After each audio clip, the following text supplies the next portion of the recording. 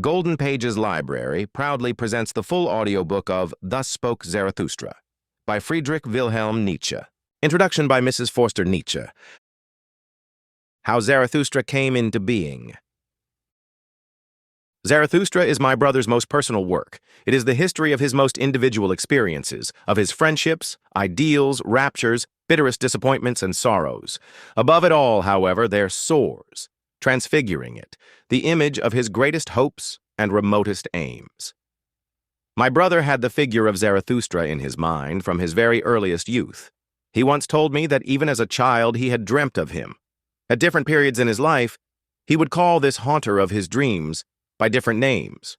But in the end, he declares in a note on the subject, I had to do a Persian the honor of identifying him with this creature of my fancy. Persians were the first to take a broad and comprehensive view of history. Every series of evolutions, according to them, was presided over by a prophet, and every prophet had his Hazar, his dynasty of 1,000 years. All Zarathustra's views, as also his personality, were early conceptions of my brother's mind. Whoever reads his posthumously published writings for the years 1869 to 82 with care will constantly meet with passages suggestive of Zarathustra's thoughts and doctrines. For instance, the ideal of the Superman is put forth quite clearly in all his writings during the years 1873 to 75. And in We Philologists, the following remarkable observations occur. How can one praise and glorify a nation as a whole? Even among the Greeks, it was the individuals that counted.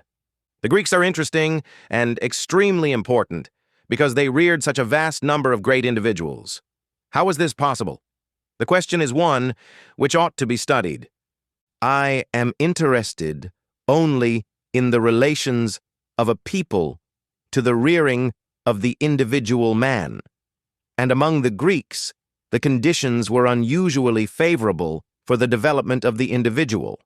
Not by any means owing to the goodness of the people, but because of the struggles of their evil instincts. With the help of favorable measures, great individuals might be reared, who would be both different from and higher than those who heretofore have owed their existence to mere chance. Here we may still be hopeful in the rearing of exceptional men. The notion of rearing the Superman is only a new form of an ideal Nietzsche already had in his youth, that the object of mankind should lie in its highest individuals, or, as he writes in Schopenhauer as Educator, mankind ought constantly to be striving to produce great men. This, and nothing else, is its duty. But the ideals he most revered in those days are no longer held to be the highest types of men. No, around this future ideal of a coming humanity, the Superman, the poet spread the veil of becoming. Who can tell to what glorious heights man can still ascend? That is why, after having tested the worth of our noblest ideal, that of the Savior, in the light of the new valuations, the poet cries with passionate emphasis in Zarathustra, Never yet hath there been a Superman. Naked have I seen both of them, the greatest and the smallest man. All too similar are they still to each other. Verily, even the greatest found I, all too human. The phrase, the rearing of the Superman, has very often been misunderstood. By the word rearing, in this case, is meant the act of modifying by means of new and higher values, values which, as laws and guides of conduct and opinion, are now to rule over mankind. In general, the doctrine of the Superman can only be understood correctly in conjunction with other ideas of the authors, such as the order of rank, the will to power, and the transvaluation of all values. He assumes that Christianity, as a product of the resentment of the botched and the weak, has put in ban all that is beautiful, strong, proud, and powerful, in fact all the qualities resulting from strength, and that in consequence all forces which tend to promote or elevate life have been seriously undermined. Now, however, a new table of valuations must be placed over mankind, namely that of the strong, mighty, and magnificent man, overflowing with life and elevated to his zenith. The Superman, who is now put before us with overpowering passion as the aim of our life, hope, and will. And just as the old system of valuing, which only extolled the qualities favorable to the weak, the suffering, and the oppressed, has succeeded in producing a weak, suffering, and modern race, so this new and reversed system of valuing ought to rear a healthy, strong, lively, and courageous type, which would be a glory to life itself. Stated briefly, the leading principle of this new system of valuing would be, all that proceeds from power is good, all that springs from weakness is bad. This type must not be regarded as a fanciful figure. It is not a nebulous hope which is to be realized at some indefinitely remote period, thousands of years hence. Nor is it a new species, in the Darwinian sense, of which we can know nothing and which it would therefore be somewhat absurd to strive after. But it is meant to be a possibility which men of the present could realize with all their spiritual and physical energies, provided they adopted the new values. The author of Zarathustra never lost sight of that egregious example of a transvaluation of all values through Christianity, whereby the whole of the deified mode of life and thought of the Greeks, as well as strong Romedom, was almost annihilated or transvalued in a comparatively short time. Could not a rejuvenated Greco-Roman system of valuing, once it had been refined and made more profound by the schooling which 2,000 years of Christianity had provided, effect another such revolution within a calculable period of time, until that glorious type of manhood shall finally appear which is to be our new faith and hope, and in the creation of which Zarathustra exhorts us to participate. In his private notes on the subject, the author uses the expression Superman, always in the singular by the by, as signifying the most thoroughly well-constituted type, as opposed to modern man. Above all, however, he designates Zarathustra himself as an example of the Superman. In Ecce Homo, he is careful to enlighten us concerning the precursors and prerequisites to the advent of this highest type, in referring to a certain passage in the Gay Science.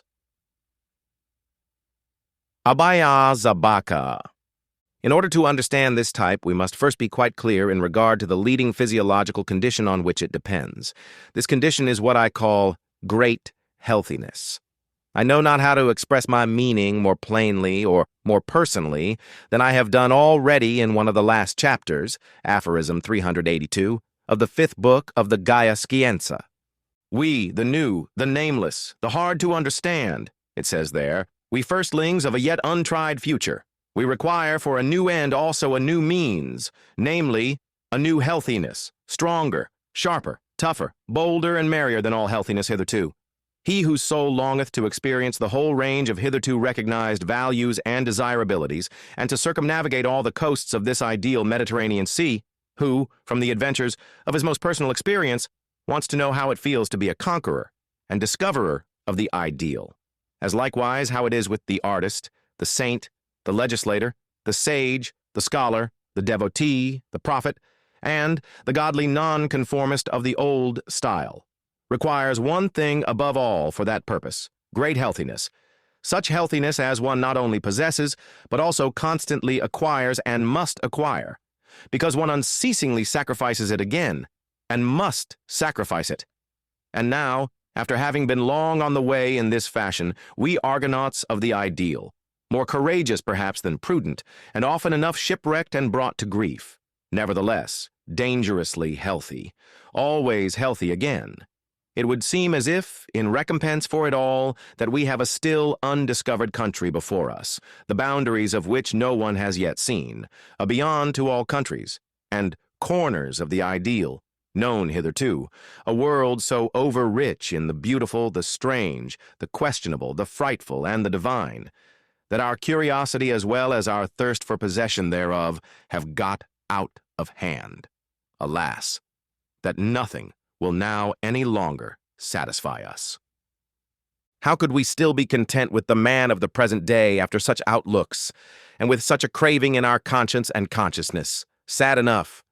But it is unavoidable that we should look on the worthiest aims and hopes of the man of the present day with ill-concealed amusement, and perhaps should no longer look at them. Another ideal runs on before us, a strange, tempting ideal full of danger, to which we should not like to persuade anyone, because we do not so readily acknowledge anyone's right thereto.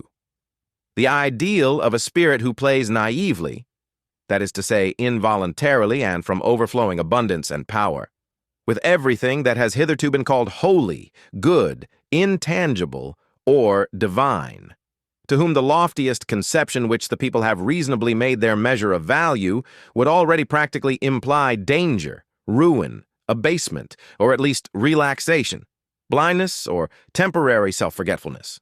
The ideal of a humanly superhuman welfare and benevolence, which will often enough appear inhuman, for example, when put alongside of all past seriousness on earth, and alongside of all past solemnities in bearing, word, tone, look, morality, and pursuit as their truest involuntary parody, and with which, nevertheless, perhaps the great seriousness only commences when the proper interrogative mark is set up.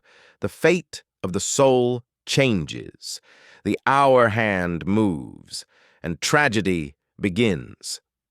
Although the figure of Zarathustra and a large number of the leading thoughts in this work had appeared much earlier in the dreams and writings of the author, thus Spake Zarathustra did not actually come into being until the month of August 1881 in Sils Maria, and it was the idea of the eternal recurrence of all things which finally induced my brother to set forth his new views in poetic language. In regard to his first conception of this idea, his autobiographical sketch, Exe Homo, written in the autumn of 1888, contains the following passage. The fundamental idea of my work, namely the eternal recurrence of all things, this highest of all possible formulae of a yea-saying philosophy, first occurred to me in August 1881. I made a note of the thought on a sheet of paper with the postscript, 6,000 feet beyond men and time. That day I happened to be wandering through the woods alongside of the lake of Silva Plana, and I halted beside a huge pyramidal and towering rock, not far from Surlay. It was then that the thought struck me. Looking back now, I find that exactly 2 months previous to this inspiration, I had had an omen of its coming, in the form of a sudden and decisive alteration in my tastes, more particularly in music.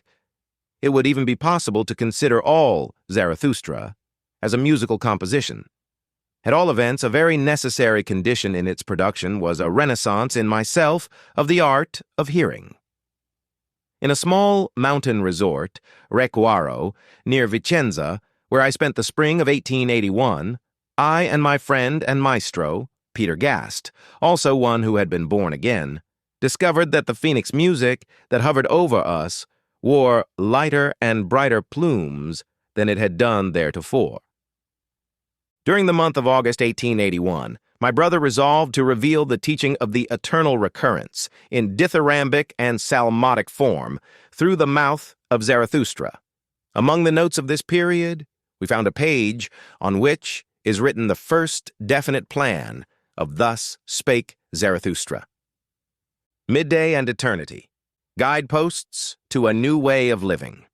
Beneath this is written -- Zarathustra, born on Lake Urmi, left his home in his 30th year, went into the province of Arya, and during 10 years of solitude in the mountains, composed the Zend Avesta. The sun of knowledge stands once more at midday, and the serpent of eternity lies coiled in its light. It is your time, ye midday brethren. In that summer of 1881, my brother, after many years of steadily declining health, began at last to rally, and it is to this first gush of the recovery of his once splendid bodily condition that we owe not only the gay science, which in its mood may be regarded as a prelude to Zarathustra, but also Zarathustra itself. Just as he was beginning to recuperate his health, however, an unkind destiny brought him a number of most painful personal experiences. His friends caused him many disappointments, which were the more bitter to him, inasmuch as he regarded friendship as such a sacred institution. And for the first time in his life, he realized the whole horror of that loneliness to which, perhaps, all greatness is condemned. But to be forsaken is something very different from deliberately choosing blessed loneliness. How he longed in those days for the ideal friend who would thoroughly understand him, to whom he would be able to say all, and whom he imagined he had found at various periods in his life from his earliest youth onwards. Now, however, that the way he had chosen grew ever more perilous and steep, He found nobody who could follow him. He therefore created a perfect friend for himself in the ideal form of a majestic philosopher, and made this creation the preacher of his gospel to the world. Whether my brother would ever have written Thus Spake Zarathustra, according to the first plan sketched in the summer of 1881, if he had not had the disappointments already referred to, is now an idle question. But, perhaps, where Zarathustra is concerned, we may also say with Master Eckhart, the fleetest beast to bear you to perfection is suffering. My brother writes as follows about the origin of the first part of Zarathustra.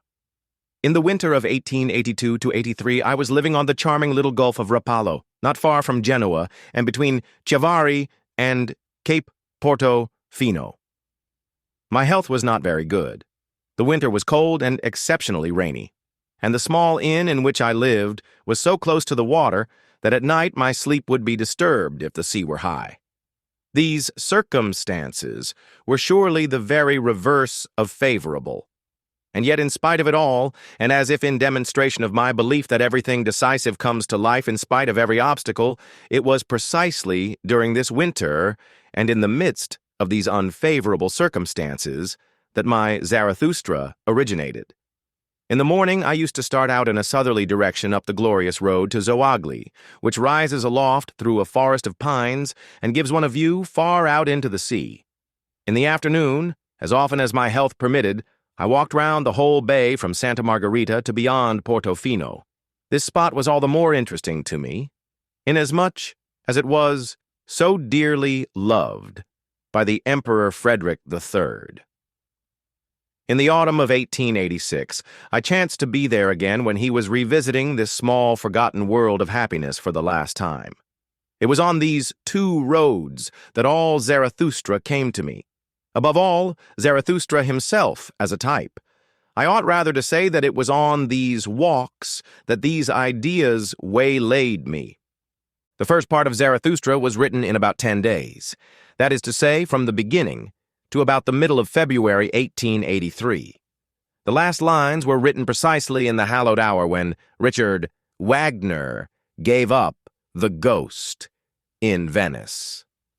With the exception of the 10 days occupied in composing the first part of this book, my brother often referred to this winter as the hardest and sickliest he had ever experienced.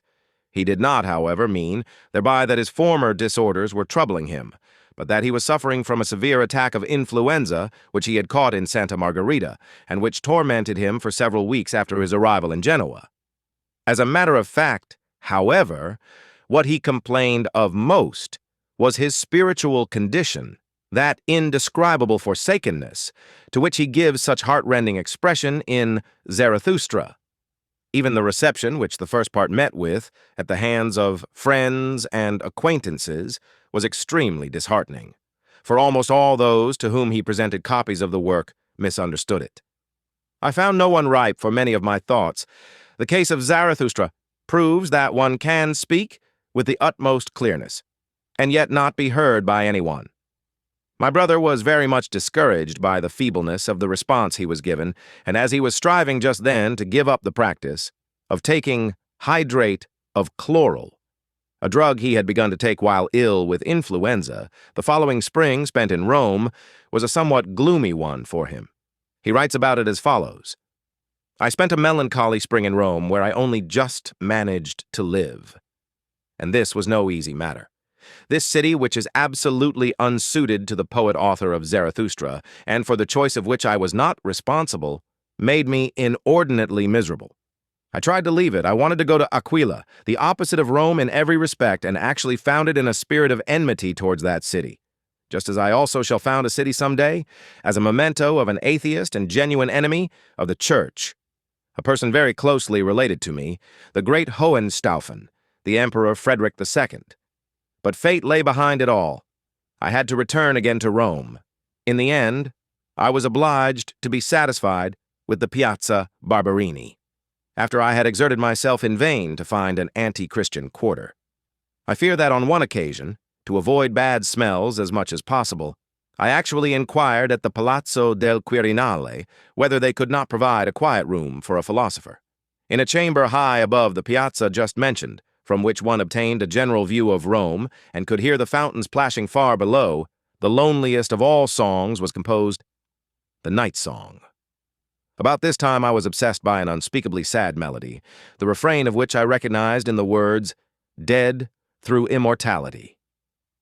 We remained somewhat too long in Rome that spring, and what with the effect of the increasing heat and the discouraging circumstances already described, my brother resolved not to write any more, or in any case, not to proceed with Zarathustra, although I offered to relieve him of all trouble in connection with the proofs and the publisher. When, however, we returned to Switzerland towards the end of June, and he found himself once more in the familiar and exhilarating air of the mountains, all his joyous creative powers revived, and in a note to me announcing the dispatch of some manuscript, he wrote as follows: "I have engaged a place here for 3 months. Forsooth, I am the greatest fool to allow my courage to be sapped from me by the climate of Italy. Now and again I am troubled by the thought, what next? My future is the darkest thing in the world to me, but as there still remains a great deal for me to do, I suppose I ought rather to think of doing this than of my future, and leave the rest to thee and the gods." The second part of Zarathustra was written between the 26th of June and the 6th of July, this summer, finding myself once more in the sacred place where the first thought of Zarathustra flashed across my mind. I conceived the second part. 10 days sufficed. Neither for the second, the first, nor the third part have I required a day longer. He often used to speak of the ecstatic mood in which he wrote Zarathustra, how in his walks over hill and dale the ideas would crowd into his mind, and how he would note them down hastily in a notebook from which he would transcribe them on his return, sometimes working till midnight. He says in a letter to me, "You can have no idea of the vehemence of such composition," and in Exe Homo, autumn 1888, he describes as follows, with passionate enthusiasm, the incomparable mood in which he created Zarathustra. Has anyone at the end of the 19th century any distinct notion of what poets of a stronger age understood by the word inspiration? If not, I will describe it. If one had the smallest vestige of superstition in one, it would hardly be possible to set aside completely the idea that one is the mere incarnation, mouthpiece, or medium of an almighty power. The idea of revelation, in the sense that something becomes suddenly visible and audible with indescribable certainty and accuracy, which profoundly convulses and upsets one, describes simply the matter of fact. One hears, one does not seek, one takes, one does not ask who gives. A thought suddenly flashes up like lightning. It comes with necessity, unhesitatingly. I have never had any choice in the matter. There is an ecstasy such that the immense strain of it is sometimes relaxed by a flood of tears, along with which one's steps either rush or involuntarily lag, alternately. There is the feeling that one is completely out of hand, with the very distinct consciousness of an endless number of fine thrills and quiverings to the very toes. There is a depth of happiness in which the painfulest and gloomiest do not operate as antitheses, but as conditioned, as demanded in the sense of necessary shades of color in such an overflow of light. There is an instinct for rhythmic relations which embraces wide areas of forms, length. The need of a wide embracing rhythm is almost the measure of the force of an inspiration, a sort of counterpart to its pressure and tension. Everything happens quite involuntarily, as if in a tempestuous outburst of freedom, of absoluteness, of power and divinity. The involuntariness of the figures and similes is the most remarkable thing. One loses all perception of what constitutes the figure and what constitutes the simile. Everything seems to present itself as the readiest, the correctest, and the simplest means of expression. It actually seems, to use one of Zarathustra's own phrases, as if all things came unto one, and would fain be similes. Here do all things come caressingly to thy talk and flatter thee, for they want to ride upon thy back. On every simile dost thou here ride to every truth. Here fly open unto thee all being's words and word cabinets.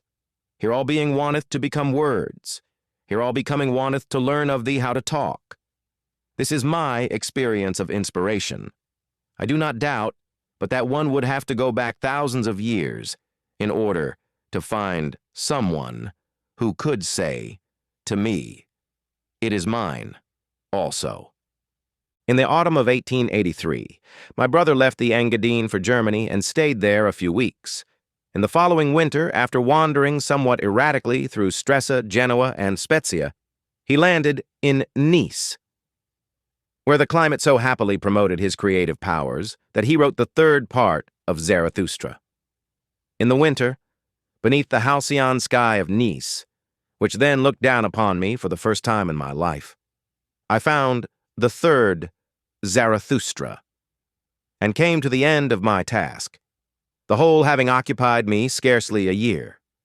Many hidden corners and heights in the landscapes round about Nice are hallowed to me by unforgettable moments. That decisive chapter, entitled Old and New Tables, was composed in the very difficult ascent from the station to Isa, that wonderful Moorish village in the rocks. My most creative moments were always accompanied by unusual muscular activity. The body is inspired. Let us waive the question of the soul. I might often have been seen dancing in those days. Without a suggestion of fatigue, I could then walk for 7 or 8 hours on end among the hills. I slept well and laughed well. I was perfectly robust and patient. As we have seen, each of the 3 parts of Zarathustra was written after a more or less short period of preparation in about 10 days. The composition of the 4th part alone was broken by occasional interruptions. The first notes relating to this part were written while he and I were staying together in Zurich in September 1884. In the following November, while staying at Mentone, he began to elaborate these notes and, after a long pause, finished the manuscript at Nice, between the end of January and the middle of February 1885. My brother then called this part the 4th and last. But even before and shortly after it had been privately printed, he wrote to me saying that he still intended writing a 5th and 6th part, and notes relating to these parts are now in my possession. This 4th part, the original MS of which contains this note, only for my friends, not for the public, is written in a particularly personal spirit, and those few to whom he presented a copy of it, he pledged to the strictest secrecy concerning its contents. He often thought of making this 4th part public also, but doubted whether he would ever be able to do so without considerably altering certain portions of it. At all events, he resolved to distribute this manuscript production, of which only 40 copies were printed, only among those who had proved themselves worthy of it, and it speaks eloquently of his utter loneliness and need of sympathy in those days that he had occasion to present only 7 copies of his book according to this resolution.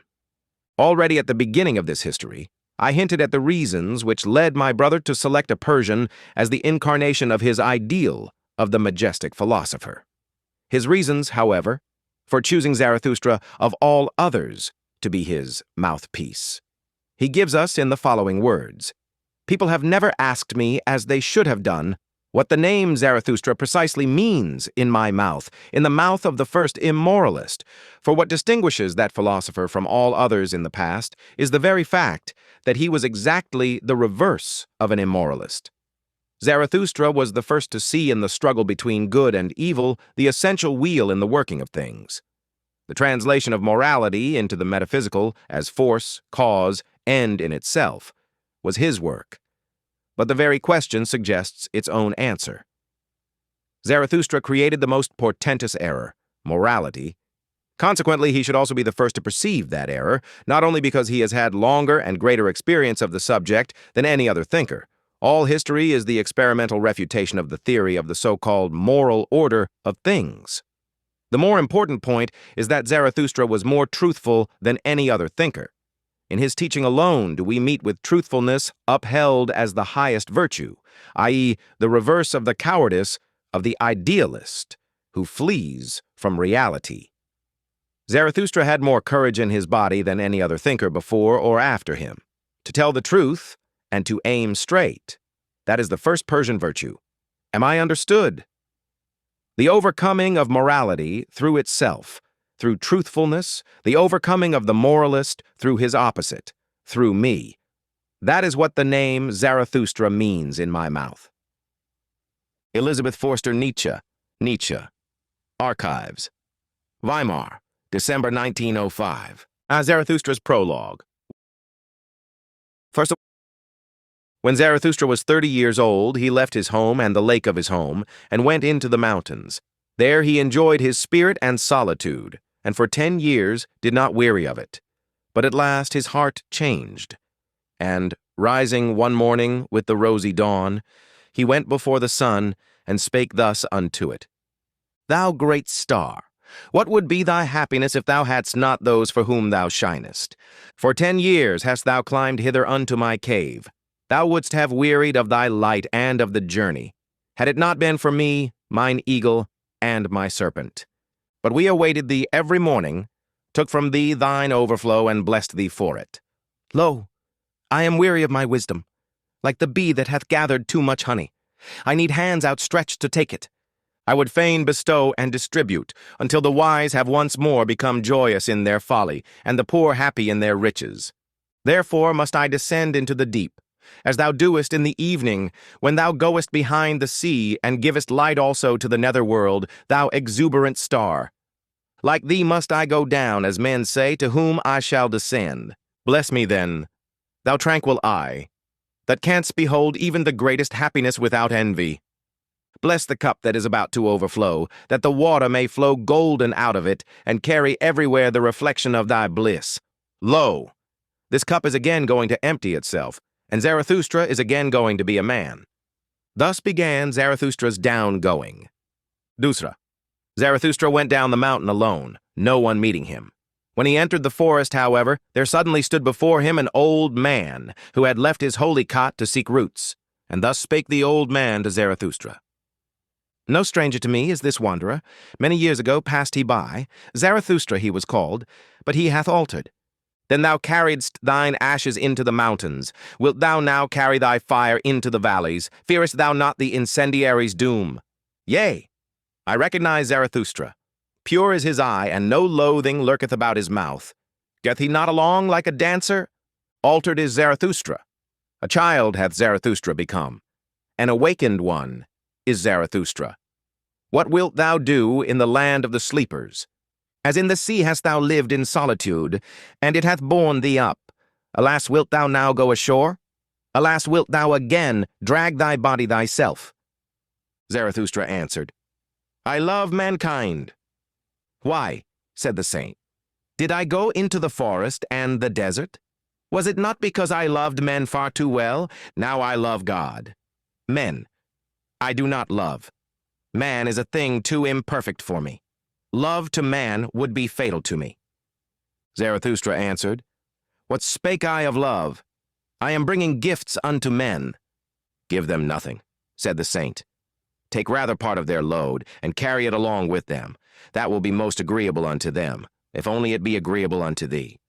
If, however, thou wilt give unto them, give them no more than an alms, and let them also beg for it. No, replied Zarathustra, I give no alms. I am not poor enough for that. The saint laughed at Zarathustra, and spake thus. Then see to it that they accept thy treasures. They are distrustful of anchorites, and do not believe that we come with gifts. The fall of our footsteps ringeth too hollow through their streets. And just as at night, when they are in bed, and hear a man abroad long before sunrise, so they ask themselves concerning us, Where goeth the thief? Go not to men, but stay in the forest. Go rather to the animals. Why not be like me, a bear amongst bears, a bird amongst birds? And what doeth the saint in the forest? Asked Zarathustra. The saint answered, I make hymns and sing them, and in making hymns I laugh and weep and mumble. Thus do I praise God. With singing, weeping, laughing, and mumbling do I praise the God who is my God. But what dost thou bring us as a gift? When Zarathustra had heard these words, he bowed to the saint and said, What should I have to give thee? Let me rather hurry hence, lest I take aught away from thee. And thus they parted from one another, the old man and Zarathustra, laughing like schoolboys. When Zarathustra was alone, however, he said to his heart, "Could it be possible? This old saint in the forest hath not yet heard of it, that God is dead." Moondram. When Zarathustra arrived at the nearest town which adjoineth the forest, he found many people assembled in the marketplace, for it had been announced that a rope dancer would give a performance. And Zarathustra spake thus unto the people, "I teach you the Superman. Man is something that is to be surpassed. What have ye done to surpass man?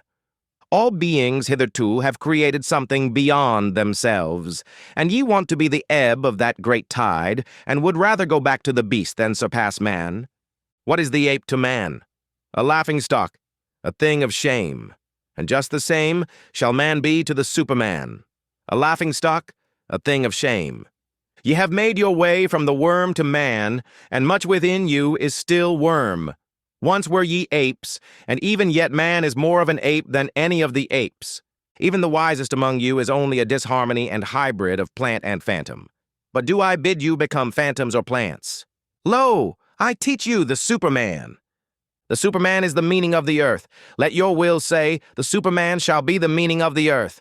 I conjure you, my brethren, remain true to the earth, and believe not those who speak unto you of super-earthly hopes. Poisoners are they, whether they know it or not. Despisers of life are they, decaying ones and poisoned ones themselves, of whom the earth is weary, so away with them. Once blasphemy against God was the greatest blasphemy, but God died, and therewith also those blasphemers. To blaspheme the earth is now the dreadfulest sin, and to rate the heart of the unknowable higher than the meaning of the earth. Once the soul looked contemptuously on the body, and then that contempt was the supreme thing. The soul wished the body meager, ghastly, and famished. Thus it thought to escape from the body and the earth. Oh, that soul was itself meager, ghastly, and famished, and cruelty was the delight of that soul. But ye also, my brethren, tell me, what doth your body say about your soul? Is your soul not poverty and pollution and wretched self-complacency? Verily, a polluted stream is man. One must be a sea to receive a polluted stream without becoming impure. Lo, I teach you the Superman. He is that sea. In him can your great contempt be submerged. What is the greatest thing ye can experience? It is the hour of great contempt, the hour in which even your happiness becometh loathsome unto you, and so also your reason and virtue. The hour when ye say, what good is my happiness? It is poverty and pollution and wretched self-complacency, but my happiness should justify existence itself. The hour when ye say, what good is my reason? Doth it long for knowledge as the lion for his food? It is poverty and pollution and wretched self-complacency. The hour when ye say, what good is my virtue? As yet it hath not made me passionate. How weary I am of my good and my bad. It is all poverty and pollution and wretched self-complacency. The hour when ye say, what good is my justice? I do not see that I am fervor and fuel. The just, however, are fervor and fuel. The hour when ye say, what good is my pity? Is not pity the cross on which he is nailed who loveth man? But my pity is not a crucifixion. Have ye ever spoken thus? Have ye ever cried thus? Ah, would that I had heard you crying thus. It is not your sin. It is your self-satisfaction that crieth unto heaven. Your very sparingness in sin crieth unto heaven. Where is the lightning to lick you with its tongue? Where is the frenzy with which ye should be inoculated? Lo, I teach you the Superman. He is that lightning. He is that frenzy. When Zarathustra had thus spoken, one of the people called out, we have now heard enough of the rope dancer. It is time now for us to see him. And all the people laughed at Zarathustra. But the rope dancer, who thought the words applied to him, began his performance. Nangavada. Zarathustra, however, looked at the people and wondered. Then he spake thus, man is a rope stretched between the animal and the Superman, a rope over an abyss, a dangerous crossing, a dangerous wayfaring, a dangerous looking back, a dangerous trembling and halting. What is great in man is that he is a bridge and not a goal. What is lovable in man is that he is an overgoing and a downgoing. I love those that know not how to live except as downgoers, for they are the overgoers. I love the great despisers. because they are the great adorers, and arrows of longing for the other shore. I love those who do not first seek a reason beyond the stars for going down and being sacrifices, but sacrifice themselves to the earth, that the earth of the Superman may hereafter arrive. I love him who liveth in order to know, and seeketh to know, in order that the Superman may hereafter live. Thus seeketh he his own, down-going. I love him who laboreth and inventeth, that he may build the house for the Superman, and prepare for him earth, animal, and plant. For thus seeketh he his own down-going. I love him who loveth his virtue, for virtue is the will to down-going, and an arrow of longing. I love him who reserveth no share of spirit for himself, but wanteth to be wholly the spirit of his virtue. Thus walketh he as spirit over the bridge. I love him who maketh his virtue his inclination and destiny. Thus, for the sake of his virtue, he is willing to live on, or live no more. I love him who desireth not too many virtues. One virtue is more of a virtue than two, because it is more of a knot for one's destiny to cling to. I love him whose soul is lavish, who wanteth no thanks and doth not give back. For he always bestoweth, and desireth not to keep for himself. I love him who is ashamed when the dice fall in his favor, and who then asketh, Am I a dishonest player? For he is willing to succumb. I love him who scattereth golden words in advance of his deeds, and always doeth more than he promiseth. For he seeketh his own down-going. I love him who justifieth the future ones, and redeemeth the past ones. For he is willing to succumb through the present ones. I love him who chasteneth his God, because he loveth his God. For he must succumb through the wrath of his God. I love him whose soul is deep, even in the wounding, and may succumb through a small matter. Thus goeth he willingly over the bridge. I love him whose soul is so overfull that he forgetteth himself, and all things are in him. Thus all things become his down-going. I love him who is of a free spirit and a free heart. Thus is his head only the bowels of his heart. His heart, however, causeth his down-going. I love all who are like heavy drops falling one by one out of the dark cloud that lowereth over man. They herald the coming of the lightning, and succumb as heralds. Lo, I am a herald of the lightning, and a heavy drop out of the cloud. The lightning, however, is the Superman. Eindavde. When Zarathustra had spoken these words, he again looked at the people, and was silent. There they stand, said he to his heart. There they laugh. They understand me not. I am not the mouth for these ears. Must one first batter their ears that they may learn to hear with their eyes? Must one clatter like kettle drums and penitential preachers? Or do they only believe the stammerer? They have something whereof they are proud. What do they call it? That which maketh them proud. Culture, they call it. It distinguisheth them from the goatherds. They dislike, therefore, to hear of contempt of themselves. So I will appeal to their pride. I will speak unto them of the most contemptible thing, that, however, is the last man. And thus spake Zarathustra unto the people. It is time for man to fix his goal. It is time for man to plant the germ of his highest hope. Still is his soil rich enough for it. But that soil will one day be poor and exhausted, and no lofty tree will any longer be able to grow thereon. Alas, there cometh the time when man will no longer launch the arrow of his longing beyond man, and the string of his bow will have unlearned to whiz. I tell you, one must still have chaos in one, to give birth to a dancing star. I tell you, ye have still chaos in you. Alas, there cometh the time when man will no longer give birth to any star. Alas, there cometh the time of the most despicable man, who can no longer despise himself. Lo, I show you the last man. What is love? What is creation? What is longing? What is a star? So asketh the last man, and blinketh. The earth hath then become small, and on it there hoppeth the last man who maketh everything small. His species is ineradicable like that of the ground flea. The last man liveth longest. We have discovered happiness, say the last men, and blink thereby. They have left the regions where it is hard to live, for they need warmth. One still loveth one's neighbor and rubbeth against him, for one needeth warmth. Turning ill and being distrustful, they consider sinful. They walk warily. He is a fool who still stumbleth over stones or men. A little poison now and then. that maketh pleasant dreams, and much poison at last for a pleasant death. One still worketh, for work is a pastime. But one is careful lest the pastime should hurt one. One no longer becometh poor or rich. Both are too burdensome. Who still wanteth to rule? Who still wanteth to obey? Both are too burdensome. No shepherd and one herd. Every one wanteth the same. Every one is equal. He who hath other sentiments goeth voluntarily into the madhouse. Formerly all the world was insane, say the subtlest of them, and blink thereby. They are clever and know all that hath happened, so there is no end to their raillery. People still fall out, but are soon reconciled. Otherwise it spoileth their stomachs.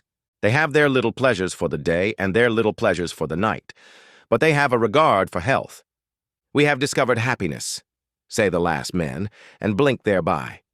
And here ended the first discourse of Zarathustra, which is also called the prologue. For at this point, the shouting and mirth of the multitude interrupted him. Give us this last man, O Zarathustra, they called out. Make us into these last men. Then will we make thee a present of the Superman. And all the people exulted and smacked their lips. Zarathustra, however, turned sad and said to his heart, They understand me not.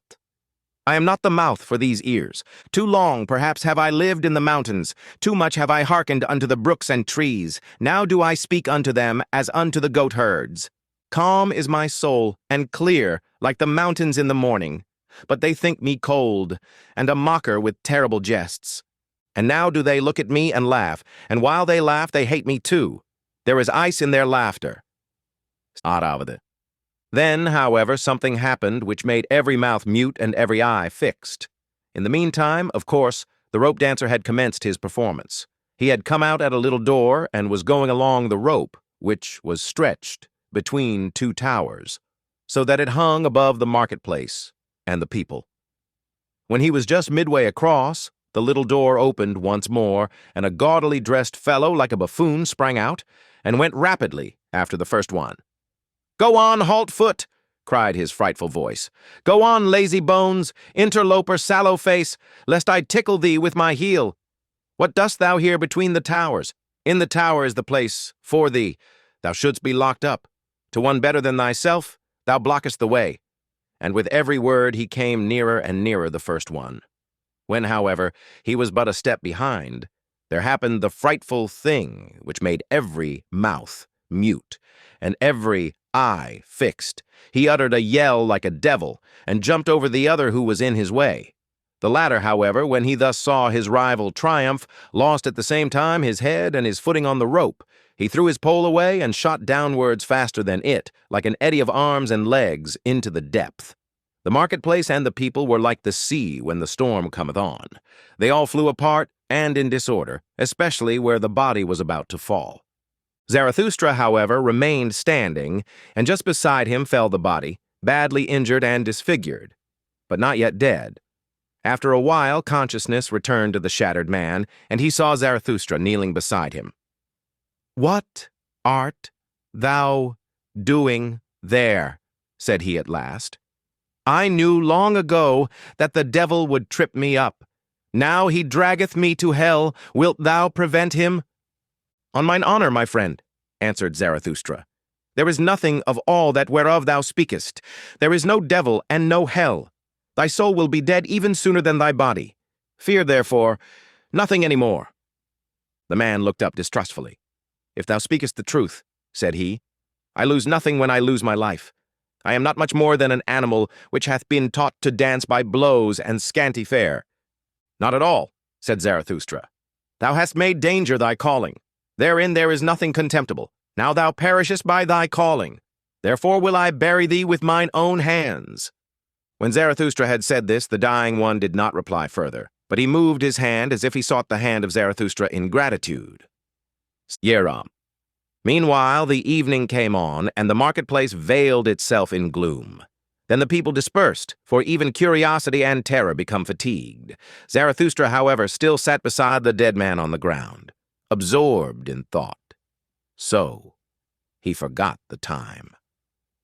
But at last it became night, and a cold wind blew upon the lonely one.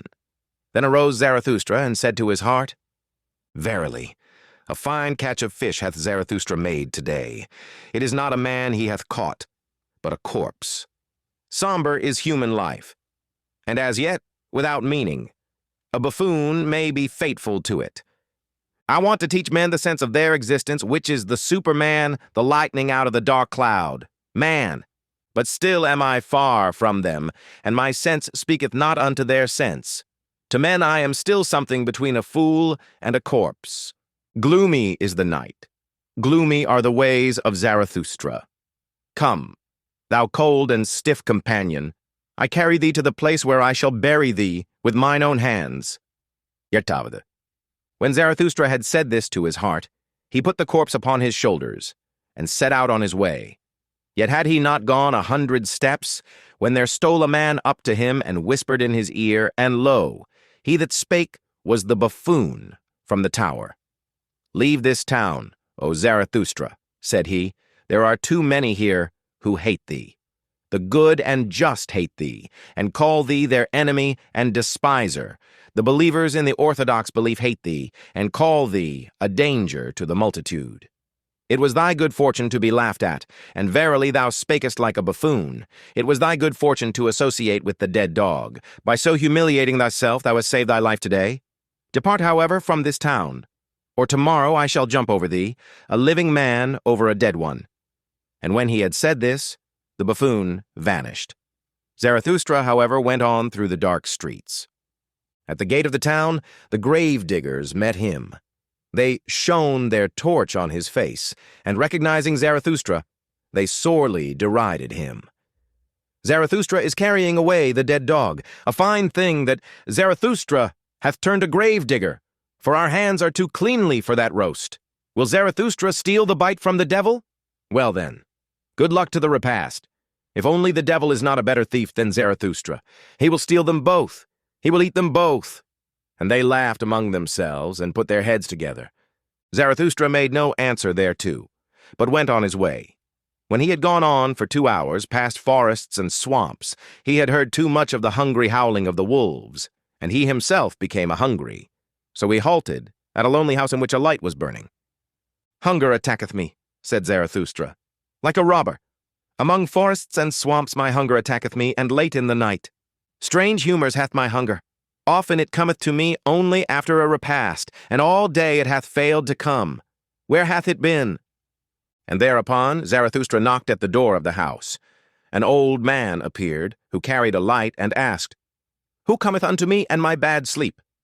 A living man and a dead one, said Zarathustra. Give me something to eat and drink, I forgot it during the day. He that feedeth the hungry refresheth his own soul, saith wisdom. The old man withdrew, but came back immediately, and offered Zarathustra bread and wine. A bad country for the hungry, said he. That is why I live here. Animal and man come unto me, the anchorite. But bid thy companion eat and drink also. He is wearier than thou.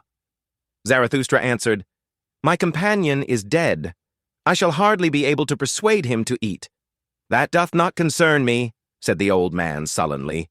He that knocketh at my door must take what I offer him. Eat, and fare ye well.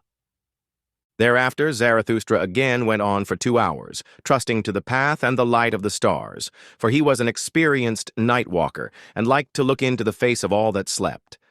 When the morning dawned, however, Zarathustra found himself in a thick forest, and no path was any longer visible. He then put the dead man in a hollow tree at his head, for he wanted to protect him from the wolves, and laid himself down on the ground and moss, and immediately he fell asleep, tired in body, but with a tranquil soul. Divyati. Long slept Zarathustra, and not only the rosy dawn passed over his head, but also the morning. At last, however, his eyes opened, and amazedly he gazed into the forest and the stillness. Amazedly he gazed into himself. Then he arose quickly like a seafarer who all at once seethed the land, and he shouted for joy, for he saw a new truth. And he spake thus to his heart, A light hath dawned upon me. I need companions, living ones, not dead companions and corpses, which I carry with me where I will. But I need living companions. who will follow me because they want to follow themselves, and to the place where I will. A light hath dawned upon me. Not to the people is Zarathustra to speak, but to companions. Zarathustra shall not be the herd's herdsman and hound, to allure many from the herd. For that purpose have I come. The people and the herd must be angry with me. A robber shall Zarathustra be called by the herdsmen. Herdsmen, I say, but they call themselves the good and just. Herdsmen, I say, but they call themselves the believers in the orthodox belief. Behold the good and just. Whom do they hate most? Him who breaketh up their tables of values, the breaker, the lawbreaker. He, however, is the creator.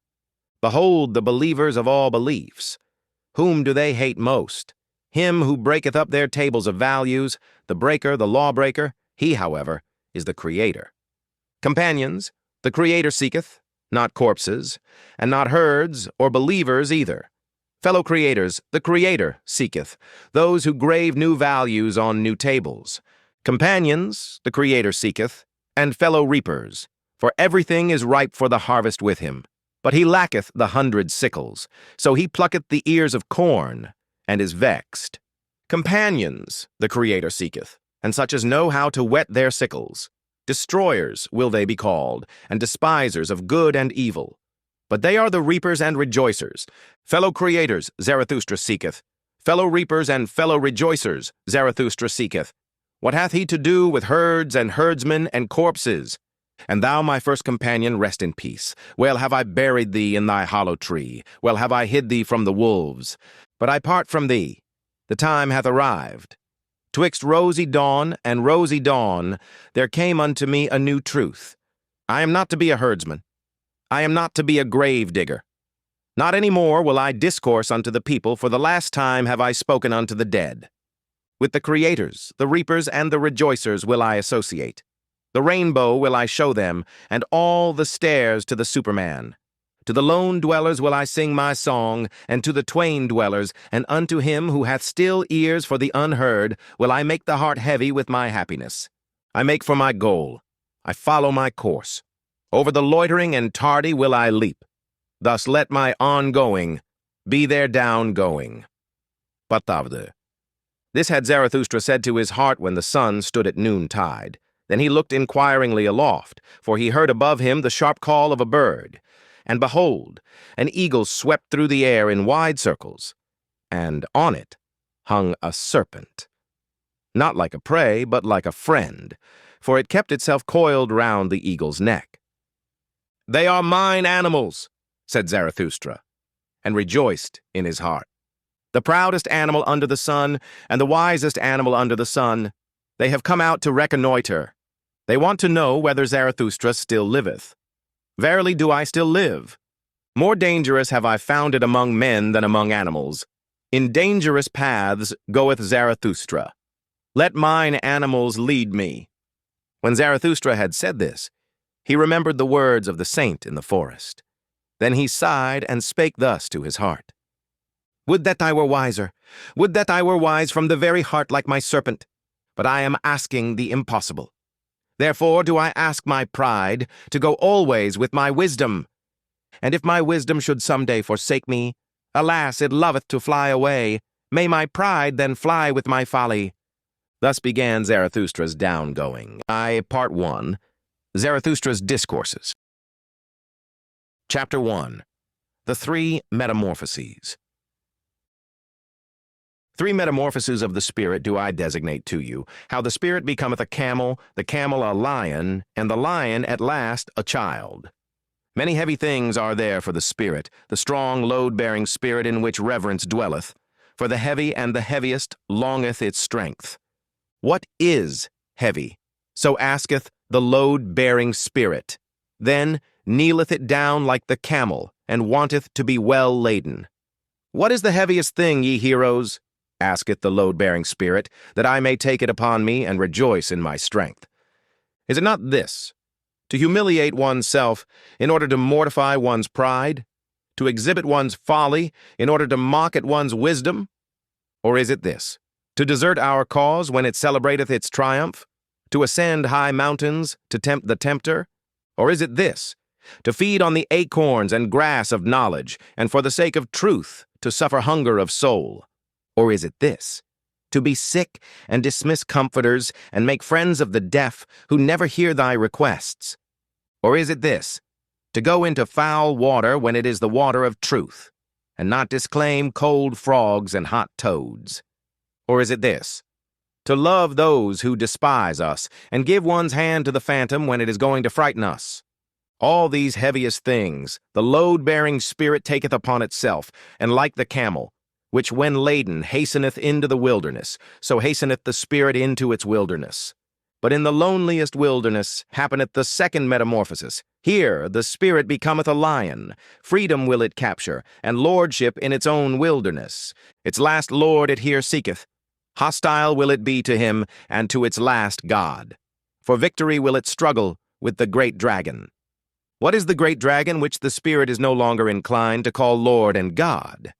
Thou shalt, is the great dragon called. But the spirit of the lion saith, I will. Thou shalt lieth in its path, sparkling with gold, a scale-covered beast, and on every scale glittereth golden. Thou shalt. The values of 1,000 years glitter on those scales, and thus speaketh the mightiest of all dragons. All the values of things glitter on me. All values have already been created, and all created values do I represent. Verily, there shall be no I will any more. Thus speaketh the dragon. My brethren, wherefore is there need of the lion in the spirit? Why sufficeth not the beast of burden, which renounceth and is reverent? To create new values, that even the lion cannot yet accomplish, but to create itself freedom for new creating, that can the might of the lion do. To create itself freedom, and give a holy nay even unto duty, for that, my brethren, there is need of the lion. To assume the right to new values, that is the most formidable assumption for a load-bearing and reverent spirit. Verily, unto such a spirit it is praying, and the work of a beast of prey. As its holiest, it once loved, thou shalt. Now is it forced to find illusion and arbitrariness even in the holiest things, that it may capture freedom from its love. The lion is needed for this capture. But tell me, my brethren, what the child can do, which even the lion could not do. Why hath the praying lion still to become a child? Innocence is the child, and forgetfulness, a new beginning, a game, a self-rolling wheel, a first movement, a holy yea. Aye, for the game of creating, my brethren. There is needed a holy ye unto life.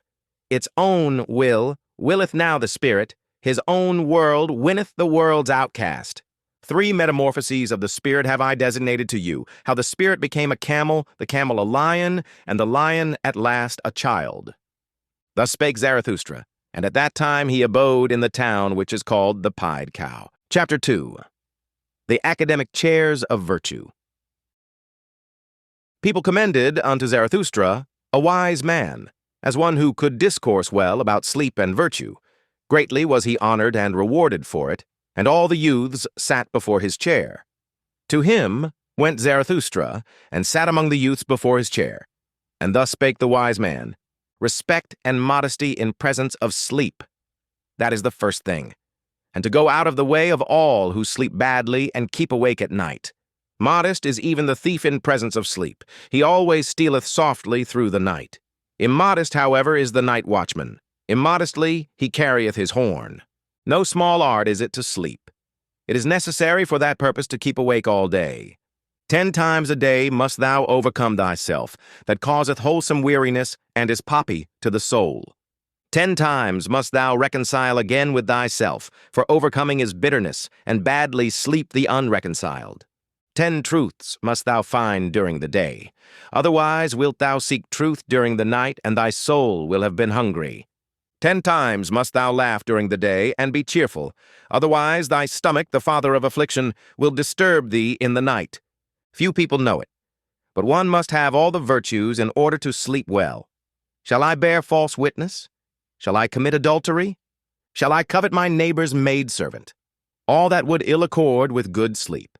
And even if one have all the virtues, there is still one thing needful, to send the virtues themselves to sleep at the right time, that they may not quarrel with one another, the good females. And about thee, thou unhappy one, peace with God and thy neighbor, so desireth good sleep, and peace also with thy neighbor's devil. Otherwise it will haunt thee in the night. Honor to the government, and obedience, and also to the crooked government. So desireth good sleep. How can I help it, if power like to walk on crooked legs? He who leadeth his sheep to the greenest pasture shall always be for me the best shepherd. So doth it accord with good sleep. Many honors I want not, nor great treasures. They excite the spleen. But it is bad sleeping without a good name and a little treasure. A small company is more welcome to me than a bad one. But they must come and go at the right time. So doth it accord with good sleep. Well also, do the poor in spirit please me. They promote sleep. Blessed are they, especially if one always give in to them. Thus passeth the day unto the virtuous. When night cometh, then take I good care not to summon sleep. It disliketh to be summoned. Sleep, the Lord of the virtues. But I think of what I have done and thought during the day. Thus ruminating, patient as a cow, I ask myself, what were thy 10 overcomings? And what were the 10 reconciliations, and the 10 truths, and the 10 laughters with which my heart enjoyed itself? Thus pondering, and cradled by 40 thoughts, it overtaketh me all at once. Sleep, the unsummoned, the Lord of the virtues. Sleep tappeth on mine eye, and it turneth heavy. Sleep toucheth my mouth, and it remaineth open. Verily, on soft souls doth it come to me, the dearest of thieves, and stealeth from me my thoughts. Stupid do I then stand, like this academic chair. But not much longer do I then stand, I already lie. When Zarathustra heard the wise man thus speak, he laughed in his heart, for thereby had a light dawned upon him, and thus spake he to his heart. A fool seemeth this wise man with his 40 thoughts, but I believe he knoweth well how to sleep. Happy even is he who liveth near this wise man. Such sleep is contagious. Even through a thick wall it is contagious. A magic resideth even in his academic chair, and not in vain did the youths sit before the preacher of virtue. His wisdom is to keep awake in order to sleep well. And verily, if life had no sense, and had I to choose nonsense, this would be the desirablest nonsense for me also. Now know I well what people sought formerly above all else when they sought teachers of virtue. Good sleep they sought for themselves, and poppyhead virtues to promote it. To all those belauded sages of the academic chairs, wisdom was sleep without dreams. They knew no higher significance of life. Even at present, to be sure, there are some like this preacher of virtue, and not always so honorable. But their time is past, and not much longer do they stand. There they already lie. Blessed are those drowsy ones, for they shall soon nod to sleep. Thus spake Zarathustra. Chapter 3. Backworld's Men. Once on a time, Zarathustra also cast his fancy beyond man. Like all backworld's men, the work of a suffering and tortured God did the world then seem to me.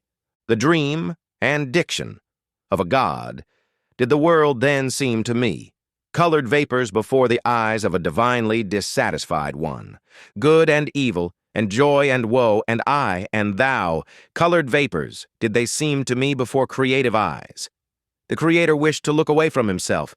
Thereupon, he created the world. Intoxicating joy is it for the sufferer to look away from his suffering and forget himself. Intoxicating joy and self-forgetting did the world once seem to me. This world, the eternally imperfect, an eternal contradiction's image and imperfect image, an intoxicating joy to its imperfect creator. Thus did the world once seem to me. Thus once on a time did I also cast my fancy beyond man, like all backworld's men. Beyond man, forsooth. Ah, ye brethren, that God whom I created was human work and human madness, like all the gods. A man was he, and only a poor fragment of a man and ego. Out of mine own ashes and glow it came unto me, that phantom. And verily it came not unto me from the beyond. What happened, my brethren? I surpassed myself, the suffering one. I carried mine own ashes to the mountain. A brighter flame I contrived for myself. And lo, thereupon the phantom withdrew from me. To me, the convalescent, would it now be suffering and torment to believe in such phantoms? Suffering would it now be to me, and humiliation. Thus speak I to backworlds men. Suffering was it, and impotence, that created all backworlds, and the short madness of happiness, which only the greatest sufferer experienceth. Weariness, which seeketh to get to the ultimate with one leap, with a death leap. A poor, ignorant weariness, unwilling even to will any longer, that created all gods and backworlds. Believe me, my brethren, it was the body which despaired of the body. It groped with the fingers of the infatuated spirit at the ultimate walls. Believe me, my brethren, it was the body which despaired of the earth. It heard the bowels of existence speaking unto it. And then it sought to get through the ultimate walls with its head, and not with its head only, into the other world. But that other world is well concealed from man, that dehumanized, inhuman world, which is a celestial naught. And the bowels of existence do not speak unto man except as man. Verily, it is difficult to prove all being, and hard to make it speak. Tell me, ye brethren, is not the strangest of all things best proved? Yea, this ego, with its contradiction and perplexity, speaketh most uprightly of its being, this creating, willing, evaluing ego, which is the measure and value of things. And this most upright existence, the ego, it speaketh of the body, and still implieth the body, even when it museth and raveth and fluttereth with broken wings. Always more uprightly learneth it to speak, the ego, and the more it learneth, the more doth it find titles and honors for the body and the earth. A new pride taught me mine ego, and that teach I unto men, no longer to thrust one's head into the sand of celestial things, but to carry it freely, a terrestrial head, which giveth meaning to the earth. A new will teach I unto men, to choose that path which man hath followed blindly, and to approve of it, and no longer to slink aside from it like the sick and perishing. The sick and perishing. It was they who despised the body and the earth, and invented the heavenly world, and the redeeming blood drops. But even those sweet and sad poisons they borrowed from the body and the earth. From their misery they sought escape, and the stars were too remote for them. Then they sighed, "Oh, that there were heavenly paths by which to steal into another existence and into happiness." Then they contrived for themselves their bypaths and bloody draughts. Beyond the sphere of their body and this earth, they now fancied themselves transported, these ungrateful ones. But to what did they owe the convulsion and rapture of their transport? To their body and this earth. Gentle is Zarathustra to the sickly. Verily, he is not indignant at their modes of consolation and ingratitude. May they become convalescents and overcomers and create higher bodies for themselves. Neither is Zarathustra indignant at a convalescent who looketh tenderly on his delusions, and at midnight stealeth round the grave of his God. But sickness and a sick frame remain even in his tears. Many sickly ones have there always been among those who muse and languish for God. Violently they hate the discerning ones, and the latest of virtues, which is uprightness. Backward they always gaze toward dark ages. Then, indeed, were delusion and faith something different. Raving of the reason was likeness to God, and doubt was sin. Too well do I know those God-like ones. They insist on being believed in, and that doubt is sin. Too well also do I know what they themselves most believe in.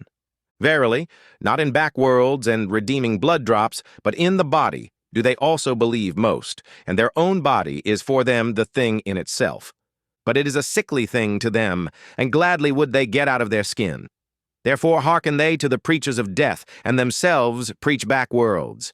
Hearken rather, my brethren, to the voice of the healthy body. It is a more upright and pure voice. More uprightly and purely speaketh the healthy body, perfect and square-built, and it speaketh of the meaning of the earth. Thus spake Zarathustra. Chapter 4. The Despisers of the Body. To the despisers of the body will I speak my word. I wish them neither to learn afresh nor teach anew, but only to bid farewell to their own bodies, and thus be dumb. Body am I, and soul, so saith the child. And why should one not speak like children? But the awakened one, the knowing one, saith, Body am I entirely and nothing more, and soul is only the name of something in the body. The body is a big sagacity, a plurality with one sense, a war and a peace, a flock and a shepherd. An instrument of thy body is also thy little sagacity, my brother, which thou callest spirit, a little instrument and plaything of thy big sagacity. Ego, sayest thou, and art proud of that word. But the greater thing, in which thou art unwilling to believe, is thy body with its big sagacity. It saith not ego, but doeth it. What the sense feeleth, what the spirit discerneth, hath never its end in itself. But sense and spirit would fain persuade thee that they are the end of all things. So vain are they. Instruments and playthings are sense and spirit. Behind them there is still the self. The self seeketh with the eyes of the senses, it hearkeneth also with the ears of the spirit. Ever hearkeneth the self, and seeketh. It compareth, mastereth, conquereth, and destroyeth. It ruleth, and is also the ego's ruler. Behind thy thoughts and feelings, my brother, there is a mighty Lord, an unknown sage. It is called self. It dwelleth in thy body, it is thy body. There is more sagacity in thy body than in thy best wisdom. And who then knoweth why thy body requireth just thy best wisdom? Thyself laugheth at thine ego and its proud prancings. What are these prancings and flights of thought unto me? It saith to itself, a byway to my purpose. I am the leading string of the ego, and the prompter of its notions. The self saith unto the ego, feel pain, and thereupon it suffereth, and thinketh how it may put an end thereto, and for that very purpose it is meant to think. The self saith unto the ego, feel pleasure. Thereupon it rejoiceth, and thinketh how it may ofttimes rejoice, and for that very purpose it is meant to think. To the despisers of the body will I speak a word. That they despise is caused by their esteem. What is it that created esteeming and despising and worth and will? The creating self created for itself esteeming and despising. It created for itself joy and woe. The creating body created for itself spirit, as a hand to its will. Even in your folly and despising ye each serve yourself, ye despisers of the body. I tell you, your very self wanteth to die, and turneth away from life. No longer can your self do that which it desireth most, create beyond itself. That is what it desireth most. That is all its fervor. But it is now too late to do so. So yourself wisheth to succumb, ye despisers of the body. To succumb, so wisheth yourself, and therefore have ye become despisers of the body. For ye can no longer create beyond yourselves, and therefore are ye now angry with life and with the earth, and unconscious envy is in the sidelong look of your contempt. I go not your way, ye despisers of the body, ye are no bridges for me to the Superman. Thus spake Zarathustra. Chapter 5. Joys and Passions. My brother, when thou hast a virtue, and it is thine own virtue, thou hast it in common with no one. To be sure, thou wouldst call it by name and caress it, thou wouldst pull its ears and amuse thyself with it. And lo, then hast thou its name in common with the people, and hast become one of the people and the herd with thy virtue. Better for thee to say, ineffable is it, and nameless, that which is pain and sweetness to my soul, and also the hunger of my bowels.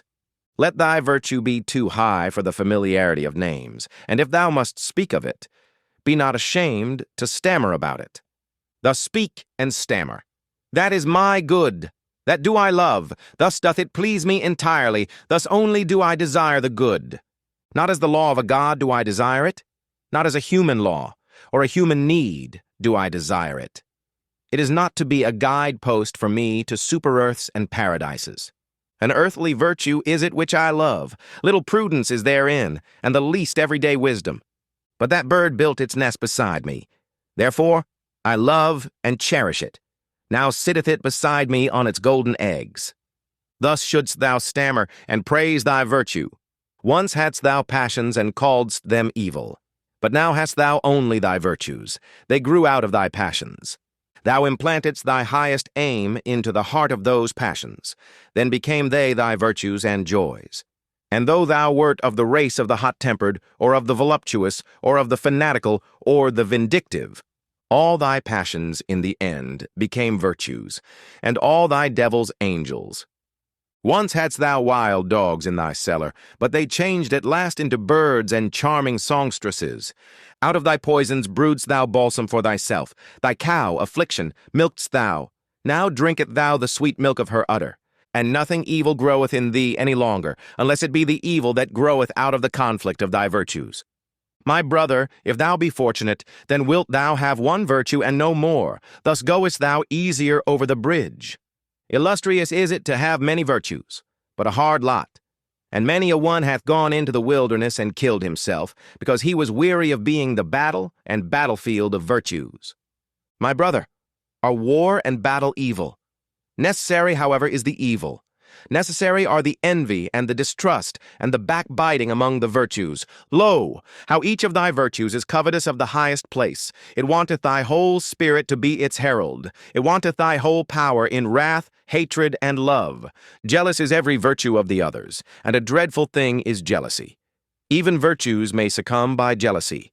He whom the flame of jealousy encompasseth turneth at last, like the scorpion, the poisoned sting against himself. Ah, my brother, hast thou never seen a virtue backbite and stab itself? Man is something that hath to be surpassed, and therefore shalt thou love thy virtues, for thou wilt succumb by them. Thus spake Zarathustra. Chapter 6. The Pale Criminal. Ye do not mean to slay, ye judges and sacrificers, until the animal hath bowed its head? Lo, the pale criminal hath bowed his head. Out of his eye speaketh the great contempt. Mine ego is something which is to be surpassed. Mine ego is to me the great contempt of man. So speaketh it out of that eye. When he judged himself, that was his supreme moment.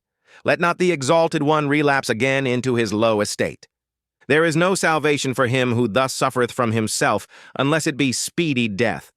Your slaying, ye judges, shall be pity, and not revenge. And in that ye slay, see to it that ye yourselves justify life.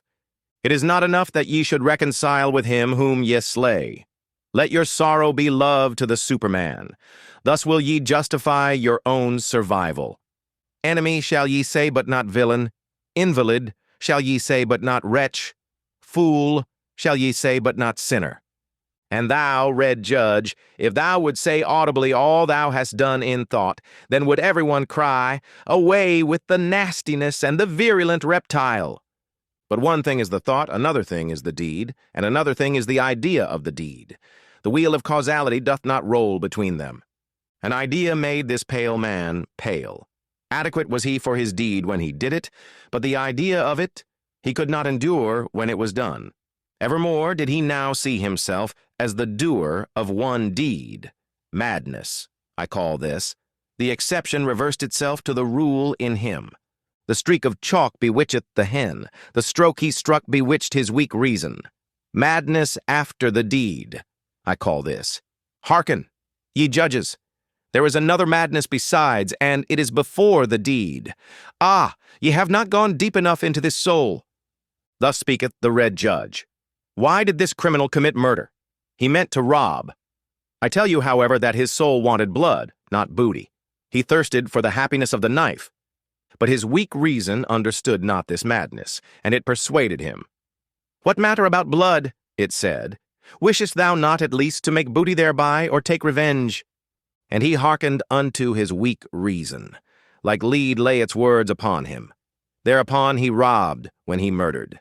He did not mean to be ashamed of his madness. And now once more lieth the lead of his guilt upon him, and once more is his weak reason so benumbed, so paralyzed, and so dull. Could he only shake his head? Then would his burden roll off. But who shaketh that head? What is this man? A mass of diseases that reach out into the world through the spirit. There they want to get their prey. What is this man? A coil of wild serpents that are seldom at peace among themselves, so they go forth apart and seek prey in the world. Look at that poor body. What it suffered and craved, the poor soul interpreted to itself. It interpreted it as murderous desire and eagerness for the happiness of the knife. Him who now turneth sick, the evil overtaketh which is now the evil. He seeketh to cause pain with that which causeth him pain. But there have been other ages, and another evil and good. Once was doubt evil, and the will to self. Then the invalid became a heretic or sorcerer. As heretic or sorcerer he suffered, and sought to cause suffering. But this will not enter your ears. It hurteth your good people. Ye tell me, but what doth it matter to me about your good people? Many things in your good people cause me disgust, and verily not their evil. I would that they had a madness by which they succumbed, like this pale criminal. Verily I would that their madness were called truth, or fidelity, or justice, but they have their virtue in order to live long, and in wretched self-complacency. I am a railing alongside the torrent. Whoever is able to grasp me may grasp me. Your crutch, however, I am not. Thus spake Zarathustra. Chapter 7. Reading and Writing. Of all that is written, I love only what a person hath written with his blood. Write with blood, and thou wilt find that blood is spirit. It is no easy task to understand unfamiliar blood. I hate the reading idlers. He who knoweth the reader doeth nothing more for the reader. Another century of readers, and spirit itself will stink. Everyone being allowed to learn to read ruineth in the long run not only writing, but also thinking. Once spirit was God, then it became man, and now it even becometh populace. He that writeth in blood and proverbs doth not want to be read, but learnt by heart. In the mountains the shortest way is from peak to peak, but for that route thou must have long legs. Proverbs should be peaks, and those spoken to should be big and tall. The atmosphere rare and pure, danger near, and the spirit full of a joyful wickedness. Thus are things well matched. I want to have goblins about me, for I am courageous. The courage which scareth away ghosts createth for itself goblins. It wanteth to laugh. I no longer feel in common with you. The very cloud which I see beneath me, the blackness and heaviness at which I laugh, that is your thunder cloud. Ye look aloft when ye long for exaltation, and I look downward because I am exalted. Who among you can at the same time laugh and be exalted? He who climbeth on the highest mountains laugheth at all tragic plays and tragic realities. Courageous, unconcerned, scornful, coercive. So wisdom wisheth us. She is a woman, and ever loveth only a warrior. Ye tell me, life is hard to bear. But for what purpose should ye have your pride in the morning and your resignation in the evening? Life is hard to bear, but do not affect to be so delicate. We are all of us fine sumpter asses and assesses. What have we in common with the rosebud, which trembleth because a drop of dew hath formed upon it? It is true we love life, not because we are wont to live, but because we are wont to love. There is always some madness in love. But there is always also some method in madness. And to me also, who appreciate life, the butterflies and soap bubbles and whatever is like them amongst us seem most to enjoy happiness. To see these light, foolish, pretty, lively little sprites flit about, that moveth Zarathustra to tears and songs, I should only believe in a God that would know how to dance. And when I saw my devil, I found him serious, thorough, profound, solemn. He was the spirit of gravity. Through him, all things fall. Not by wrath, but by laughter do we slay. Come, let us slay the spirit of gravity. I learned to walk, since then have I let myself run. I learned to fly, since then I do not need pushing in order to move from a spot. Now am I light? Now do I fly. Now do I see myself under myself. Now there danceth a God in me. Thus spake Zarathustra. Chapter 8. The Tree on the Hill. Zarathustra's eye had perceived that a certain youth avoided him. And as he walked alone one evening over the hills surrounding the town called the Pied Cow, behold, there found he the youth sitting leaning against a tree and gazing with wearied look into the valley. Zarathustra thereupon laid hold of the tree beside which the youth sat, and spake thus, If I wished to shake this tree with my hands, I should not be able to do so. But the wind, which we see not, troubleth and bendeth it as it listeth. We are sorest bent and troubled by invisible hands. Thereupon the youth arose disconcerted, and said, I hear Zarathustra, and just now was I thinking of him. Zarathustra answered, Why art thou frightened on that account? But it is the same with man as with the tree. The more he seeketh to rise into the height and light, the more vigorously do his roots struggle earthward, downward, into the dark and deep, into the evil. Yea, into the evil, cried the youth. How is it possible that thou hast discovered my soul? Zarathustra smiled and said, Many a soul one will never discover, unless one first invent it. Yea, into the evil, cried the youth once more. Thou saidst the truth, Zarathustra. I trust myself no longer since I sought to rise into the height, and nobody trusteth me any longer. How doth that happen? I change too quickly. My today refuteth my yesterday. I often overleap the steps when I clamber, for so doing, none of the steps pardons me. When aloft, I find myself always alone. No one speaketh unto me, the frost of solitude maketh me tremble. What do I seek on the height? My contempt and my longing increase together. The higher I clamber, the more do I despise him who clambereth. What doth he seek on the height? How ashamed I am of my clambering and stumbling, how I mock at my violent panting, how I hate him who flieth, how tired I am on the height. Here the youth was silent, and Zarathustra contemplated the tree beside which they stood, and spake thus. This tree standeth lonely here on the hills. It hath grown up high above man and beast, and if it wanted to speak, it would have none who could understand it. So high hath it grown. Now it waiteth and waiteth. For what doth it wait? It dwelleth too close to the seat of the clouds. It waiteth perhaps for the first lightning. When Zarathustra had said this, the youth called out with violent gestures, Yea, Zarathustra, thou speakest the truth. My destruction I longed for when I desired to be on the height, and thou art the lightning for which I waited. Lo, what have I been since thou hast appeared amongst us? It is mine envy of thee that hath destroyed me. Thus spake the youth and wept bitterly.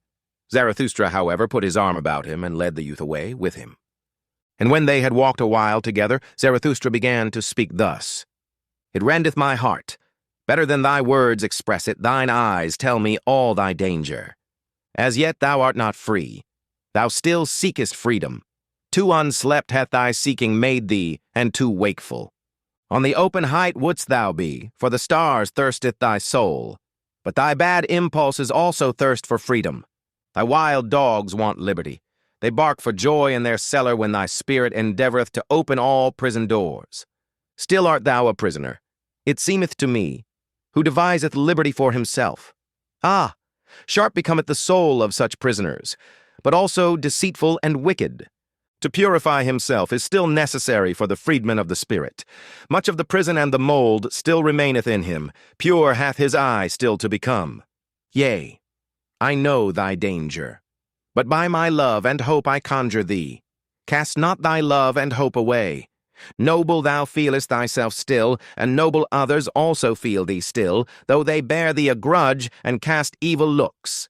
Know this, that to everybody a noble one standeth in the way. Also to the good, a noble one standeth in the way. And even when they call him a good man, they want thereby to put him aside. The new would the noble man create, and a new virtue.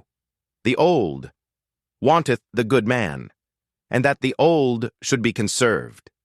But it is not the danger of the noble man to turn a good man, but lest he should become a blusterer, a scoffer, or a destroyer. Ah! I have known noble ones who lost their highest hope, and then they disparaged all high hopes. Then lived they shamelessly in temporary pleasures, and beyond the day had hardly an aim. Spirit is also voluptuousness, said they, then broke the wings of their spirit, and now it creepeth about and defileth where it gnaweth. Once they thought of becoming heroes, but sensualists are they now.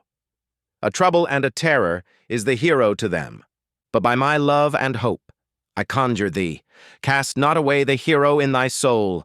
Maintain wholly thy highest hope. Thus spake Zarathustra. Chapter 9. The Preachers of Death.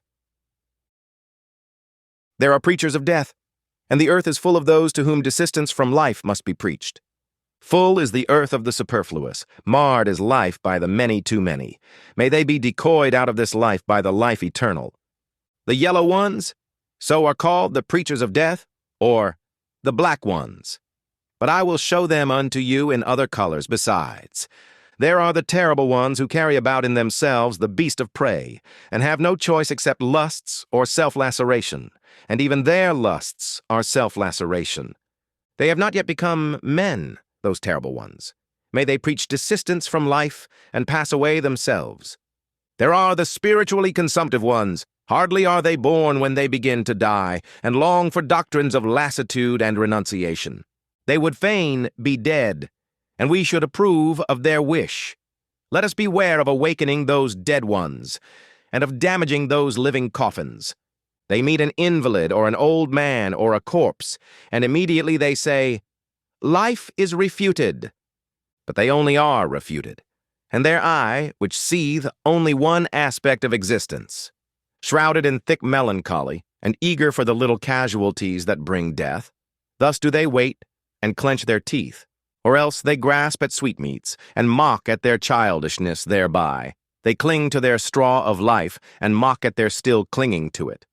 Their wisdom speaketh thus, "A fool, he who remaineth alive, but so far are we fools, and that is the foolishest thing in life. Life is only suffering, so say others, and lie not. Then see to it that ye cease. See to it that the life ceaseth, which is only suffering. And let this be the teaching of your virtue. Thou shalt slay thyself. Thou shalt steal away from thyself. Lust is sin. So say some who preach death. Let us go apart and beget no children. Giving birth is troublesome, say others. Why still give birth? One beareth only the unfortunate, and they also are preachers of death. Pity is necessary, so saith a third party. Take what I have, take what I am, so much less doth life bind me. Were they consistently pitiful, then would they make their neighbors sick of life. To be wicked, that would be their true goodness. But they want to be rid of life. What care they if they bind others still faster with their chains and gifts? And ye also, to whom life is rough, labor, and disquiet. Are ye not very tired of life? Are ye not very ripe for the sermon of death? All ye to whom rough labor is dear, and the rapid, new, and strange, ye put up with yourselves badly. Your diligence is flight, and the will to self-forgetfulness. If ye believed more in life, then would ye devote yourselves less to the momentary. But for waiting, ye have not enough of capacity in you, nor even for idling. Everywhere resoundeth the voices of those who preach death, and the earth is full of those to whom death hath to be preached. Or life eternal, it is all the same to me, if only they pass away quickly. Thus spake Zarathustra. Chapter 10. War and Warriors. By our best enemies we do not want to be spared, nor by those either whom we love from the very heart. So let me tell you the truth. My brethren in war, I love you from the very heart. I am and was ever your counterpart, and I am also your best enemy. So let me tell you the truth. I know the hatred and envy of your hearts. Ye are not great enough not to know of hatred and envy. Then be great enough not to be ashamed of them. And if ye cannot be saints of knowledge, then I pray you, be at least its warriors.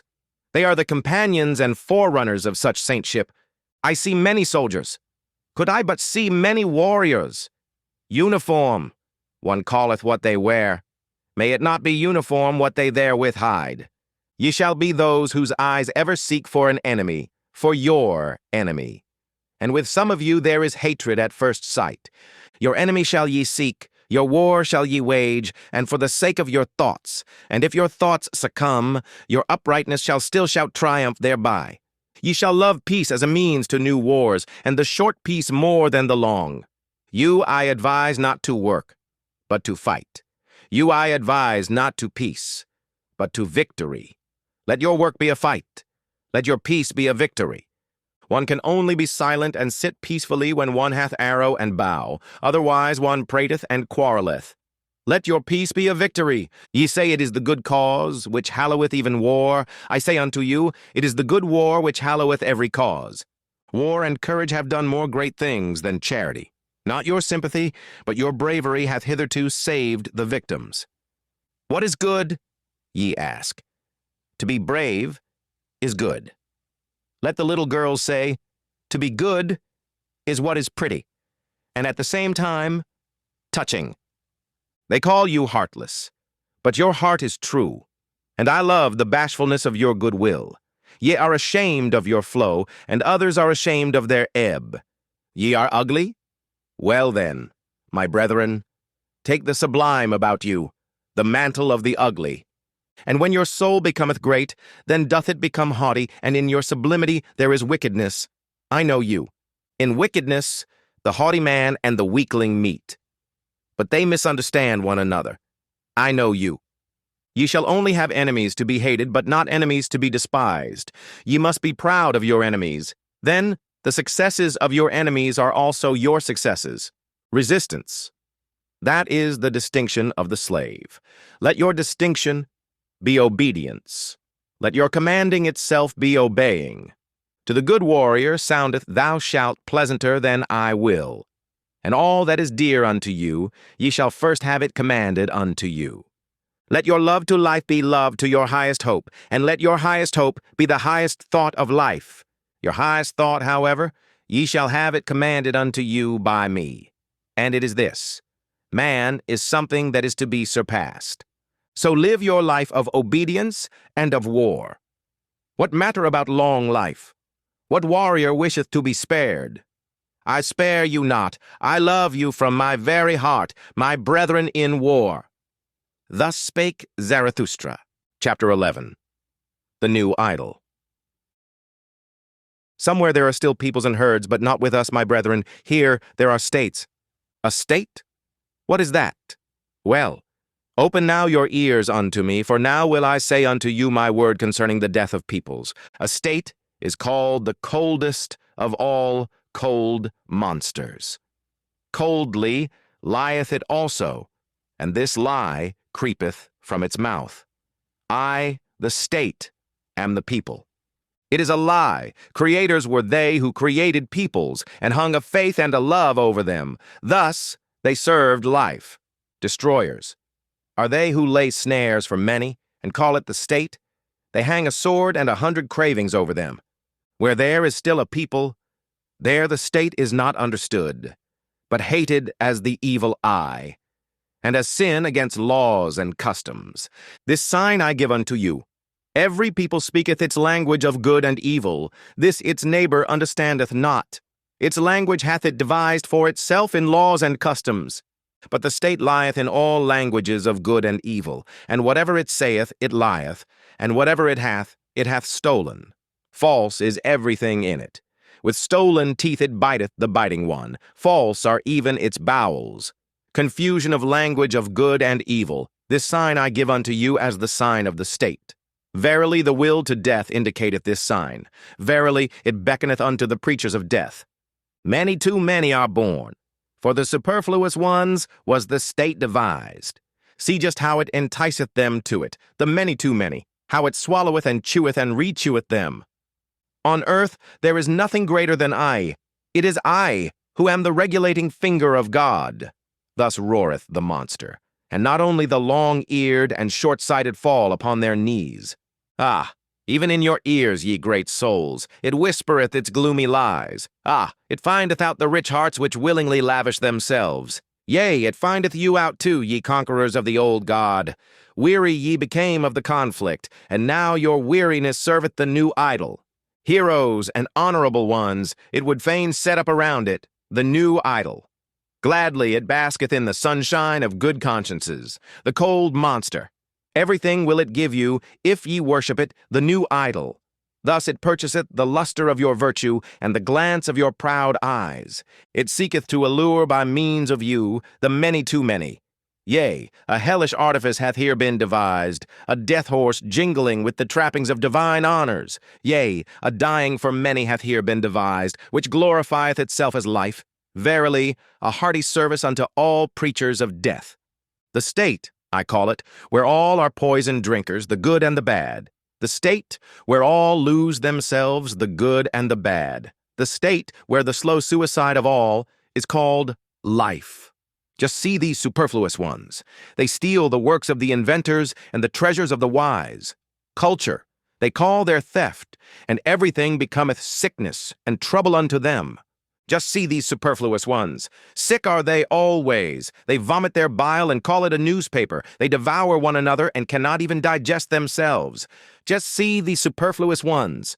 Wealth they acquire and become poorer thereby. Power they seek for, and above all the lever of power, much money. These impotent ones. See them clamber, these nimble apes.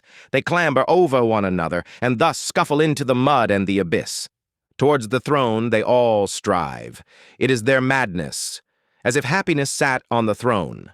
Ofttimes sitteth filth on the throne, and ofttimes also the throne on filth. Madmen they all seem to me, and clambering apes, and too eager. Badly smelleth their idol to me, the cold monster. Badly they all smell to me, these idolaters. My brethren, will ye suffocate in the fumes of their maws and appetites? Better break the windows and jump into the open air. Do go out of the way of the bad odor. Withdraw from the idolatry of the superfluous. Do go out of the way of the bad odor. Withdraw from the steam of these human sacrifices. Open still remaineth the earth for great souls. Empty are still many sites for lone ones and twain ones, around which floateth the odor of tranquil seas. Open still remaineth a free life for great souls. Verily, he who possesseth little is so much the less possessed. Blessed be moderate poverty. There, where the state ceaseth, there only commenceth the man who is not superfluous. There commenceth the song of the necessary ones, the single and irreplaceable melody. There, where the state ceaseth, pray look thither, my brethren. Do ye not see it, the rainbow and the bridges of the Superman? Thus spake Zarathustra. Chapter 12. The Flies in the Marketplace. Flee, my friend, into thy solitude. I see thee, deafened with the noise of the great men, and stung all over with the stings of the little ones. Admirably do forest and rock know how to be silent with thee. Resemble again the tree which thou lovest, the broad-branched one. Silently and attentively it o'erhangeth the sea. Where solitude endeth, there beginneth the marketplace. And where the marketplace beginneth, there beginneth also the noise of the great actors and the buzzing of the poison flies. In the world, even the best things are worthless without those who represent them. Those representers, the people call great men. Little do the people understand what is great, that is to say, the creating agency. But they have a taste for all representers and actors of great things. Around the devisers of new values revolveth the world. Invisibly it revolveth. But around the actors revolve the people and the glory. Such is the course of things. Spirit hath the actor, but little conscience of the spirit. He believeth always in that wherewith he maketh believe most strongly, in himself. Tomorrow he hath a new belief, and the day after, one still newer. Sharp perceptions hath he, like the people, and changeable humors. To upset, that meaneth with him to prove. To drive mad, that meaneth with him to convince. And blood is counted by him as the best of all arguments. A truth which only glideth into fine ears, he calleth falsehood and trumpery. Verily, he believeth only in gods that make a great noise in the world. Full of clattering buffoons is the marketplace, and the people glory in their great men. These are for them the masters of the hour. But the hour presseth them, so they press thee. And also from thee they want yea or nay. Alas, thou wouldst set thy chair betwixt for and against. On account of those absolute and impatient ones, be not jealous, thou lover of truth. Never yet did truth cling to the arm of an absolute one. On account of those abrupt ones, return into thy security. Only in the marketplace is one assailed by yea or nay. Slow is the experience of all deep fountains. Long have they to wait until they know what hath fallen into their depths. Away from the marketplace and from fame taketh place all that is great. Away from the marketplace and from fame have ever dwelt the devisers of new values. Flee, my friend, into thy solitude. I see thee stung all over by the poisonous flies. Flee thither, where a rough, strong breeze bloweth. Flee into thy solitude. Thou hast lived too closely to the small and the pitiable. Flee from their invisible vengeance. Towards thee they have nothing but vengeance. Raise no longer an arm against them. Innumerable are they, and it is not thy lot to be a fly-flap. Innumerable are the small and pitiable ones, and of many a proud structure, raindrops and weeds have been the ruin. Thou art not stone, but already hast thou become hollow by the numerous drops. Thou wilt yet break and burst by the numerous drops. Exhausted I see thee by poisonous flies. Bleeding I see thee and torn at 100 spots, and thy pride will not even upbraid. Blood they would have from thee in all innocence. Blood their bloodless souls crave for, and they sting, therefore, in all innocence. But thou, profound one, thou sufferest too profoundly even from small wounds. And ere thou hadst recovered, the same poison worm crawled over thy hand. Too proud art thou to kill these sweet tooths. But take care, lest it be thy fate to suffer all their poisonous injustice. They buzz around thee also with their praise. Obtrusiveness is their praise. They want to be close to thy skin and thy blood. They flatter thee as one flattereth a god or devil. They whimper before thee as before a god or devil. What doth it come to? Flatterers are they, and whimperers, and nothing more. Often also do they show themselves to thee as amiable ones. But that hath ever been the prudence of the cowardly. Yea, the cowardly are wise. They think much about thee with their circumscribed souls. Thou art always suspected by them. Whatever is much thought about is at last thought suspicious. They punish thee for all thy virtues. They pardon thee in their inmost hearts only, for thine errors. Because thou art gentle and of upright character, thou sayest, blameless are they for their small existence. But their circumscribed souls think blamable is all great existence. Even when thou art gentle towards them, they still feel themselves despised by thee, and they repay thy beneficence with secret maleficence. Thy silent pride is always counter to their taste. They rejoice if once thou be humble enough to be frivolous. What we recognize in a man, we also irritate in him. Therefore be on your guard against the small ones. In thy presence they feel themselves small, and their baseness gleameth and gloweth against thee in invisible vengeance. Sawest thou not how often they became dumb when thou approachedst them, and how their energy left them like the smoke of an extinguishing fire? Yea, my friend, the bad conscience art thou of thy neighbors, for they are unworthy of thee. Therefore they hate thee, and would fain suck thy blood. Thy neighbors will always be poisonous flies. What is great in thee, that itself must make them more poisonous, and always more fly-like. Flee, my friend, into thy solitude, and thither, where a rough strong breeze bloweth. It is not thy lot to be a fly-flap. Thus spake Zarathustra. Chapter 13. Chastity. I love the forest. It is bad to live in cities. There are too many of the lustful. Is it not better to fall into the hands of a murderer than into the dreams of a lustful woman? And just look at these men. Their eye saith it. They know nothing better on earth than to lie with a woman. Filth is at the bottom of their souls, and alas, if their filth hath still spirit in it. Would that ye were perfect, at least as animals. But to animals belongeth innocence. Do I counsel you to slay your instincts? I counsel you to innocence in your instincts. Do I counsel you to chastity? Chastity is a virtue with some, but with many almost a vice. These are continent, to be sure. But doggish lust looketh enviously out of all that they do. Even into the heights of their virtue, and into their cold spirit doth this creature follow them, with its discord. And how nicely can doggish lust beg for a piece of spirit when a piece of flesh is denied it?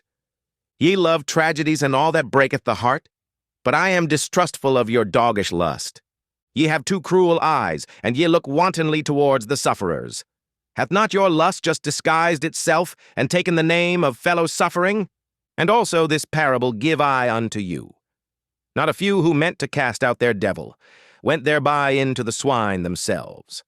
To whom chastity is difficult, it is to be dissuaded, lest it become the road to hell, to filth and lust of soul. Do I speak of filthy things? That is not the worst thing for me to do. Not when the truth is filthy, but when it is shallow, doth the discerning one go unwillingly into its waters. Verily, there are chaste ones from their very nature, They are gentler of heart, and laugh better and oftener than you. They laugh also at chastity, and ask, What is chastity? Is chastity not folly? But the folly came unto us, and not we unto it.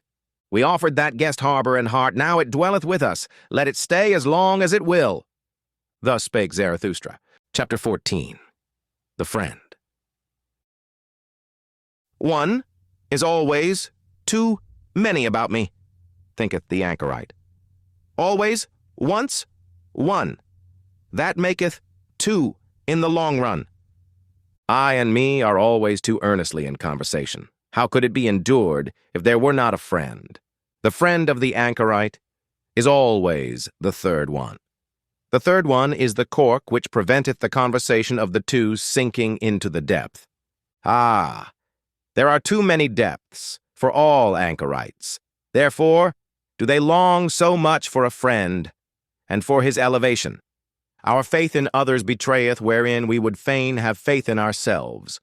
Our longing for a friend is our betrayer. And often with our love, we want merely to overleap envy. And often we attack and make ourselves enemies, to conceal that we are vulnerable. Be at least mine enemy.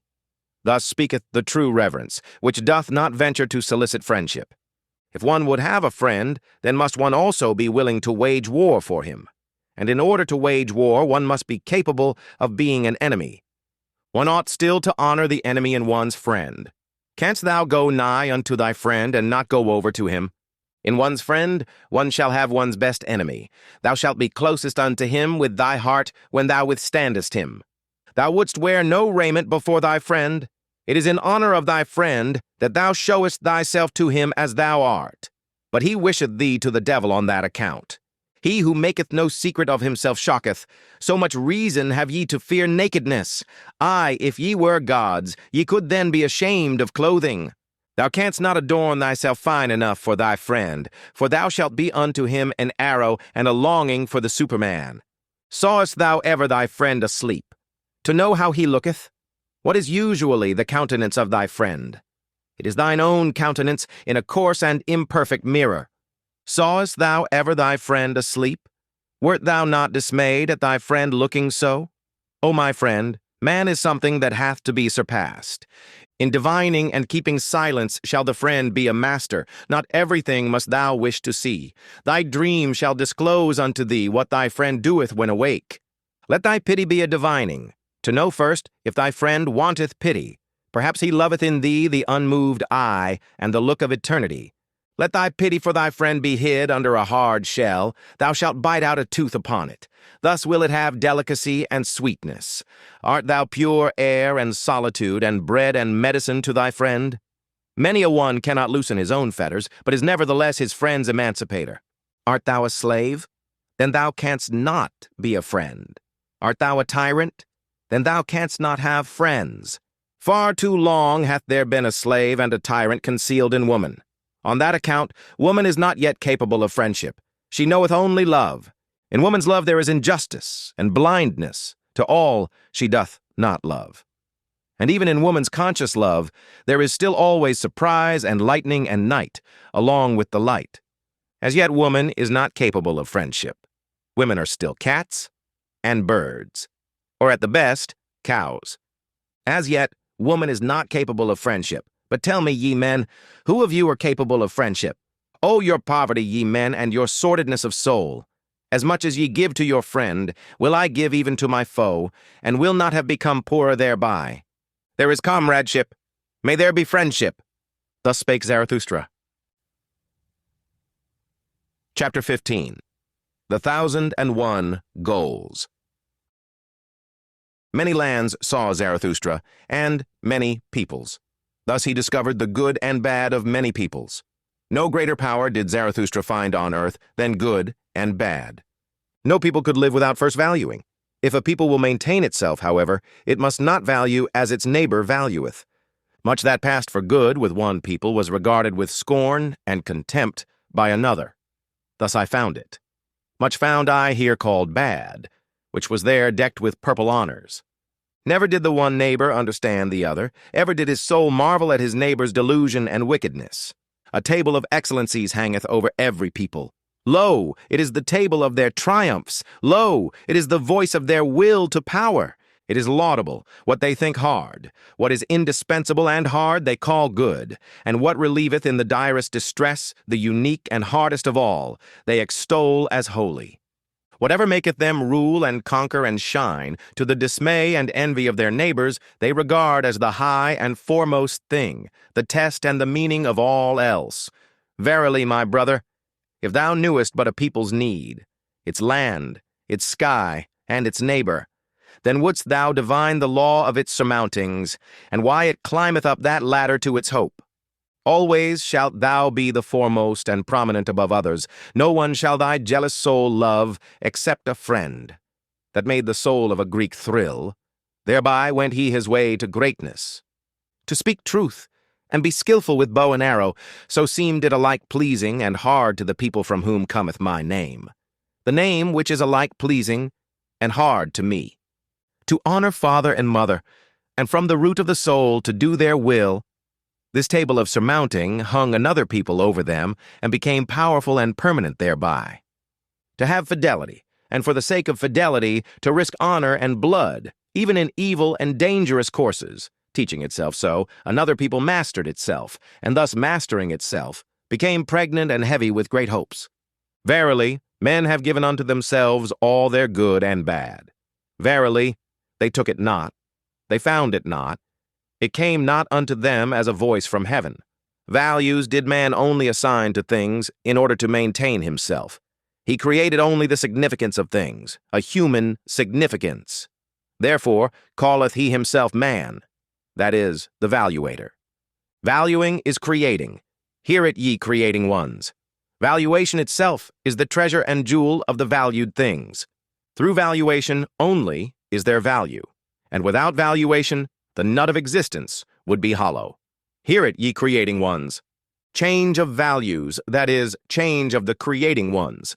Always doth he destroy who hath to be a creator. Creating ones were first of all peoples, and only in late times individuals. Verily, the individual himself is still the latest creation.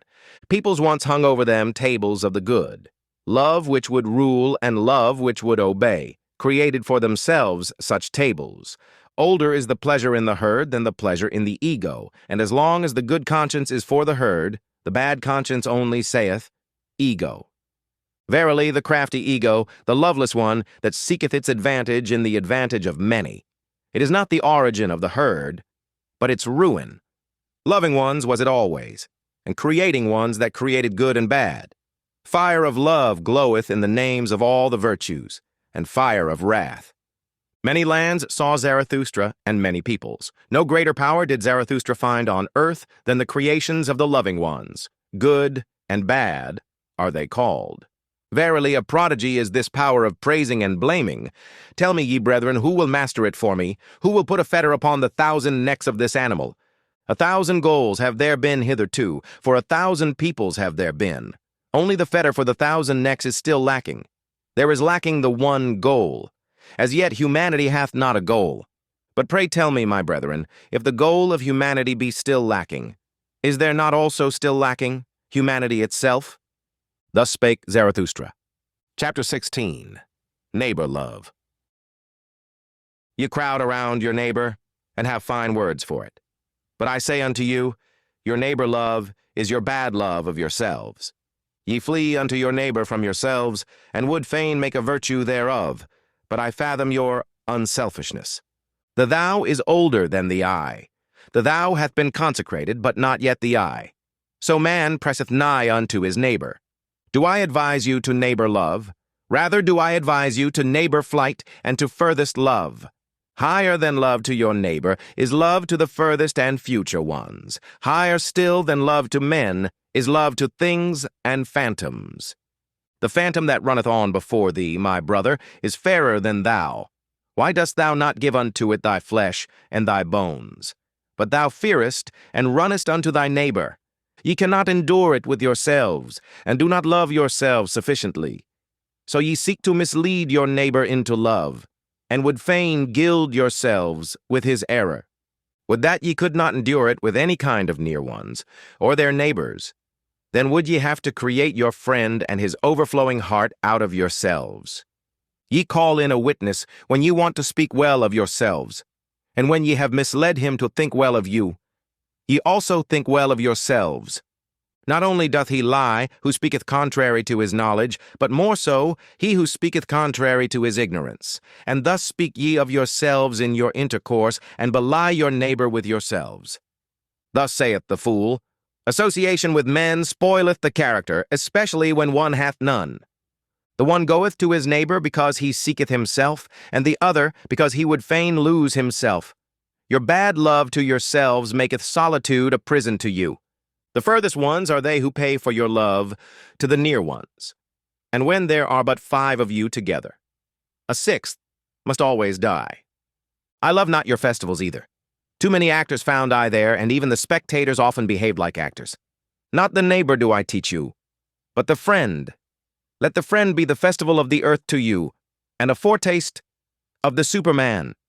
I teach you the friend and his overflowing heart, but one must know how to be a sponge, if one would be loved by overflowing hearts.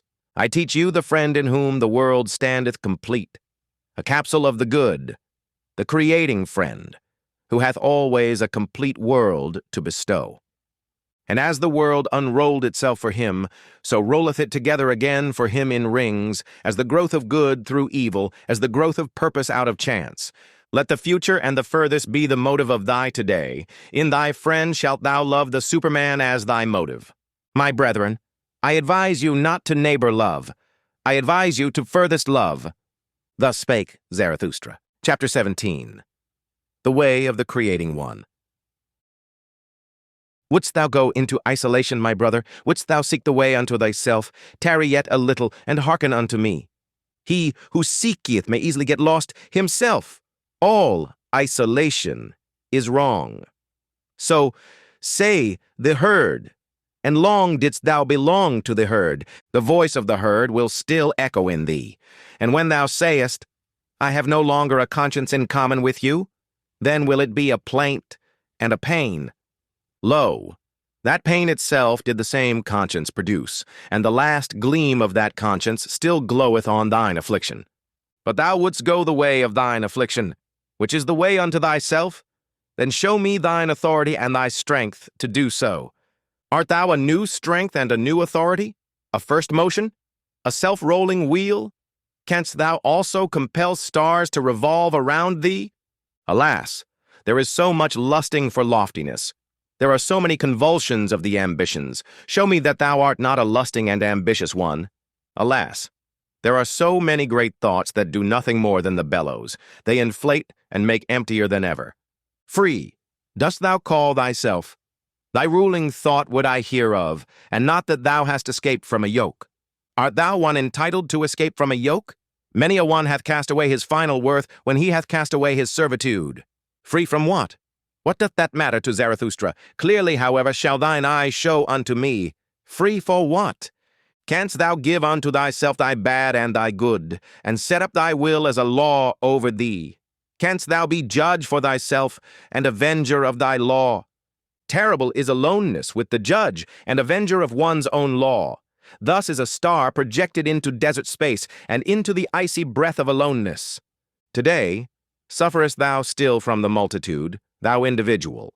Today hast thou still thy courage unabated and thy hopes. But one day will the solitude weary thee. One day will thy pride yield and thy courage quail.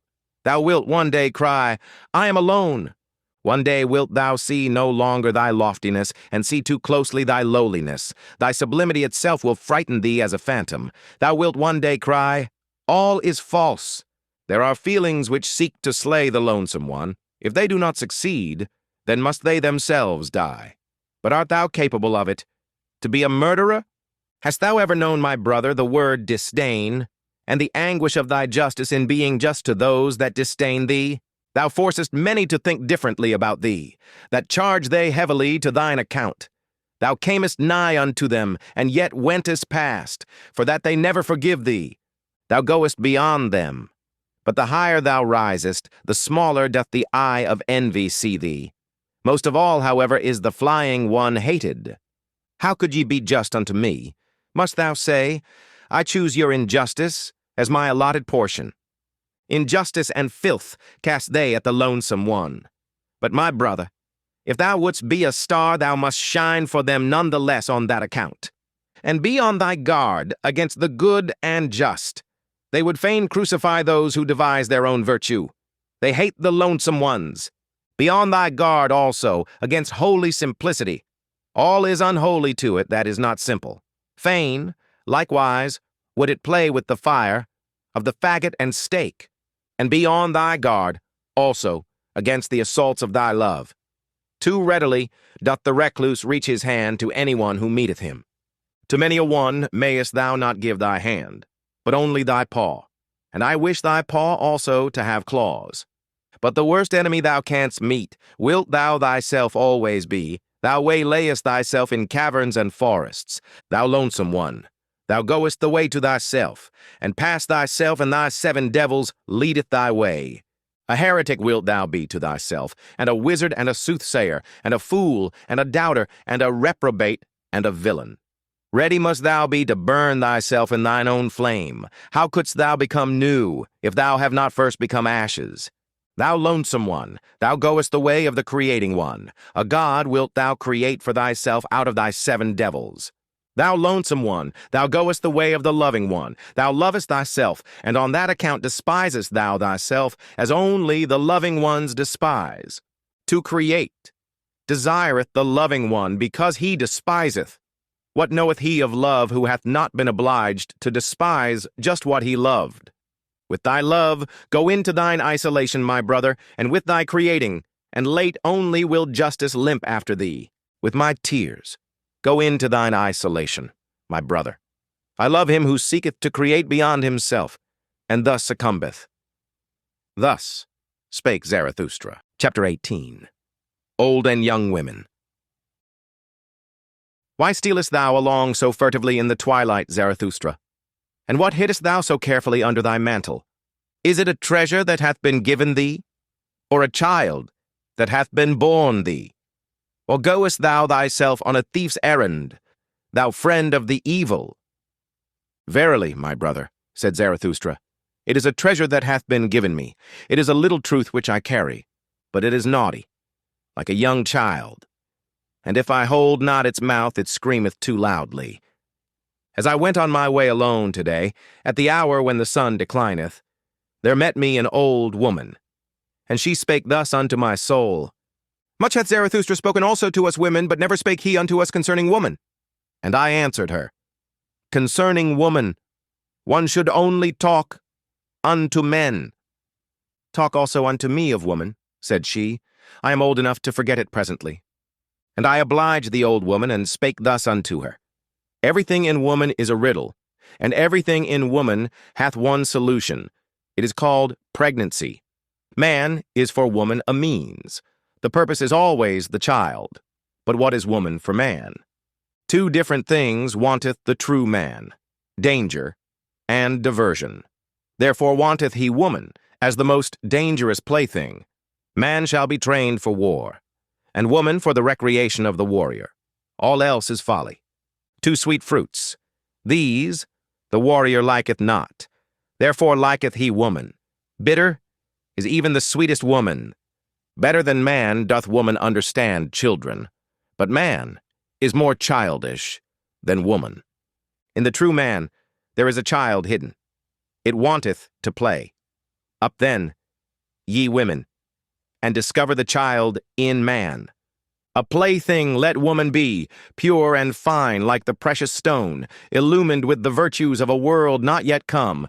Let the beam of a star shine in your love. Let your hope say, May I bear the Superman. In your love let there be valor. With your love shall ye assail him who inspireth you with fear. In your love be your honor. Little doth woman understand otherwise about honor. But let this be your honor, always to love more than ye are loved, and never be the second. Let man fear woman when she loveth. Then maketh she every sacrifice, and everything else she regardeth as worthless. Let man fear woman when she hateth, for man in his innermost soul is merely evil. Woman, however, is mean. Whom hateth woman most? Thus spake the iron to the lodestone. I hate thee most, because thou attractest, but art too weak to draw unto thee. The happiness of man is, I will. The happiness of woman is, he will. Lo, now hath the world become perfect. Thus thinketh every woman when she obeyeth with all her love. Obey, must the woman, and find a depth for her surface. Surface is woman's soul, a mobile, stormy film on shallow water. Man's soul, however, is deep. Its current gusheth in subterranean caverns. Woman surmiseth its force, but comprehendeth it not. Then answered me the old woman. Many fine things hath Zarathustra said, especially for those who are young enough for them. Strange! Zarathustra knoweth little about woman, and yet he is right about them. Doth this happen? Because with women, nothing is impossible. And now accept a little truth by way of thanks. I am old enough for it. Swaddle it up and hold its mouth, otherwise it will scream too loudly, the little truth. Give me, woman, thy little truth, said I, and thus spake the old woman. Thou goest to women? Do not forget thy whip. Thus spake Zarathustra. Chapter 19. The Bite of the Adder. One day, had Zarathustra fallen asleep under a fig tree, owing to the heat, with his arms over his face, and there came an adder and bit him in the neck, so that Zarathustra screamed with pain. When he had taken his arm from his face, he looked at the serpent, and then did it recognize the eyes of Zarathustra, wriggled awkwardly, and tried to get away. Not at all, said Zarathustra. As yet hast thou not received my thanks. Thou hast awakened me in time. My journey is yet long. Thy journey is short, said the adder sadly. My poison is fatal. Zarathustra smiled. When did ever a dragon die of a serpent's poison? Said he. But take thy poison back. Thou art not rich enough to present it to me. Then fell the adder again on his neck, and licked his wound. When Zarathustra once told this to his disciples, they asked him, And what, O Zarathustra, is the moral of thy story? And Zarathustra answered them thus, The destroyer of morality, the good and just call me. My story is immoral. When, however, ye have an enemy, then return him not good for evil, for that would abash him, but prove that he hath done something good to you, and rather be angry than abash anyone. And when ye are cursed, it pleaseth me not that ye should then desire to bless. Rather curse a little also, and should a great injustice befall you, then do quickly 5 small ones besides. Hideous to behold is he on whom injustice presseth alone. Did ye ever know this? Shared injustice is half justice, and he who can bear it shall take the injustice upon himself. A small revenge is humaner than no revenge at all. And if the punishment be not also a right and an honor to the transgressor, I do not like your punishing. Nobler is it to own oneself in the wrong than to establish one's right, especially if one be in the right. Only one must be rich enough to do so. I do not like your cold justice. Out of the eye of your judges there always glanceth the executioner and his cold steel. Tell me, where find we justice, which is love with seeing eyes? Devise me, then, the love which not only beareth all punishment, but also all guilt. Devise me, then, the justice which acquitteth everyone except the judge. And would ye hear this likewise?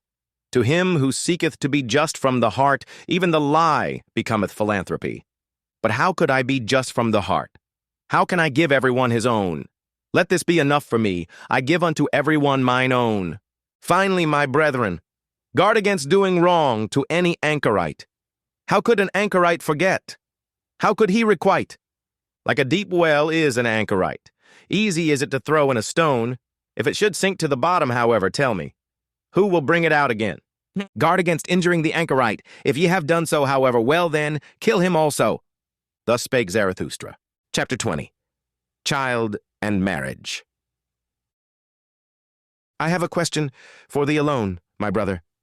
Like a sounding lead, cast I this question into thy soul, that I may know its depth. Thou art young, and desirest child and marriage. But I ask thee, art thou a man entitled to desire a child? Art thou the victorious one, the self-conqueror, the ruler of thy passions, the master of thy virtues? Thus do I ask thee. Or doth the animal speak in thy wish and necessity? Or isolation? Or discord in thee? I would have thy victory and freedom long for a child. Living monuments shalt thou build to thy victory and emancipation. Beyond thyself shalt thou build. But first of all, must thou be built thyself, rectangular in body and soul. Not only onward shalt thou propagate thyself, but upward. For that purpose may the garden of marriage help thee. A higher body shalt thou create, a first movement, a spontaneously rolling wheel, a creating one shalt thou create, marriage. So call I the will of the twain to create the one that is more than those who created it. The reverence for one another, as those exercising such a will, call I marriage. Let this be the significance and the truth of thy marriage.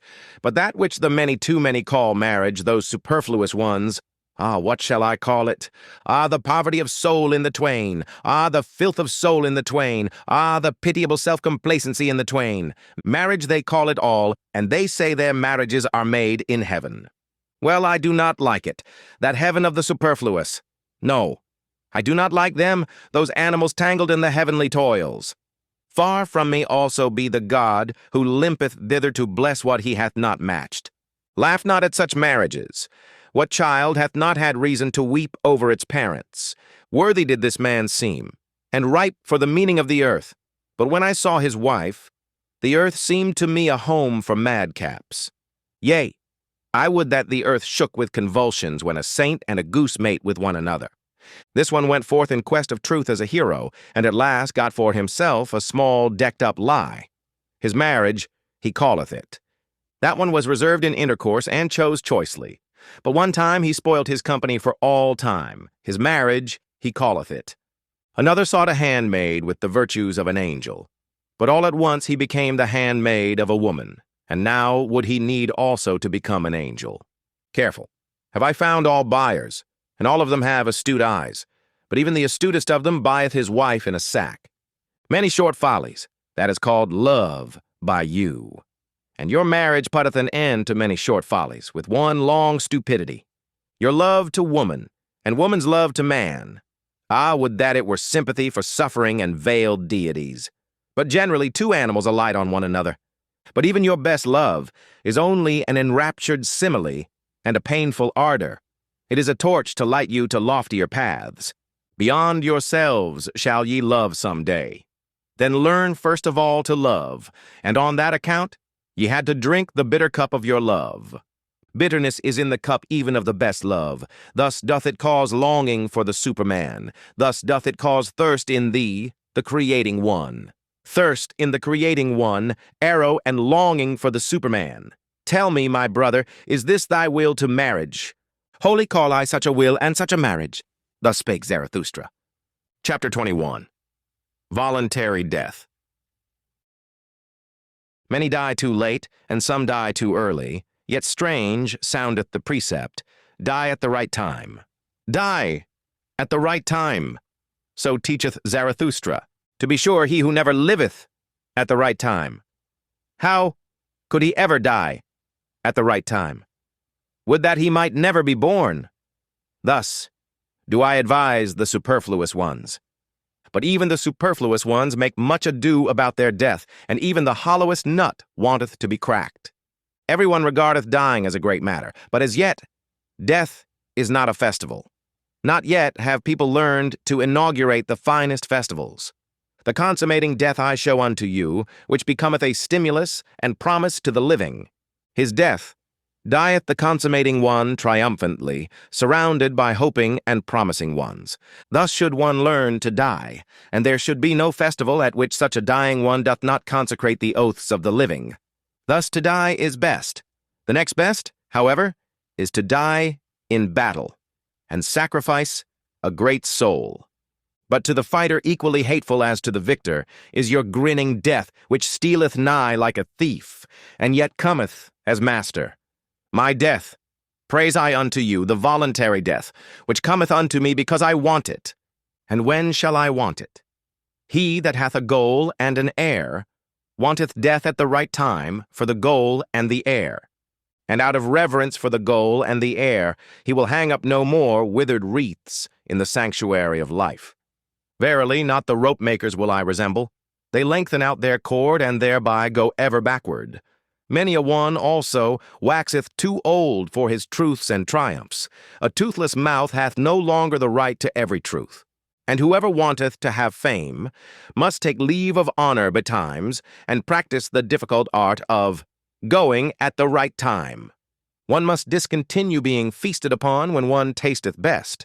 That is known by those who want to be long loved.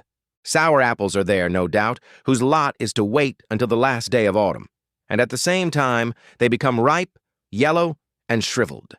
In some ageth the heart first, and in others the spirit. And some are hoary in youth, but the late young keep long young.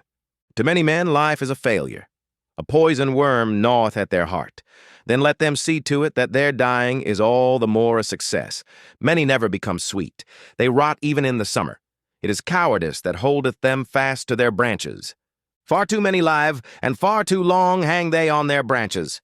Would that a storm came and shook all this rottenness and worm-eatenness from the tree? Would that there came preachers of speedy death? Those would be the appropriate storms and agitators of the trees of life. But I hear only slow death preached, and patience with all that is earthly. Ah, ye preach patience with what is earthly. This earthly is it that hath too much patience with you, ye blasphemers?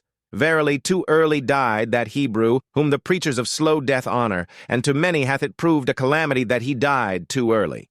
As yet, had he known only tears, and the melancholy of the Hebrews, together with the hatred of the good and just, the Hebrew Jesus. Then was he seized with the longing for death. Had he but remained in the wilderness and far from the good and just, then perhaps would he have learned to live and love the earth, and laughter also. Believe it, my brethren, he died too early. He himself would have disavowed his doctrine had he attained to my age. Noble enough was he to disavow, but he was still immature. Immaturely loveth the youth, and immaturely also hateth he man and earth. Confined and awkward are still his soul and the wings of his spirit. But in man there is more of the child than in the youth, and less of melancholy. Better understandeth he about life and death. Free for death, and free in death. A holy naysayer, when there is no longer time for yea. Thus understandeth he about death and life. That your dying may not be a reproach to man and the earth, my friends, that do I solicit from the honey of your soul. In your dying shall your spirit and your virtue still shine like an evening afterglow around the earth. Otherwise your dying hath been unsatisfactory.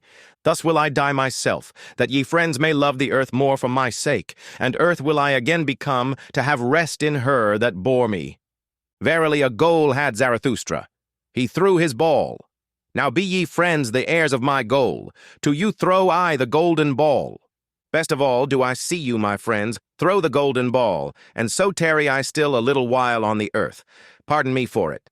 Thus spake Zarathustra. 22nd. The bestowing virtue.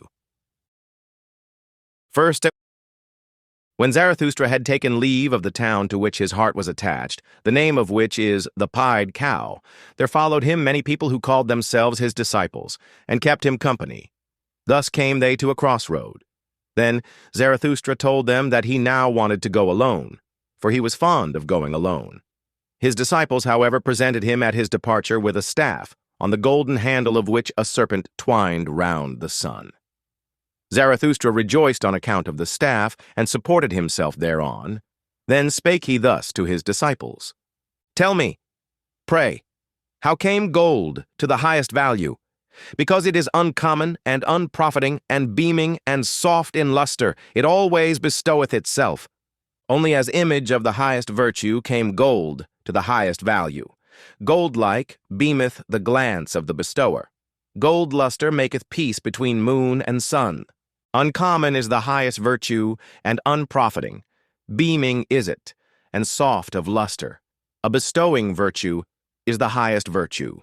Verily I divine you well, my disciples. Ye strive like me for the bestowing virtue. What should ye have in common with cats and wolves? It is your thirst to become sacrifices and gifts yourselves, and therefore Have ye the thirst to accumulate all riches in your soul? Insatiably striveth your soul for treasures and jewels, because your virtue is insatiable in desiring to bestow. Ye constrain all things to flow towards you and into you, so that they shall flow back again out of your fountain as the gifts of your love. Verily, an appropriator of all values must such bestowing love become. But healthy and holy call I this selfishness. Another selfishness is there, an all too poor and hungry kind, which would always steal. The selfishness of the sick, the sickly selfishness. With the eye of the thief it looketh upon all that is lustrous. With the craving of hunger it measureth him who hath abundance, and ever doth it prowl round the tables of bestowers. Sickness speaketh in such craving and invisible degeneration. Of a sickly body speaketh the larcenous craving of this selfishness. Tell me, my brother, what do we think bad, and worst of all? Is it not degeneration? And we always suspect degeneration when the bestowing soul is lacking. Upward goeth our course from genera on to supergenera, but a horror to us is the degenerating sense which saith, all for myself. Upward soareth our sense. Thus is it a simile of our body, a simile of an elevation. Such similes of elevations are the names of the virtues. Thus goeth the body through history, a becomer and fighter. And the spirit, what is it to the body? Its fights and victories herald, its companion and echo. Similes are all names of good and evil. They do not speak out, they only hint. A fool who seeketh knowledge from them. Give heed, my brethren, to every hour when your spirit would speak in similes. There is the origin of your virtue. Elevated is then your body, and raised up. With its delight enraptureth it the spirit, so that it becometh creator, and valuer, and lover, and everything's benefactor. When your heart overfloweth broad and full like the river, a blessing and a danger to the lowlanders. There is the origin of your virtue. When ye are exalted above praise and blame, and your will would command all things, as a loving one's will, there is the origin of your virtue.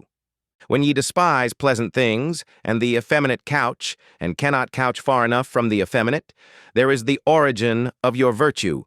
When ye are willers of one will, and when that change of every need is needful to you, there is the origin of your virtue. Verily, a new good and evil is it. Verily, a new deep murmuring, and the voice of a new fountain. Power is it, this new virtue. A ruling thought is it, and around it a subtle soul, a golden sun, with the serpent of knowledge around it. Dusra. Here paused Zarathustra a while, and looked lovingly on his disciples. Then he continued to speak thus, and his voice had changed. Remain true to the earth, my brethren. With the power of your virtue, let your bestowing love and your knowledge be devoted to be the meaning of the earth. Thus do I pray and conjure you. Let it not fly away from the earthly and beat against eternal walls with its wings. Ah, there hath always been so much flown-away virtue. Lead, like me, the flown-away virtue back to the earth, yea, back to body and life, that it may give to the earth its meaning, a human meaning. 100 times hitherto hath spirit as well as virtue flown away and blundered. Alas, in our body dwelleth still all this delusion and blundering, body and will hath it there become. 100 times hitherto hath spirit as well as virtue attempted and erred. Yea, an attempt hath man been. Alas, much ignorance and error hath become embodied in us. Not only the rationality of millenniums, also their madness breaketh out in us. Dangerous is it to be an heir. Still fight we step by step with the giant chance, and over all mankind hath hitherto ruled nonsense, the lack of sense. Let your spirit and your virtue be devoted to the sense of the earth, my brethren. Let the value of everything be determined anew by you. Therefore shall ye be fighters. Therefore shall ye be creators. Intelligently doth the body purify itself. Attempting with intelligence it exalteth itself. To the discerners all impulses sanctify themselves. To the exalted the soul becometh joyful. Physician, heal thyself. Then wilt thou also heal thy patient. Let it be his best cure to see with his eyes him who maketh himself whole. 1,000 paths are there which have never yet been trodden. 1,000 salubrities and hidden islands of life. Unexhausted and undiscovered is still man and man's world. Awake and hearken, ye lonesome ones. From the future come winds with stealthy pinions, and to fine ears good tidings are proclaimed. Ye lonesome ones of today, ye seceding ones, ye shall one day be a people. Out of you who have chosen yourselves shall a chosen people arise, and out of it the Superman. Verily, a place of healing shall the earth become, and already is a new odor diffused around it, a salvation-bringing odor, and a new hope. Moondram. When Zarathustra had spoken these words, he paused, like one who had not said his last word, and long did he balance the staff doubtfully in his hand. At last he spake thus, and his voice had changed. I now go alone, my disciples. Ye also now go away, and alone, so will I have it. Verily, I advise you. Depart from me, and guard yourselves against Zarathustra. And better still, be ashamed of him. Perhaps he hath deceived you. The man of knowledge must be able not only to love his enemies, but also to hate his friends. One requiteth a teacher badly, if one remain merely a scholar. And why will ye not pluck at my wreath? Ye venerate me, but what if your veneration should some day collapse? Take heed lest a statue crush you. Ye say ye believe in Zarathustra. But of what account is Zarathustra? Ye are my believers. But of what account are all believers? Ye had not yet sought yourselves, then did ye find me. So do all believers, therefore all belief is of so little account. Now do I bid you lose me and find yourselves, and only when ye have all denied me, will I return unto you. Verily, with other eyes, my brethren, shall I then seek my lost ones. With another love shall I then love you. And once again shall ye have become friends unto me, and children of one hope. Then will I be with you for the third time, to celebrate the great noontide with you. And it is the great noontide, when man is in the middle of his course between animal and Superman, and celebrateth his advance to the evening as his highest hope, for it is the advance to a new morning. At such time will the downgoer bless himself that he should be an overgoer, and the sun of his knowledge will be at noontide. Dead are all the gods. Now do we desire the Superman to live. Let this be our final will at the great noontide. Thus spake Zarathustra. Part 2. And only when ye have all denied me will I return unto you. Verily, with other eyes, my brethren, shall I then seek my lost ones. With another love shall I then love you. Zarathustra, I, the bestowing virtue. Chapter 23. The Child with the Mirror. After this, Zarathustra returned again into the mountains to the solitude of his cave, and withdrew himself from men, waiting like a sower who hath scattered his seed. His soul, however, became impatient and full of longing for those whom he loved, because he had still much to give them. For this is hardest of all, to close the open hand out of love, and keep modest as a giver. Thus passed with the lonesome one months and years. His wisdom, meanwhile, increased, and caused him pain by its abundance. One morning, however, he awoke ere the rosy dawn, and having meditated long on his couch, at last spake thus to his heart. Why did I startle in my dream, so that I awoke? Did not a child come to me, carrying a mirror? O Zarathustra, said the child unto me, look at thyself in the mirror. But when I looked into the mirror, I shrieked, and my heart throbbed. For not myself did I see therein, but a devil's grimace and derision. Verily, all too well do I understand the dream's portent and monition. My doctrine is in danger. Tares want to be called wheat. Mine enemies have grown powerful, and have disfigured the likeness of my doctrine, so that my dearest ones have to blush for the gifts that I gave them. Lost are my friends. The hour hath come for me to seek my lost ones. With these words, Zarathustra started up, not, however, like a person in anguish seeking relief, but rather like a seer and a singer whom the Spirit inspireth. With amazement did his eagle and serpent gaze upon him, for a coming bliss overspread his countenance like the rosy dawn. What hath happened unto me, mine animals? Said Zarathustra. Am I not transformed? Hath not bliss come unto me like a whirlwind? Foolish is my happiness, and foolish things will it speak. It is still too young. So have patience with it. Wounded am I by my happiness. All sufferers shall be physicians unto me. To my friends can I again go down, and also to mine enemies. Zarathustra can again speak and bestow, and show his best love to his loved ones. My impatient love overfloweth in streams, down towards sunrise and sunset. Out of silent mountains and storms of affliction rusheth my soul into the valleys. Too long have I longed and looked into the distance. Too long hath solitude possessed me. Thus have I unlearned to keep silence. Utterance have I become altogether, and the brawling of a brook from high rocks. Downward into the valleys will I hurl my speech. And let the stream of my love sweep into unfrequented channels. How should a stream not finally find its way to the sea? Forsooth, there is a lake in me, sequestered and self-sufficing, but the stream of my love beareth this along with it, down to the sea. New paths do I tread. A new speech cometh unto me.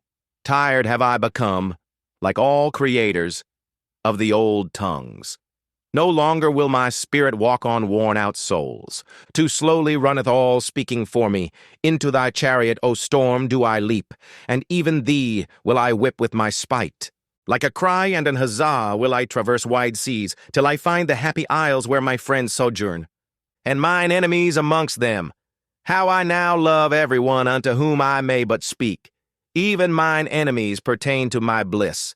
And when I want to mount my wildest horse, then doth my spear always help me up best. It is my foot's ever-ready servant, the spear which I hurl at mine enemies. How grateful am I to mine enemies that I may at last hurl it. Too great hath been the tension of my cloud. Twixt laughters of lightnings will I cast hail showers into the depths. Violently will my breast then heave. Violently will it blow its storm over the mountains. Thus cometh its assuagement. Verily, like a storm cometh my happiness and my freedom, but mine enemies shall think that the evil one roareth over their heads. Yea, ye also, my friends, will be alarmed by my wild wisdom, and perhaps ye will flee therefrom, along with mine enemies. Ah, that I knew how to lure you back with shepherd's flutes. Ah, that my lioness wisdom would learn to roar softly. And much have we already learned with one another. My wild wisdom became pregnant on the lonesome mountains. On the rough stones did she bear the youngest of her young. Now runneth she foolishly in the arid wilderness, and seeketh the soft sward, mine old wild wisdom. On the soft sward of your hearts, my friends, on your love, would she fain couch her dearest one. Thus spake Zarathustra. Chapter 24. In the Happy Isles. The figs fall from the trees. They are good and sweet, and in falling, the red skins of them break. A north wind am I to ripe figs. Thus, like figs, do these doctrines fall for you, my friends. Imbibe now their juice and their sweet substance. It is autumn all around, and clear sky and afternoon. Lo, what fullness is around us, and out of the midst of superabundance it is delightful to look out upon distant seas. Once did people say God, when they looked out upon distant seas. Now, however, have I taught you to say Superman. God is a conjecture. But I do not wish your conjecturing to reach beyond your creating will. Could ye create a God? Then I pray you, be silent about all gods. But ye could well create the Superman. Not perhaps ye yourselves, my brethren, but into fathers and forefathers of the Superman could ye transform yourselves, and let that be your best creating. God is a conjecture. But I should like your conjecturing restricted to the conceivable. Could ye conceive a God? But let this mean will to truth unto you, that everything be transformed into the humanly conceivable, the humanly visible, the humanly sensible. Your own discernment shall ye follow out to the end. And what ye have called the world shall but be created by you. Your reason, your likeness, your will, your love, shall it itself become. And verily, for your bliss, ye discerning ones. And how would ye endure life without that hope, ye discerning ones? Neither in the inconceivable could ye have been born, nor in the irrational. But that I may reveal my heart entirely unto you, my friends. If there were gods, how could I endure it to be no God? Therefore, there are no gods. Yea, I have drawn the conclusion, now, however, doth it draw me. God is a conjecture. But who could drink all the bitterness of this conjecture without dying? Shall his faith be taken from the creating one, and from the eagle his flights into eagle heights? God is a thought. It maketh all the straight crooked, and all that standeth real. What? Time would be gone, and all the perishable would be but a lie. To think this is giddiness and vertigo to human limbs, and even vomiting to the stomach. Verily, the reeling sickness do I call it, to conjecture such a thing. Evil do I call it, and misanthropic. All that teaching about the one, and the plenum, and the unmoved, and the sufficient, and the imperishable. All the imperishable, that's but a simile, and the poets lie too much. But of time and of becoming shall the best similes speak. A praise shall they be, and a justification of all perishableness. Creating, that is the great salvation from suffering and life's alleviation. But for the Creator to appear, suffering itself is needed, and much transformation. Yea, much bitter dying must there be in your life, ye creators. Thus are ye advocates and justifiers of all perishableness. For the Creator himself, to be the newborn child, he must also be willing to be the childbearer, and endure the pangs of the childbearer. Verily, through 100 souls went I my way, and through 100 cradles and birth throes. Many a farewell have I taken. I know the heartbreaking last hours. But so willeth it my creating will, my fate. Or to tell you it more candidly, just such a fate willeth my will. All feeling suffereth in me, and is in prison, but my willing ever cometh to me as mine emancipator and comforter. Willing emancipateth. That is the true doctrine of will and emancipation. So teacheth you Zarathustra, no longer willing, and no longer valuing, and no longer creating. Ah, that great debility may ever be far from me. And also in discerning do I feel only my will's procreating and evolving delight. And if there be innocence in my knowledge, it is because there is will to procreation in it. Away from God and gods did this will allure me. What would there be to create if there were? Gods. But to man doth it ever impel me anew. My fervent creative will, thus impelleth it the hammer to the stone.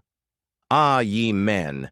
Within the stone slumbereth an image for me, the image of my visions. Ah, that it should slumber in the hardest, ugliest stone. Now raggeth my hammer ruthlessly against its prison.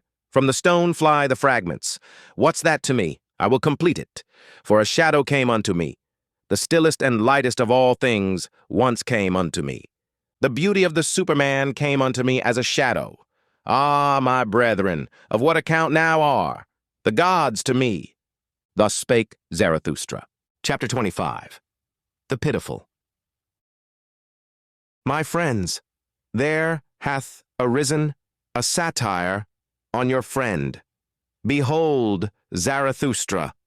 Walketh he not amongst us as if amongst animals? But it is better said in this wise, the discerning one walketh amongst men as amongst animals. Man himself is to the discerning one, the animal with red cheeks. How hath that happened unto him? Is it not because he hath had to be ashamed too oft? O my friends! Thus speaketh the discerning one. Shame, shame, shame. That is the history of man. And on that account doth the noble one enjoin upon himself not to abash. Bashfulness doth he enjoin on himself in presence of all sufferers. Verily I like them not, the merciful ones, whose bliss is in their pity. Too destitute are they of bashfulness. If I must be pitiful, I dislike to be called so. And if I be so, it is preferably at a distance. Preferably also do I shroud my head and flee before being recognized. And thus do I bid you do, my friends. May my destiny ever lead unafflicted ones like you across my path, and those with whom I may have hope and repast and honey in common. Verily, I have done this and that for the afflicted. But something better did I always seem to do when I had learned to enjoy myself better. Since humanity came into being, man hath enjoyed himself too little. That alone, my brethren, is our original sin. And when we learn better to enjoy ourselves, then do we unlearn best to give pain unto others and to contrive pain. Therefore do I wash the hand that hath helped the sufferer. Therefore do I wipe also my soul. For in seeing the sufferer suffering, thereof was I ashamed on account of his shame, and in helping him, sorely did I wound his pride. Great obligations do not make grateful, but revengeful, and when a small kindness is not forgotten, it becometh a gnawing worm. Be shy in accepting. Distinguish by accepting ! Thus do I advise those who have naught to bestow. I, however, am a bestower. Willingly do I bestow as friend to friends. Strangers, however, and the poor, may pluck for themselves the fruit from my tree. Thus doth it cause less shame. Beggars, however, one should entirely do away with. Verily, it annoyeth one to give unto them, and it annoyeth one not to give unto them. And likewise sinners and bad consciences. Believe me, my friends, the sting of conscience teacheth one to sting. The worst things, however, are the petty thoughts. Verily, better to have done evilly than to have thought pettily. To be sure, ye say, the delight in petty evils spareth one many a great evil deed. But here one should not wish to be sparing. Like a boil is the evil deed. It itcheth and irritateth and breaketh forth, it speaketh honorably. Behold, I am disease, saith the evil deed. That is its honorableness. But like infection is the petty thought. It creepeth and hideth, and wanteth to be nowhere, until the whole body is decayed and withered by the petty infection. To him, however, who is possessed of a devil, I would whisper this word in the ear. Better for thee to rear up thy devil. Even for thee there is still a path to greatness. Ah, my brethren, one knoweth a little too much about everyone, and many a one becometh transparent to us, but still we can by no means penetrate him. It is difficult to live among men, because silence is so difficult. And not to him who is offensive to us are we most unfair, but to him who doth not concern us at all. If, however, thou hast a suffering friend, then be a resting place for his suffering. Like a hard bed, however, a camp bed. Thus wilt thou serve him best. And if a friend doeth thee wrong, then say, I forgive thee what thou hast done unto me, that thou hast done it unto thyself. However, how could I forgive that? Thus speaketh all great love. It surpasseth even forgiveness and pity. One should hold fast one's heart, for when one letteth it go, how quickly doth one's head run away. Ah, where in the world have there been greater follies than with the pitiful? And what in the world hath caused more suffering than the follies of the pitiful? Woe unto all loving ones who have not an elevation which is above their pity. Thus spake the devil unto me, once on a time. Even God hath his hell. It is his love for man. And lately did I hear him say these words, God is dead. Of his pity for man hath God died. So be ye warned against pity. From thence there yet cometh unto men a heavy cloud. Verily I understand weather signs. But attend also to this word. All great love is above all its pity, for it seeketh to create what is loved. Myself do I offer unto my love, and my neighbor as myself. Such is the language of all creators. All creators, however, are hard. Thus spake Zarathustra. To chapter 26. The Priests. And one day Zarathustra made a sign to his disciples, and spake these words unto them. Here are priests, but although they are mine enemies, pass them quietly and with sleeping swords. Even among them there are heroes. Many of them have suffered too much. So they want to make others suffer. Bad enemies are they. Nothing is more revengeful than their meekness. And readily doth he soil himself who toucheth them. But my blood is related to theirs, and I want withal to see my blood honored in theirs. And when they had passed, a pain attacked Zarathustra. But not long had he struggled with the pain, when he began to speak thus. It moveth my heart for those priests. They also go against my taste. But that is the smallest matter unto me, since I am among men. But I suffer and have suffered with them. Prisoners are they unto me, and stigmatized ones. He whom they call Savior, put them in fetters of false values and fatuous words. Oh, that someone would save them from their Savior. On an isle they once thought they had landed when the sea tossed them about, but behold, it was a slumbering monster. False values and fatuous words. These are the worst monsters for mortals. Long slumbereth and waiteth the fate that is in them. But at last it cometh, and awaketh, and devoureth and engulfeth whatever hath built tabernacles upon it. Oh, just look at those tabernacles, which those priests have built themselves. Churches, they call their sweet-smelling caves. Oh, that falsified light, that mustified air, where the soul may not fly aloft to its height. But so enjoineth their belief. On your knees, up the stair, ye sinners. Verily, rather would I see a shameless one than the distorted eyes of their shame and devotion. Who created for themselves such caves and penitent stairs? Was it not those who sought to conceal themselves and were ashamed under the clear sky? And only when the clear sky looketh again through ruined roofs and down upon grass and red poppies on ruined walls, will I again turn my heart to the seats of this God. They called God that which opposed and afflicted them, and verily there was much hero spirit in their worship. And they knew not how to love their God otherwise than by nailing men to the cross. As corpses they thought to live. In black draped they their corpses.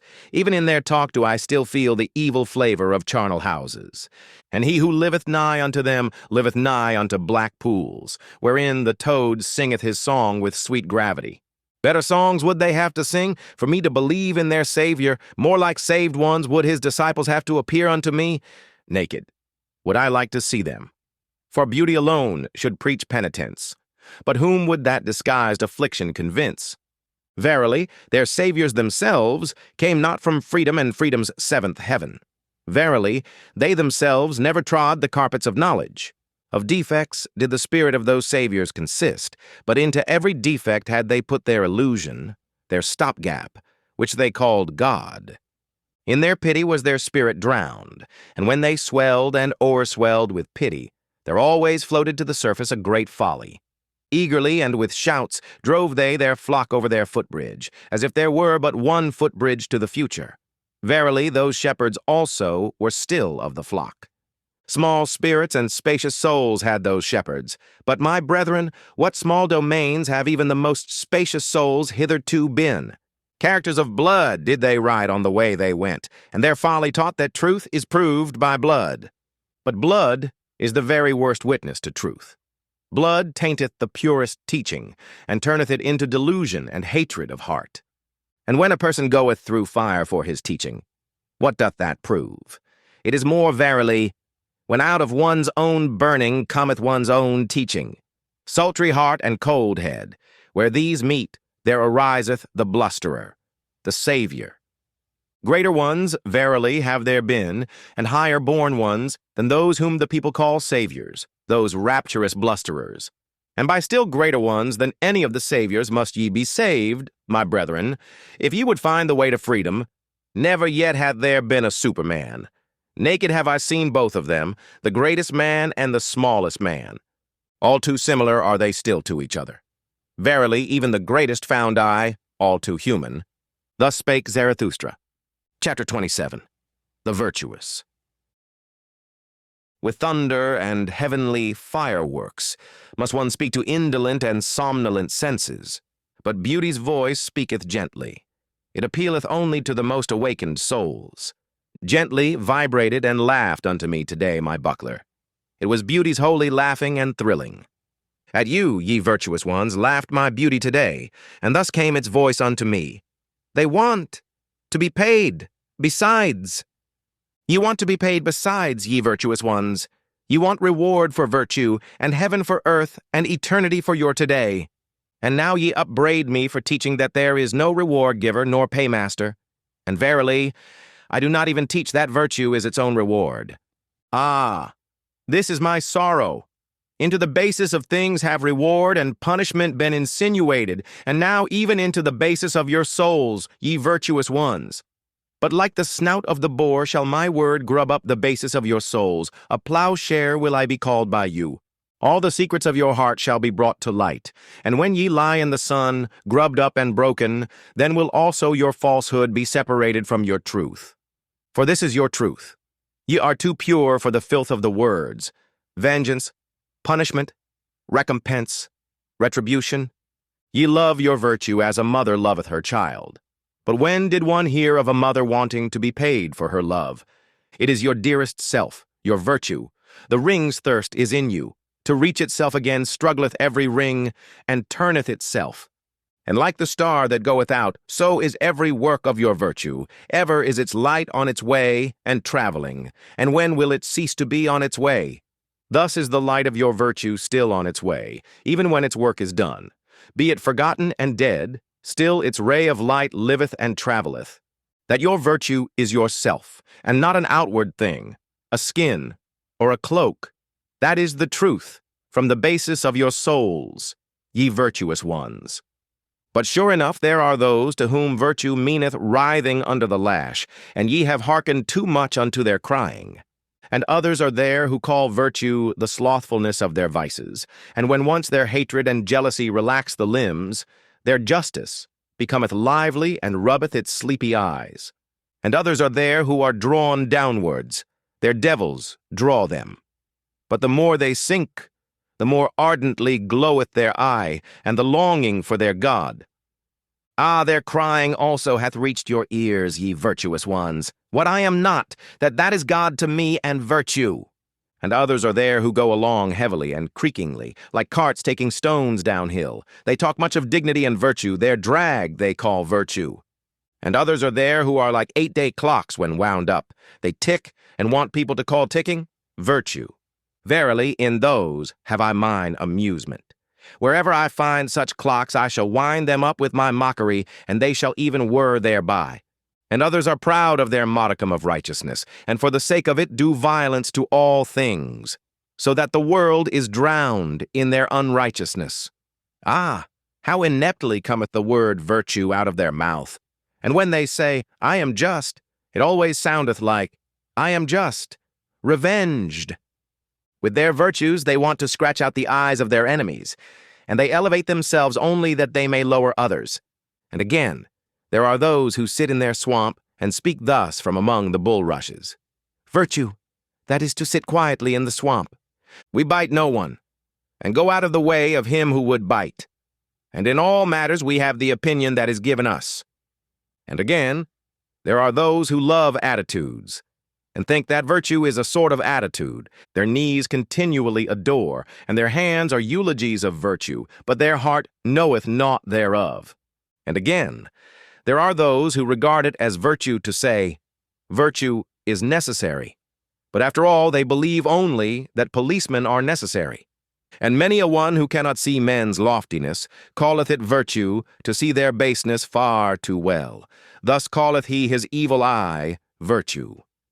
And some want to be edified and raised up and call it virtue, and others want to be cast down, and likewise call it virtue. And thus do almost all think that they participate in virtue, and at least everyone claimeth to be an authority on good and evil. But Zarathustra came not to say unto all those liars and fools, What do ye know of virtue? What could ye know of virtue? But that ye, my friends, might become weary of the old words which ye have learned from the fools and liars, that ye might become weary of the words reward, retribution, punishment, righteous vengeance. That ye might become weary of saying that an action is good is because it is unselfish. Ah, my friends, that your very self be in your action, as the mother is in the child, let that be your formula of virtue. Verily, I have taken from you 100 formulae, and your virtue's favorite playthings, and now ye upbraid me as children upbraid. They played by the sea, then came there a wave, and swept their playthings into the deep. And now do they cry. But the same wave shall bring them new playthings, and spread before them new speckled shells. Thus will they be comforted, and like them shall ye also, my friends, have your comforting, and new speckled shells. Thus spake Zarathustra. Chapter 28. The Rabble.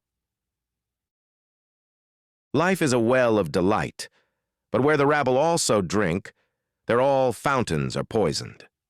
To everything cleanly am I well disposed, but I hate to see the grinning mouths and the thirst of the unclean. They cast their eye down into the fountain, and now glanceth up to me their odious smile out of the fountain. The holy water have they poisoned with their lustfulness, and when they called their filthy dreams delight, then poisoned they also the words. Indignant becometh the flame when they put their damp hearts to the fire. The spirit itself bubbleth and smoketh when the rabble approach the fire. Mawkish and overmellow becometh the fruit in their hands. Unsteady and withered at the top, doth their look make the fruit tree. And many a one who hath turned away from life, hath only turned away from the rabble. He hated to share with them fountain, flame, and fruit. And many a one who hath gone into the wilderness and suffered thirst with beasts of prey, disliked only to sit at the cistern with filthy camel drivers. And many a one who hath come along as a destroyer and as a hailstorm to all cornfields, wanted merely to put his foot into the jaws of the rabble, and thus stop their throat.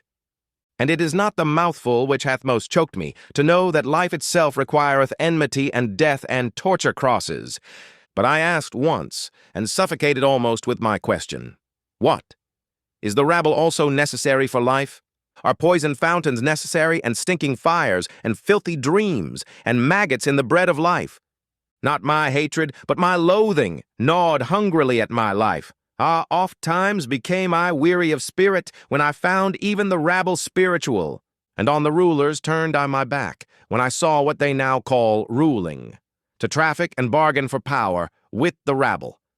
Amongst peoples of a strange language did I dwell, with stopped ears, so that the language of their trafficking might remain strange unto me, and their bargaining for power.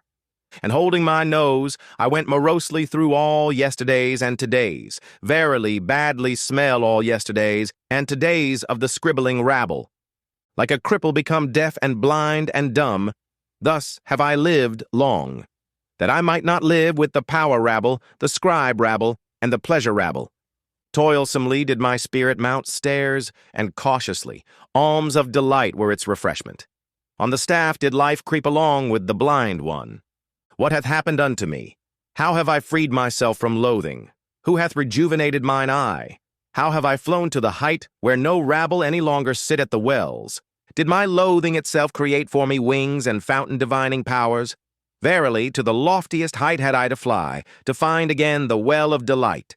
Oh, I have found it, my brethren. Here on the loftiest height bubbleth up for me the well of delight, and there is a life at whose waters none of the rabble drink with me. Almost too violently dost thou flow for me, thou fountain of delight.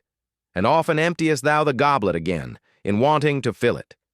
And yet must I learn to approach thee more modestly. Far too violently doth my heart still flow towards thee. My heart on which my summer burneth, my short, hot, melancholy, over-happy summer, how my summer heart longeth for thy coolness. Past the lingering distress of my spring, past the wickedness of my snowflakes in June.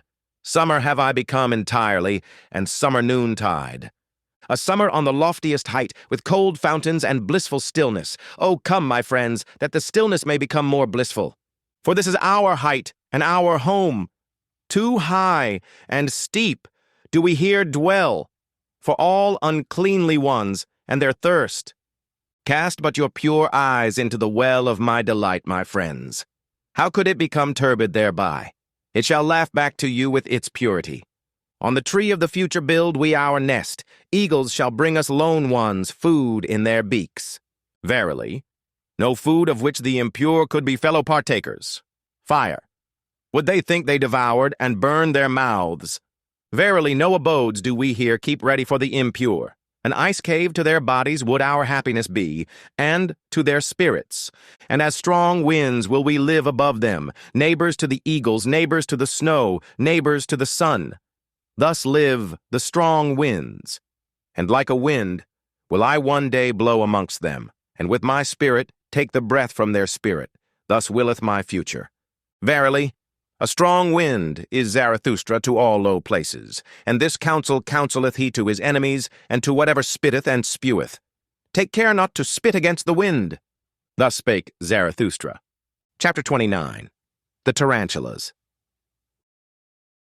Lo, this is the tarantula's den. Wouldst thou see the tarantula itself? Here hangeth its web. Touch this, so that it may tremble. There cometh the tarantula willingly. Welcome, tarantula! Black on thy back is thy triangle and symbol, and I know also what is in thy soul. Revenge is in thy soul. Wherever thou bitest, there ariseth black scab. With revenge, thy poison maketh the soul giddy. Thus do I speak unto you in parable, ye who make the soul giddy, ye preachers of equality. Tarantulas are ye unto me, and secretly revengeful ones. But I will soon bring your hiding places to the light. Therefore do I laugh in your face my laughter of the height. Therefore do I tear at your web, that your rage may lure you out of your den of lies, and that your revenge may leap forth from behind your word, justice. Because for man to be redeemed from revenge, that is for me the bridge to the highest hope, and a rainbow after long storms. Otherwise, however, would the tarantulas have it. Let it be very justice for the world to become full of the storms of our vengeance. Thus do they talk to one another. Vengeance will we use, and insult against all who are not like us. Thus do the tarantula hearts pledge themselves. And will to equality, that itself shall henceforth be the name of virtue. And against all that hath power will we raise an outcry. Ye preachers of equality, the tyrant frenzy of impotence crieth thus in you for equality. Your most secret tyrant longings disguise themselves thus in virtue words. Fretted conceit and suppressed envy, perhaps your father's conceit and envy, in you break they forth as flame and frenzy of vengeance. What the Father hath hid cometh out in the Son, and oft have I found in the Son the Father's revealed secret. Inspired ones they resemble, but it is not the heart that inspireth them, but vengeance. And when they become subtle and cold, it is not spirit but envy that maketh them so. Their jealousy leadeth them also into thinkers' paths, and this is the sign of their jealousy. They always go too far, so that their fatigue hath at last to go to sleep on the snow.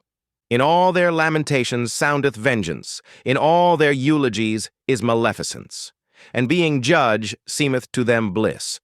But thus do I counsel you, my friends, distrust all in whom the impulse to punish is powerful. They are people of bad race and lineage. Out of their countenances peer the hangman and the sleuth-hound. Distrust all those who talk much of their justice. Verily, in their souls not only honey is lacking, and when they call themselves the good and just, forget not that for them to be Pharisees nothing is lacking, but power. My friends, I will not be mixed up and confounded with others. There are those who preach my doctrine of life, and are at the same time preachers of equality and tarantulas. That they speak in favor of life, though they sit in their den, these poison spiders, and withdrawn from life, is because they would thereby do injury. To those would they thereby do injury who have power at present.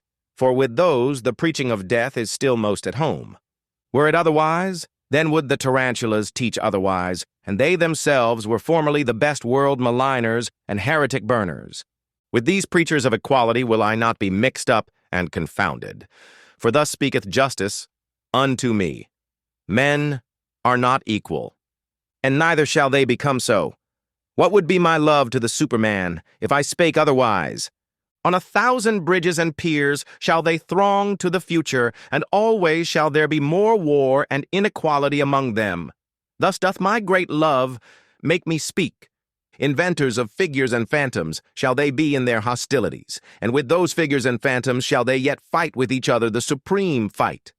Good and evil, and rich and poor, and high and low, and all names of values, weapons shall they be, and sounding signs that life must again and again surpass itself.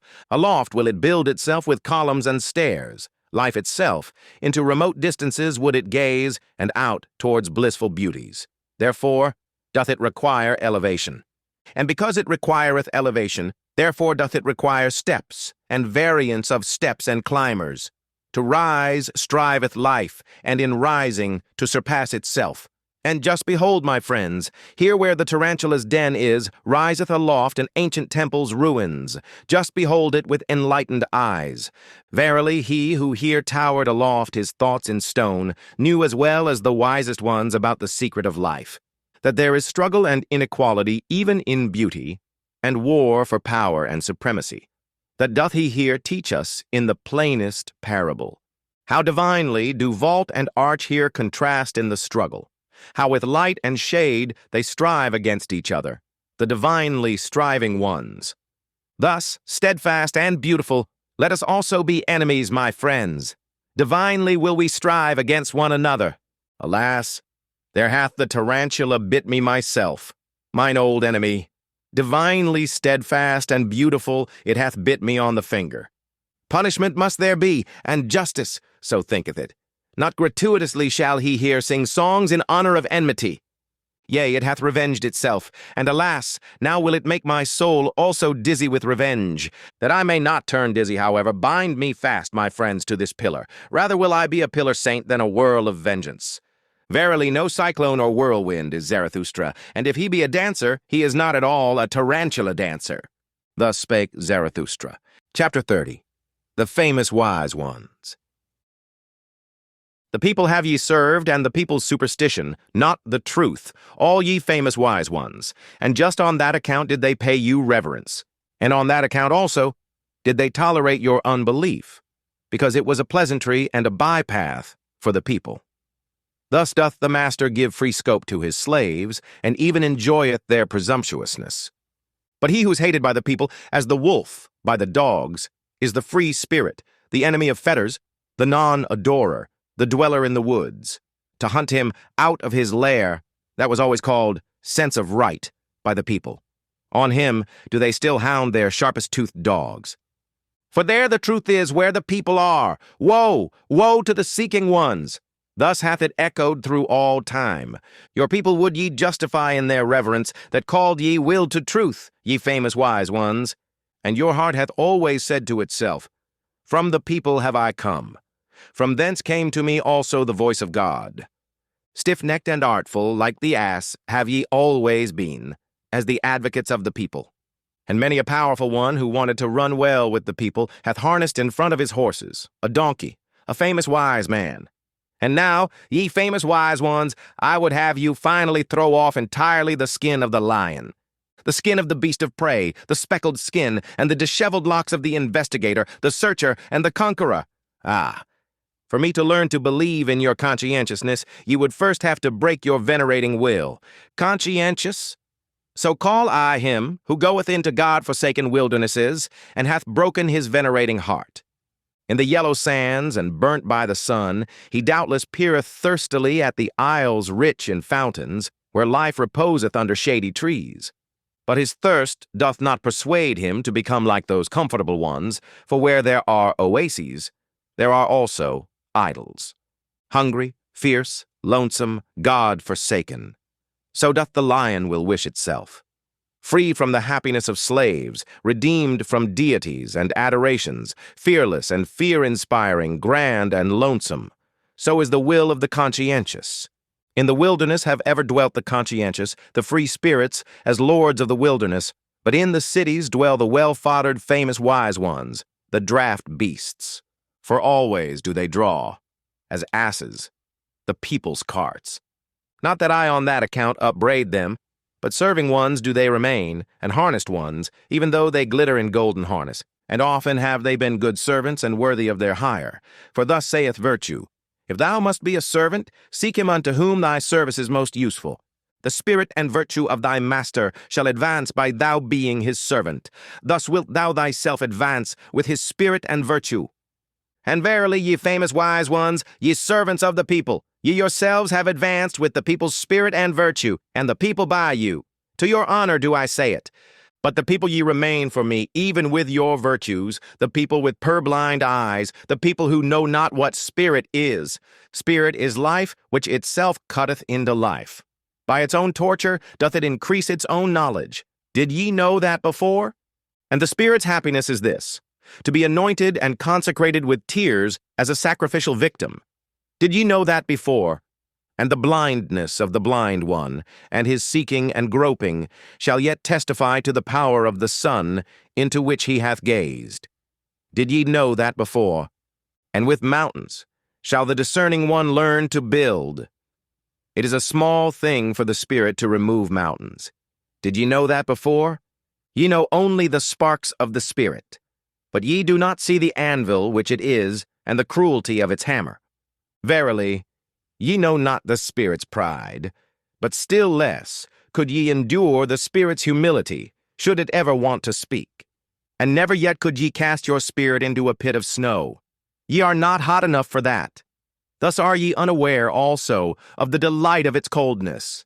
In all respects, however, ye make too familiar with the spirit, and out of wisdom have ye often made an almshouse and a hospital for bad poets. Ye are not eagles. Thus have ye never experienced the happiness of the alarm of the spirit. And he who is not a bird should not camp above abysses. Ye seem to me lukewarm ones, but coldly floweth all deep knowledge. Ice cold are the innermost wells of the spirit, a refreshment to hot hands and handlers. Respectable do ye there stand, and stiff, and with straight backs, ye famous wise ones. No strong wind or will impelleth you. Have ye ne'er seen a sail crossing the sea, rounded and inflated, and trembling with the violence of the wind? Like the sail trembling with the violence of the spirit, doth my wisdom cross the sea, my wild wisdom. But ye servants of the people, ye famous wise ones, how could ye go with me? Thus spake Zarathustra. Chapter 31, The Night Song. 'Tis night, now do all gushing fountains speak louder, and my soul also is a gushing fountain. 'Tis night, now only do all songs of the loving ones awake, and my soul also is the song of a loving one. Something unappeased, unappeasable is within me, it longeth to find expression. A craving for love is within me, which speaketh itself the language of love. Light am I? Ah, that I were night. But it is my lonesomeness to be begirt with light. Ah, that I were dark and nightly. How would I suck at the breasts of light? And you yourselves would I bless, ye twinkling starlets and glow-worms aloft, and would rejoice in the gifts of your light. But I live in mine own light.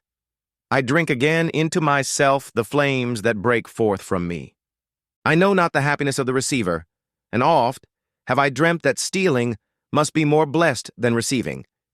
It is my poverty that my hand never ceaseth bestowing. It is mine envy that I see waiting eyes and the brightened nights of longing.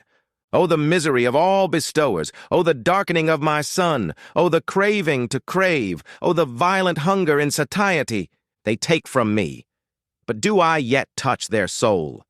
There is a gap twixt giving and receiving, and the smallest gap hath finally to be bridged over. A hunger ariseth out of my beauty.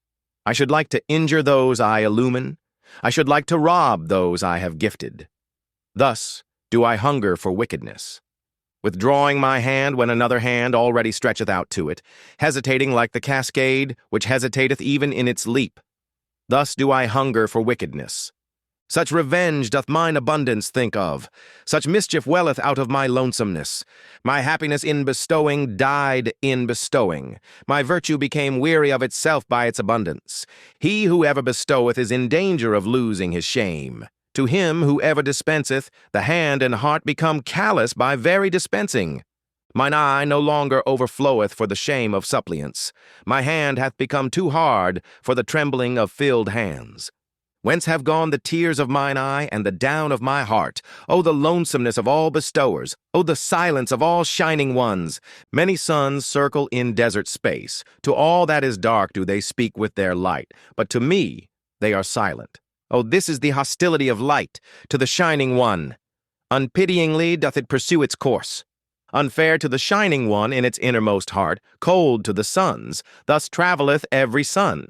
Like a storm do the suns pursue their courses. That is their traveling. Their inexorable will do they follow. That is their coldness. O ye only is it, ye dark nightly ones, that extract warmth from the shining ones. O ye only drink milk and refreshment from the light's udders. Ah, there is ice around me. My hand burneth with the iciness. Ah, there is thirst in me. It panteth after your thirst. 'Tis night.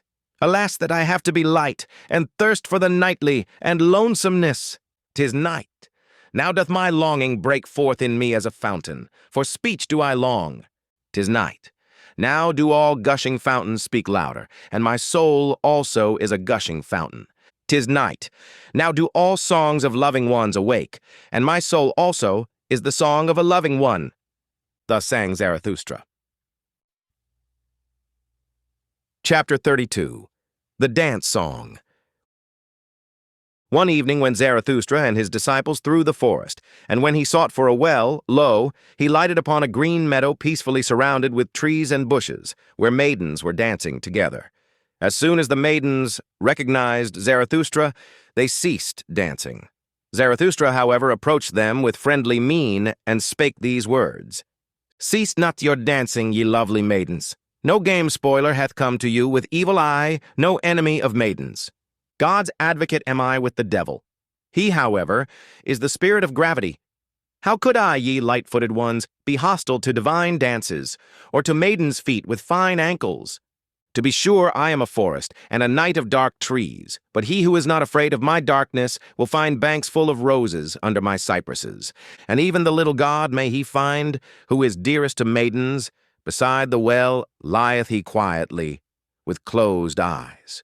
Verily, in broad daylight did he fall asleep. The sluggard, had he perhaps chased butterflies too much? Upbraid me not, ye beautiful dancers, when I chasten the little god somewhat. He will cry, certainly, and weep, but he is laughable even when weeping. And with tears in his eyes shall he ask you for a dance, and I myself will sing a song to his dance, a dance song and satire on the spirit of gravity, my supremest, powerfulest devil, who is said to be Lord of the world. And this is the song that Zarathustra sang when Cupid and the maidens danced together. Of late did I gaze into thine eye, O life, and into the unfathomable did I there seem to sink. But thou pulledst me out with a golden angle. Derisively didst thou laugh when I called thee unfathomable. Such is the language of all fish, saidst thou. What they do not fathom is unfathomable. But changeable am I only, and wild, and altogether a woman, and no virtuous one. Though I be called by you men the profound one, or the faithful one, the eternal one, the mysterious one. But ye men endow us always with your own virtues. Alas, ye virtuous ones! Thus did she laugh, the unbelievable one. But never do I believe her and her laughter, when she speaketh evil of herself. And when I talked face to face with my wild wisdom, she said to me angrily, Thou willest, thou cravest, thou lovest, on that account alone dost thou praise life. Then had I almost answered indignantly and told the truth to the angry one, and one cannot answer more indignantly than when one telleth the truth to one's wisdom. For thus do things stand with us three. In my heart do I love only life, and verily most when I hate her. But that I am fond of wisdom, and often too fond, is because she remindeth me very strongly of life. She hath her eye, her laugh, and even her golden angle rod. Am I responsible for it that both are so alike? And when once life asked me, Who is she then, this wisdom? Then said I eagerly, Ah, yes, wisdom. One thirsteth for her and is not satisfied. One looketh through veils. One graspeth through nets. Is she beautiful? What do I know? But the oldest carps are still lured by her. Changeable is she and wayward. Often have I seen her bite her lip and pass the comb against the grain of her hair. Perhaps she is wicked and false, and altogether a woman. But when she speaketh ill of herself, just then doth she seduce most. When I had said this unto life, then laughed she maliciously and shut her eyes. Of whom dost thou speak? Said she. Perhaps of me? And if thou wert right, is it proper to say that in such wise to my face? But now pray, speak also of thy wisdom.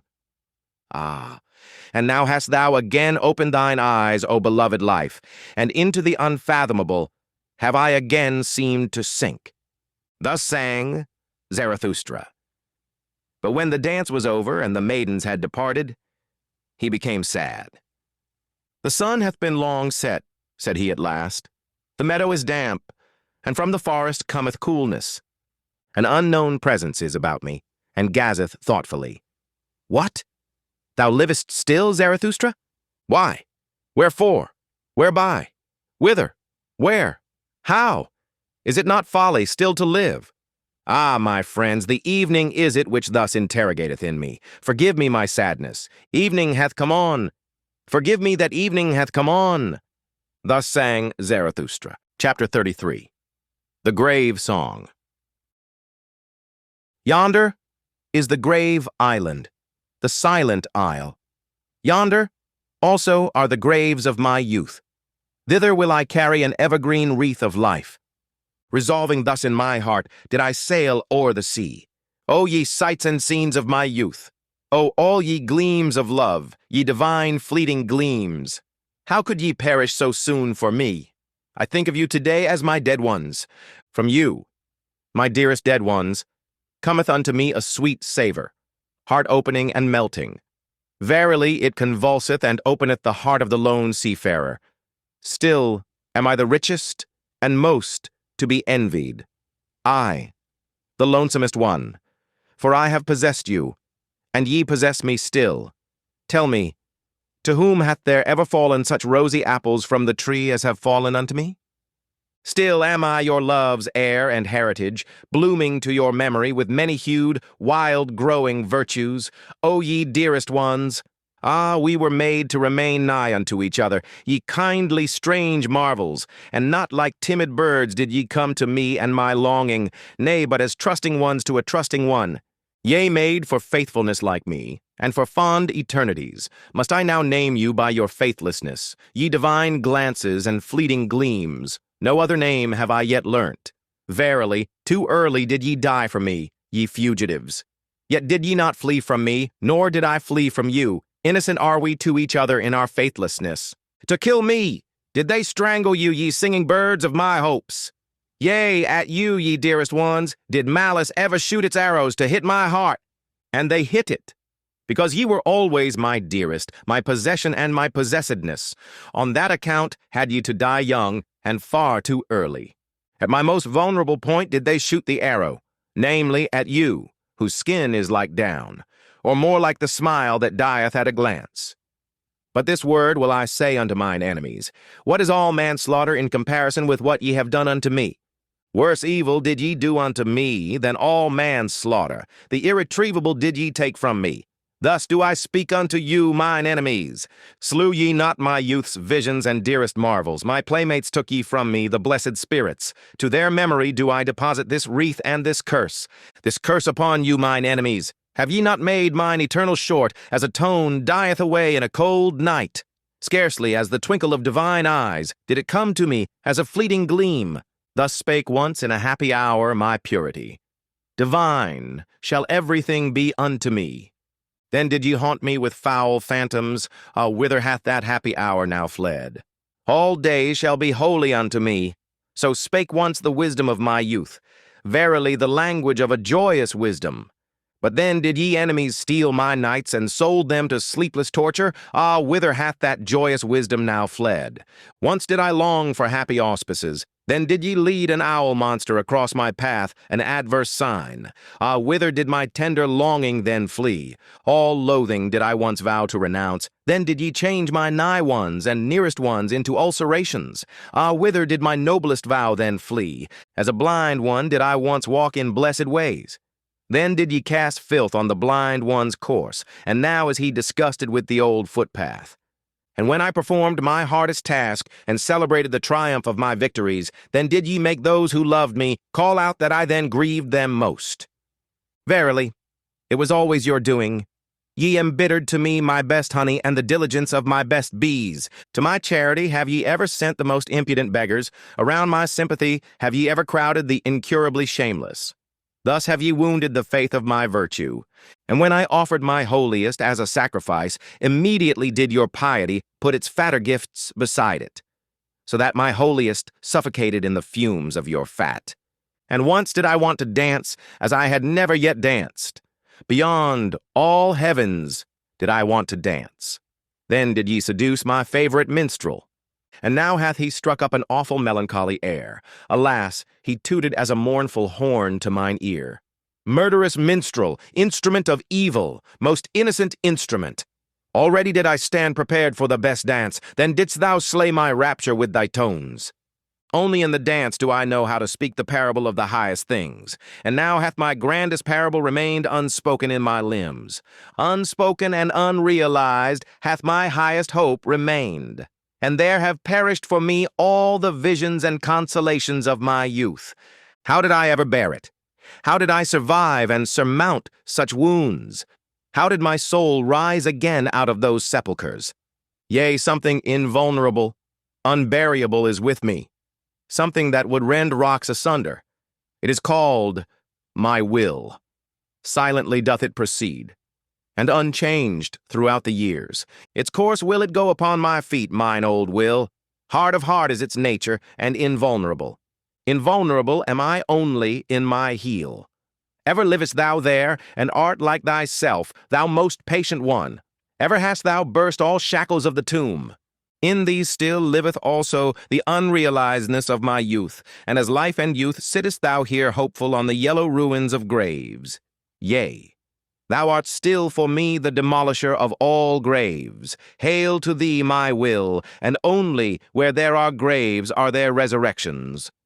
Thus sang Zarathustra. Chapter 34.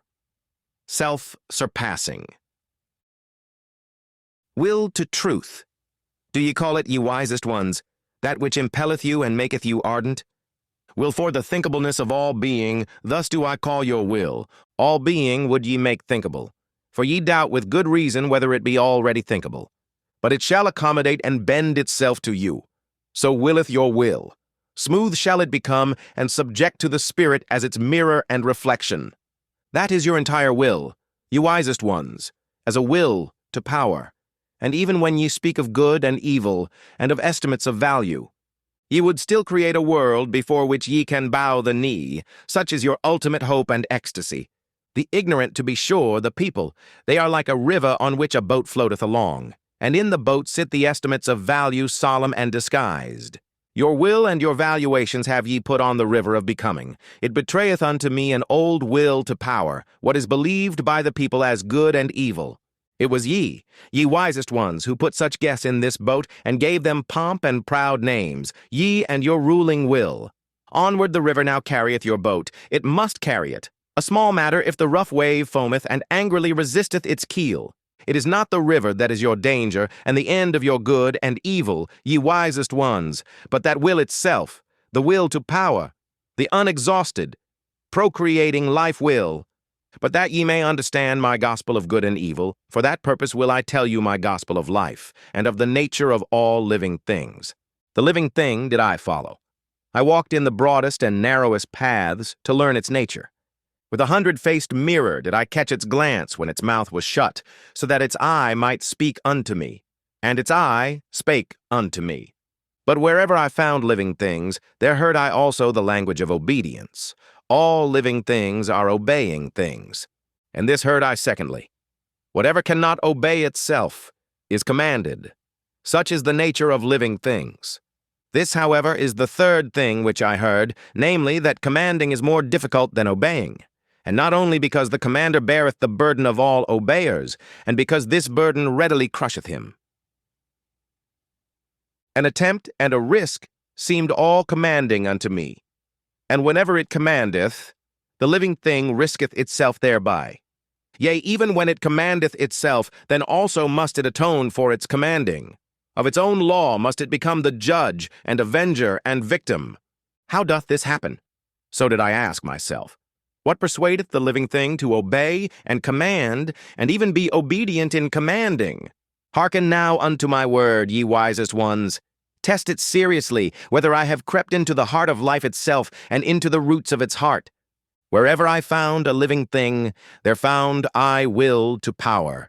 And even in the will of the servant found I the will to be master. That, to the stronger, the weaker, shall serve. Thereto persuadeth he his will, who would be master over a still weaker one. That delight alone he is unwilling to forego. And as the lesser surrendereth himself to the greater that he may have delight and power over the least of all, so doth even the greatest surrender himself, and staketh life for the sake of power. It is the surrender of the greatest to run risk and danger, and play dice for death. And where there is sacrifice, and service, and love glances, there also is the will to be master.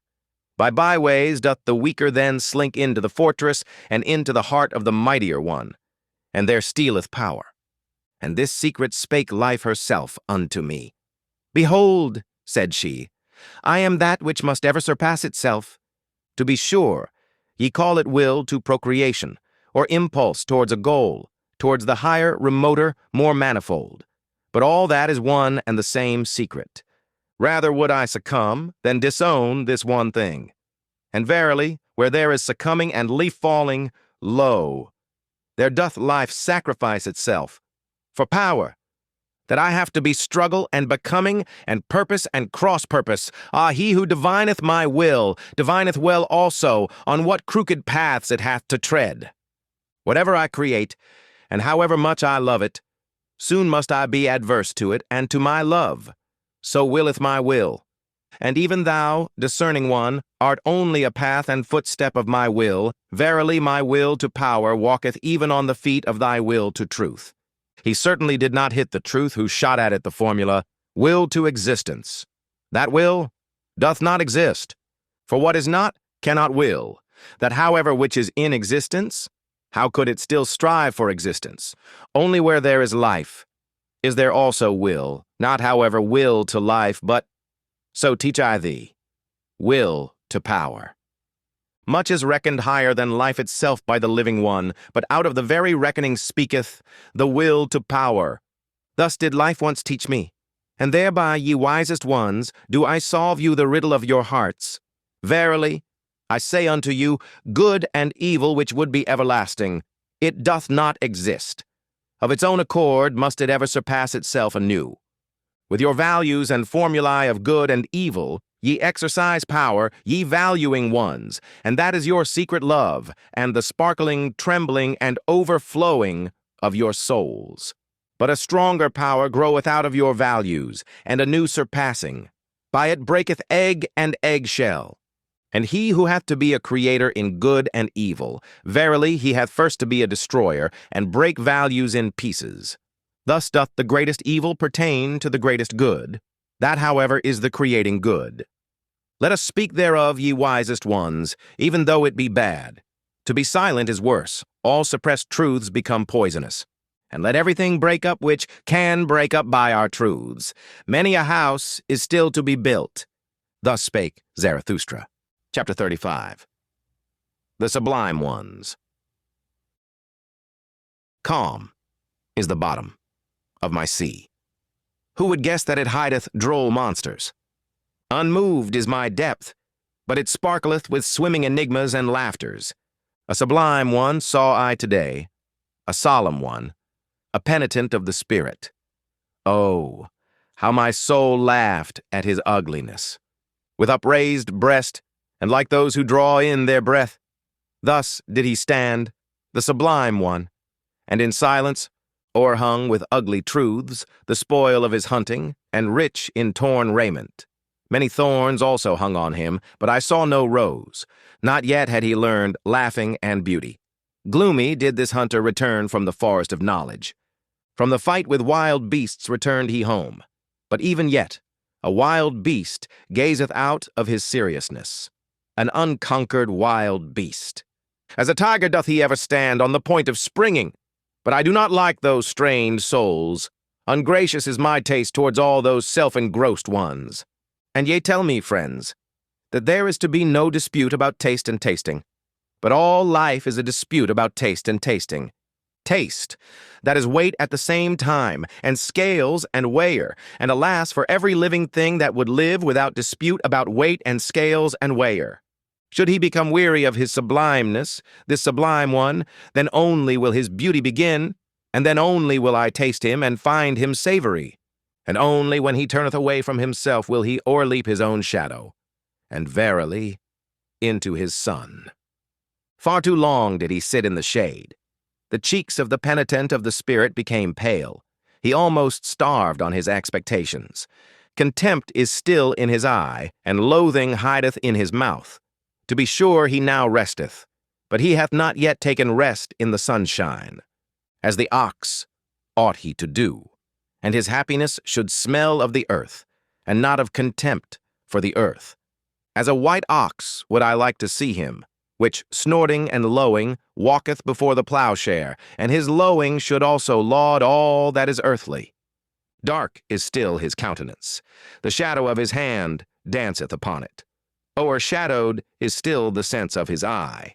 His deed itself is still the shadow upon him. His doing obscureth the doer. Not yet hath he overcome his deed. To be sure, I love in him the shoulders of the ox, but now do I want to see also the eye of the angel. Also his hero will hath he still to unlearn. An exalted one shall he be, and not only a sublime one. The ether itself should raise him, the will-less one. He hath subdued monsters, he hath solved enigmas, but he should also redeem his monsters and enigmas. Into heavenly children should he transform them.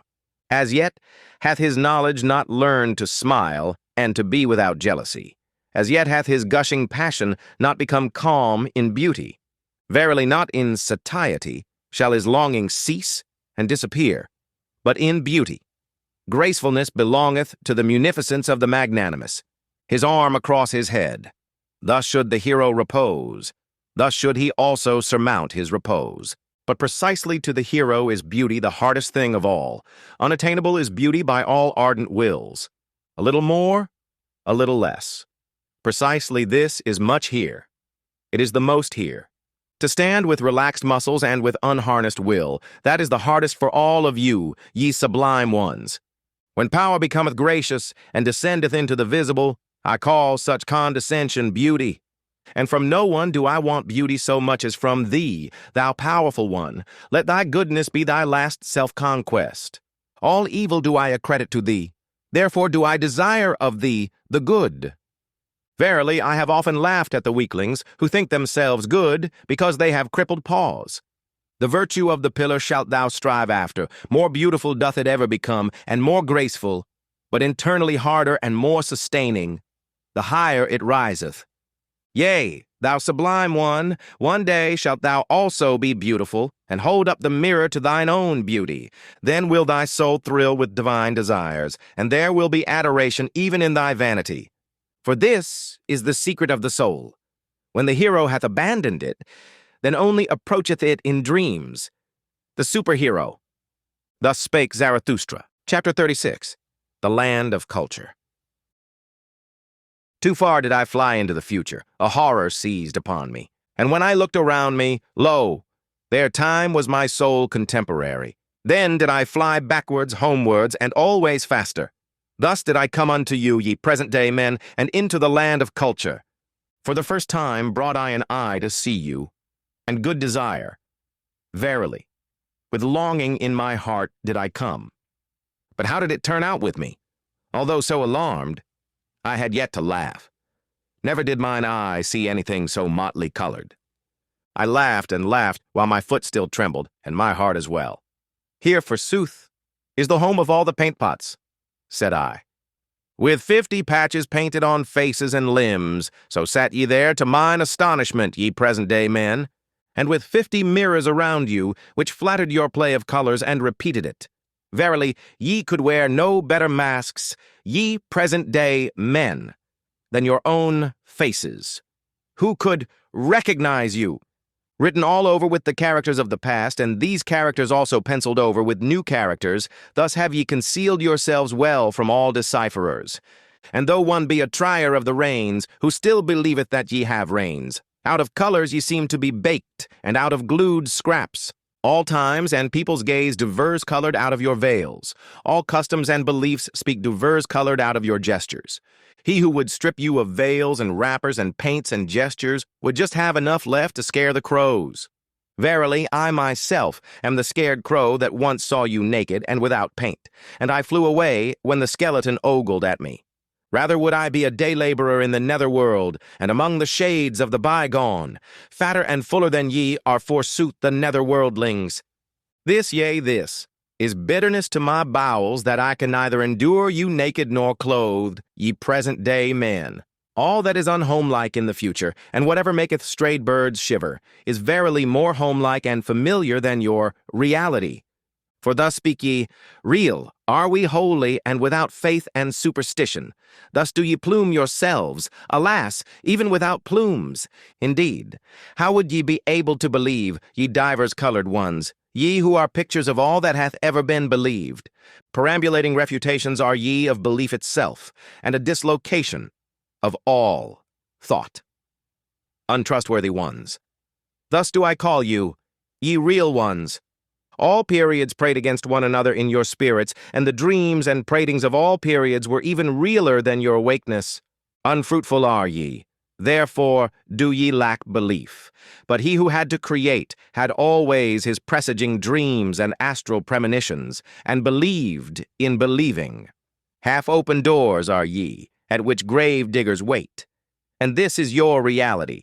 Everything deserveth to perish. Alas, how ye stand there before me, ye unfruitful ones, how lean your ribs, and many of you surely have had knowledge thereof. Many a one hath said, There hath surely a God filched something from me secretly whilst I slept? Verily enough to make a girl for himself therefrom. Amazing is the poverty of my ribs. Thus hath spoken many a present-day man. Yea, ye are laughable unto me, ye present-day men, and especially when ye marvel at yourselves. And woe unto me if I could not laugh at your marveling, and had to swallow all that is repugnant in your platters. As it is, however, I will make lighter of you, since I have to carry what is heavy, and what matter if beetles and maybugs also alight on my load? Verily, it shall not on that account become heavier to me, and not from you, ye present-day men, shall my great weariness arise. Ah, whither shall I now ascend with my longing? From all mountains do I look out for fatherlands and motherlands, but a home have I found nowhere.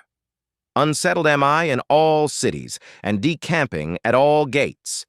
Alien to me and a mockery are the present-day men, to whom of late my heart impelled me, and exiled am I from fatherlands and motherlands. Thus do I love only my children's land, the undiscovered in the remotest sea. For it do I bid my sails search and search. Unto my children will I make amends for being the child of my fathers, and unto all the future for this present day. Thus spake Zarathustra. Chapter 37. Immaculate Perception. When yester-eve the moon arose, then did I fancy it about to bear a son. So broad and teeming did it lie on the horizon. But it was a liar with its pregnancy, and sooner will I believe in the man in the moon than in the woman. To be sure, little of a man is he also, that timid night reveler. Verily, with a bad conscience doth he stalk over the roofs. For he is covetous and jealous, the monk in the moon, covetous of the earth, and all the joys of lovers. Nay, I like him not, that tomcat on the roofs. Hateful unto me are all that slink around half-closed windows. Piously and silently doth he stalk along on the star carpets. But I like no light-treading human feet, on which not even a spur jingleth. Every honest one's step speaketh. The cat, however, stealeth along over the ground. Lo, cat-like doth the moon come along, and dishonestly. This parable speak I unto you sentimental dissemblers, unto you the pure discerners. You do I call covetous ones. Also ye love the earth and the earthly. I have divined you well, but shame is in your love, and a bad conscience. Ye are like the moon. To despise the earthly hath your spirit been persuaded, but not your bowels. These, however, are the strongest in you. And now is your spirit ashamed to be at the service of your bowels, and goeth by ways and lying ways to escape its own shame. That would be the highest thing for me, so saith your lying spirit unto itself, to gaze upon life without desire, and not like the dog with hanging out tongue. To be happy in gazing, with dead will, free from the grip and greed of selfishness, cold and ashy gray all over, but with intoxicated moon eyes. That would be the dearest thing to me. Thus doth the seduced one seduce himself. To love the earth as the moon loveth it, and with the eye only to feel its beauty. And this do I call immaculate perception of all things. To want nothing else from them, but to be allowed to lie before them as a mirror with 100 facets. O ye sentimental dissemblers, ye covetous ones, ye lack innocence in your desire, and now do ye defame desiring on that account. Verily, not as creators, as procreators, or as jubilators do ye love the earth. Where is innocence? Where there is will to procreation.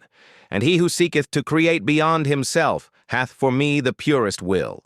Where is beauty? Where I must will with my whole will, where I will love and perish, that an image may not remain merely an image. Loving and perishing, these have rhymed from eternity. Will to love, that is to be ready also for death. Thus do I speak unto you, cowards. But now doth your emasculated ogling profess to be contemplation. And that which can be examined with cowardly eyes is to be christened beautiful. O ye violators of noble names! But it shall be your curse, ye immaculate ones, ye pure discerners, that ye shall never bring forth, even though ye lie broad and teeming on the horizon.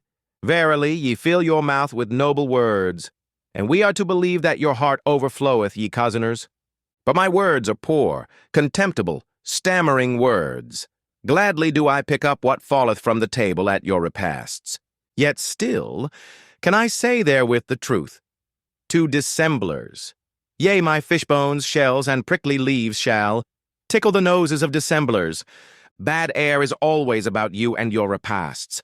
Your lascivious thoughts, your lies, and secrets are indeed in the air. Dare only to believe in yourselves and in your inward parts. He who doth not believe in himself always lieth. A god's mask have ye hung in front of you, ye pure ones. Into a god's mask hath your execrable coiling snake crawled.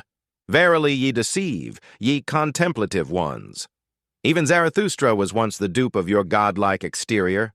He did not divine the serpent's coil with which it was stuffed. A god's soul I once thought I saw playing in your games, ye pure discerners. No better arts did I once dream of than your arts, serpent's filth and evil odor, the distance concealed from me, and that a lizard's craft prowled thereabouts lasciviously. But I came nigh unto you, then came to me the day, and now cometh it to you.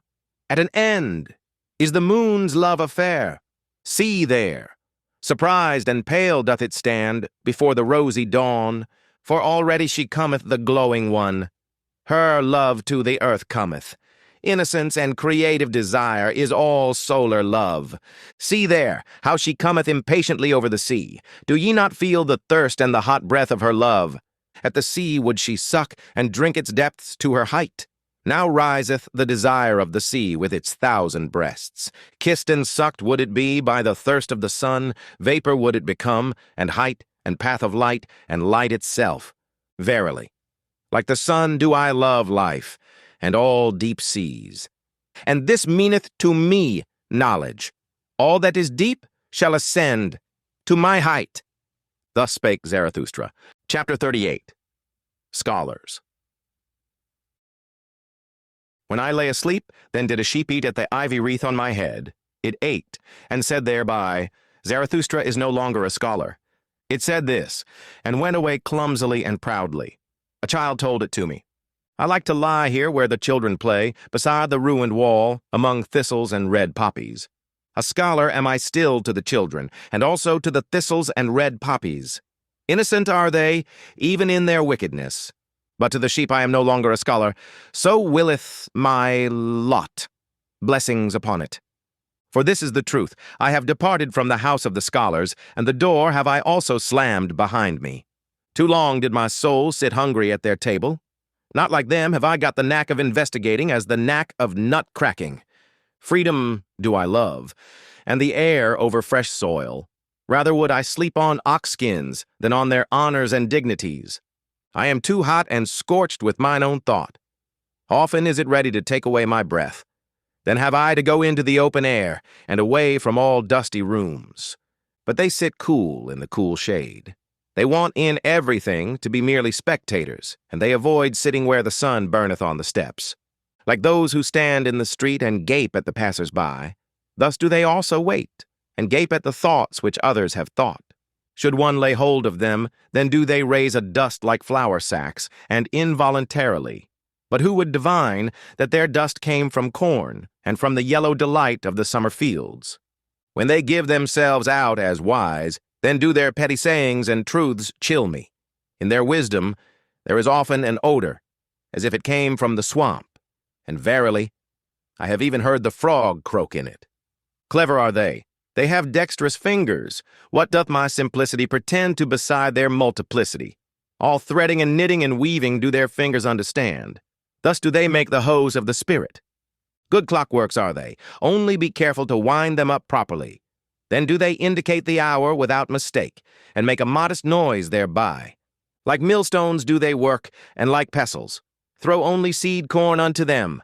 They know well how to grind corn small, and make white dust out of it. They keep a sharp eye on one another, and do not trust each other the best. Ingenious in little artifices, they wait for those whose knowledge walketh on lame feet. Like spiders do they wait. I saw them always prepare their poison with precaution, and always did they put glass gloves on their fingers in doing so. They also know how to play with false dice, and so eagerly did I find them playing that they perspired thereby. We are alien to each other, and their virtues are even more repugnant to my taste than their falsehoods and false dice. And when I lived with them, then did I live above them. Therefore did they take a dislike to me. They want to hear nothing of anyone walking above their heads. And so they put wood and earth and rubbish betwixt me and their heads. Thus did they deafen the sound of my tread, and least have I hitherto been heard by the most learned. All mankind's faults and weaknesses did they put betwixt themselves and me. They call it false ceiling in their houses. But nevertheless I walk with my thoughts above their heads, and even should I walk on mine own errors, still would I be above them and their heads. For men are not equal, so speaketh justice. And what I will, they may not will. Thus spake Zarathustra. Chapter 39. Poets. Since I have known the body better, said Zarathustra to one of his disciples, the spirit hath only been to me symbolically spirit, and all the imperishable, that is also but a simile. So have I heard thee say once before, answered the disciple, and then thou addedst, but the poets lie too much. Why didst thou say that the poets lie too much? Why? Said Zarathustra. Thou askest why. I do not belong to those who may be asked after their why. Is my experience but of yesterday? It is long ago that I experienced the reasons for mine opinions. Should I not have to be a cask of memory if I also wanted to have my reasons with me? It is already too much for me even to retain mine opinions, and many a bird flieth away. And sometimes, also, do I find a fugitive creature in my dove-cote, which is alien to me, and trembleth when I lay my hand upon it. But what did Zarathustra once say unto thee? That the poets lie too much? But Zarathustra also is a poet. Believest thou that he there spake the truth? Why dost thou believe it? The disciple answered, I believe in Zarathustra. But Zarathustra shook his head and smiled. Belief doth not sanctify me, said he, least of all the belief in myself. But granting that someone did say in all seriousness that the poets lie too much, he was right. We do lie too much. We also know too little and are bad learners, so we are obliged to lie. And which of us poets hath not adulterated his wine? Many a poisonous hotchpotch hath evolved in our cellars, many an indescribable thing hath there been done. And because we know little, therefore are we pleased from the heart with the poor in spirit, especially when they are young women. And even of those things are we desirous which old women tell one another in the evening. This do we call the eternally feminine in us. And as if there were a special secret access to knowledge which choketh up for those who learn anything, so do we believe in the people, and in their wisdom. This, however, do all poets believe, that whoever pricketh up his ears when lying in the grass or on lonely slopes learneth something of the things that are betwixt heaven and earth. And if there come unto them tender emotions, then do the poets always think that nature herself is in love with them, and that she stealeth to their ear to whisper secrets into it, and amorous flatteries. Of this do they plume and pride themselves before all mortals. Ah, there are so many things betwixt heaven and earth of which only the poets have dreamed, and especially above the heavens, for all gods are poet symbolizations, poet sophistications. Verily, ever are we drawn aloft, that is, to the realm of the clouds. On these do we set our gaudy puppets, and then call them gods and supermen. Are not they light enough for those chairs, all these gods and supermen? Ah, how I am weary of all the inadequate that is insisted on as actual. Ah, how I am weary of the poets. When Zarathustra so spake, his disciple resented it, but was silent. And Zarathustra also was silent, and his eye directed itself inwardly as if it gazed into the far distance. At last he sighed and drew breath. "I am of today and heretofore," said he thereupon, "but something is in me that is of the morrow, and the day following, and the hereafter. I became weary of the poets, of the old and of the new. Superficial are they all unto me, and shallow seas. They did not think sufficiently into the depth. Therefore their feeling did not reach to the bottom. Some sensation of voluptuousness, and some sensation of tedium. These have as yet been their best contemplation. Ghost-breathing and ghost-whisking seemeth to me all the jingle-jangling of their harps. What have they known hitherto of the fervor of tones? They are also not pure enough for me. They all muddle their water that it may seem deep. And fain would they thereby prove themselves reconcilers. But mediaries and mixers are they unto me, and half and impure. Ah, I cast indeed my net into their sea, and meant to catch good fish, but always did I draw up the head of some ancient god. Thus did the sea give a stone to the hungry one, and they themselves may well originate from the sea. Certainly one findeth pearls in them. Thereby they are the more like hard mollusks. And instead of a soul, I have often found in them salt slime. They have learned from the sea also its vanity. Is not the sea the peacock of peacocks? Even before the ugliest of all buffaloes doth it spread out its tail, never doth it tire of its lace fan of silver and silk. Disdainfully doth the buffalo glance thereat, nigh to the sand with its soul, nigher still to the thicket nighest, however, to the swamp. What is beauty and sea and peacock splendor to it? This parable I speak unto the poets. Verily, their spirit itself is the peacock of peacocks and a sea of vanity. Spectators, seeketh the spirit of the poet, should they even be buffaloes. But of this spirit became I weary, and I see the time coming when it will become weary of itself. Yea, changed have I seen the poets, and their glance turned towards themselves. Penitents of the spirit have I seen appearing. They grew out of the poets. Thus spake Zarathustra. Chapter 40. Great Events. There is an isle in the sea, not far from the happy isles of Zarathustra, on which a volcano ever smoketh, of which isle the people, and especially the old women amongst them, say that it is placed as a rock before the gate of the nether world. But that through the volcano itself the narrow way leadeth downwards, which conducteth to this gate. Now about the time that Zarathustra sojourned on the Happy Isles, it happened that a ship anchored at the isle on which standeth the Smoking Mountain, and the crew went ashore to shoot rabbits. About the noontide hour, however, when the captain and his men were together again, they saw suddenly a man coming towards them through the air, and a voice said distinctly, "It is time! It is the highest time." But when the figure was nearest to them, it flew past quickly, however, like a shadow in the direction of the volcano. Then did they recognize with the greatest surprise that it was Zarathustra, for they had all seen him before, except the captain himself, and they loved him as the people love, in such wise that love and awe were combined in equal degree. "Behold," said the old helmsman, "there goeth Zarathustra to hell." About the same time that these sailors landed on the Fire Isle, there was a rumor that Zarathustra had disappeared, and when his friends were asked about it, they said that he had gone on board a ship by night, without saying whither he was going. Thus there arose some uneasiness. After 3 days, however, there came the story of the ship's crew in addition to this uneasiness, and then did all the people say that the devil had taken Zarathustra. His disciples laughed, sure enough, at this talk. And one of them said even, "Sooner would I believe that Zarathustra hath taken the devil." But at the bottom of their hearts they were all full of anxiety and longing, so their joy was great when on the 5th day Zarathustra appeared amongst them. And this is the account of Zarathustra's interview with the fire dog. "The earth," said he, "hath a skin, and this skin hath diseases. One of these diseases, for example, is called man, and another of these diseases is called the fire dog.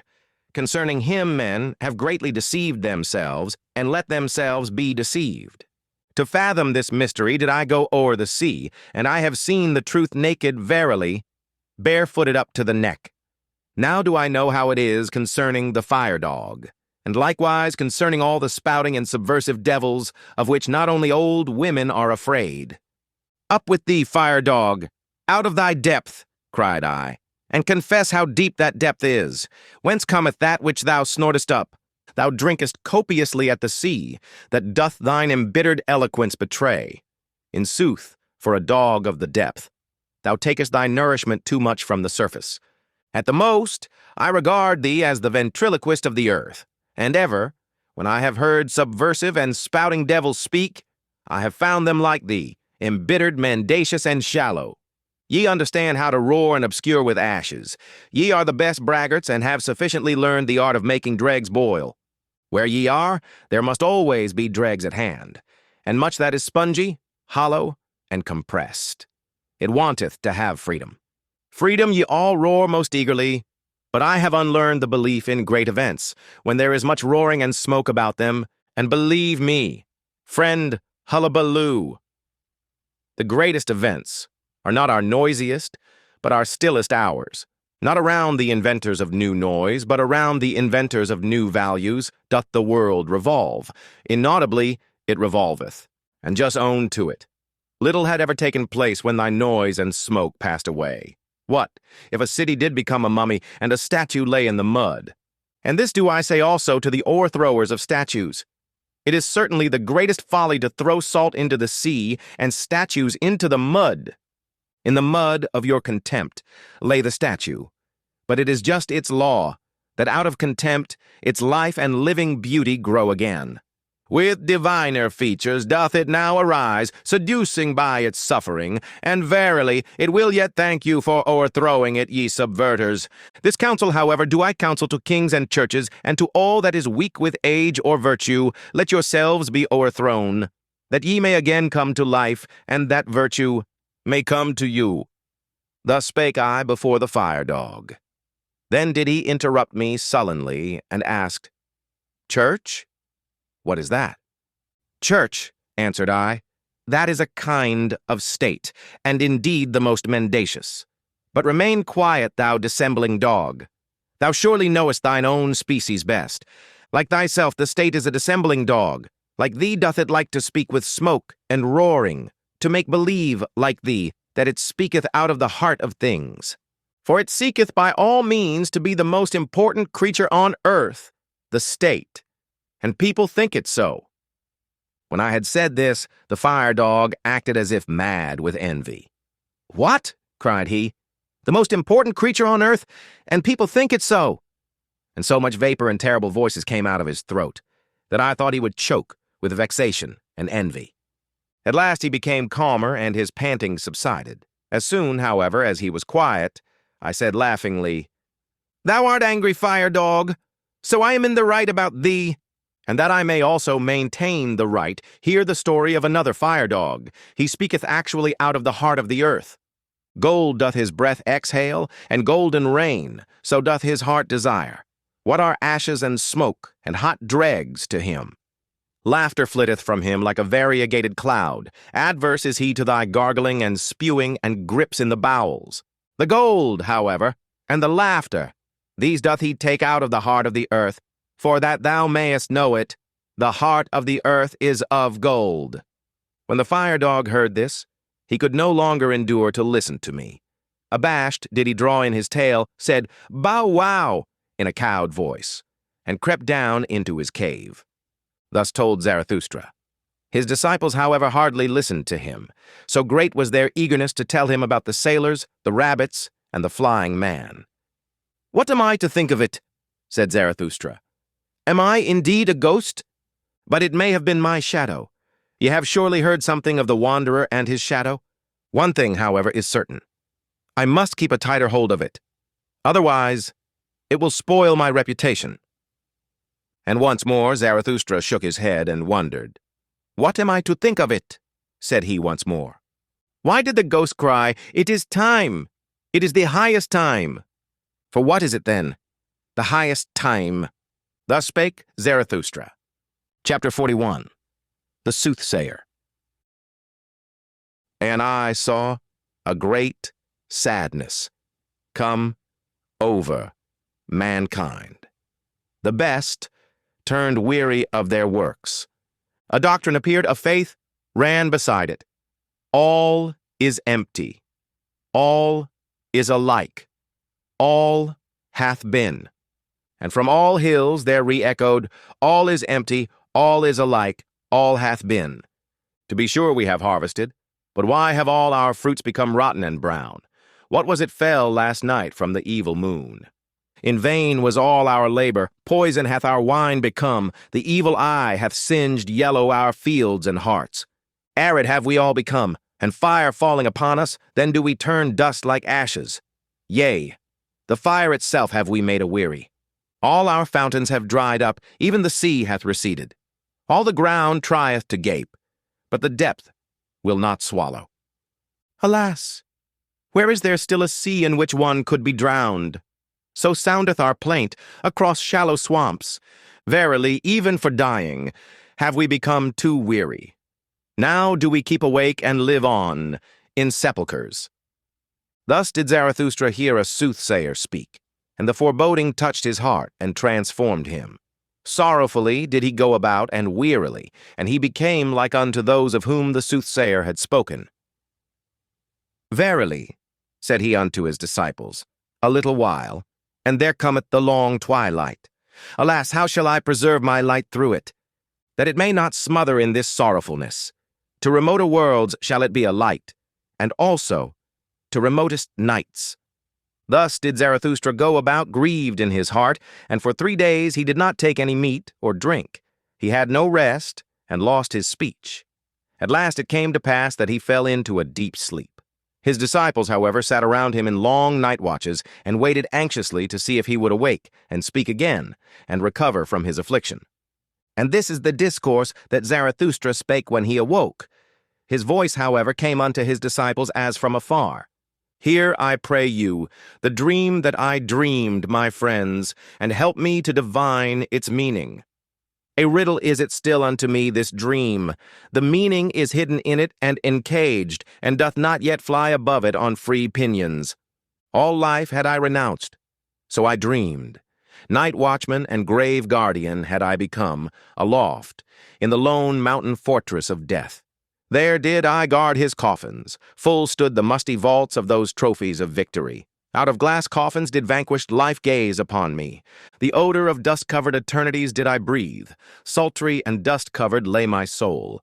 And who could have aired his soul there? Brightness of midnight was ever around me. Lonesomeness cowered beside her. And as a third, death-rattle stillness, the worst of my female friends. Keys did I carry, the rustiest of all keys, and I knew how to open with them the most creaking of all gates. Like a bitterly angry croaking ran the sound through the long corridors when the leaves of the gate opened. Ungraciously did this bird cry, unwillingly was it awakened.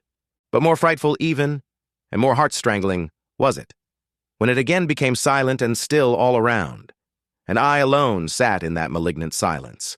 Thus did time pass with me, and slip by if time there still was. What do I know thereof? But at last there happened that which awoke me. Thrice did their peals at the gate like thunders, thrice did the vaults resound and howl again. Then did I go to the gate. Alpa, cried I, who carrieth his ashes unto the mountain. Alpa, Alpa, who carrieth his ashes unto the mountain. And I pressed the key, and pulled at the gate, and exerted myself. But not a finger's breadth was it yet open.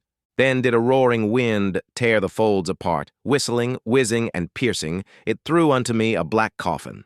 And in the roaring, and whistling, and whizzing the coffin burst up, and spouted out 1,000 peals of laughter. And 1,000 caricatures of children, angels, owls, fools, and child-sized butterflies laughed and mocked and roared at me. Fearfully was I terrified thereby. It prostrated me. And I cried with horror as I ne'er cried before, but mine own crying awoke me, and I came to myself. Thus did Zarathustra relate his dream, and then was silent.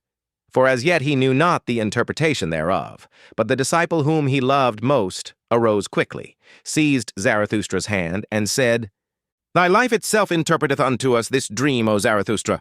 Art thou not thyself the wind with shrill whistling, which bursteth open the gates of the fortress of death?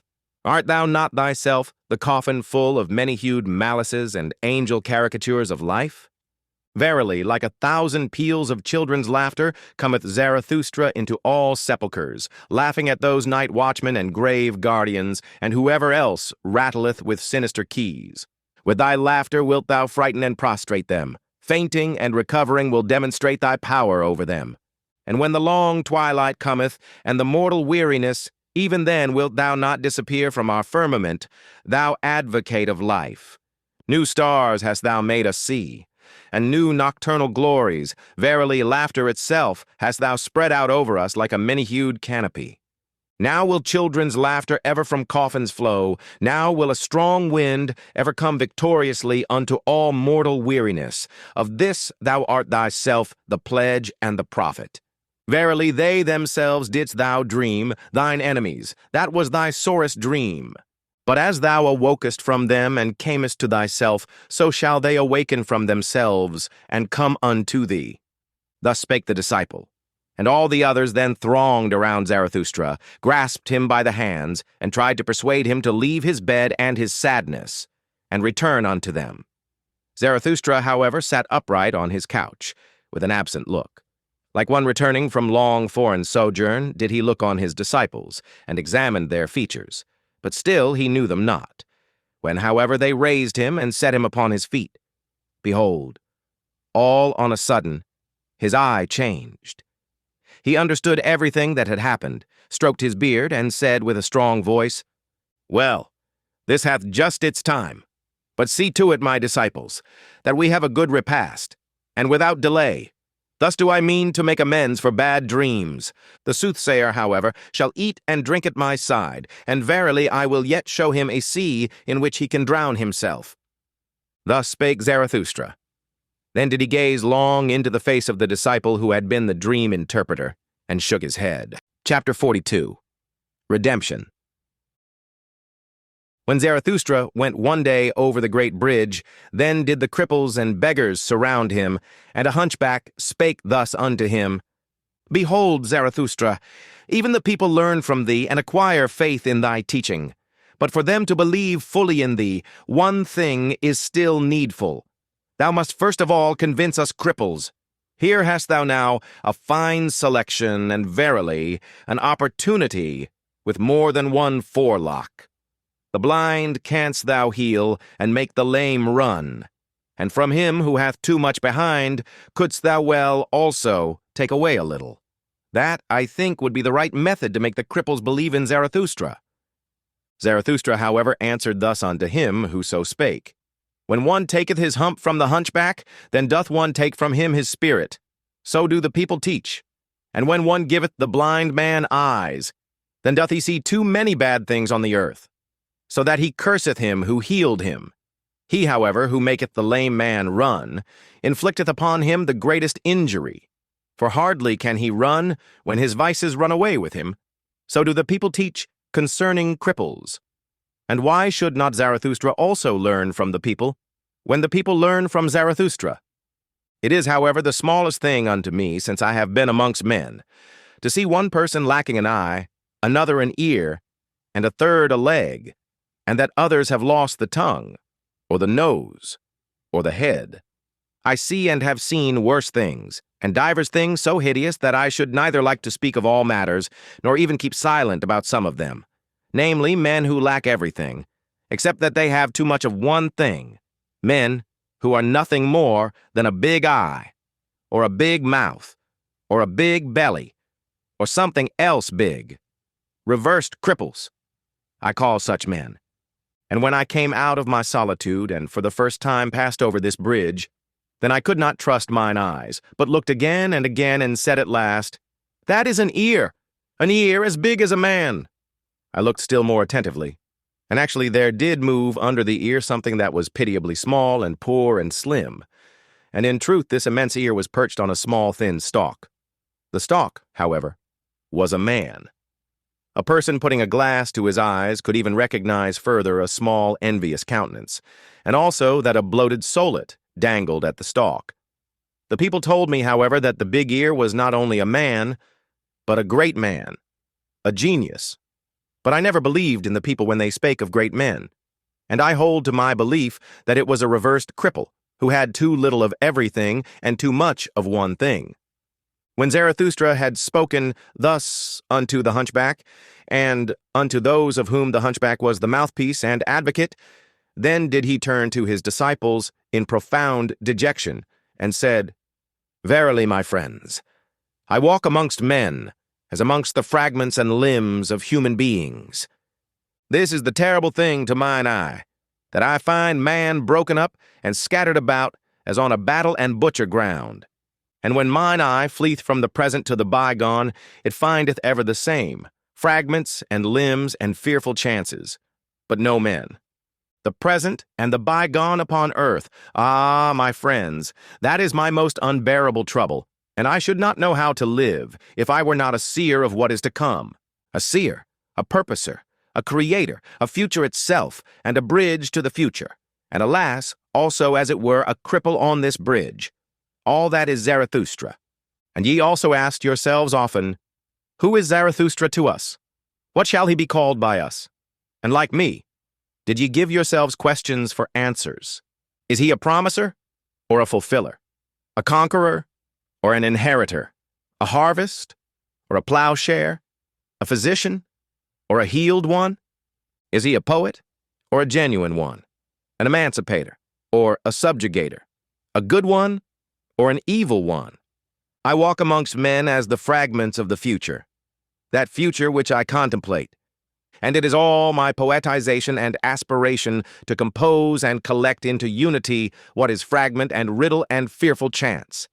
And how could I endure to be a man, if man were not also the composer and riddle reader and redeemer of chance? To redeem what is past, and to transform every it was into thus would I have it, that only do I call redemption. Will, so is the emancipator and joy-bringer called. Thus have I taught you, my friends. But now learn this likewise. The will itself is still a prisoner. Willing emancipateth. But what is that called which still putteth the emancipator in chains? It was. Thus is the will's teeth gnashing and lonesomest tribulation called. Impotent towards what hath been done. It is a malicious spectator of all that is past.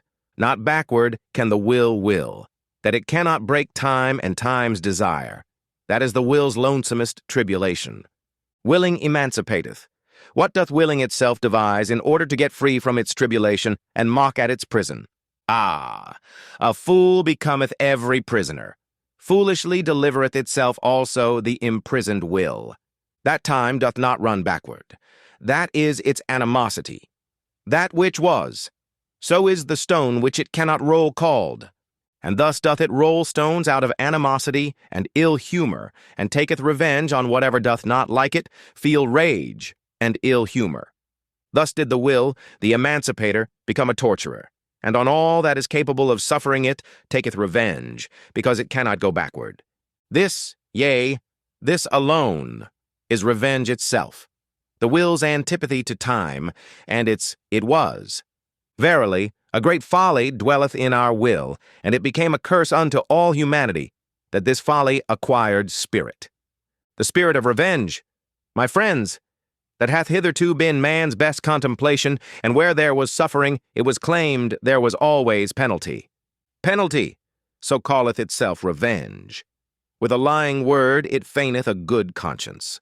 And because in the willer himself there is suffering, because he cannot will backwards, thus was willing itself and all life claimed to be penalty. And then did cloud after cloud roll over the spirit until at last madness preached. Everything perisheth, therefore everything deserveth to perish. And this itself is justice, the law of time, that he must devour his children. Thus did madness preach. Morally are things ordered according to justice and penalty. Oh, where is there deliverance from the flux of things and from the existence of penalty? Thus did madness preach. Can there be deliverance when there is eternal justice? Alas, unrollable is the stone. It was. Eternal must also be all penalties.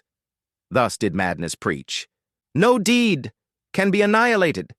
How could it be undone by the penalty?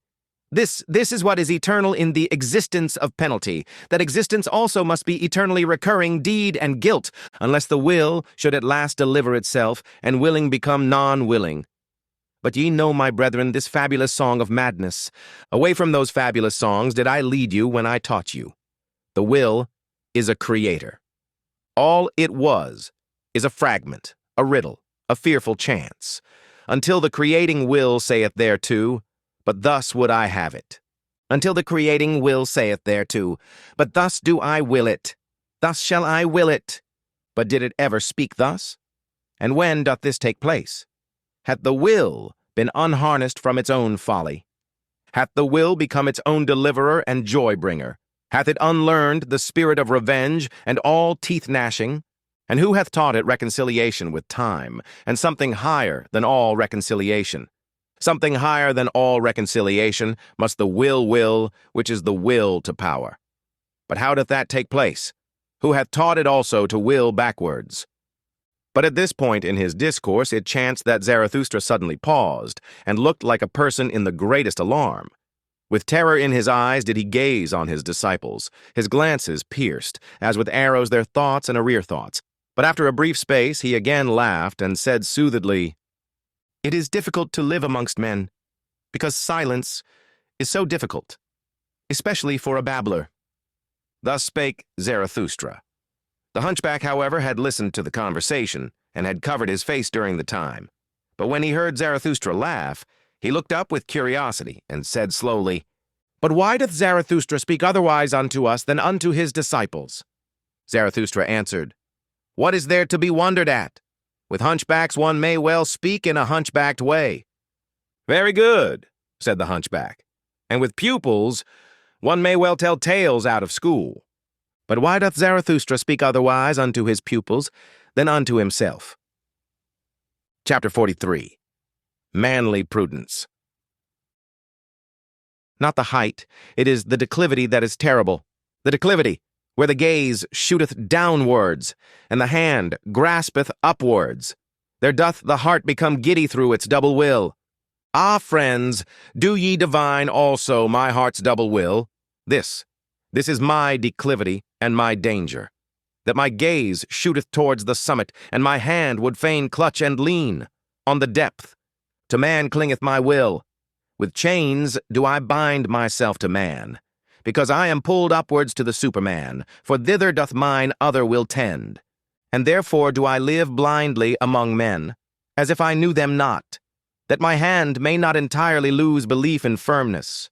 I know not you men. This gloom and consolation is often spread around me. I sit at the gateway for every rogue, and ask, who wisheth to deceive me? This is my first manly prudence, that I allow myself to be deceived, so as not to be on my guard against deceivers. Ah, if I were on my guard against man, how could man be an anchor to my ball? Too easily would I be pulled upwards and away. This providence is over my fate, that I have to be without foresight. And he who would not languish amongst men must learn to drink out of all glasses, and he who would keep clean amongst men must know how to wash himself even with dirty water. And thus spake I often to myself for consolation. Courage! Cheer up, old heart! An unhappiness hath failed to befall thee. Enjoy that as thy happiness. This, however, is mine other manly prudence. I am more forbearing to the vain than to the proud. Is not wounded vanity the mother of all tragedies? Where, however, pride is wounded, there groweth up something better than pride. That life may be fair to behold, its game must be well played. For that purpose, however, it needeth good actors. Good actors have I found all the vain ones. They play and wish people to be fond of beholding them. All their spirit is in this wish. They represent themselves. They invent themselves. In their neighborhood I like to look upon life. It cureth of melancholy. Therefore am I forbearing to the vain, because they are the physicians of my melancholy, and keep me attached to man as to a drama. And further, who conceiveth the full depth of the modesty of the vain man? I am favorable to him, and sympathetic on account of his modesty. From you would he learn his belief in himself. He feedeth upon your glances. He eateth praise out of your hands. Your lies doth he even believe when you lie favorably about him, for in its depths sigheth his heart. What am I? And if that be the true virtue which is unconscious of itself, well, the vain man is unconscious of his modesty. This is, however, my third manly prudence. I am not put out of conceit with the wicked by your timorousness. I am happy to see the marvels the warm sun hatcheth, tigers and palms and rattlesnakes. Also amongst men there is a beautiful brood of the warm sun, and much that is marvelous in the wicked. In truth, as your wisest did not seem to me so very wise, so found I also human wickedness below the fame of it. And oft did I ask with a shake of the head, why still rattle, ye rattlesnakes? Verily there is still a future even for evil, and the warmest south is still undiscovered by man. How many things are now called the worst wickedness, which are only 12 feet broad and 3 months long? Some day, however, will greater dragons come into the world. For that, the Superman may not lack his dragon, the super-dragon that is worthy of him. There must still much warm sun glow on moist virgin forests. Out of your wildcats must tigers have evolved, and out of your poison toads crocodiles. For the good hunter shall have a good hunt. And verily, ye good and just, in you there is much to be laughed at, and especially your fear of what hath hitherto been called the devil. So alien are ye in your souls to what is great, that to you the Superman would be frightful in his goodness. And ye wise and knowing ones, ye would flee from the solar glow of the wisdom in which the Superman joyfully batheth his nakedness. Ye highest men who have come within my ken, this is my doubt of you, and my secret laughter. I suspect ye would call my Superman a devil. Ah, I became tired of those highest and best ones. From their height did I long to be up, out, and away to the Superman. A horror came over me when I saw those best ones naked. Then there grew for me the pinions to soar away into distant futures, into more distant futures, into more southern souths than ever artist dreamed of, thither, where gods are ashamed of all clothes. But disguised do I want to see you, ye neighbors and fellow men, and well attired and vain and estimable, as the good and just. And disguised will I myself sit amongst you, that I may mistake you and myself, for that is my last manly prudence. Thus spake Zarathustra. Chapter 44. The Stillest Hour. What hath happened unto me, my friends? Ye see me troubled, driven forth, unwillingly obedient, ready to go, alas, to go away from you. Yea, once more must Zarathustra retire to his solitude, but unjoyously this time doth the bear go back to his cave. What hath happened unto me? Who ordereth this? Ah, mine angry mistress wisheth it so. She spake unto me. Have I ever named her name to you? Yesterday, towards evening, there spake unto me my stillest hour. That is the name of my terrible mistress. And thus did it happen. For everything must I tell you, that your heart may not harden against the suddenly departing one. Do ye know the terror of him who falleth asleep? To the very toes he is terrified, because the ground giveth way unto him, and the dream beginneth. This do I speak unto you in parable. Yesterday, at the stillest hour, did the ground give way under me. The dream began. The hour hand moved on. The timepiece of my life drew breath. Never did I hear such stillness around me, so that my heart was terrified. Then was there spoken unto me without voice. Thou knowest it, Zarathustra. And I cried in terror at this whispering, and the blood left my face, but I was silent. Then was there once more spoken unto me without voice. Thou knowest it, Zarathustra, but thou dost not speak it. And at last I answered, like one defiant, Yea, I know it, but I will not speak it. Then was there again spoken unto me without voice. Thou wilt not, Zarathustra. Is this true? Conceal thyself not behind thy defiance. And I wept and trembled like a child, and said, Ah, I would indeed, but how can I do it? Exempt me only from this. It is beyond my power. Then was there again spoken unto me without voice. What matter about thyself, Zarathustra? Speak thy word and succumb. And I answered, Ah, is it my word? Who am I? I await the worthier one. I am not worthy even to succumb by it.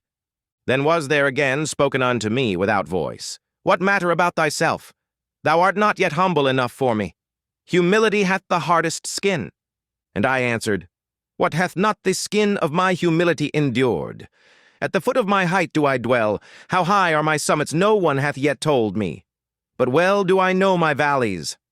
Then was there again spoken unto me without voice. O Zarathustra, he who hath to remove mountains removeth also valleys and plains. And I answered, As yet hath my word not removed mountains, and what I have spoken hath not reached man. I went indeed unto men, but not yet have I attained unto them. Then was there again spoken unto me without voice. What knowest thou thereof?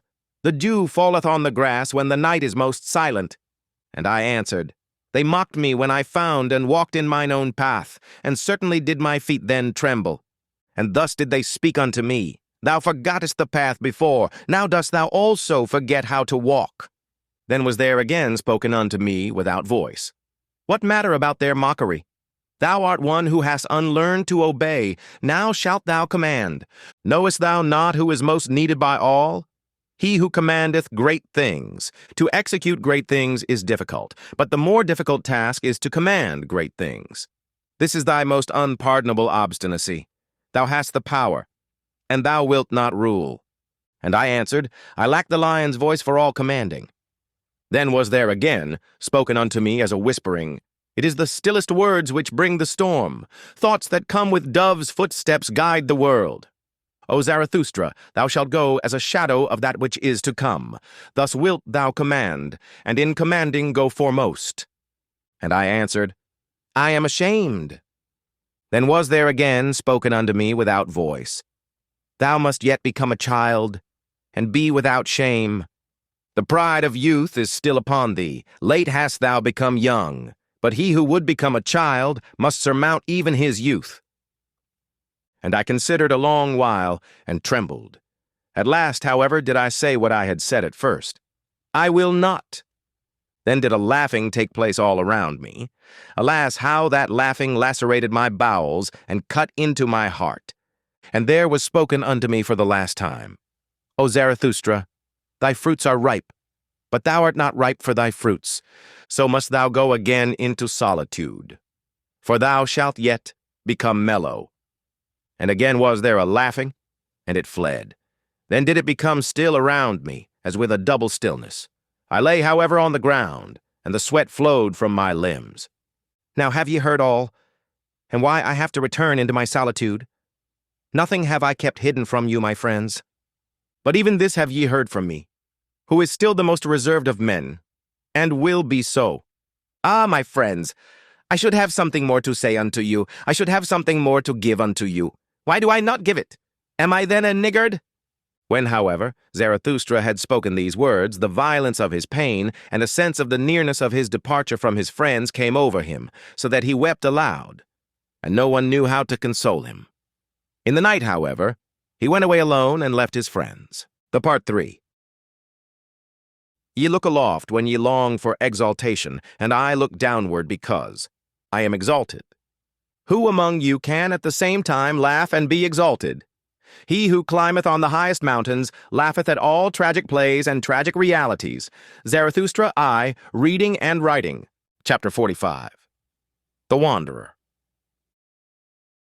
Then, when it was about midnight, Zarathustra went his way over the ridge of the isle, that he might arrive early in the morning at the other coast, because there he meant to embark. For there was a good roadstead there, in which foreign ships also liked to anchor.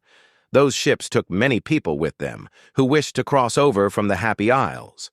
So when Zarathustra thus ascended the mountain, he thought on the way of his many solitary wanderings, from youth onwards, and how many mountains and ridges and summits he had already climbed. I am a wanderer and mountain climber, said he to his heart. I love not the plains, and it seemeth I cannot long sit still. And whatever may still overtake me as fate and experience, a wandering will be therein, and a mountain climbing. In the end, one experienceth only oneself. The time is now past when accidents could befall me, and what could now fall to my lot, which would not already be mine own? It returneth only, it cometh home to me at last, mine own self, and such of it as hath been long abroad, and scattered among things and accidents. And one thing more do I know. I stand now before my last summit, and before that which hath been longest reserved for me. Ah, my hardest path must I ascend. Ah, I have begun my lonesomest wandering. He, however, who is of my nature doth not avoid such an hour, the hour that saith unto him, Now only dost thou go the way to thy greatness. Summit and abyss, these are now comprised together. Thou goest the way to thy greatness, now hath it become thy last refuge, what was hitherto thy last danger. Thou goest the way to thy greatness. It must now be thy best courage that there is no longer any path behind thee. Thou goest the way to thy greatness, here shall no one steal after thee. Thy foot itself hath effaced the path behind thee, and over it standeth written, Impossibility. And if all ladders henceforth fail thee, then must thou learn to mount upon thine own head. How couldst thou mount upward otherwise? Upon thine own head, and beyond thine own heart. Now must the gentlest in thee become the hardest. He who hath always much indulged himself sickeneth at last by his much indulgence. Praises on what maketh hardy. I do not praise the land where butter and honey flow. To learn to look away from oneself is necessary in order to see many things. This hardiness is needed by every mountain climber. He, however, who is obtrusive with his eyes as a discerner, how can he ever see more of anything than its foreground? But thou, O Zarathustra, wouldst view the ground of everything and its background. Thus must thou mount even above thyself, upwards, until thou hast even thy stars under thee. Yea, to look down upon myself and even upon my stars, that only would I call my summit, that hath remained for me as my last summit. Thus spake Zarathustra to himself while ascending, comforting his heart with harsh maxims, for he was sore at heart, as he had never been before. And when he had reached the top of the mountain ridge, behold, there lay the other sea spread out before him, and he stood still and was long silent. The night, however, was cold at this height and clear and starry. I recognize my destiny, said he at last, sadly. Well, I am ready. Now hath my last lonesomeness begun. Ah, this somber, sad sea below me. Ah, this somber nocturnal vexation. Ah, fate and sea. To you must I now go down. Before my highest mountain do I stand, and before my longest wandering. Therefore must I first go deeper down than I ever ascended. Deeper down into pain than I ever ascended, even into its darkest flood. So willeth my fate. Well, I am ready. Whence come the highest mountains? So did I once ask. Then did I learn that they come out of the sea. That testimony is inscribed on their stones, and on the walls of their summits. Out of the deepest must the highest come to its height. Thus spake Zarathustra on the ridge of the mountain where it was cold, when, however, he came into the vicinity of the sea, and at last stood alone amongst the cliffs. Then had he become weary on his way, and eagerer than ever before. Everything as yet sleepeth, said he. Even the sea sleepeth.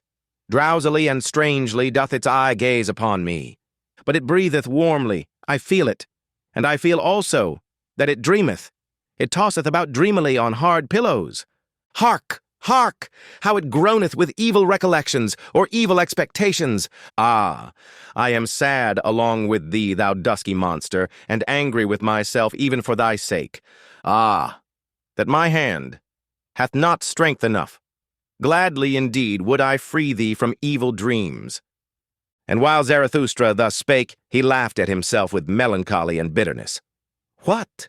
Zarathustra, said he, wilt thou even sing consolation to the sea?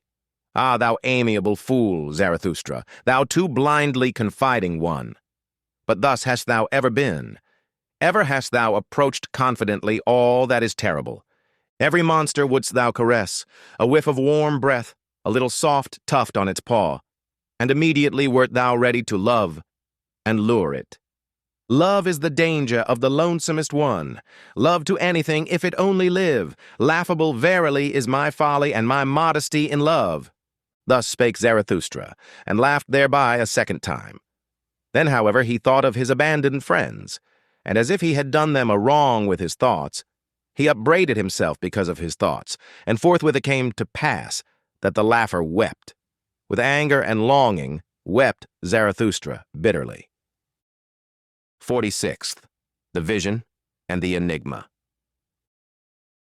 First, When it got abroad among the sailors that Zarathustra was on board the ship, for a man who came from the Happy Isles had gone on board along with him, there was great curiosity and expectation.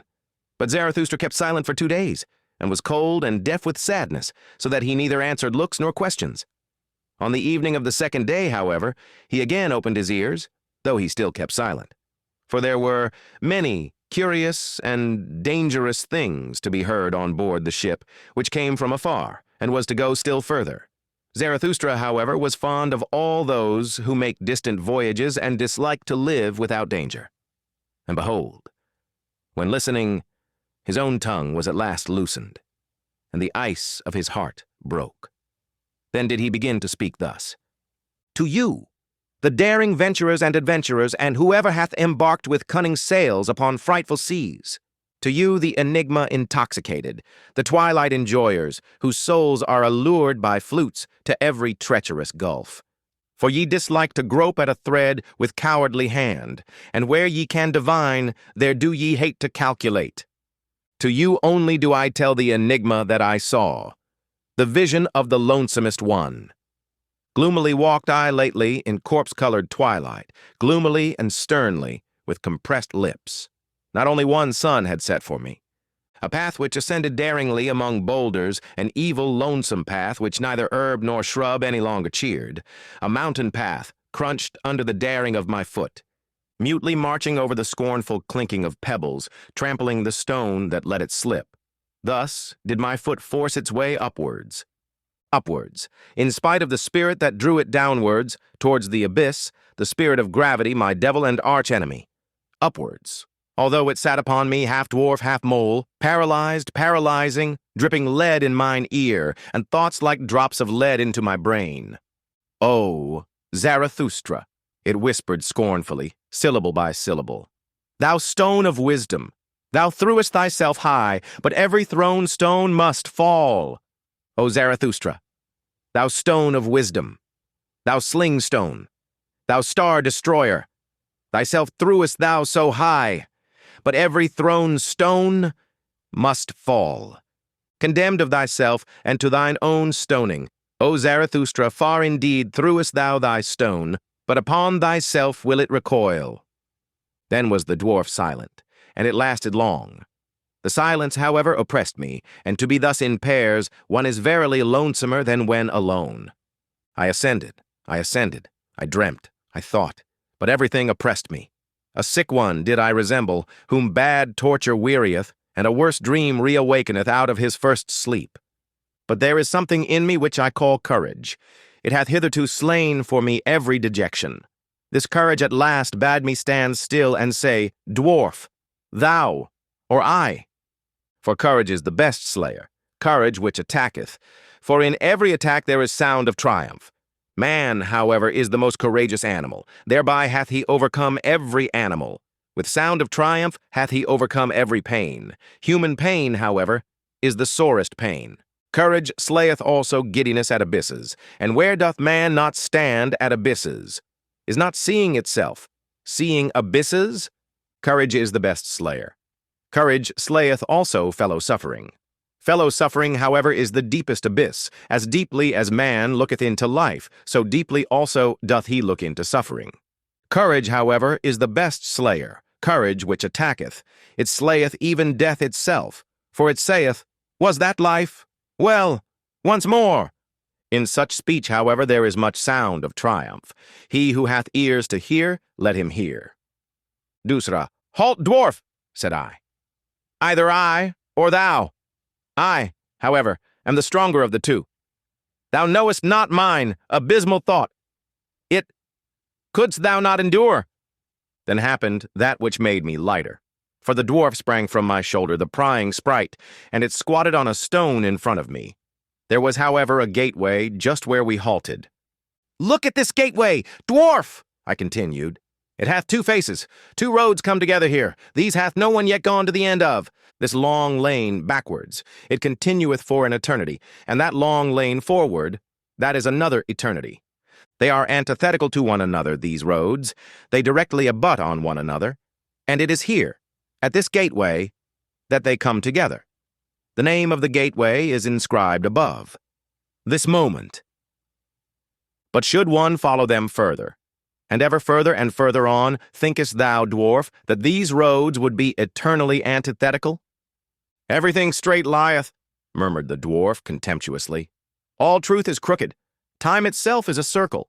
Thou spirit of gravity, said I wrathfully, do not take it too lightly, or I shall let thee squat where thou squattest, Haltfoot, and I carried thee high. Observe, continued I, this moment, from the gateway, this moment there runneth a long eternal lane.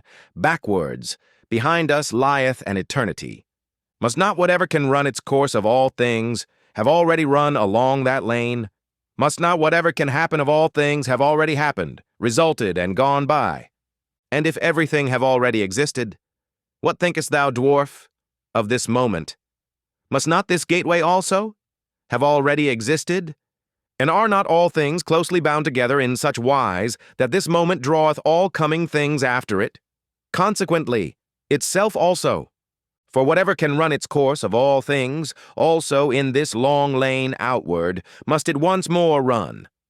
And this slow spider which creepeth in the moonlight, and this moonlight itself, and thou and I in this gateway whispering together, whispering of eternal things, must we not all have already existed? And must we not return and run in that other lane out before us, that long weird lane? Must we not eternally return? Thus did I speak, and always more softly. For I was afraid of mine own thoughts, and arrear thoughts. Then suddenly did I hear a dog howl near me. Had I ever heard a dog howl thus? My thoughts ran back. Yes, when I was a child, in my most distant childhood. Then did I hear a dog howl thus, and saw it also, with hair bristling, its head upwards, trembling in the stillest midnight when even dogs believe in ghosts. So that it excited my commiseration, for just then went the full moon, silent as death, over the house. Just then did it stand still, a glowing globe, at rest on the flat roof, as if on someone's property. Thereby had the dog been terrified, for dogs believe in thieves and ghosts. And when I again heard such howling, then did it excite my commiseration once more. Where was now the dwarf, and the gateway, and the spider, and all the whispering? Had I dreamt? Had I awakened? Twixt rugged rocks did I suddenly stand alone, dreary in the dreariest moonlight. But there lay a man, and there, the dog leaping, bristling, whining. Now did it see me coming? Then did it howl again? Then did it cry? Had I ever heard a dog cry so for help? And verily what I saw, the like, had I never seen. A young shepherd did I see, writhing, choking, quivering, with distorted countenance, and with a heavy black serpent hanging out of his mouth. Had I ever seen so much loathing and pale horror on one countenance? He had perhaps gone to sleep. Then had the serpent crawled into his throat. There had it bitten itself fast. My hand pulled at the serpent and pulled. In vain! I failed to pull the serpent out of his throat. Then there cried out of me, "Bite! Bite! Its head off! Bite!" So cried it out of me. My horror, my hatred, my loathing, my pity, all my good and my bad cried with one voice out of me. Ye daring ones around me, ye venturers and adventurers, and whoever of you have embarked with cunning sails on unexplored seas, ye enigma enjoyers, solve unto me the enigma that I then beheld, interpret unto me the vision of the lonesomest one, for it was a vision and a foresight. What did I then behold in parable? And who is it that must come some day? Who is the shepherd into whose throat the serpent thus crawled? Who is the man into whose throat all the heaviest and blackest will thus crawl? The shepherd, however, bit as my cry had admonished him. He bit with a strong bite. Far away did he spit the head of the serpent, and sprang up, no longer shepherd, no longer man, a transfigured being, a light-surrounded being, that laughed. Never on earth laughed a man as he laughed.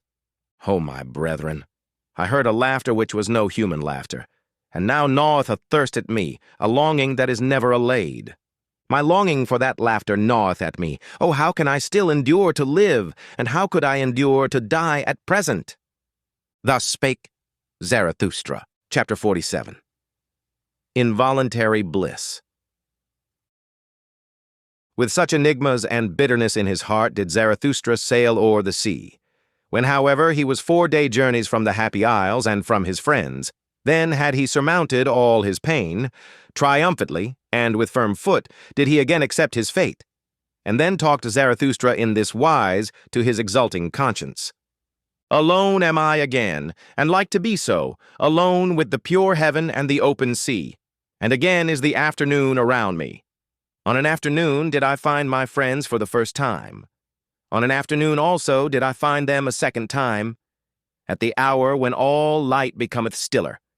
For whatever happiness is still on its way, twixt heaven and earth, now seeketh for lodging a luminous soul. With happiness hath all light now become stiller. O afternoon of my life, once did my happiness also descend to the valley that it might seek a lodging. Then did it find those open hospitable souls. O afternoon of my life, what did I not surrender that I might have one thing? This living plantation of my thoughts, and this dawn of my highest hope. Companions did the creating one once seek, and children of his hope. And lo, it turned out that he could not find them, except he himself should first create them. Thus am I in the midst of my work, to my children going, and from them returning. For the sake of his children must Zarathustra perfect himself, for in one's heart one loveth only one's child and one's work. And where there is great love to oneself, then is it the sign of pregnancy. So have I found it. Still are my children verdant in their first spring, standing nigh one another and shaken in common by the winds, the trees of my garden and of my best soil. And verily, where such trees stand beside one another, there are happy isles. But one day will I take them up and put each by itself alone, that it may learn lonesomeness and defiance and prudence. Gnarled and crooked and with flexible hardness shall it then stand by the sea, a living lighthouse of unconquerable life. Yonder where the storms rush down into the sea, and the snout of the mountain drinketh water, shall each on a time have his day and night watches, for his testing and recognition. Recognized and tested shall each be, to see if he be of my type and lineage. If he be master of a long will, silent even when he speaketh, and giving in such wise that he taketh in giving. So that he may one day become my companion, a fellow creator and fellow enjoyer with Zarathustra, such a one as writeth my will on my tables, for the fuller perfection of all things. And for his sake, and for those like him, must I perfect myself. Therefore do I now avoid my happiness, and present myself to every misfortune, for my final testing and recognition. And verily it were time that I went away, and the wanderer's shadow, and the longest tedium, and the stillest hour, have all said unto me, It is the highest time. The word blew to me through the keyhole, and said, Come. The door sprang subtly open unto me, and said, Go. But I lay enchained to my love for my children. Desire spread this snare for me, the desire for love that I should become the prey of my children and lose myself in them. Desiring, that is now for me to have lost myself. I possess you, my children. In this possessing shall everything be assurance and nothing desire. But brooding lay the sun of my love upon me. In his own juice stewed Zarathustra. Then did shadows and doubts fly past me. For frost and winter I now longed. Oh, that frost and winter would again make me crack and crunch, sighed I. Then arose icy mist out of me. My past burst its tomb, many pains buried alive woke up. Fully slept had they merely concealed in corpse clothes. So called everything unto me in signs. It is time! But I heard not, until at last mine abyss moved, and my thought bit me.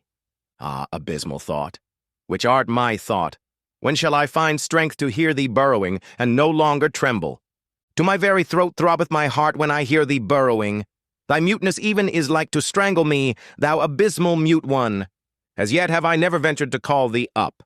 It hath been enough that I have carried thee about with me.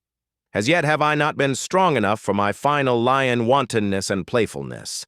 Sufficiently formidable unto me hath thy weight ever been.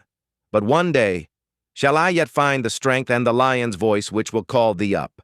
When I shall have surmounted myself therein, then will I surmount myself also in that which is greater, and a victory shall be the seal of my perfection. Meanwhile do I sail along on uncertain seas. Chance flattereth me, smooth-tongued chance. Forward and backward do I gaze. Still see I no end. As yet hath the hour of my final struggle not come to me, or doth it come to me perhaps just now? Verily with insidious beauty do sea and life gaze upon me round about. O afternoon of my life, O happiness before eventide, O haven upon high seas, O peace in uncertainty, how I distrust all of you. Verily distrustful am I of your insidious beauty. Like the lover am I, who distrusteth too sleek smiling.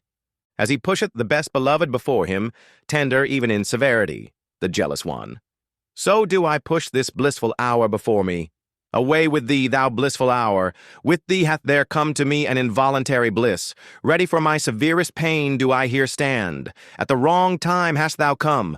Away with thee, thou blissful hour. Rather harbor there, with my children.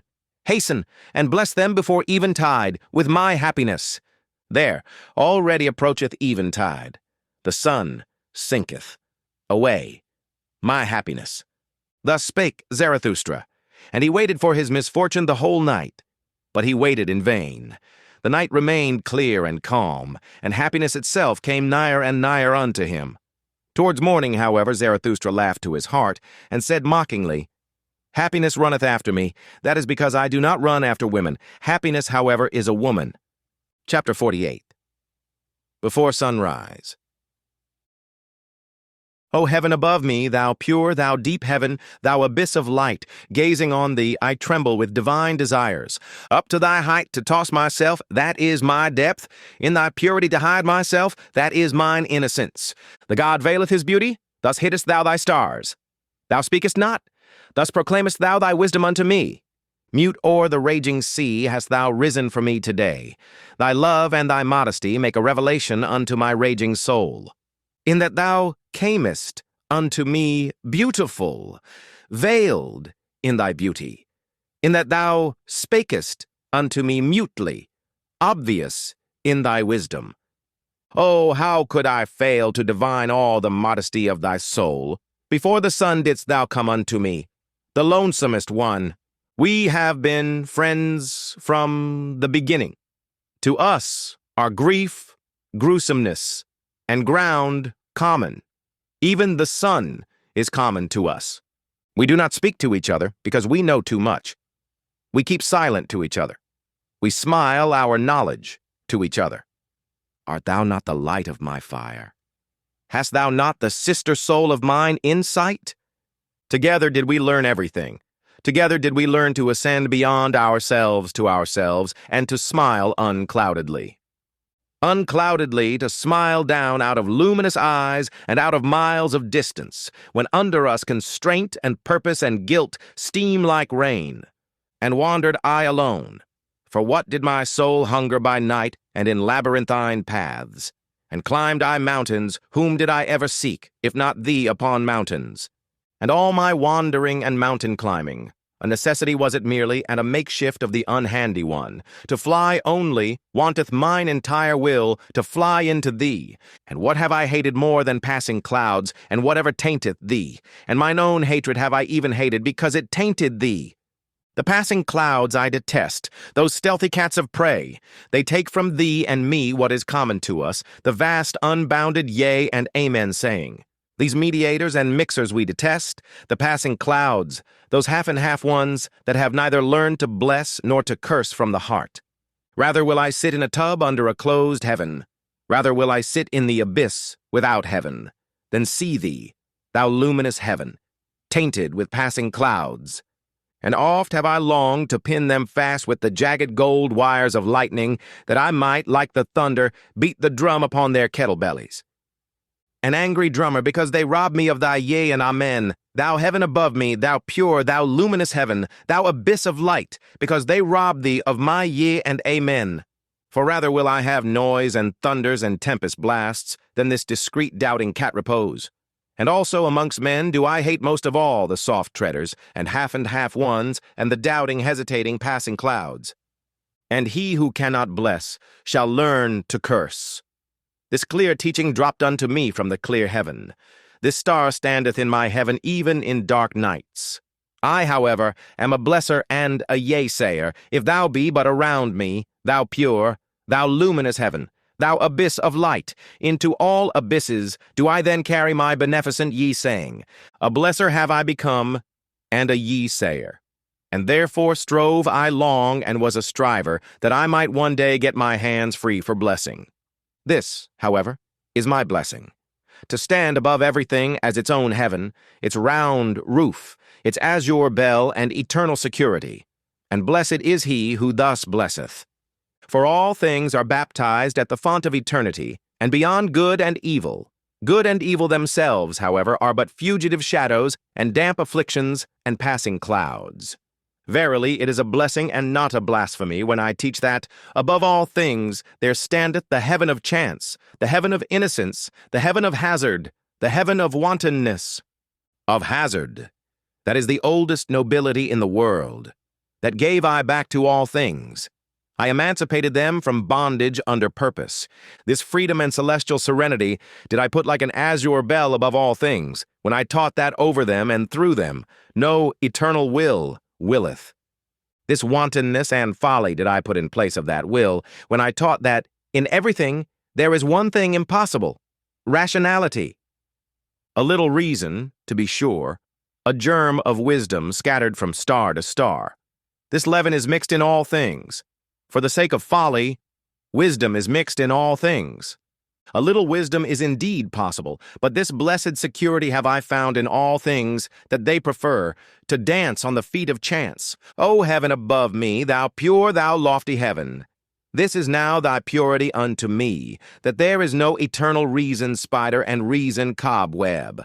That thou art to me a dancing floor for divine chances, that thou art to me a table of the gods for divine dice and dice players.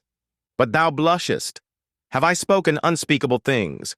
Have I abused when I meant to bless thee? Or is it the shame of being two of us that maketh thee blush? Dost thou bid me go and be silent, because now day cometh? The world is deep, and deeper than e'er the day could read. Not everything may be uttered in presence of day, but day cometh. So let us part. O heaven above me, thou modest one, thou glowing one, O thou my happiness before sunrise, the day cometh, so let us part. Thus spake Zarathustra. 49. The bed-warfing virtue. First, when Zarathustra was again on the continent, he did not go straightway to his mountains and his cave, but made many wanderings and questionings, and ascertained this and that, so that he said of himself jestingly, Lo, a river that floweth back unto its source in many windings. For he wanted to learn what had taken place among men during the interval, whether they had become greater or smaller. And once, when he saw a row of new houses, he marveled, and said, What do these houses mean? Verily, no great soul put them up as its simile. Did perhaps a silly child take them out of its toy box? Would that another child put them again into the box? And these rooms and chambers, can men go out and in there? They seem to be made for silk dolls, or for dainty eaters, who perhaps let others eat with them. And Zarathustra stood still and meditated. At last he said sorrowfully, There hath everything become smaller. Everywhere do I see lower doorways. He who is of my type can still go there through, but he must stoop. Oh, when shall I arrive again at my home, where I shall no longer have to stoop, before the small ones? And Zarathustra sighed and gazed into the distance. The same day, however, he gave his discourse on the bed-warfing virtue. Dusra, I pass through this people and keep mine eyes open. They do not forgive me for not envying their virtues. They bite at me, because I say unto them that for small people, small virtues are necessary, and because it is hard for me to understand that small people are necessary. Here am I still like a cock in a strange farmyard, at which even the hens peck. But on that account, I am not unfriendly to the hens. I am courteous towards them, as towards all small annoyances. To be prickly towards what is small seemeth to me wisdom for hedgehogs. They all speak of me when they sit around their fire in the evening. They speak of me, but no one thinketh of me. This is the new stillness which I have experienced. Their noise around me spreadeth a mantle over my thoughts. They shout to one another, "What is this gloomy cloud about to do to us? Let us see that it doth not bring a plague upon us." And recently did a woman seize upon her child that was coming unto me. "Take the children away," cried she. "Such eyes scorch children's souls." They cough when I speak. They think coughing an objection to strong winds. They divine nothing of the boisterousness of my happiness. "We have not yet time for Zarathustra," so they object.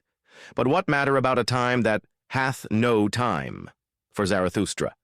And if they should altogether praise me, how could I go to sleep on their praise? A girdle of spines is their praise unto me. It scratcheth me even when I take it off. And this also did I learn among them. The praiser doeth as if he gave back. In truth, however, he wanteth more to be given him. Ask my foot if their lauding and luring strains please it. Verily, to such measure and tic-tac it liketh neither to dance nor to stand still. To small virtues would they fain lure and laud me.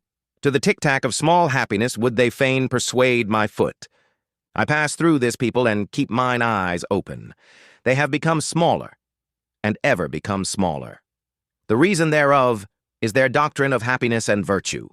For they are moderate also in virtue, because they want comfort. With comfort, however, moderate virtue only is compatible. To be sure, they also learn in their way to stride on and stride forward. That I call their hobbling. Thereby they become a hindrance to all who are in haste, and many of them go forward and look backwards thereby with stiffened necks. Those do I like to run up against. Foot and eye shall not lie, nor give the lie to each other. But there is much lying among small people. Some of them will, but most of them are willed. Some of them are genuine, but most of them are bad actors. There are actors without knowing it amongst them, and actors without intending it. The genuine ones are always rare, especially the genuine actors. Of man there is little here. Therefore do their women masculinize themselves, for only he who is man enough will save the woman in woman. And this hypocrisy found I worst amongst them, that even those who command feign the virtues of those who serve. I serve, thou servest. We serve, so chanteth here even the hypocrisy of the rulers. And alas, if the first lord be only the first servant, even upon their hypocrisy did mine eyes' curiosity alight, and well did I divine all their fly happiness and their buzzing around sunny window panes. So much kindness, so much weakness do I see, so much justice and pity, so much weakness. Round, fair, and considerate are they to one another, as grains of sand are round, fair, and considerate to grains of sand. Modestly to embrace a small happiness. That do they call submission. And at the same time, they peer modestly after a new small happiness. In their hearts, they want simply one thing most of all, that no one hurt them. Thus do they anticipate everyone's wishes and do well unto everyone.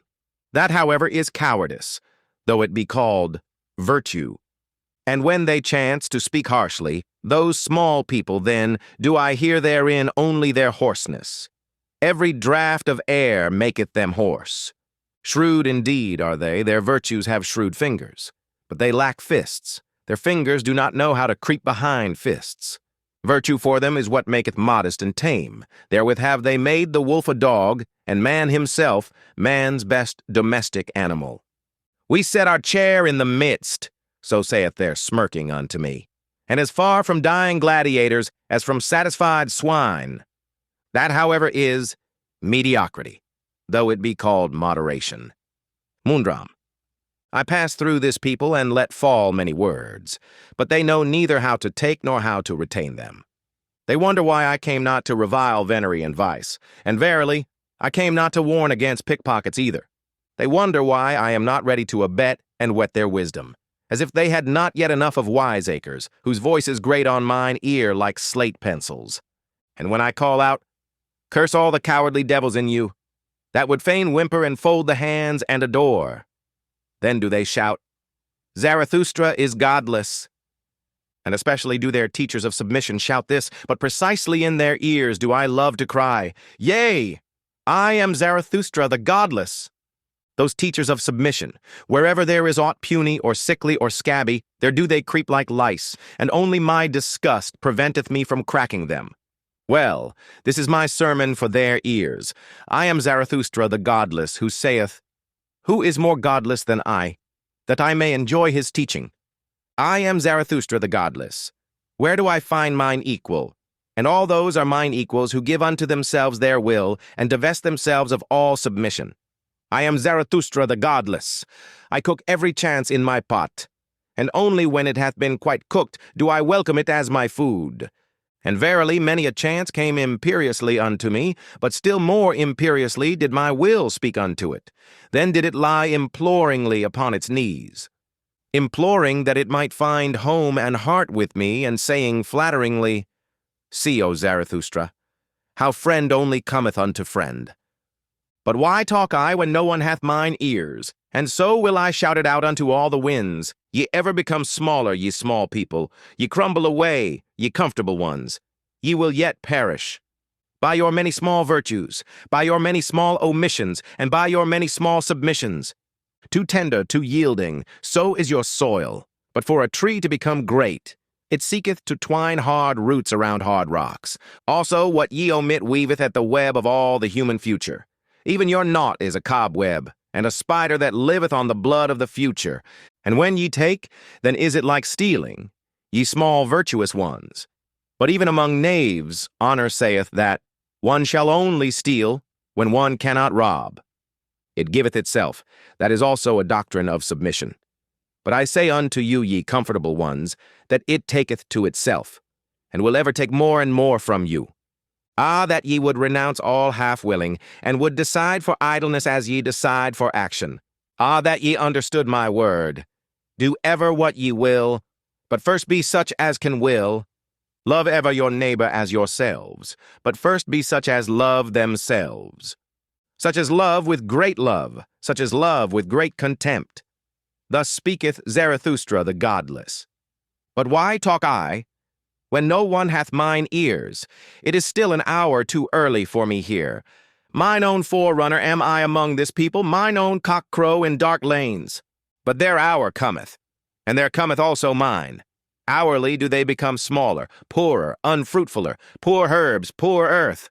And soon shall they stand before me like dry grass and prairie, and verily weary of themselves, and panting for fire more than for water. O blessed hour of the lightning! O mystery before noontide! Running fires will I one day make of them, and heralds with flaming tongues. Herald shall they one day with flaming tongues. It cometh, it is nigh, the great noontide. Thus spake Zarathustra. Chapter 50. On the Olive Mount. Winter, a bad guest, sitteth with me at home. Blue are my hands with his friendly handshaking. I honor him, that bad guest, but gladly leave him alone. Gladly do I run away from him, and when one runneth well, then one escapeth him.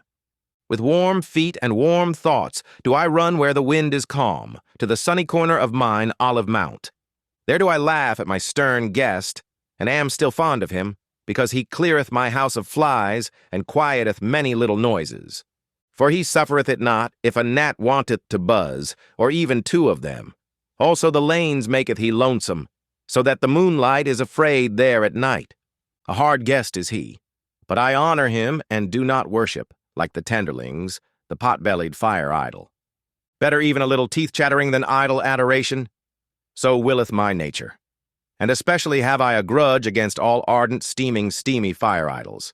Him whom I love better in winter than in summer.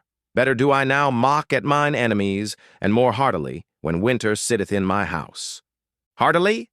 Verily, even when I creep into bed. There still laugheth and wantoneth my hidden happiness. Even my deceptive dream laugheth. I, a creeper? Never in my life did I creep before the powerful, and if ever I lied, then did I lie out of love. Therefore am I glad even in my winter bed. A poor bed warmeth me more than a rich one, for I am jealous of my poverty. And in winter she is most faithful unto me. With a wickedness do I begin every day. I mock at the winter with a cold bath. On that account grumbleth my stern housemate. Also do I like to tickle him with a wax taper, that he may finally let the heavens emerge from ashy gray twilight. For especially wicked am I in the morning, at the early hour when the pail rattleth at the well, and horses neigh warmly in gray lanes. Impatiently do I then wait, that the clear sky may finally dawn for me. The snow-bearded winter sky, the hoary one, the white head, the winter sky, the silent winter sky, which often stifleth even its sun. Did I perhaps learn from it the long, clear silence? Or did it learn it from me? Or hath each of us devised it himself? Of all good things the origin is 1,000-fold. All good roguish things spring into existence for joy.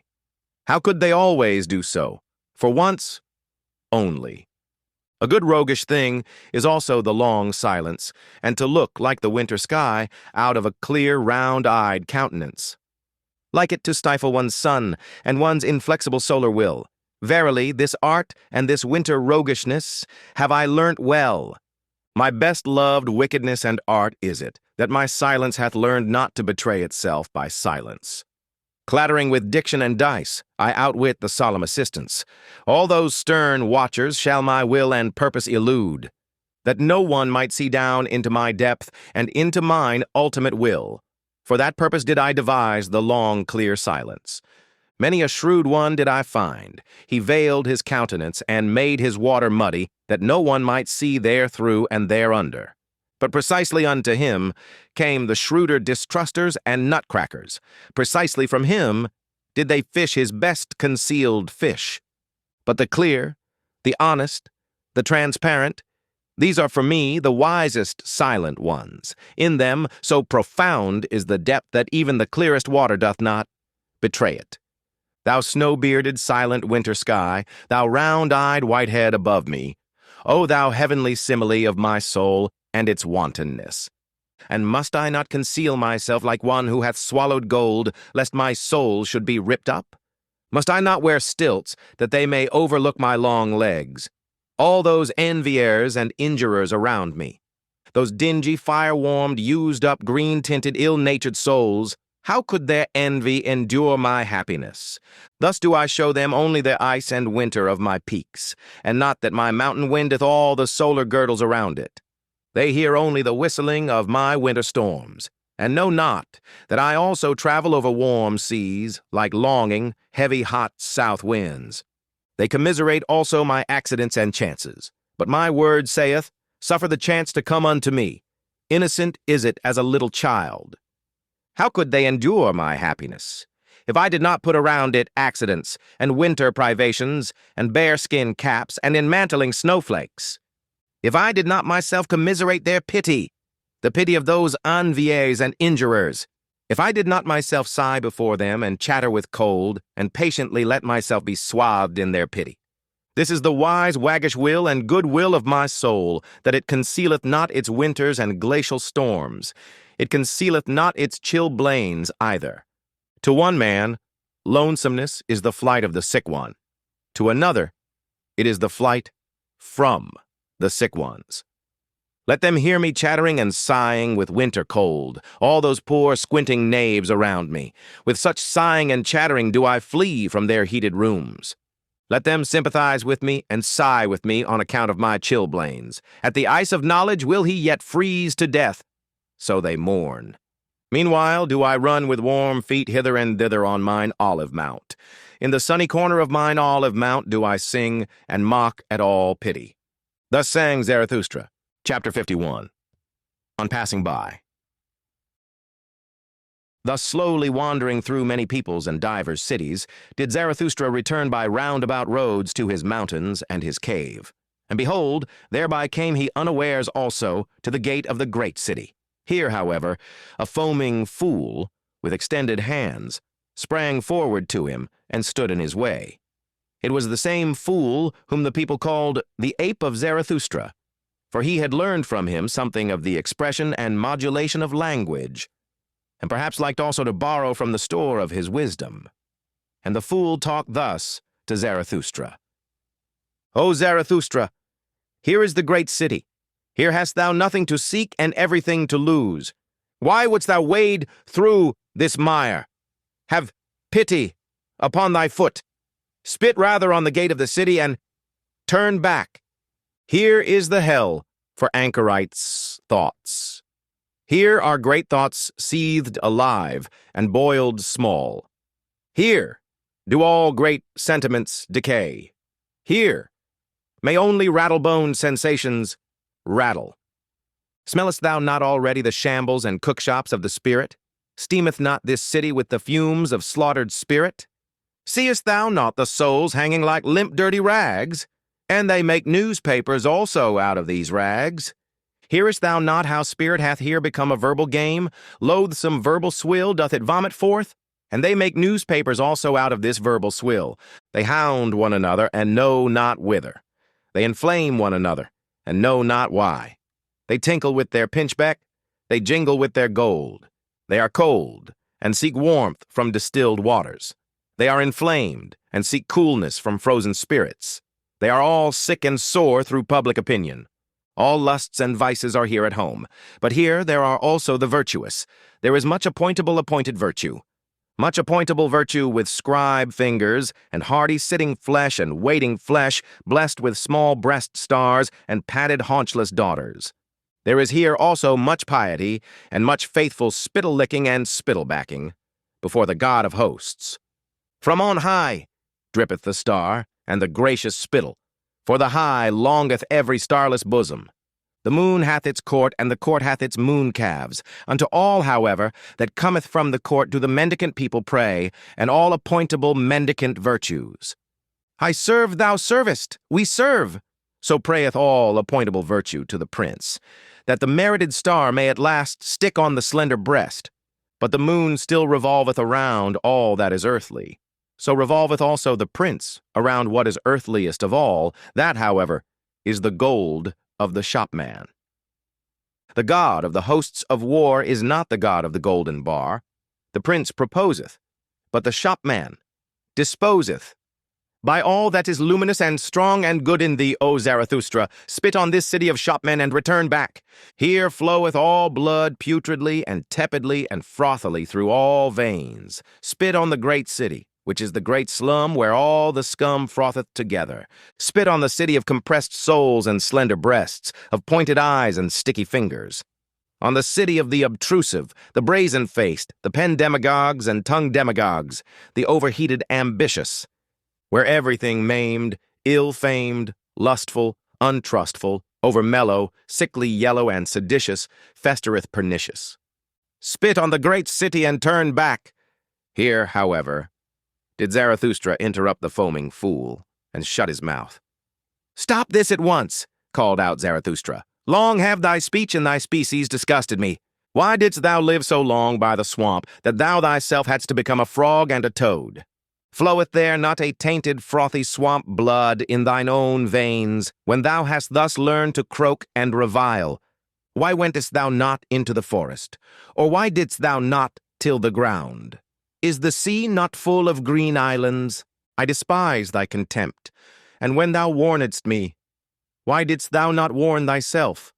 Out of love alone shall my contempt and my warning bird take wing, but not out of the swamp. They call thee mine ape, thou foaming fool, but I call thee my grunting pig. By thy grunting thou spoilest even my praise of folly. What was it that first made thee grunt?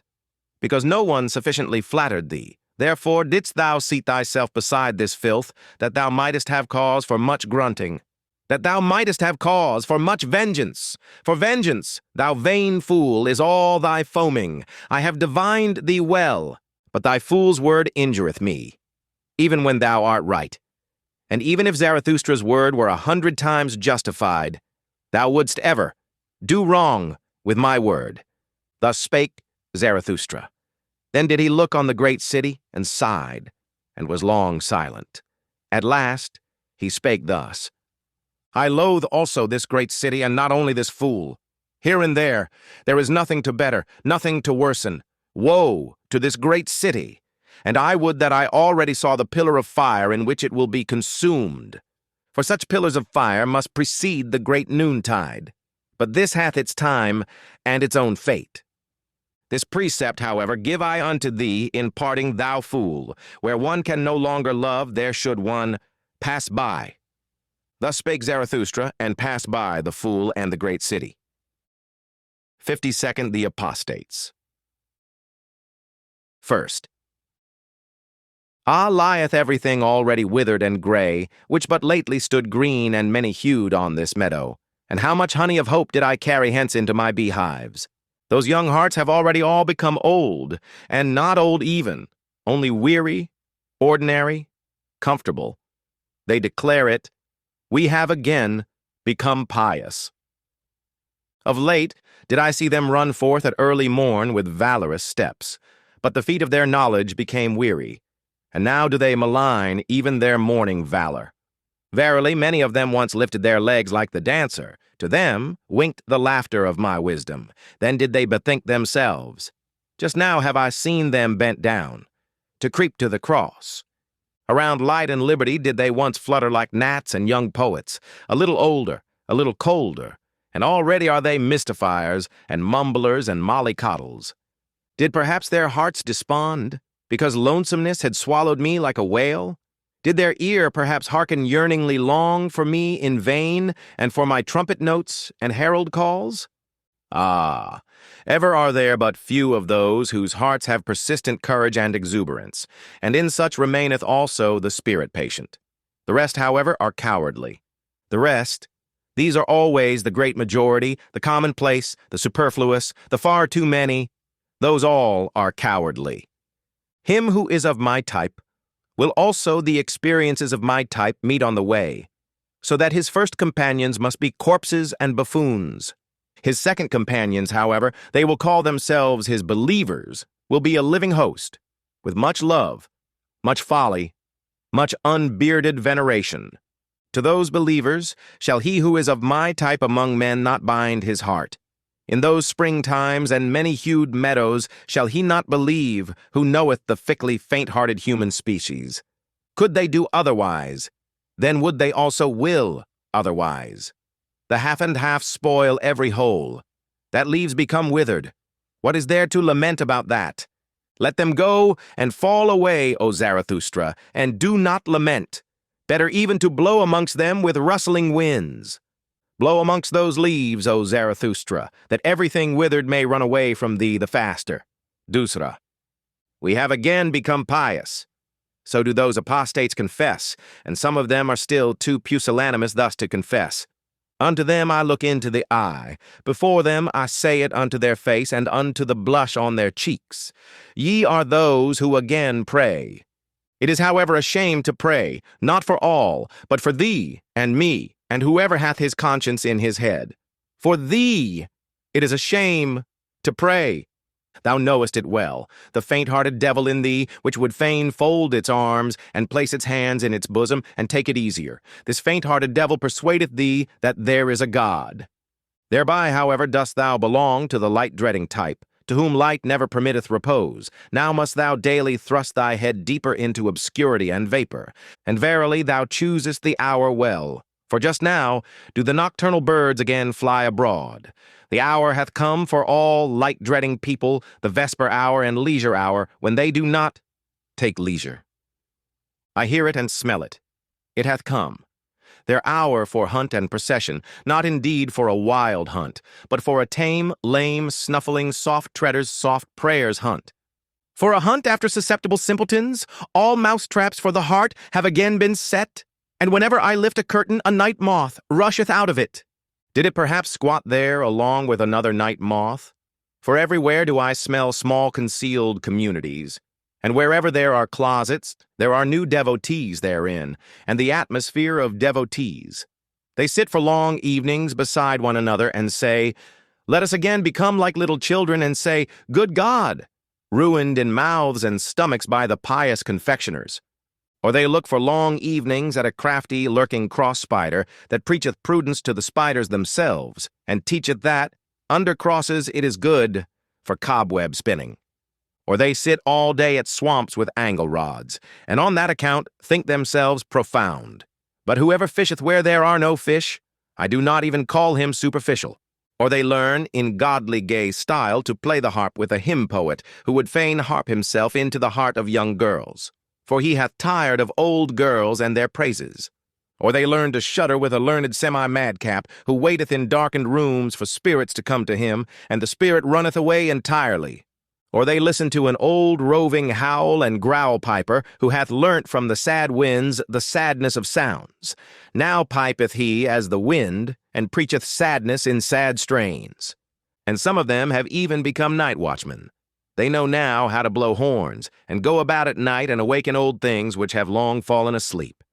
5 words about old things did I hear yesternight at the garden wall. They came from such old, sorrowful, arid night watchmen.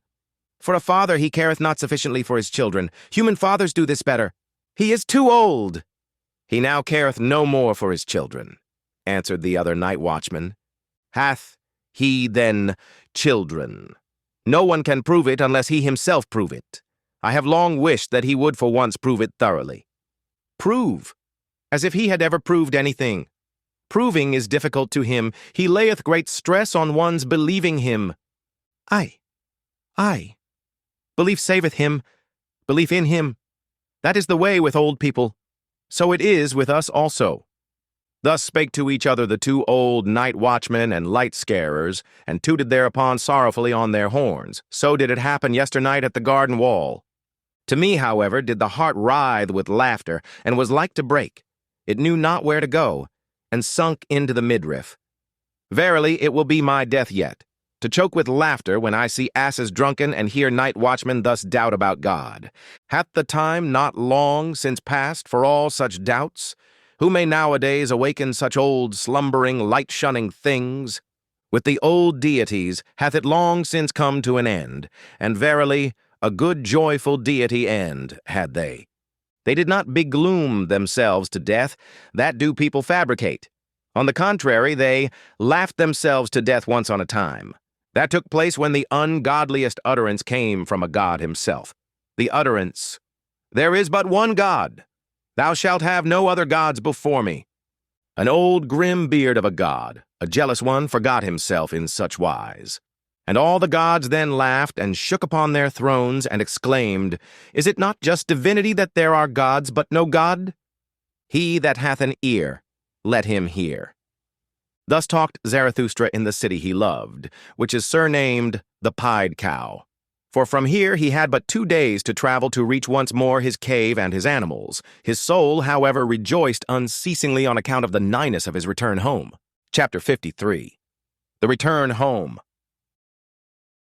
O lonesomeness, my home, lonesomeness, too long have I lived wildly in wild remoteness, to return to thee without tears. Now threaten me with the finger as mothers threaten. Now smile upon me as mothers smile. Now say just, who was it that like a whirlwind once rushed away from me? Who when departing called out, too long have I sat with lonesomeness. There have I unlearned silence. That hast thou learned now. Surely, O Zarathustra, everything do I know, and that thou wert more forsaken amongst the many, thou unique one, than thou ever wert with me. One thing is forsakenness. Another matter is lonesomeness. That hast thou now learned, and that amongst men thou wilt ever be wild and strange. Wild and strange even when they love thee. For above all, they want to be treated indulgently. Here, however, art thou at home and house with thyself. Here canst thou utter everything and unbosom all motives. Nothing is here ashamed of concealed, congealed feelings. Here do all things come caressingly to thy talk and flatter thee. For they want to ride upon thy back. On every simile dost thou here ride to every truth. Uprightly and openly mayest thou here talk to all things. And verily it soundeth as praise in their ears, for one to talk to all things. Directly. Another matter, however, is forsakenness. For dost thou remember, O Zarathustra, when thy bird screamed overhead, when thou stoodest in the forest irresolute, ignorant where to go beside a corpse? When thou spakest, "Let mine animals lead me. More dangerous have I found it among men than among animals." That was forsakenness. And dost thou remember, O Zarathustra, when thou sattest in thine isle, a well of wine, giving and granting amongst empty buckets, bestowing and distributing amongst the thirsty, until at last thou alone sattest thirsty amongst the drunken ones, and wailedst nightly, is taking not more blessed than giving, and stealing yet more blessed than taking. That was forsakenness. And dost thou remember, O Zarathustra, when thy stillest hour came, and drove thee forth from thyself, when with wicked whispering it said, Speak and succumb? When it disgusted thee with all thy waiting and silence, and discouraged thy humble courage, that was forsakenness. O lonesomeness, my home, lonesomeness, how blessedly and tenderly speaketh thy voice unto me. We do not question each other, we do not complain to each other, we go together openly through open doors. For all is open with thee and clear, and even the hours run here on lighter feet. For in the dark, time weigheth heavier upon one than in the light. Here fly open unto me all beings' words and word cabinets. Here all being wanteth to become words, here all becoming wanteth to learn of me how to talk. Down there, however, all talking is in vain. There, forgetting and passing by are the best wisdom. That have I learned now. He who would understand everything in man must handle everything. But for that, I have 2 clean hands. I do not like even to inhale their breath. Alas, that I have lived so long among their noise and bad breaths. O blessed stillness around me! O pure odors around me! How from a deep breast this stillness fetcheth pure breath! How it hearkeneth, this blessed stillness! But down there speaketh everything. There is everything misheard. If one announce one's wisdom with bells, the shopmen in the marketplace will out-jingle it with pennies. Everything among them talketh. No one knoweth any longer how to understand. Everything falleth into the water. Nothing falleth any longer into deep wells. Everything among them talketh. Nothing succeedeth any longer and accomplisheth itself. Everything cackleth. But who will still sit quietly on the nest and hatch eggs? Everything among them talketh. Everything is out-talked. And that which yesterday was still too hard for time itself and its tooth hangeth today, out-champed and out-chewed, from the mouths of the men of today. Everything among them talketh. Everything is betrayed. And what was once called the secret and secrecy of profound souls belongeth today to the street trumpeters and other butterflies. O human hubbub, thou wonderful thing! Thou noise in dark streets! Now art thou again behind me. My greatest danger lieth behind me. In indulging and pitying lay ever my greatest danger, and all human hubbub wisheth to be indulged and tolerated. With suppressed truths, with fool's hand and befooled heart, and rich in petty lies of pity, thus have I ever lived among men. Disguised did I sit amongst them, ready to misjudge myself, that I might endure them, and willingly saying to myself, Thou fool, thou dost not know men. One unlearneth men when one liveth amongst them. There is too much foreground in all men. What can far-seeing, far-longing eyes do there? And fool that I was, when they misjudged me, I indulged them on that account more than myself, being habitually hard on myself, and often even taking revenge on myself for the indulgence. Stung all over by poisonous flies, and hollowed like the stone by many drops of wickedness. Thus did I sit among them, and still said to myself, Innocent is everything petty of its pettiness. Especially did I find those who call themselves the good the most poisonous flies. They sting in all innocence. They lie in all innocence. How could they be just towards me? He who liveth amongst the good, pity teacheth him to lie. Pity maketh stifling air for all free souls, for the stupidity of the good is unfathomable. To conceal myself and my riches. That did I learn down there, for everyone did I still find poor in spirit. It was the lie of my pity that I knew in every one, that I saw and scented in every one. What was enough of spirit for him, and what was too much. They're stiff wise men. I call them wise, not stiff. Thus did I learn to slur over words. The grave diggers dig for themselves diseases. Under old rubbish rest bad vapors. One should not stir up the marsh. One should live on mountains. With blessed nostrils do I again breathe mountain freedom. Freed at last is my nose from the smell of all human hubbub. With sharp breezes tickled, as with sparkling wine, sneezeth my soul, sneezeth, and shouteth self-congratulatingly, Health to thee. Thus spake Zarathustra. Chapter 54. The Three Evil Things. First, In my dream, in my last morning dream, I stood today on a promontory, beyond the world. I held a pair of scales and weighed the world. Alas, that the rosy dawn came too early to me. She glowed me awake, the jealous one. Jealous is she always of the glows of my morning dream. Measurable by him who hath time, weighable by a good weigher, attainable by strong pinions, divinable by divine nutcrackers, thus did my dream find the world. My dream, a bold sailor, half ship, half hurricane, silent as the butterfly, impatient as the falcon. How had it the patience and leisure today for world weighing? Did my wisdom perhaps speak secretly to it, my laughing, wide-awake day-wisdom, which mocketh at all infinite worlds? For it saith, where force is, there becometh number the master. It hath more force. How confidently did my dream contemplate this finite world, not new-fangledly, not old-fangledly, not timidly, not entreatingly. As if a big round apple presented itself to my hand, a ripe golden apple with a coolly soft, velvety skin. Thus did the world present itself unto me. As if a tree nodded unto me, a broad-branched, strong-willed tree, curved as a recline and a footstool for weary travelers. Thus did the world stand on my promontory. As if delicate hands carried a casket towards me, a casket open for the delectation of modest, adoring eyes. Thus did the world present itself before me today. Not riddle enough to scare human love from it, not solution enough to put to sleep human wisdom. A humanly good thing was the world to me today, of which such bad things are said. How I thank my morning dream that I thus at today's dawn weighed the world.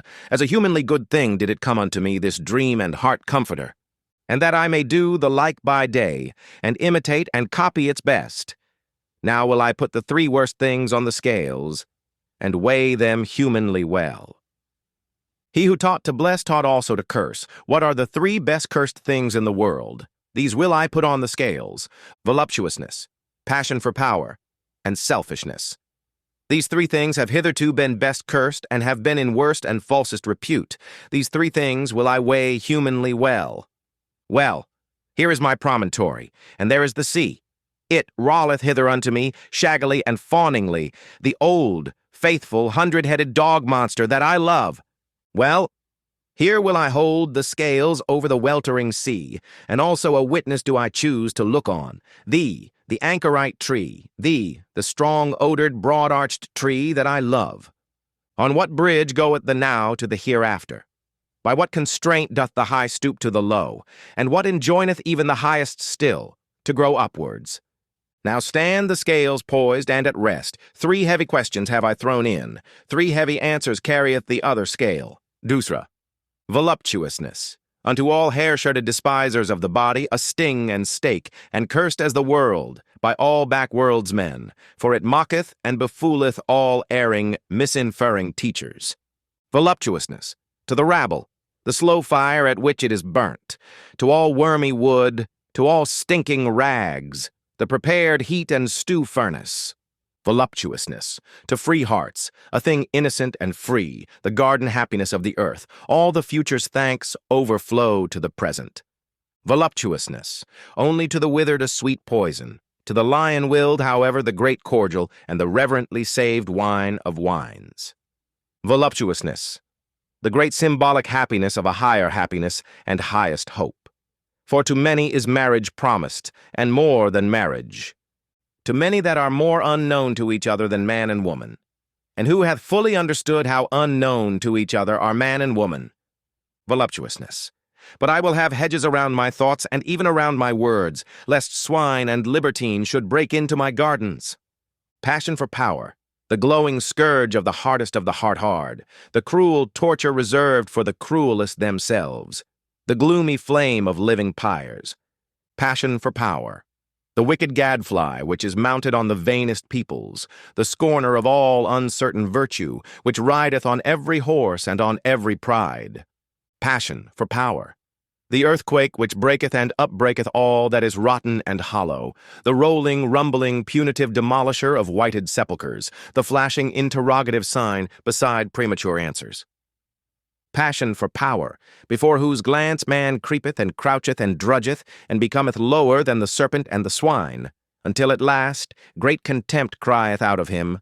Passion for power, the terrible teacher of great contempt, which preacheth to their face to cities and empires, away with thee, until a voice crieth out of themselves, away with me.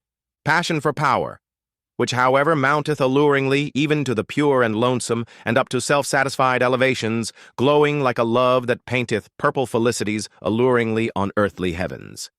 Passion for power. But who would call it passion, when the height longeth to stoop for power? Verily, nothing sick or diseased is there in such longing and descending, that the lonesome height may not forever remain lonesome and self-sufficing, that the mountains may come to the valleys and the winds of the heights to the plains. Oh, who could find the right prenomen and honoring name for such longing? Bestowing virtue.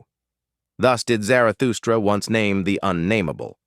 And then it happened also, and verily, it happened for the first time, that his word blessed selfishness, the wholesome, healthy selfishness that springeth from the powerful soul to which the high body appertaineth, the handsome, triumphing, refreshing body around which everything becometh a mirror, the pliant, persuasive body, the dancer, whose symbol and epitome is the self-enjoying soul. Of such bodies and souls the self-enjoyment calleth itself virtue. With its words of good and bad doth such self-enjoyment shelter itself as with sacred groves. With the names of its happiness doth it banish from itself everything contemptible.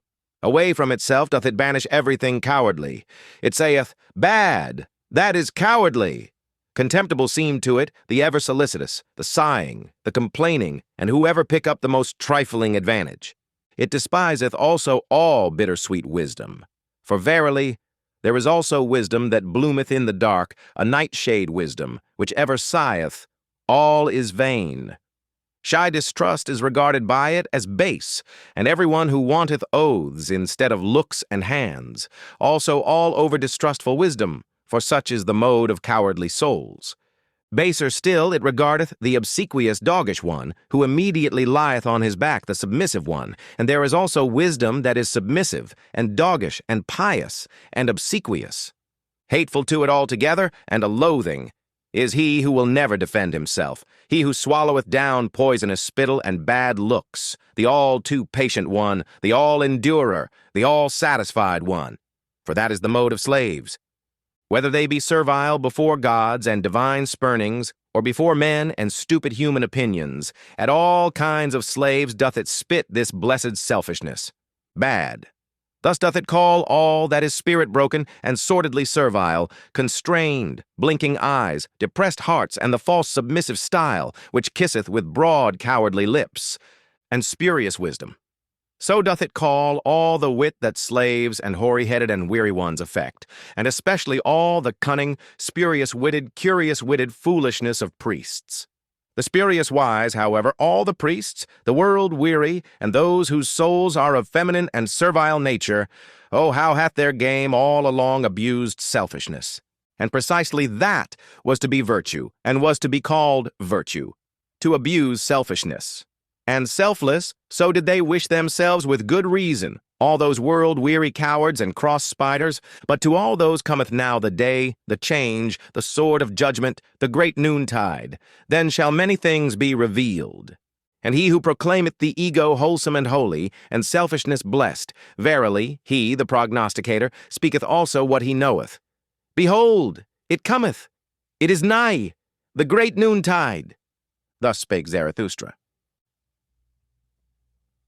Chapter 55. The Spirit of Gravity.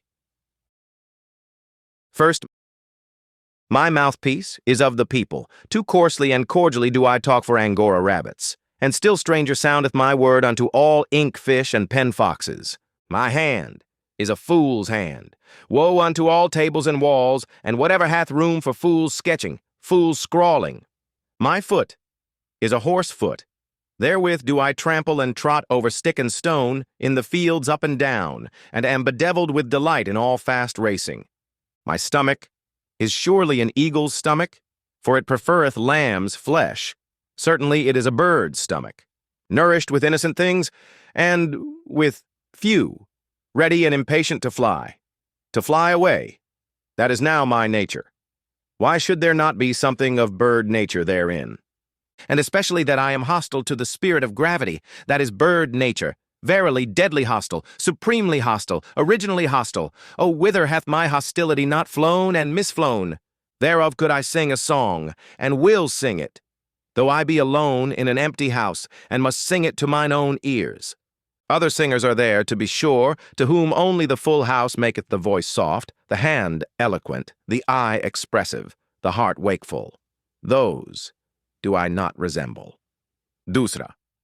He who one day teacheth men to fly will have shifted all landmarks. To him will all landmarks themselves fly into the air. The earth will he christen anew as the light body. The ostrich runneth faster than the fastest horse, but it also thrusteth its head heavily into the heavy earth. Thus is it with the man, who cannot yet fly. Heavy unto him are earth and life, and so willeth the spirit of gravity. But he who would become light and be a bird must love himself. Thus do I teach. Not, to be sure, with the love of the sick and infected, for with them stinketh even self-love. One must learn to love oneself. Thus do I teach, with a wholesome and healthy love, that one may endure to be with oneself and not go roving about. Such roving about christeneth itself brotherly love. With these words hath there hitherto been the best lying and dissembling, and especially by those who have been burdensome to everyone. And verily, it is no commandment for today and tomorrow to learn to love oneself. Rather is it of all arts the finest, subtlest, last, and patientest. For to its possessor is all possession well concealed, and of all treasure pits one's own is last excavated, so causeth the spirit of gravity. Almost in the cradle are we apportioned with heavy words and worths, good and evil. So calleth itself this dowry. For the sake of it, we are forgiven for living. And therefore suffereth one little children to come unto one, to forbid them betimes to love themselves. So causeth the spirit of gravity. And we bear loyally what is apportioned unto us, on hard shoulders over rugged mountains. And when we sweat, then do people say to us, Yea, life is hard to bear. But man himself only is hard to bear. The reason thereof is that he carrieth too many extraneous things on his shoulders. Like the camel kneeleth he down, and letteth himself be well laden, especially the strong load-bearing man in whom reverence resideth. Too many extraneous heavy words and worths loadeth he upon himself. Then seemeth life to him a desert. And verily, many a thing also that is our own is hard to bear. And many internal things in man are like the oyster, repulsive and slippery and hard to grasp. So that an elegant shell, with elegant adornment, must plead for them. But this art also must one learn, to have a shell, and a fine appearance, and sagacious blindness. Again, it deceiveth about many things in man, that many a shell is poor and pitiable, and too much of a shell. Much concealed goodness and power is never dreamt of. The choicest dainties find no tasters. Women know that. The choicest of them. A little fatter, a little leaner. Oh, how much fate is in so little. Man is difficult to discover, and unto himself most difficult of all. Often lieth the spirit concerning the soul, so causeth the spirit of gravity. He, however, hath discovered himself, who saith, This is my good and evil. Therewith hath he silenced the mole and the dwarf, who say, Good for all, evil for all. Verily, neither do I like those who call everything good, and this world the best of all. Those do I call the all-satisfied. All-satisfiedness, which knoweth how to taste everything, that is not the best taste. I honor the refractory, fastidious tongues and stomachs which have learned to say aye and yea and nay. To chew and digest everything, however, that is the genuine swine nature. Ever to say, yea, that hath only the ass learnt, and those like it, deep yellow and hot red, so wanteth my taste. It mixeth blood with all colors. He, however, who whitewasheth his house, betrayeth unto me a whitewashed soul. With mummies, some fall in love, others with phantoms, both alike hostile to all flesh and blood. Oh, how repugnant are both to my taste, for I love blood. And there will I not reside and abide where everyone spitteth and speweth. That is now my taste. Rather would I live amongst thieves and perjurers. Nobody carrieth gold in his mouth. Still more repugnant unto me, however, are all lickspittles, and the most repugnant animal of man that I found did I christen parasite. It would not love, and would yet live by love. Unhappy do I call all those who have only one choice, either to become evil beasts or evil beast tamers. Amongst such would I not build my tabernacle. Unhappy do I also call those who have ever to wait. They are repugnant to my taste. All the toll-gatherers and traders and kings and other land-keepers and shopkeepers. Verily, I learned waiting also, and thoroughly so, but only waiting for myself. And above all, did I learn standing and walking and running and leaping and climbing and dancing. This, however, is my teaching. He who wisheth one day to fly must first learn standing and walking and running and climbing and dancing. One doth not fly into flying.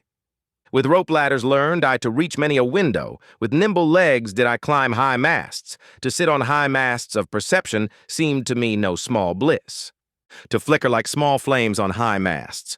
A small light, certainly, but a great comfort to castaway sailors and shipwrecked ones. By divers ways and wendings did I arrive at my truth. Not by one ladder did I mount to the height, where mine eye roveth into my remoteness. And unwillingly only did I ask my way. That was always counter to my taste. Rather did I question and test the ways themselves. A testing and a questioning hath been all my traveling, and verily, one must also learn to answer such questioning. That, however, is my taste. Neither a good nor a bad taste, but my taste, of which I have no longer either shame or secrecy. This is now my way. Where is yours? Thus did I answer those who asked me the way. For the way, it doth not exist. Thus spake Zarathustra. Chapter 56. Old and New Tables. First. Here do I sit and wait, old broken tables around me, and also new half-written tables, when cometh mine hour. The hour of my descent, of my down-going, for once more will I go unto men. For that hour do I now wait. For first must the signs come unto me that it is mine hour, namely, the laughing lion with the flock of doves. Meanwhile do I talk to myself as one who hath time. No one telleth me anything new, so I tell myself mine own story. Dusra. When I came unto men, then found I them resting on an old infatuation. All of them thought they had long known what was good and bad for men. An old wearisome business seemed to them all discourse about virtue, and he who wished to sleep well spake of good and bad ere retiring to rest. This somnolence did I disturb when I taught that no one yet knoweth what is good and bad, unless it be the creating one. It is he, however, who createth man's goal, and giveth to the earth its meaning and its future. He only effecteth it that aught is good or bad. And I bade them upset their old academic chairs, and wherever that old infatuation had sat. I bade them laugh at their great moralists, their saints, their poets, and their saviors. At their gloomy sages did I bid them laugh, and whoever had sat admonishing as a black scarecrow on the tree of life.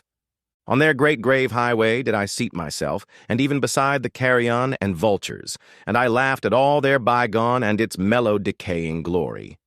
Verily, like penitential preachers and fools, did I cry wrath and shame on all their greatness and smallness. Oh, that their best is so very small. Oh, that their worst is so very small. Thus did I laugh. Thus did my wise longing, born in the mountains, cry and laugh in me, a wild wisdom, verily, my great pinion-rustling longing. And oft did it carry me off and up and away, and in the midst of laughter, then flew I quivering like an arrow with sun-intoxicated rapture, out into distant futures, which no dream hath yet seen, into warmer souths than ever sculptor conceived, where gods in their dancing are ashamed of all clothes, that I may speak in parables and halt and stammer like the poets, and verily I am ashamed that I have still to be a poet. where all becoming seemed to me dancing of gods, and wantoning of gods, and the world unloosed and unbridled and fleeing back to itself, as an eternal self-fleeing and re-seeking of one another of many gods, as the blessed self-contradicting, recommuning and refraternizing with one another of many gods, where all time seemed to me a blessed mockery of moments, where necessity was freedom itself, which played happily with the goad of freedom, where I also found again mine old devil and arch-enemy, the spirit of gravity and all that it created, constraint, law, necessity and consequence and purpose and will and good and evil. For must there not be that which is danced over, danced beyond? Must there not, for the sake of the nimble, the nimblest, be moles and clumsy dwarves? Moondram. There was it also where I picked up from the path the word Superman, and that man is something that must be surpassed. That man is a bridge and not a goal, rejoicing over his noontides and evenings as advances to new rosy dawns. The Zarathustra word of the great noontide and whatever else I have hung up over men like purple evening afterglows. Verily also new stars did I make them see, along with new nights, and over cloud and day and night did I spread out laughter like a gay-colored canopy. I taught them all my poetization and aspiration, to compose and collect into unity what is fragment in man, and riddle and fearful chance. As composer, riddle reader, and redeemer of chance, did I teach them to create the future, and all that hath been, to redeem by creating. The past of man to redeem, and every it was to transform, until the will saith, but so did I will it, so shall I will it. This did I call redemption, this alone taught I them to call redemption. Now do I await my redemption, that I may go unto them for the last time. For once more will I go unto men, amongst them will my sun set. In dying will I give them my choicest gift. From the sun did I learn this when it goeth down, the exuberant one. Gold doth it then pour into the sea out of inexhaustible riches, so that the poorest fisherman roweth even with golden oars. For this did I once see, and did not tire of weeping in beholding it. Like the sun will also Zarathustra go down. Now sitteth he here, and waiteth old broken tables around him, and also new tables, half written. Nangavade. Behold, here is a new table, but where are my brethren who will carry it with me to the valley and into hearts of flesh? Thus demandeth my great love to the remotest ones. Be not considerate of thy neighbor. Man is something that must be surpassed. There are many divers ways and modes of surpassing. See thou thereto, but only a buffoon thinketh, man can also be overleapt. Surpass thyself even in thy neighbor, and a right which thou canst seize upon, shalt thou not allow to be given thee. What thou doest can no one do to thee again. Lo, there is no requital.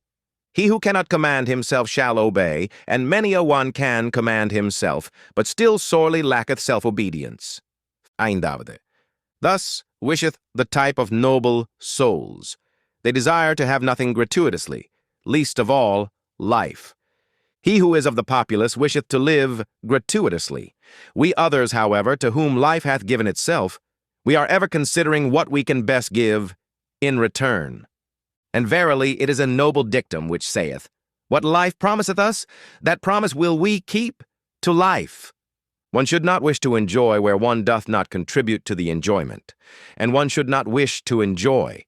For enjoyment and innocence are the most bashful things, neither like to be sought for. One should have them, but one should rather seek for guilt and pain. Aravade.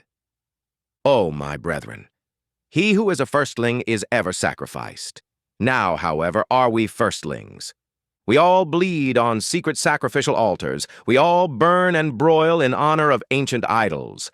Our best is still young. This exciteth old palates. Our flesh is tender. Our skin is only lamb's skin. How could we not excite old idol priests? In ourselves dwelleth he still, the old idol priest, who broileth our best for his banquet. Ah, my brethren, how could firstlings fail to be sacrifices? But so wisheth our type, and I love those who do not wish to preserve themselves. The downgoing ones do I love with mine entire love, for they go beyond. Yeraude. To be true, that can few be, and he who can, will not. Least of all, however, can the good be true. Oh, those good ones!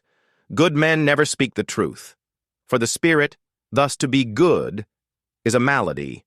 They yield, those good ones, they submit themselves. Their heart repeateth, their soul obeyeth. He, however, who obeyeth, doth not listen to himself. All that is called evil by the good must come together in order that one truth may be born. O my brethren, are ye also evil enough for this truth? The daring venture, the prolonged distrust, the cruel nay, the tedium, the cutting into the quick, how seldom do these come together? Out of such seed, however, is truth produced.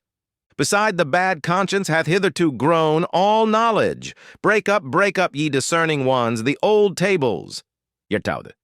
When the water hath planks, when gangways and railings o'erspan the stream, verily he is not believed who then saith, all is in flux. But even the simpletons contradict him. What? Say the simpletons. All in flux? Planks and railings are still over the stream. Over the stream all is stable, all the values of things, the bridges and bearings all good and evil, these are all stable. Cometh, however, the hard winter, the stream tamer, then learn even the wittiest distrust, and verily not only the simpletons, then say, should not everything stand still? Fundamentally standeth everything still. That is an appropriate winter doctrine, good cheer for an unproductive period, a great comfort for winter sleepers and fireside loungers. Fundamentally standeth everything still. But contrary thereto, preacheth the thawing wind.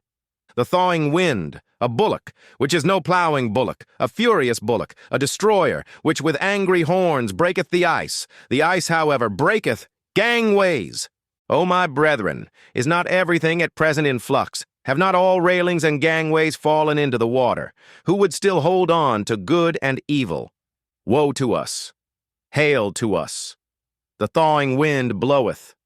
Thus preach, my brethren, through all the streets. Deviati. There is an old illusion. It is called good and evil. Around soothsayers and astrologers hath hitherto revolved the orbit of this illusion. Once did one believe in soothsayers and astrologers, and therefore did one believe everything is fate. Thou shalt, for thou must. Then again did one distrust all soothsayers and astrologers, and therefore did one believe everything is freedom. Thou canst, for thou willest. O my brethren, concerning the stars and the future there hath hitherto been only illusion, and not knowledge. And therefore, concerning good and evil, there hath hitherto been only illusion, and not knowledge. Patavade. Thou shalt not rob! Thou shalt not slay! Such precepts were once called holy. Before them did one bow the knee and the head, and take off one's shoes. But I ask you, where have there ever been better robbers and slayers in the world than such holy precepts? Is there not even in all life robbing and slaying? And for such precepts to be called holy, was not truth itself thereby slain? Or was it a sermon of death that called holy what contradicted and dissuaded from life? O my brethren, break up for me the old tables. 11th. It is my sympathy with all the past that I see it is abandoned. Abandoned to the favor, the spirit, and the madness of every generation that cometh, and reinterpreteth all that hath been as its bridge. A great potentate might arise, an artful prodigy, who with approval and disapproval could strain and constrain all the past, until it became for him a bridge, a harbinger, a herald, and a cock crowing. This, however, is the other danger, and mine other sympathy. He who is of the populace, his thoughts go back to his grandfather.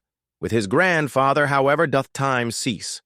Thus is all the past abandoned, for it might some day happen for the populace to become master, and drown all time in shallow waters. Therefore, O my brethren, a new nobility is needed, which shall be the adversary of all populace and potentate rule, and shall inscribe anew the word noble on new tables.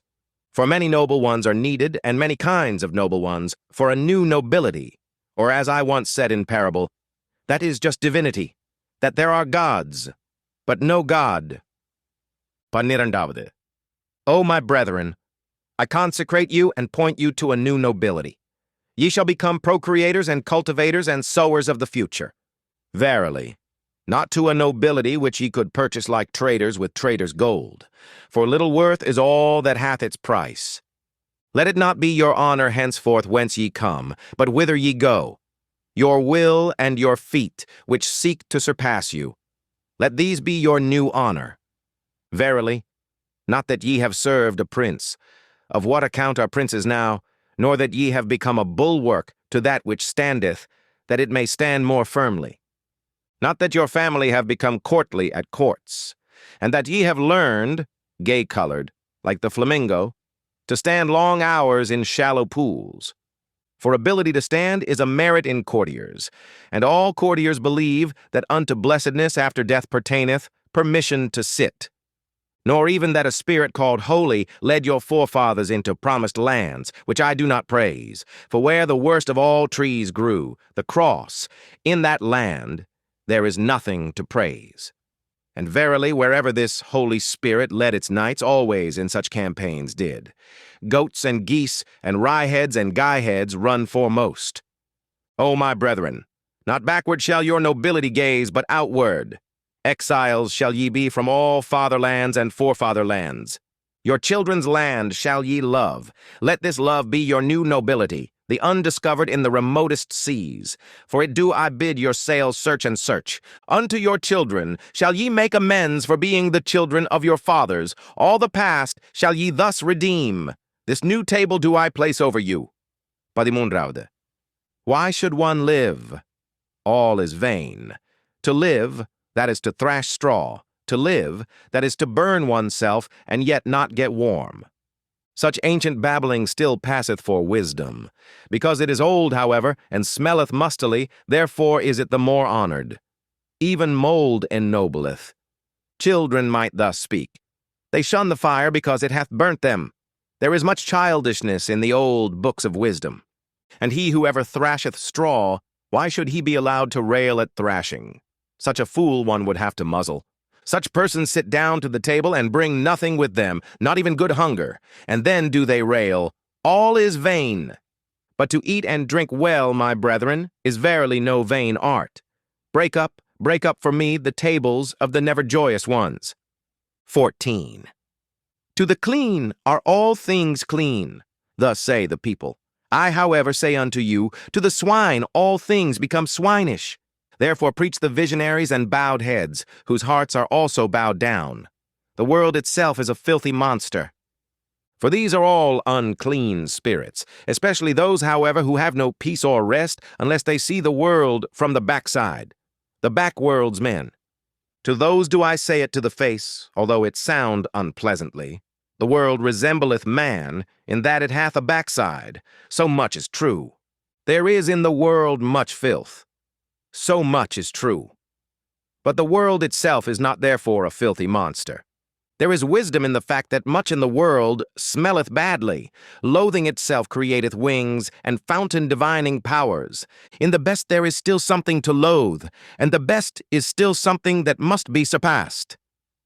O my brethren, there is much wisdom in the fact that much filth is in the world. 19. Such sayings did I hear pious backworldsmen speak to their consciences, and verily without wickedness or guile, although there is nothing more guileful in the world, or more wicked. Let the world be as it is, raise not a finger against it. Let whoever will choke and stab and skin and scrape the people, raise not a finger against it. Thereby will they learn to renounce the world. And thine own reason, this shalt thou thyself stifle and choke, for it is a reason of this world. Thereby wilt thou learn thyself to renounce the world.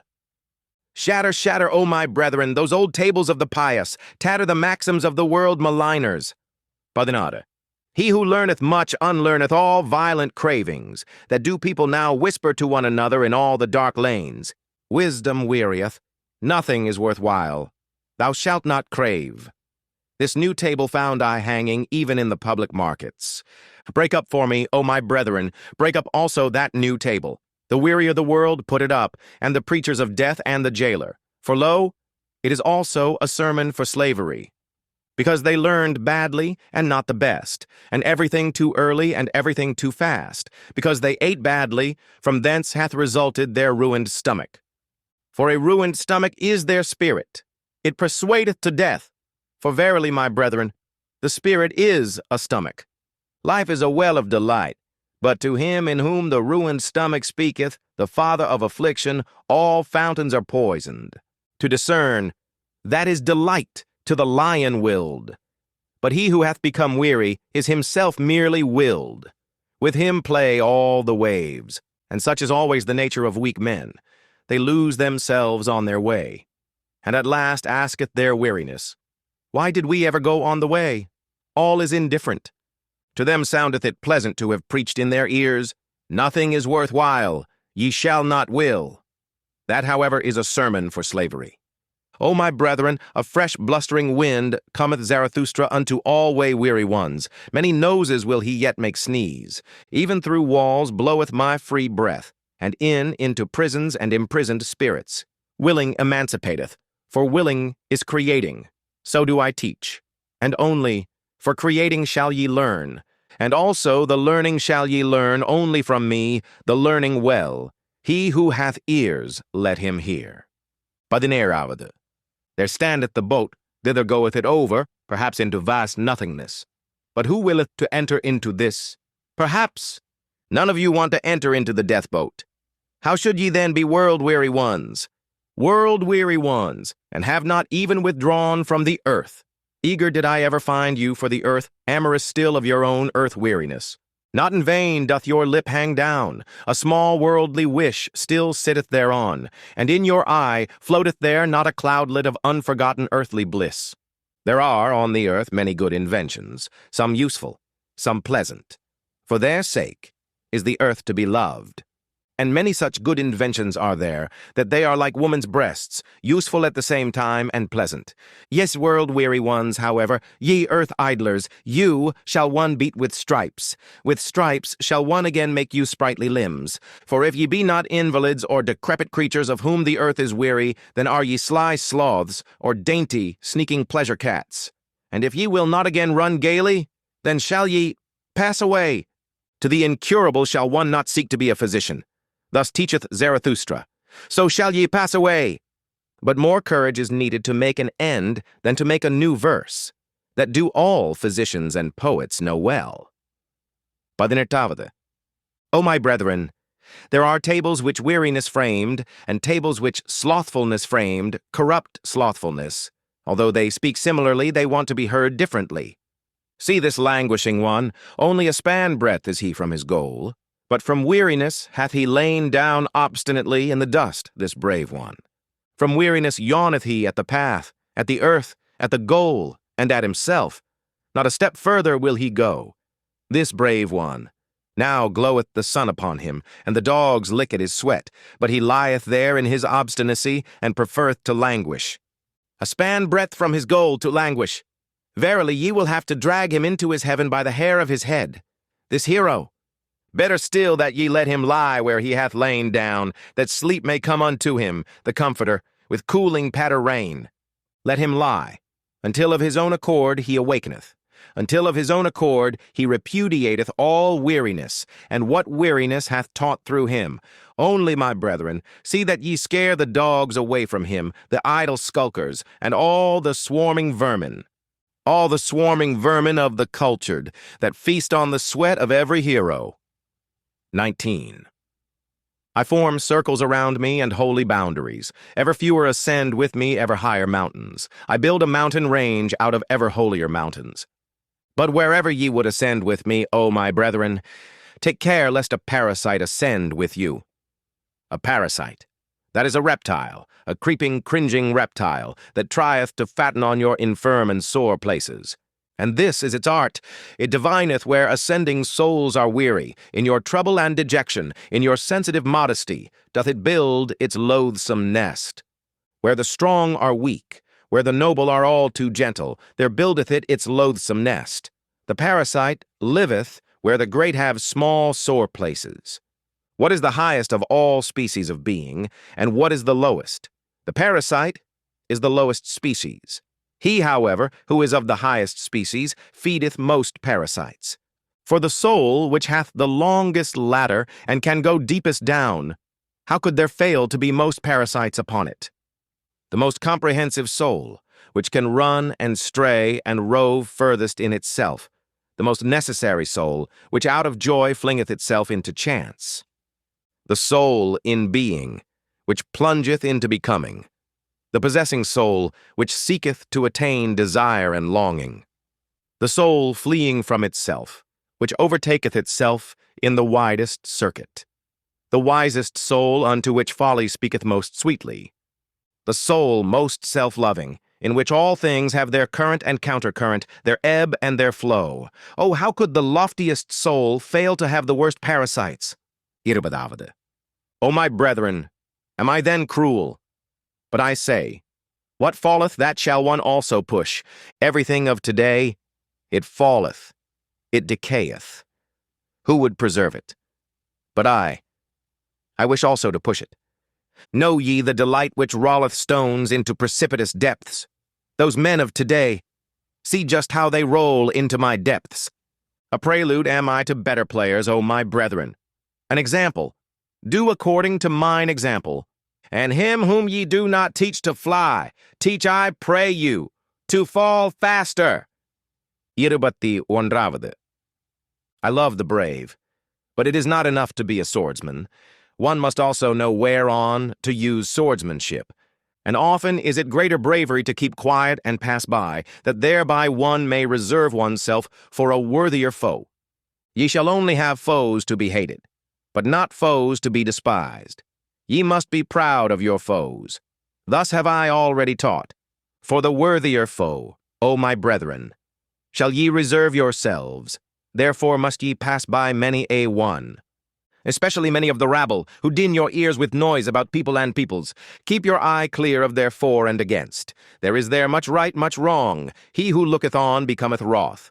Therein viewing, therein hewing. They are the same thing. Therefore depart into the forests and lay your sword to sleep. Go your ways, and let the people and peoples go theirs, gloomy ways, verily, on which not a single hope glinteth any more. Let there the traitor rule, where all that still glittereth is traitors' gold. It is the time of kings no longer. That which now calleth itself the people is unworthy of kings. See how these peoples themselves now do just like the traitors. They pick up the smallest advantage out of all kinds of rubbish. They lay lures for one another. They lure things out of one another that they call good neighborliness.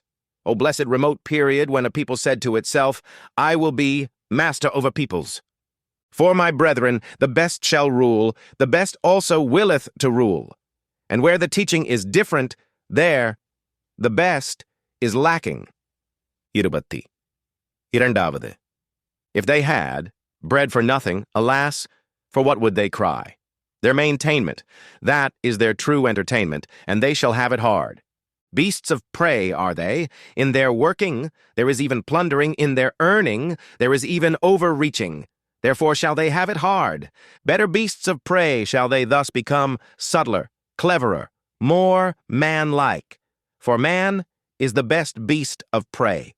All the animals hath man already robbed of their virtues. That is why of all animals it hath been hardest for man. Only the birds are still beyond him. And if man should yet learn to fly, alas, to what height would his rapacity fly? Irvati Mundraude. Thus would I have man and woman, fit for war, the one, fit for maternity, the other, both, however, fit for dancing with head and legs. And lost be the day to us in which a measure hath not been danced, and false be every truth which hath not had laughter along with it. Irubatananga. Your marriage arranging, see that it be not a bad arranging. Ye have arranged too hastily, so there followeth therefrom marriage breaking. And better marriage breaking than marriage bending, marriage lying, thus spake a woman unto me. Indeed, I broke the marriage, but first did the marriage break. Me, the badly paired, found I ever the most revengeful. They make everyone suffer for it that they no longer run singly. On that account, want I the honest ones to say to one another, we love each other.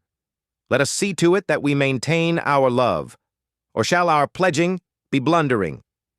Give us a set term and a small marriage, that we may see if we are fit for the great marriage. It is a great matter always to be twain. Thus do I counsel all honest ones. And what would be my love to the Superman, and to all that is to come, if I should counsel and speak otherwise? Not only to propagate yourselves onwards, but upwards. Thereto, O my brethren, may the garden of marriage help you. Irubateind.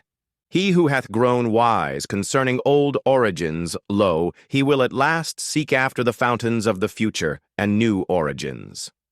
O my brethren, not long will it be until new peoples shall arise, and new fountains shall rush down into new depths.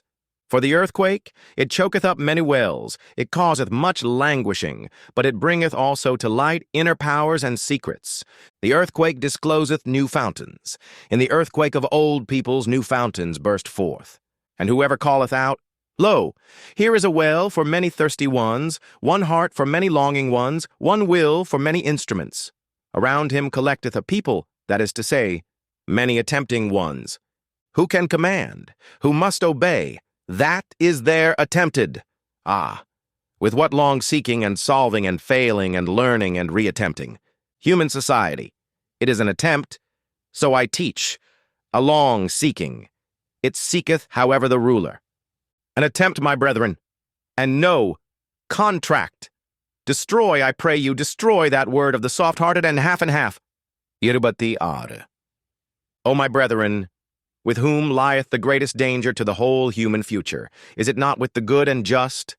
As those who say and feel in their hearts, we already know what is good and just, we possess it also. Woe to those who still seek thereafter. And whatever harm the wicked may do, the harm of the good is the harmfulest harm. And whatever harm the world maligners may do, the harm of the good is the harmfulest harm. O my brethren, into the hearts of the good, and just looked someone once on a time who said, They are the Pharisees. But people did not understand him. The good and just themselves were not free to understand him. Their spirit was imprisoned in their good conscience. The stupidity of the good is unfathomably wise. It is the truth, however, that the good must be Pharisees. They have no choice. The good must crucify him who deviseth his own virtue. That is the truth. The second one, however, who discovered their country, the country, heart, and soil of the good and just, it was he who asked, Whom do they hate most? The Creator hate they most. Him who breaketh the tables and old values, the breaker. Him they call the lawbreaker. For the good they cannot create. They are always the beginning of the end. They crucify him who writeth new values on new tables. They sacrifice unto themselves the future. They crucify the whole human future, the good. They have always been the beginning of the end. Irubati yir, O my brethren, have ye also understood this word? And what I once said of the last man? With whom lieth the greatest danger to the whole human future? Is it not with the good and just? Break up, I pray you, the good and just. O my brethren, have ye understood also this word? Yerubati. Ye flee from me? Ye are frightened? Ye tremble at this word? O my brethren, when I enjoined you to break up the good and the tables of the good, then only did I embark man on his high seas. And now only cometh unto him the great terror, the great outlook, the great sickness, the great nausea, the great seasickness. False shores and false securities did the good teach you. In the lies of the good were ye born and bred. Everything hath been radically contorted and distorted by the good. But he who discovered the country of man discovered also the country of man's future. Now shall ye be sailors for me, brave, patient. Keep yourselves up betimes, my brethren. Learn to keep yourselves up. The sea stormeth. Many seek to raise themselves again by you. The sea stormeth. All is in the sea. Well, cheer up, ye old seaman hearts. What of fatherland? Thither striveth our helm, where our children's land is. Thitherward, stormier than the sea, stormeth our great longing. Yerubati, Onbadavada. Why so hard? Said to the diamond one day the charcoal. Are we then not near relatives? Why so soft? O my brethren, thus do I ask you, Are ye then not my brethren? Why so soft, so submissive and yielding? Why is there so much negation and abnegation in your hearts? Why is there so little fate in your looks? And if ye will not be fates and inexorable ones, how can ye one day conquer with me? And if your hardness will not glance and cut and chip to pieces, how can ye one day create with me? For the creators are hard, and blessedness must it seem to you to press your hand upon millenniums as upon wax. Blessedness to write upon the will of millenniums as upon brass, harder than brass, nobler than brass, entirely hard is only the noblest. This new table, O my brethren, put I up over you, become hard. Mupadam. O thou my will, thou change of every need, my needfulness, preserve me from all small victories. Thou fatedness of my soul, which I call fate, thou in me, over me, preserve and spare me for one great fate. And thy last greatness, my will, spare it for thy last, that thou mayest be inexorable in thy victory. Ah, who hath not succumbed to his victory? Ah, whose eye hath not bedimmed in this intoxicated twilight? Ah, whose foot hath not faltered and forgotten in victory how to stand, that I may one day be ready and ripe in the great noontide, ready and ripe like the glowing ore, the lightning-bearing cloud, and the swelling milk udder, ready for myself and for my most hidden will, a bow eager for its arrow, an arrow eager for its star, a star, ready and ripe in its noontide, glowing, pierced, blessed by annihilating sun arrows. A sun itself, and an inexorable sun will, ready for annihilation in victory. O will, thou change of every need, my needfulness, spare me for one great victory. Thus spake Zarathustra. Chapter 57. The Convalescent. First, one morning, not long after his return to his cave, Zarathustra sprang up from his couch like a madman, crying with a frightful voice, and acting as if someone still lay on the couch who did not wish to rise. Zarathustra's voice also resounded in such a manner that his animals came to him frightened, and out of all the neighboring caves and lurking places all the creatures slipped away, flying, fluttering, creeping, or leaping, according to their variety of foot or wing. Zarathustra, however, spake these words: Up, abysmal thought out of my depth. I am thy cock and morning dawn, thou overslept reptile. Up, up, my voice shall soon crow thee awake. Unbind the fetters of thine ears. Listen, for I wish to hear thee. Up, up, there is thunder enough to make the very graves listen. And rub the sleep and all the dimness and blindness out of thine eyes. Hear me also with thine eyes. My voice is a medicine even for those born blind. And once thou art awake, then shalt thou ever remain awake. It is not my custom to awake great-grandmothers out of their sleep that I may bid them, sleep on. Thou stirrest, stretchest thyself, wheezest, up, up. Not wheeze shalt thou, but speak unto me. Zarathustra calleth thee, Zarathustra the godless. I, Zarathustra, the advocate of living, the advocate of suffering, the advocate of the circuit. Thee do I call, my most abysmal thought. Joy to me, thou comest, I hear thee, mine abyss speaketh, my lowest depth have I turned over into the light. Joy to me, come hither, give me thy hand, ha, let be, aha, disgust, disgust, disgust, alas, to me. Dusra. Hardly, however, had Zarathustra spoken these words, when he fell down as one dead, and remained long as one dead. When, however, he again came to himself, then was he pale and trembling, and remained lying, and, for long, he would neither eat nor drink. This condition continued for 7 days. His animals, however, did not leave him day nor night, except that the eagle flew forth to fetch food. And what it fetched and foraged, it laid on Zarathustra's couch, so that Zarathustra at last lay among yellow and red berries, grapes, rosy apples, sweet-smelling herbage, and pine cones. At his feet, however, 2 lambs were stretched, which the eagle had with difficulty carried off from their shepherds. At last, after 7 days, Zarathustra raised himself upon his couch, took a rosy apple in his hand, smelt it, and found its smell pleasant. Then did his animals think the time had come to speak unto him. O Zarathustra, said they, now hast thou lain thus for 7 days with heavy eyes. Wilt thou not set thyself again upon thy feet? Step out of thy cave. The world waiteth for thee as a garden. The wind playeth with heavy fragrance, which seeketh for thee, and all brooks would like to run after thee. All things long for thee, since thou hast remained alone for 7 days. Step forth out of thy cave. All things want to be thy physicians.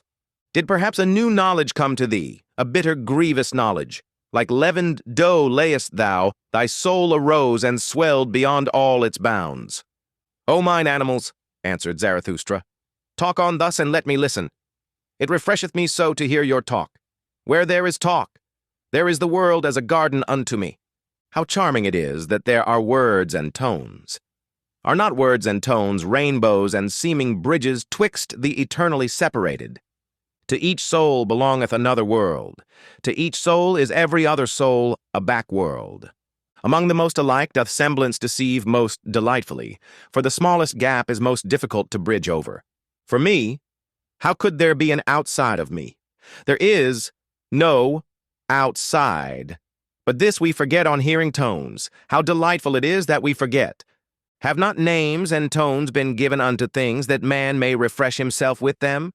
It is a beautiful folly speaking. Therewith danceth man over everything. How lovely is all speech and all falsehoods of tones! With tones danceth our love on variegated rainbows. O Zarathustra, said then his animals, to those who think like us, things all dance themselves. They come and hold out the hand and laugh and flee, and return. Everything goeth, everything returneth. Eternally rolleth the wheel of existence. Everything dieth, everything blossometh forth again. Eternally runneth on the year of existence.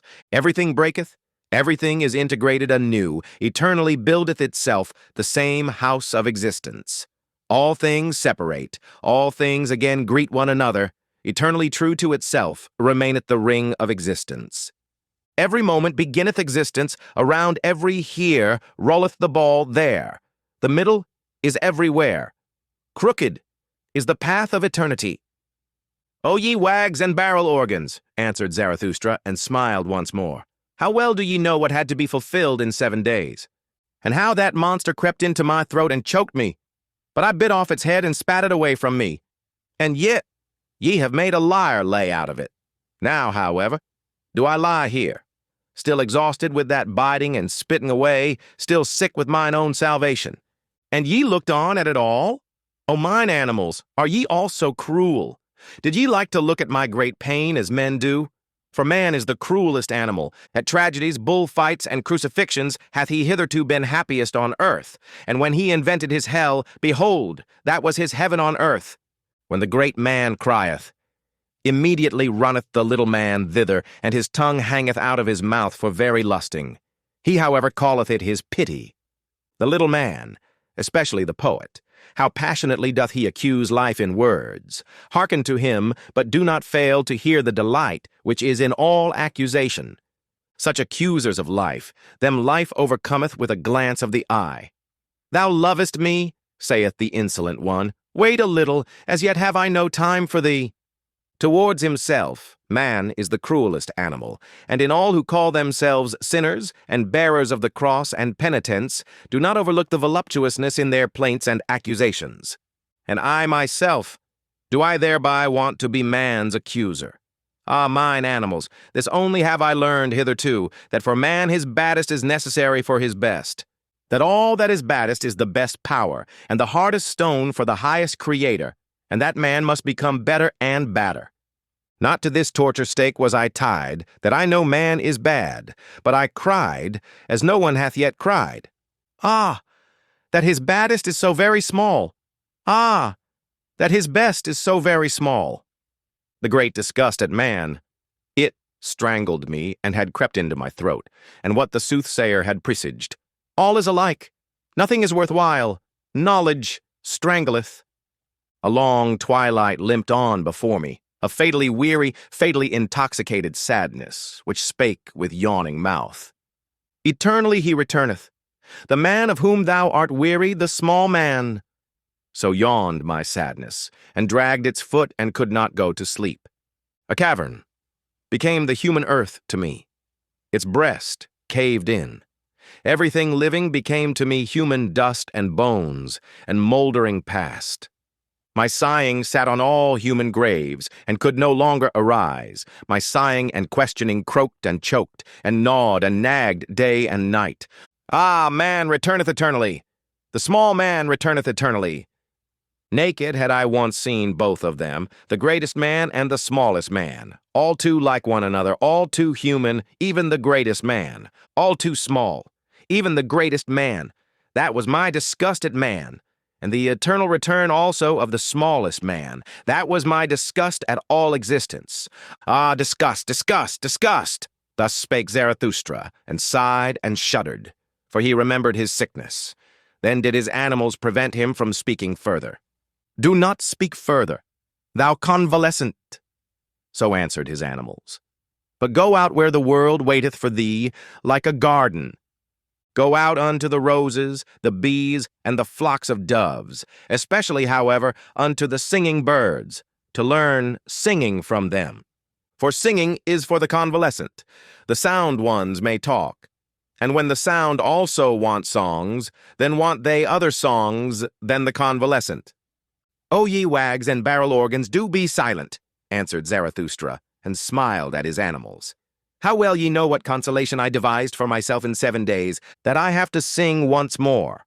That consolation did I devise for myself, and this convalescence. Would ye also make another lyre lay thereof? Do not talk further, answered his animals once more. Rather, thou convalescent, prepare for thyself first a lyre, a new lyre. For behold, O Zarathustra, for thy new lays there are needed new lyres. Sing and bubble over, O Zarathustra. Heal thy soul with new lays, that thou mayest bear thy great fate, which hath not yet been anyone's fate. For thine animals know it well, O Zarathustra, who thou art and must become. Behold, thou art the teacher of the eternal return. That is now thy fate. That thou must be the first to teach this teaching, how could this great fate not be thy greatest danger and infirmity? Behold, we know what thou teachest, that all things eternally return, and ourselves with them, and that we have already existed times without number, and all things with us. Thou teachest that there is a great year of becoming, a prodigy of a great year. It must, like a sand glass, ever turn up anew, that it may anew run down and run out. So that all those years are like one another in the greatest and also in the smallest, so that we ourselves, in every great year, are like ourselves in the greatest and also in the smallest. And if thou wouldst now die, O Zarathustra, behold, we know also how thou wouldst then speak to thyself. But thine animals beseech thee not to die yet. Thou wouldst speak, and without trembling, buoyant rather with bliss, for a great weight and worry would be taken from thee.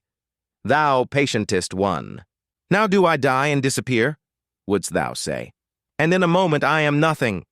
Souls are as mortal as bodies, but the plexus of causes returneth in which I am intertwined. It will again create me. I myself pertain to the causes of the eternal return. I come again with this sun, with this earth, with this eagle, with this serpent, not to a new life, or a better life, or a similar life. I come again eternally, to this identical and self-same life, in its greatest and its smallest, to teach again the eternal return of all things. To speak again the word of the great noontide of earth and man, to announce again to man the Superman. I have spoken my word. I break down by my word. So willeth mine eternal fate. As announcer do I succumb. The hour hath now come for the downgoer to bless himself. Thus endeth Zarathustra's downgoing. When the animals had spoken these words, they were silent and waited, so that Zarathustra might say something to them. But Zarathustra did not hear that they were silent. On the contrary, he lay quietly with closed eyes like a person sleeping, although he did not sleep. For he communed just then with his soul. The serpent, however, and the eagle, when they found him silent in such wise, respected the great stillness around him, and prudently retired. Chapter 58. The Great Longing. O my soul, I have taught thee to say, today, as once on a time, and formerly, and to dance thy measure over every here and there and yonder. O my soul, I delivered thee from all by-places. I brushed down from thee dust and spiders and twilight. O my soul, I washed the petty shame and the by-place virtue from thee, and persuaded thee to stand naked before the eyes of the sun. With the storm that is called Spirit did I blow over thy surging sea, all clouds did I blow away from it. I strangled even the strangler called Sin. O my soul, I gave thee the right to say nay like the storm, and to say yea as the open heaven saith yea, calm as the light remainest thou, and now walkest through denying storms. O my soul, I restored to thee liberty over the created and the uncreated, and who knoweth as thou knowest the voluptuousness of the future? O my soul, I taught thee the contempt which doth not come like worm-eating, the great, the loving contempt, which loveth most where it contemneth most. O my soul, I taught thee so to persuade, that thou persuadest even the grounds themselves to thee, like the sun, which persuadeth even the sea to its height. O my soul, I have taken from thee all obeying and knee-bending and homage-paying. I have myself given thee the names, change of need, and fate.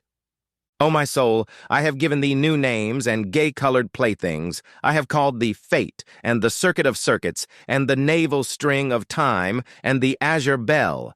O my soul, to thy domain gave I all wisdom to drink, all new wines, and also all immemorially old strong wines of wisdom. O my soul, every sun shed I upon thee, and every night and every silence and every longing. Then grewest thou up for me as a vine.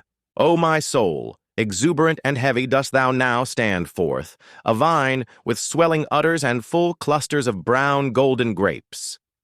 Filled and weighted by thy happiness, waiting from superabundance, and yet ashamed of thy waiting.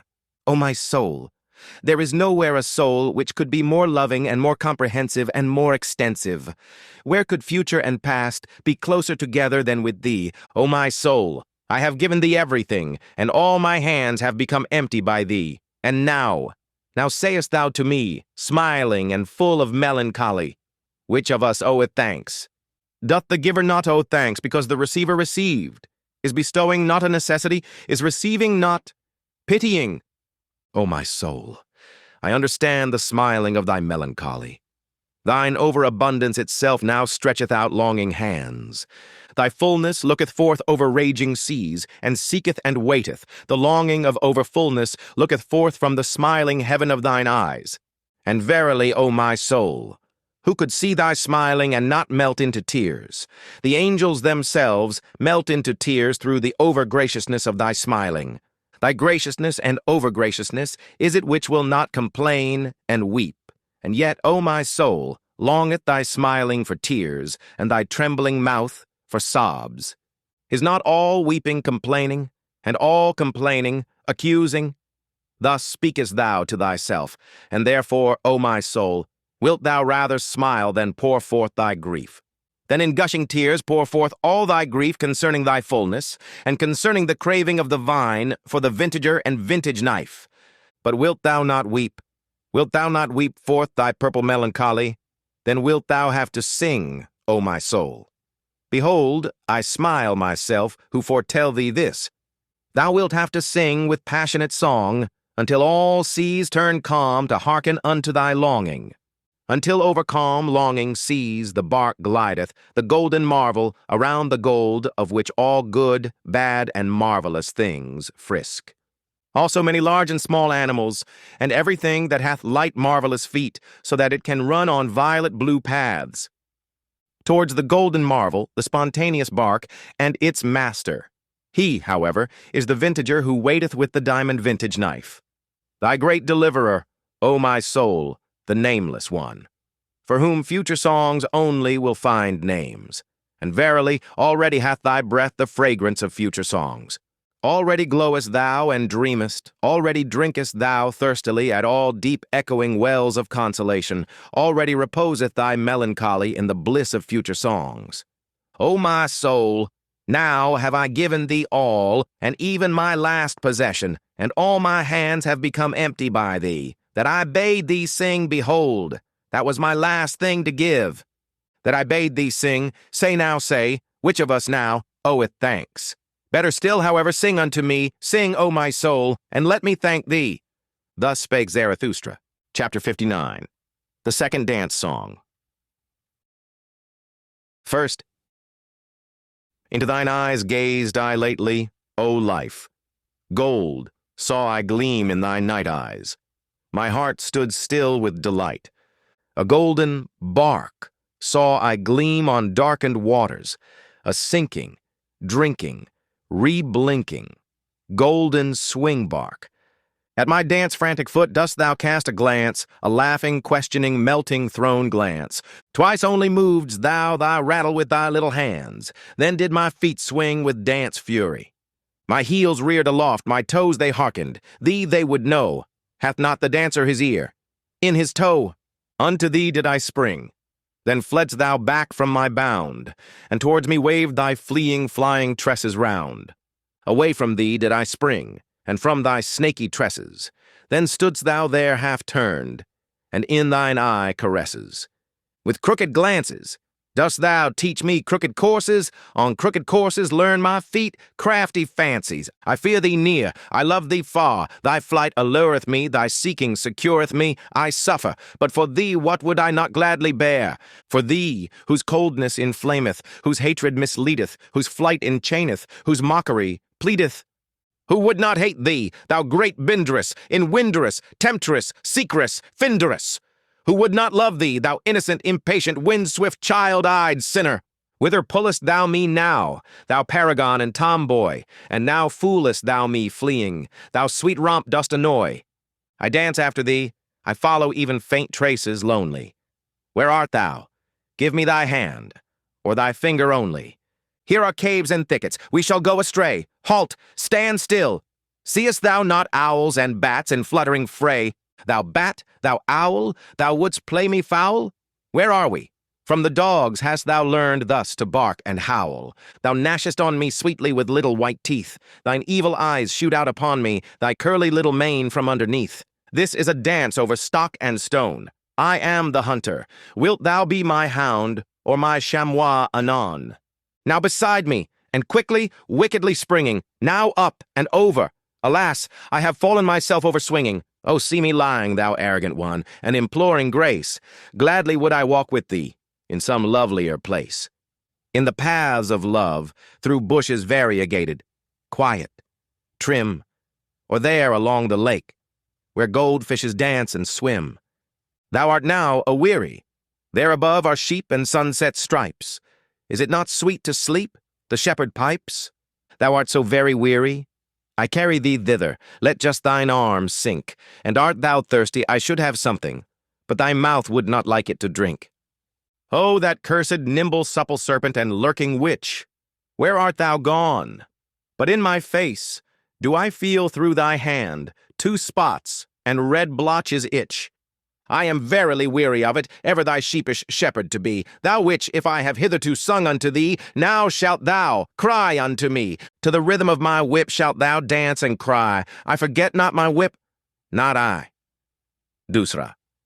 Then did life answer me thus, and kept thereby her fine ears closed. O Zarathustra, crack not so terribly with thy whip. Thou knowest surely that noise killeth thought. And just now there came to me such delicate thoughts. We are both of us genuine ne'er-do-wells and ne'er-do-ills. Beyond good and evil found we our island and our green meadow. We two alone. Therefore must we be friendly to each other. And even should we not love each other from the bottom of our hearts, must we then have a grudge against each other if we do not love each other perfectly? And that I am friendly to thee, and often too friendly, that knowest thou. And the reason is that I am envious of thy wisdom. Ah, this mad old fool, wisdom, if thy wisdom should one day run away from thee, then would also my love run away from thee quickly. Thereupon did life look thoughtfully behind and around, and said softly, O Zarathustra, thou art not faithful enough to me. Thou lovest me not nearly so much as thou sayest. I know thou thinkest of soon leaving me. There is an old, heavy, booming clock. It boometh by night up to thy cave. When thou hearest this clock strike the hours at midnight, then thinkest thou between 1 and 12 thereon.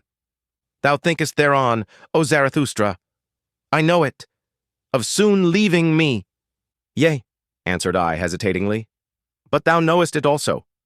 And I said something into her ear, in amongst her confused, yellow, foolish tresses. Thou knowest that, O Zarathustra, that knoweth no one. And we gazed at each other, and looked at the green meadow o'er which the cool evening was just passing, and we wept together. Then, however, was life dearer unto me than all my wisdom had ever been. Thus spake Zarathustra. Mundram 1.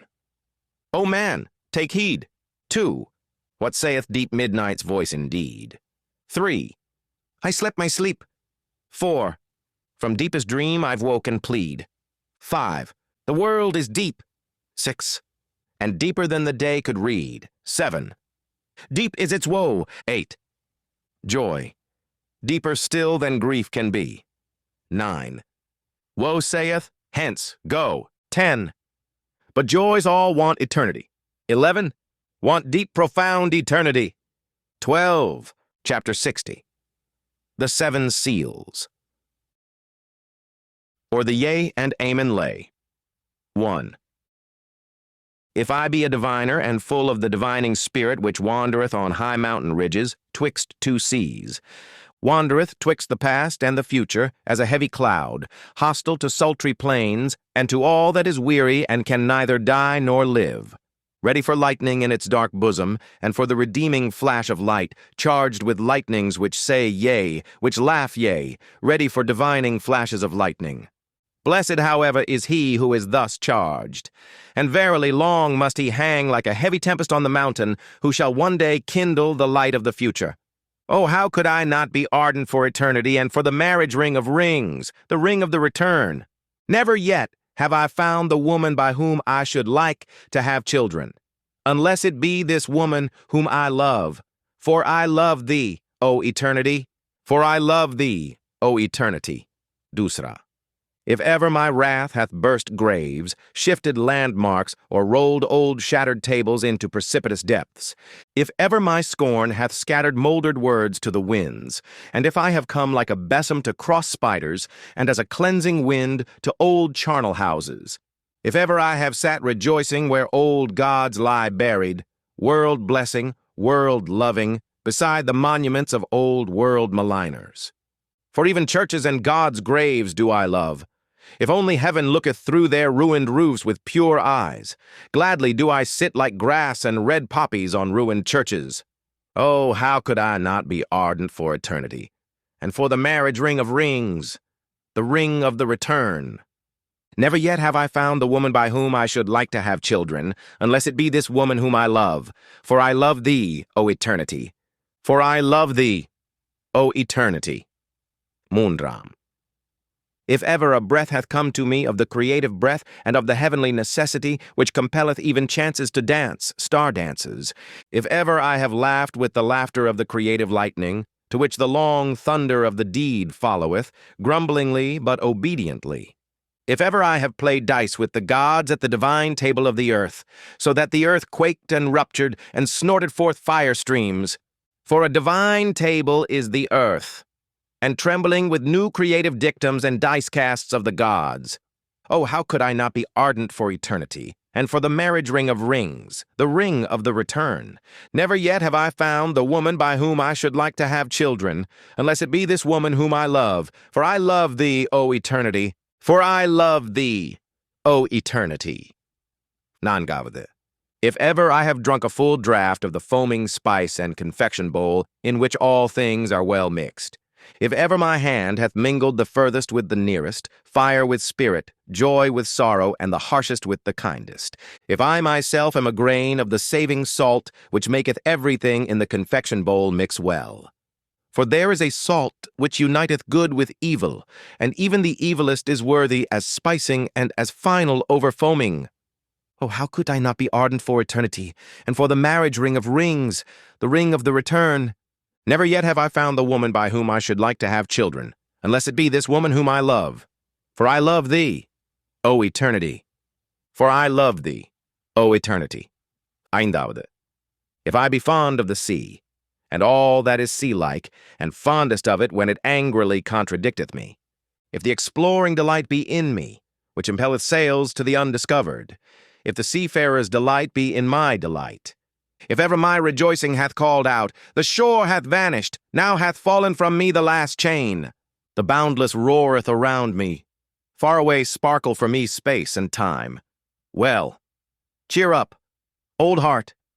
Oh, how could I not be ardent for eternity, and for the marriage ring of rings, the ring of the return? Never yet have I found the woman by whom I should like to have children, unless it be this woman whom I love. For I love thee, O eternity. For I love thee, O eternity. Áravad. If my virtue be a dancer's virtue, and if I have often sprung with both feet into golden emerald rapture, if my wickedness be a laughing wickedness, at home among rose-banks and hedges of lilies, for in laughter is all evil present, but it is sanctified and absolved by its own bliss. And if it be my Alpha and Omega, that everything heavy shall become light, every body a dancer, and every spirit a bird, and verily, that is my Alpha and Omega. Oh, how could I not be ardent for eternity, and for the marriage ring of rings, the ring of the return? Never yet have I found the woman by whom I should like to have children, unless it be this woman whom I love. For I love thee, O eternity. For I love thee, O eternity. Áravad. If ever I have spread out a tranquil heaven above me, and have flown into mine own heaven with mine own pinions, if I have swum playfully in profound luminous distances, and if my freedom's avian wisdom hath come to me, thus, however, speaketh avian wisdom, lo, there is no above and no below. Throw thyself about. Outward, backward, thou light one, sing, speak no more. Are not all words made for the heavy? Do not all words lie to the light ones? Sing, speak no more. Oh, how could I not be ardent for eternity, and for the marriage ring of rings, the ring of the return? Never yet have I found the woman by whom I should like to have children, unless it be this woman whom I love. For I love thee, O eternity. For I love thee, O eternity. Part 4. Ah, where in the world have there been greater follies than with the pitiful? And what in the world hath caused more suffering than the follies of the pitiful? Woe unto all loving ones who have not an elevation which is above their pity. Thus spake the devil unto me. Once on a time. Even God hath his hell. It is his love for man. And lately did I hear him say these words, God is dead. Of his pity for man hath God died. Zarathustra, 2. The Pitiful. Chapter 61. The Honey Sacrifice. And again passed moons and years over Zarathustra's soul, and he heeded it not. His hair, however, became white. One day when he sat on a stone in front of his cave and gazed calmly into the distance, one there gazeth out on the sea, and away beyond sinuous abysses. Then went his animals thoughtfully round about him, and at last set themselves in front of him. O Zarathustra, said they, gazest thou out perhaps for thy happiness? Of what account is my happiness? Answered he. I have long ceased to strive any more for happiness. I strive for my work. O Zarathustra, said the animals once more, that sayest thou as one who hath overmuch of good things. Liest thou not in a sky-blue lake of happiness? Ye wags, answered Zarathustra, and smiled. How well did ye choose the simile? But ye know also that my happiness is heavy, and not like a fluid wave of water. It presseth me and will not leave me, and is like molten pitch. Then went his animals again, thoughtfully, around him, and placed themselves once more in front of him. O Zarathustra, said they, it is consequently for that reason that thou thyself always becometh yellower and darker, although thy hair looketh white and flaxen. Lo, thou sittest in thy pitch. What do ye say, mine animals? Said Zarathustra, laughing. Verily I reviled when I spake of pitch. As it happeneth with me, so is it with all fruits that turn ripe. It is the honey in my veins that maketh my blood thicker, and also my soul stiller. So will it be, O Zarathustra, answered his animals, and pressed up to him. But wilt thou not today ascend a high mountain? The air is pure, and today one seeth more of the world than ever. Yea, mine animals, answered he, ye counsel admirably and according to my heart. I will today ascend a high mountain. But see that honey is there ready to hand. Yellow, white, good, ice cool, golden comb honey. For know that when aloft I will make the honey sacrifice. When Zarathustra, however, was aloft on the summit, he sent his animals home that had accompanied him, and found that he was now alone. Then he laughed from the bottom of his heart, looked around him, and spake thus. That I spake of sacrifices and honey sacrifices, it was merely a ruse in talking, and verily a useful folly. Here aloft can I now speak freer than in front of mountain caves and anchorites' domestic animals. What to sacrifice? I squander what is given me, a squanderer with 1,000 hands. How could I call that? Sacrificing. And when I desired honey, I only desired bait, and sweet mucus and mucilage, for which even the mouths of growling bears and strange, sulky, evil birds water.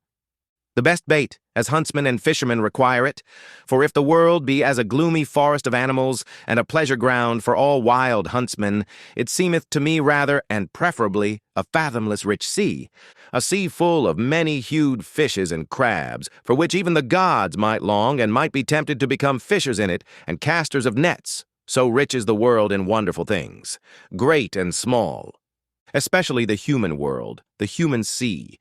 Towards it do I now throw out my golden angle rod, and say, Open up, thou human abyss, open up, and throw unto me thy fish and shining crabs. With my best bait shall I allure to myself today the strangest human fish. My happiness itself do I throw out into all places far and wide, twixt Orient, noontide, and Occident, to see if many human fish will not learn to hug and tug at my happiness, until, biting at my sharp-hidden hooks, they have to come up unto my height, the motliest abyss groundlings, to the wickedest of all fishers of men. For this am I from the heart and from the beginning, drawing, hither drawing, upward drawing, upbringing, a drawer, a trainer, a training master, who not in vain counseled himself once on a time, become what thou art. Thus may men now come up to me, for as yet do I await the signs that it is time for my down-going. As yet do I not myself go down, as I must do, amongst men. Therefore do I here wait, crafty and scornful upon high mountains, no impatient one, no patient one, rather one who hath even unlearnt patience, because he no longer suffereth. For my fate giveth me time. It hath forgotten me, perhaps, or doth it sit behind a big stone and catch flies? And verily, I am well disposed to mine eternal fate, because it doth not hound and hurry me, but leaveth me time for merriment and mischief, so that I have today ascended this high mountain to catch fish. Did ever anyone catch fish upon high mountains? And though it be a folly what I here seek and do, it is better so than that down below I should become solemn with waiting, and green and yellow. A posturing wrath snorter with waiting, a holy howl storm from the mountains, an impatient one that shouteth down into the valleys. Hearken, else I will scourge you with the scourge of God. Not that I would have a grudge against such wrathful ones on that account. They are well enough for laughter to me. Impatient must they now be, those big alarm drums, which find a voice now or never. Myself, however, and my fate. We do not talk to the present, neither do we talk to the never. For talking we have patience and time, and more than time. For one day must it yet come, and may not pass by. What must one day come and may not pass by? Our great Hazar, that is to say, our great remote human kingdom, the Zarathustra kingdom of 1,000 years. How remote may such remoteness be? What doth it concern me? But on that account it is none the less sure unto me. With both feet stand I secure on this ground. On an eternal ground, on hard primary rock, on this highest, hardest primary mountain ridge, unto which all winds come, as unto the storm parting, asking where, and whence, and whither. Here laugh, laugh, my hearty, healthy wickedness. From high mountains cast down thy glittering scorn laughter. Allure for me with thy glittering the finest human fish. And whatever belongeth unto me in all seas, my in and for me in all things, fish that out for me, bring that up to me. For that do I wait, the wickedest of all fish catchers. Out, out, my fishing hook, in and down, thou bait of my happiness. Drip thy sweetest dew, thou honey of my heart. Bite my fishing hook into the belly of all black affliction. Look out, mine eye. Oh, how many seas round about me! What dawning human futures, and above me, what rosy red stillness! What unclouded silence! Chapter 62. The Cry of Distress. The next day sat Zarathustra again on the stone in front of his cave, whilst his animals roved about in the world outside to bring home new food, also new honey, for Zarathustra had spent and wasted the old honey to the very last particle. When he thus sat, however, with a stick in his hand, tracing the shadow of his figure on the earth, and reflecting, verily, not upon himself and his shadow, all at once he startled and shrank back, for he saw another shadow beside his own. And when he hastily looked around and stood up, behold, there stood the soothsayer beside him, the same whom he had once given to eat and drink at his table, the proclaimer of the great weariness, who taught, all is alike. Nothing is worth while. The world is without meaning. Knowledge strangleth. But his face had changed since then, and when Zarathustra looked into his eyes, his heart was startled once more. So much evil announcement and ashy gray lightnings passed over that countenance. The soothsayer, who had perceived what went on in Zarathustra's soul, wiped his face with his hand, as if he would wipe out the impression. The same did also Zarathustra. And when both of them had thus silently composed and strengthened themselves, they gave each other the hand, as a token that they wanted once more to recognize each other. "Welcome hither," said Zarathustra, "thou soothsayer of the great weariness. Not in vain shalt thou once have been my messmate and guest. Eat and drink also with me today, and forgive it that a cheerful old man sitteth with thee at table." "Abay, try and be a cheerful old man," answered the soothsayer, shaking his head. "But whoever thou art, or wouldst be, O Zarathustra, thou hast been here aloft the longest time. In a little while thy bark shall no longer rest on dry land." Do I then rest on dry land?" asked Zarathustra, laughing. "The waves around thy mountain," answered the soothsayer. "Rise and rise, the waves of great distress and affliction. They will soon raise thy bark also, and carry thee away." Thereupon was Zarathustra silent, and wondered. "Dost thou still hear nothing?" continued the soothsayer. "Doth it not rush and roar out of the depth?" Zarathustra was silent once more, and listened. Then heard he a long, long cry, which the abysses threw to one another and passed on, for none of them wished to retain it. So evil did it sound. "Thou ill announcer," said Zarathustra at last, "that is a cry of distress, and the cry of a man. It may come perhaps out of a black sea. But what doth human distress matter to me? My last sin which hath been reserved for me. Knowest thou what it is called?" "Pity," answered the soothsayer from an overflowing heart, and raised both his hands aloft. "O Zarathustra, I have come that I may seduce thee to thy last sin." And hardly had those words been uttered when there sounded the cry once more, and longer and more alarming than before, also much nearer. "Hearest thou? Hearest thou, O Zarathustra?" called out the soothsayer. "The cry concerneth thee. It calleth thee. Come, come, come. It is time. It is the highest time." Zarathustra was silent thereupon, confused and staggered. At last he asked, like one who hesitateth in himself, "And who is it that there calleth me?" "But thou knowest it certainly," answered the soothsayer warmly. "Why dost thou conceal thyself? It is the higher man that crieth for thee." "The higher man!" cried Zarathustra, horror-stricken. "What wanteth he? What wanteth he? The higher man! What wanteth he here?" And his skin covered with perspiration. The soothsayer, however, did not heed Zarathustra's alarm, but listened and listened in the downward direction. When, however, it had been still there for a long while, he looked behind and saw Zarathustra standing, trembling. "O Zarathustra," he began with sorrowful voice, "thou dost not stand there like one whose happiness maketh him giddy. Thou wilt have to dance lest thou tumble down. But although thou shouldst dance before me, and leap all thy side leaps, no one may say unto me, Behold, here danceth the last joyous man. In vain would anyone come to this height who sought him here. Caves would he find indeed, and back caves hiding places for hidden ones.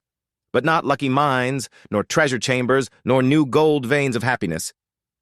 Happiness. How indeed could one find happiness among such buried alive and solitary ones? Must I yet seek the last happiness on the happy isles and far away among forgotten seas? But all is alike. Nothing is worth while. No seeking is of service. There are no longer any happy isles." Thus sighed the soothsayer. With his last sigh, however, Zarathustra again became serene and assured, like one who hath come out of a deep chasm into the light. "Nay, nay, 3 times nay," exclaimed he with a strong voice and stroked his beard. "That do I know better. There are still happy isles. Silence thereon, thou sighing sorrow sack. Cease to splash thereon, thou rain cloud of the forenoon. Do I not already stand here wet with thy misery and drenched like a dog? Now do I shake myself and run away from thee, that I may again become dry. Thereat mayest thou not wonder. Do I seem to thee discourteous? Here, however, is my court. But as regards the higher man, well, I shall seek him at once in those forests. From thence came his cry. Perhaps he is there hard beset by an evil beast. He is in my domain. Therein shall he receive no scath. And verily, there are many evil beasts about me." With those words, Zarathustra turned around to depart. Then said the soothsayer, "O Zarathustra, thou art a rogue. I know it well. Thou wouldst fain be rid of me. Rather wouldst thou run into the forest and lay snares for evil beasts. But what good will it do thee? In the evening wilt thou have me again. In thine own cave will I sit, patient and heavy like a block, and wait for thee." "So be it," shouted back Zarathustra as he went away. "And what is mine in my cave belongeth also unto thee, my guest. Shouldst thou, however, find honey therein, well, just lick it up, thou growling bear, and sweeten thy soul. For in the evening we want both to be in good spirits and joyful, because this day hath come to an end, and thou thyself shalt dance to my lays as my dancing bear. Thou dost not believe this, thou shakest thy head. Well, cheer up, old bear, but I also am a soothsayer." Thus spake Zarathustra. 63rd. Talk with the Kings. First, ere Zarathustra had been an hour on his way in the mountains and forests, he saw all at once a strange procession. Right on the path which he was about to descend came 2 kings walking, bedecked with crowns and purple girdles, and variegated like flamingos. They drove before them a laden ass. "What do these kings want in my domain?" said Zarathustra in astonishment to his heart, and hid himself hastily behind a thicket. When, however, the kings approached to him, he said, half aloud, like one speaking only to himself, "Strange, strange, how doth this harmonize? 2 kings do I see, and only 1 ass." Thereupon, the 2 kings made a halt. They smiled and looked towards the spot whence the voice proceeded, and afterwards looked into each other's faces. "Such things do we also think among ourselves," said the king on the right, "but we do not utter them." The king on the left, however, shrugged his shoulders and answered, "That may perhaps be a goatherd, or an anchorite who hath lived too long among rocks and trees, for no society at all spoileth also good manners." "Good manners?" replied angrily and bitterly the other king. "What then do we run out of the way of? Is it not good manners? Our good society? Better, verily, to live among anchorites and goat-herds than with our gilded, false, over-rouged populace, though it call itself good society, though it call itself nobility. But there all is false and foul, above all the blood. thanks to old evil diseases and worse curers. The best and dearest to me at present is still a sound peasant, coarse, artful, obstinate, and enduring. That is at present the noblest type. The peasant is at present the best, and the peasant type should be master. But it is the kingdom of the populace. I no longer allow anything to be imposed upon me. The populace, however, that meaneth hodgepodge. Populace hodgepodge. Therein is everything mixed with everything, saint and swindler, gentleman and Jew, and every beast out of Noah's ark. Good manners. Everything is false and foul with us. No one knoweth any longer how to reverence. It is that precisely that we run away from. They are fulsome, obtrusive dogs. They gild palm leaves. This loathing choketh me that we kings ourselves have become false, draped and disguised with the old faded pomp of our ancestors, showpieces for the stupidest, the craftiest, and whosoever at present trafficketh for power. We are not the first men, and have nevertheless to stand for them. Of this imposture have we at last become weary and disgusted.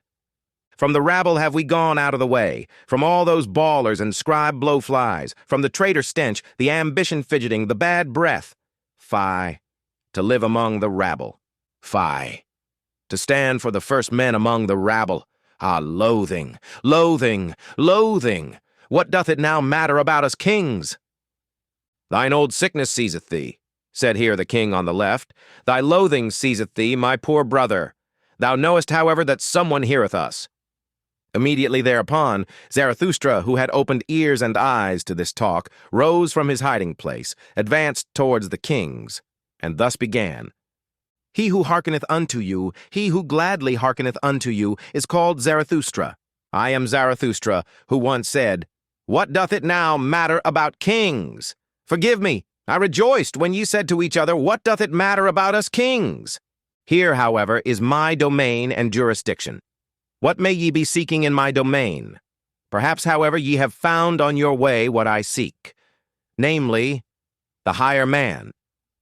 When the kings heard this, they beat upon their breasts and said with one voice, We are recognized.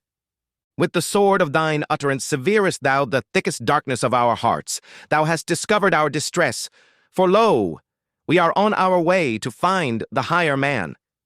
The man that is higher than we, although we are kings. To him do we convey this ass. For the highest man shall also be the highest lord on earth. There is no sorer misfortune in all human destiny than when the mighty of the earth are not also the first men. Then everything becometh false and distorted and monstrous. And when they are even the last men and more beast than man, then riseth and riseth the populace in honor, and at last saith even the populace virtue, Lo, I alone am virtue. What have I just heard? Answered Zarathustra. What wisdom in kings? I am enchanted, and verily I have already promptings to make a rhyme thereon. Even if it should happen to be a rhyme not suited for everyone's ears. I unlearned long ago to have consideration for long ears.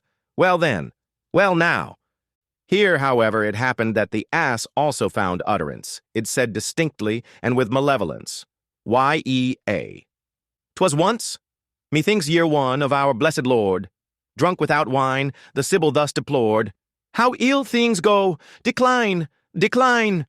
Ne'er sank the world so low. Rome now hath turned harlot and harlot stew. Rome Caesar a beast, and God hath turned Jew. Dusra. With those rhymes of Zarathustra, the kings were delighted. The king on the right, however, said, O Zarathustra, how well it was that we set out to see thee! For thine enemies showed us thy likeness in their mirror. There look'st thou with the grimace of a devil, and sneeringly, so that we were afraid of thee. But what good did it do?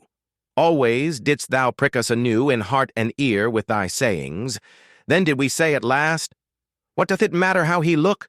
We must hear him who teacheth, Ye shall love peace as a means to new wars, and the short peace more than the long. No one ever spake such warlike words. What is good? To be brave is good. It is the good war that halloweth every cause. O Zarathustra, our fathers' blood stirred in our veins at such words. It was like the voice of spring to old wine casks. when the swords ran among one another like red-spotted serpents. Then did our fathers become fond of life. The sun of every peace seemed to them languid and lukewarm. The long peace, however, made them ashamed. How they sighed, our fathers, when they saw on the wall brightly furbished, dried-up swords, like those they thirsted for war, for a sword thirsteth to drink blood, and sparkleth with desire. When the kings thus discoursed and talked eagerly of the happiness of their fathers, there came upon Zarathustra no little desire to mock at their eagerness. For evidently they were very peaceable kings whom he saw before him, kings with old and refined features. But he restrained himself. "Well," said he, "thither leadeth the way. There lieth the cave of Zarathustra, and this day is to have a long evening. At present, however, a cry of distress calleth me hastily away from you. It will honor my cave if kings want to sit and wait in it. But to be sure, you will have to wait long." Well, what of that? Where doth one at present learn better to wait than at courts? And the whole virtue of kings that hath remained unto them, is it not called today ability to wait? Thus spake Zarathustra. Chapter 64. The Leech. And Zarathustra went thoughtfully on, further and lower down, through forests and past moory bottoms. As it happeneth, however, to every one who meditateth upon hard matters, he trod thereby unawares upon a man. And lo, there spurted into his face all at once a cry of pain, and 2 curses and 20 bad invectives, so that in his fright he raised his stick and also struck the trodden one. Immediately afterwards, however, he regained his composure, and his heart laughed at the folly he had just committed. "Pardon me," said he to the trodden one, who had got up enraged and had seated himself. "Pardon me, and hear first of all a parable. As a wanderer who dreameth of remote things on a lonesome highway runneth unawares against a sleeping dog, a dog which lieth in the sun. As both of them then start up and snap at each other like deadly enemies, those 2 beings mortally frightened, so did it happen unto us. And yet, how little was lacking for them to caress each other. That dog and that lonesome one, are they not both lonesome ones?" "Whoever thou art," said the trodden one, still enraged, "thou treadest also too nigh me with thy parable, and not only with thy foot. Lo, am I then a dog?" And thereupon the sitting one got up and pulled his naked arm out of the swamp. For at first he had lain outstretched on the ground, hidden and indiscernible, like those who lie in wait for swamp game. "But whatever art thou about?" called out Zarathustra in alarm, for he saw a deal of blood streaming over the naked arm. "What hath hurt thee? Hath an evil beast bit thee, thou unfortunate one?" The bleeding one laughed, still angry. "What matter is it to thee?" said he, and was about to go on. "Here am I at home, and in my province. Let him question me whoever will. To a dolt, however, I shall hardly answer." "Thou art mistaken," said Zarathustra sympathetically, and held him fast. "Thou art mistaken. Here thou art not at home, but in my domain, and therein shall no one receive any hurt. Call me, however, what thou wilt. I am who I must be. I call myself Zarathustra. Well, up thither is the way to Zarathustra's cave. It is not far. Wilt thou not attend to thy wounds at my home? It hath gone badly with thee, thou unfortunate one, in this life. First a beast bit thee, and then a man trod upon thee." When, however, the trodden one had heard the name of Zarathustra, he was transformed. "What happeneth unto me?" he exclaimed. "Who preoccupieth me so much in this life as this one man, namely Zarathustra, and that one animal that liveth on blood, the leech? For the sake of the leech did I lie here by this swamp, like a fisher, and already had mine outstretched arm been bitten 10 times, when there biteth a still finer leech at my blood, Zarathustra himself. O happiness! O miracle! Praised be this day which enticed me into the swamp. Praised be the best, the livest cupping glass that at present liveth. Praised be the great conscience leech Zarathustra." Thus spake the trodden one, and Zarathustra rejoiced at his words and their refined, reverential style. "Who art thou?" asked he, and gave him his hand. There is much to clear up and elucidate between us, but already, methinketh, pure, clear day is dawning. I am the spiritually conscientious one, answered he who was asked, and in matters of the spirit it is difficult for anyone to take it more rigorously, more restrictedly, and more severely than I, except him from whom I learnt it, Zarathustra himself. Better know nothing than half know many things. Better be a fool on one's own account than a sage on other people's approbation. I go to the basis. What matter if it be great or small, if it be called swamp or sky? A handbreadth of basis is enough for me, if it be actually basis and ground. A handbreadth of basis, thereon can one stand. In the true knowing knowledge there is nothing great and nothing small. Then thou art perhaps an expert on the leech? Asked Zarathustra. And thou investigatest the leech to its ultimate basis, thou conscientious one? O Zarathustra, answered the trodden one, that would be something immense. How could I presume to do so? That, however, of which I am master and knower, is the brain of the leech. That is my world. And it is also a world. Forgive it, however, that my pride here findeth expression, for here I have not mine equal. Therefore, said I, here am I at home. How long have I investigated this one thing, the brain of the leech, so that here the slippery truth might no longer slip from me. Here is my domain. For the sake of this did I cast everything else aside. For the sake of this did everything else become indifferent to me, and close beside my knowledge lieth my black ignorance. My spiritual conscience requireth from me that it should be so, that I should know one thing, and not know all else. They are a loathing unto me, all the semi-spiritual, all the hazy, hovering, and visionary.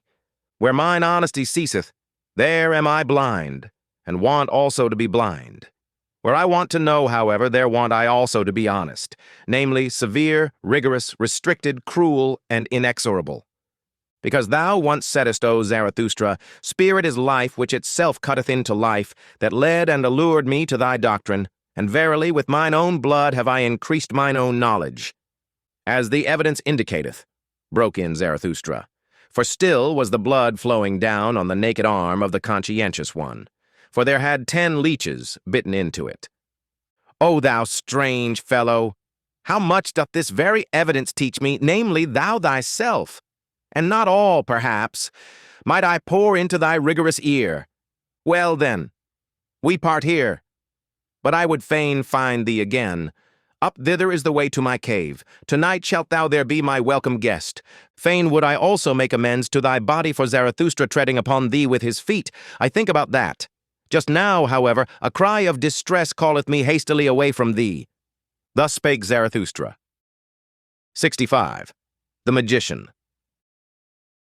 First. When, however, Zarathustra had gone round a rock, then saw he on the same path, not far below him, a man who threw his limbs about like a maniac, and at last tumbled to the ground on his belly. Halt!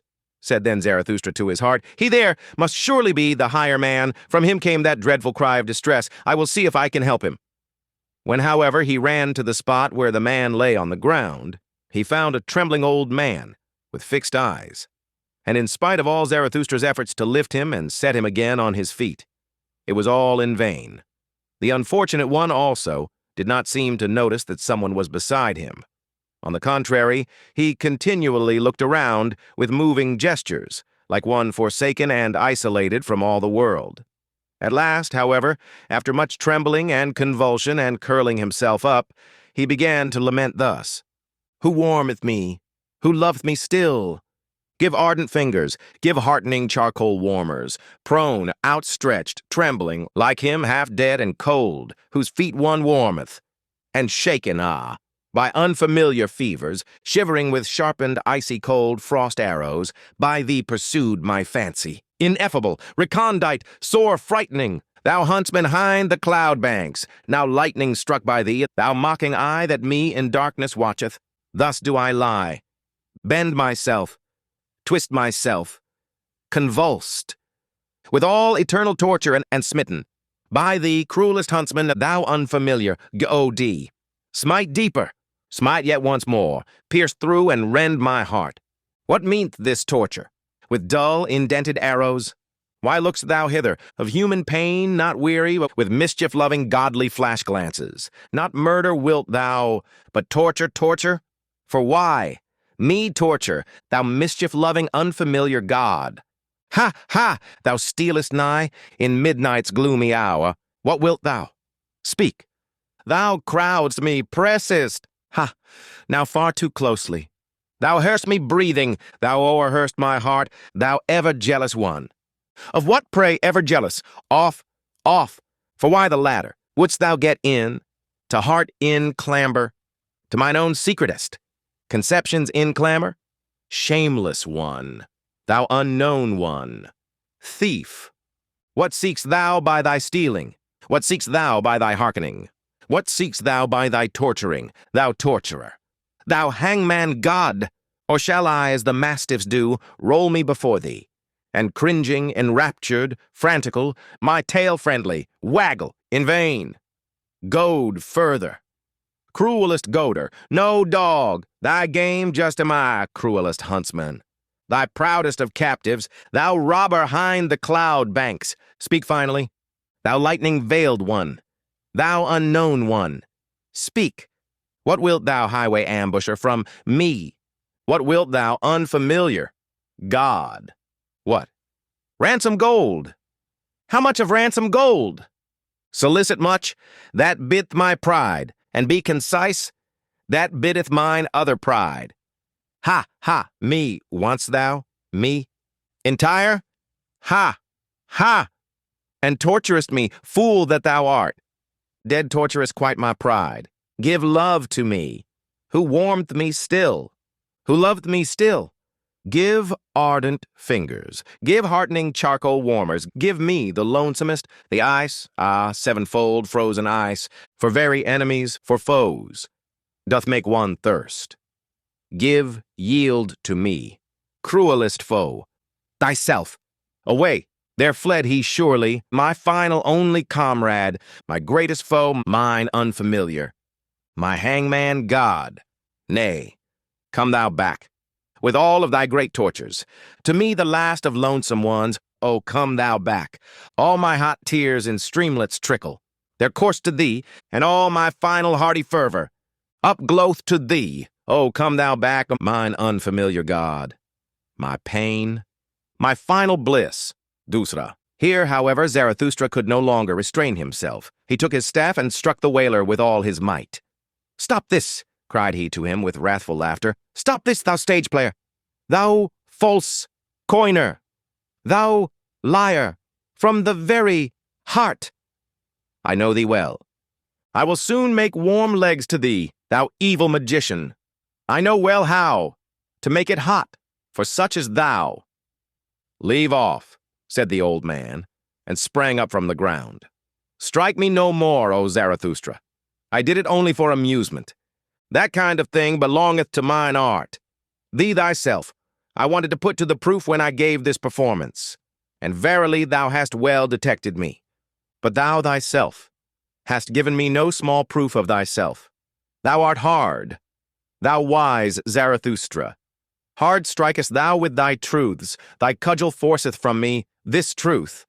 "Flatter not," answered Zarathustra, still excited and frowning. "Thou stage player from the heart, thou art false. Why speakest thou of truth? Thou peacock of peacocks, thou sea of vanity. What didst thou represent before me, thou evil magician? Whom was I meant to believe in when thou wailedst in such wise?" "The penitent in spirit," said the old man. "It was him I represented. Thou thyself once devisedst this expression. The poet and magician who at last turneth his spirit against himself. The transformed one who freezeth to death by his bad science and conscience. And just acknowledge it. It was long, O Zarathustra, before thou discoveredst my trick and lie. Thou believedst in my distress when thou heldest my head with both thy hands. I heard thee lament, we have loved him too little. Loved him too little. Because I so far deceived thee, my wickedness rejoiced in me." "Thou mayest have deceived subtler ones than I," said Zarathustra sternly. "I am not on my guard against deceivers. I have to be without precaution. So willeth my lot. Thou, however, must deceive. So far do I know thee, thou must ever be equivocal, trivical, quadrivical, and quinquivocal. Even what thou hast now confessed is not nearly true enough nor false enough for me. Thou bad, false coiner, how couldst thou do otherwise? Thy very malady wouldst thou whitewash if thou showed thyself naked to thy physician. Thus didst thou whitewash thy lie before me when thou saidst, I did so only for amusement. There was also seriousness therein. Thou art something of a penitent in spirit. I divine thee well. Thou hast become the enchanter of all the world. But for thyself thou hast no lie or artifice left. Thou art disenchanted to thyself. Thou hast reaped disgust as thy one truth. No word in thee is any longer genuine, but thy mouth is so.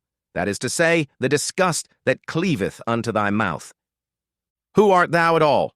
Cried here the old magician with defiant voice.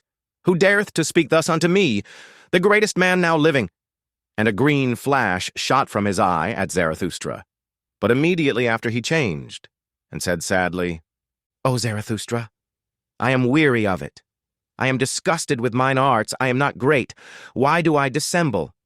But thou knowest it well. I sought for greatness. A great man I wanted to appear, and persuaded many. But the lie hath been beyond my power. On it do I collapse. O Zarathustra, everything is a lie in me. But that I collapse, this my collapsing, is genuine. It honoreth thee, said Zarathustra gloomily, looking down with sidelong glance. It honoreth thee that thou soughtest for greatness. But it betrayeth thee also. Thou art not great. Thou bad old magician, that is the best and the honestest thing I honor in thee, that thou hast become weary of thyself and hast expressed it. I am not great. Therein do I honor thee as a penitent in spirit.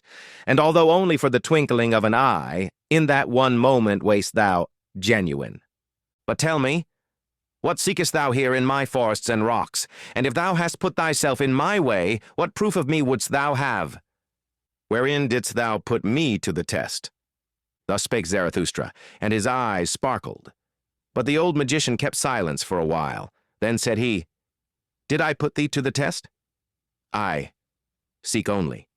O Zarathustra, I seek a genuine one, a right one, a simple one, an unequivocal one, a man of perfect honesty, a vessel of wisdom, a saint of knowledge, a great man. Knowest thou it not, O Zarathustra? I seek Zarathustra. And here there arose a long silence between them. Zarathustra, however, became profoundly absorbed in thought, so that he shut his eyes. But afterwards, coming back to the situation, he grasped the hand of the magician, and said, full of politeness and policy, Well, up thither leadeth the way, there is the cave of Zarathustra. In it mayest thou seek him whom thou wouldst fain find, and ask counsel of mine animals, mine eagle and my serpent. They shall help thee to seek. My cave, however, is large, I myself to be sure. I have as yet seen no great man. That which is great, the acutest eye is at present insensible to it. It is the kingdom of the populace.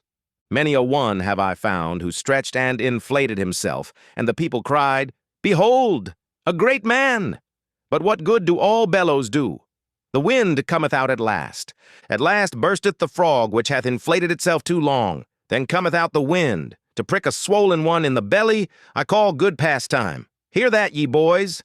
Our today is of the populace, who still knoweth what is great and what is small, who could there seek successfully for greatness. A fool only, it succeedeth with fools. Thou seekest for great men, thou strange fool. Who taught that to thee? Is today the time for it? O thou bad seeker, why dost thou tempt me? Thus spake Zarathustra, comforted in his heart, and went laughing on his way. Chapter 66. Out of Service. Not long, however, after Zarathustra had freed himself from the magician, he again saw a person sitting beside the path which he followed, namely a tall black man with a haggard, pale countenance. This man grieved him exceedingly. Alas, said he to his heart, there sitteth disguised affliction. Methinketh he is of the type of the priests. What do they want in my domain? What? Hardly have I escaped from that magician, and must another necromancer again run across my path? Some sorcerer with laying on of hands, some somber wonder-worker by the grace of God. some anointed world maligner, whom may the devil take. But the devil is never at the place which would be his right place. He always cometh too late, that cursed dwarf and clubfoot. Thus cursed Zarathustra impatiently in his heart, and considered how with averted look he might slip past the black man. But behold, it came about otherwise. For at the same moment had the sitting one already perceived him, and not unlike one whom an unexpected happiness overtaketh, he sprang to his feet and went straight towards Zarathustra. "Whoever thou art, thou traveler," said he, "help a strayed one, a seeker, an old man, who may here easily come to grief. The world here is strange to me and remote. Wild beasts also did I hear howling, and he who could have given me protection, he is himself no more. I was seeking the pious man, a saint and an anchorite, who alone in his forest had not yet heard of what all the world knoweth at present." "What doth all the world know at present?" asked Zarathustra. "Perhaps that the old God no longer liveth in whom all the world once believed." "Thou sayest it," answered the old man sorrowfully, "and I served that old God until his last hour. Now, however, am I out of service without master, and yet not free?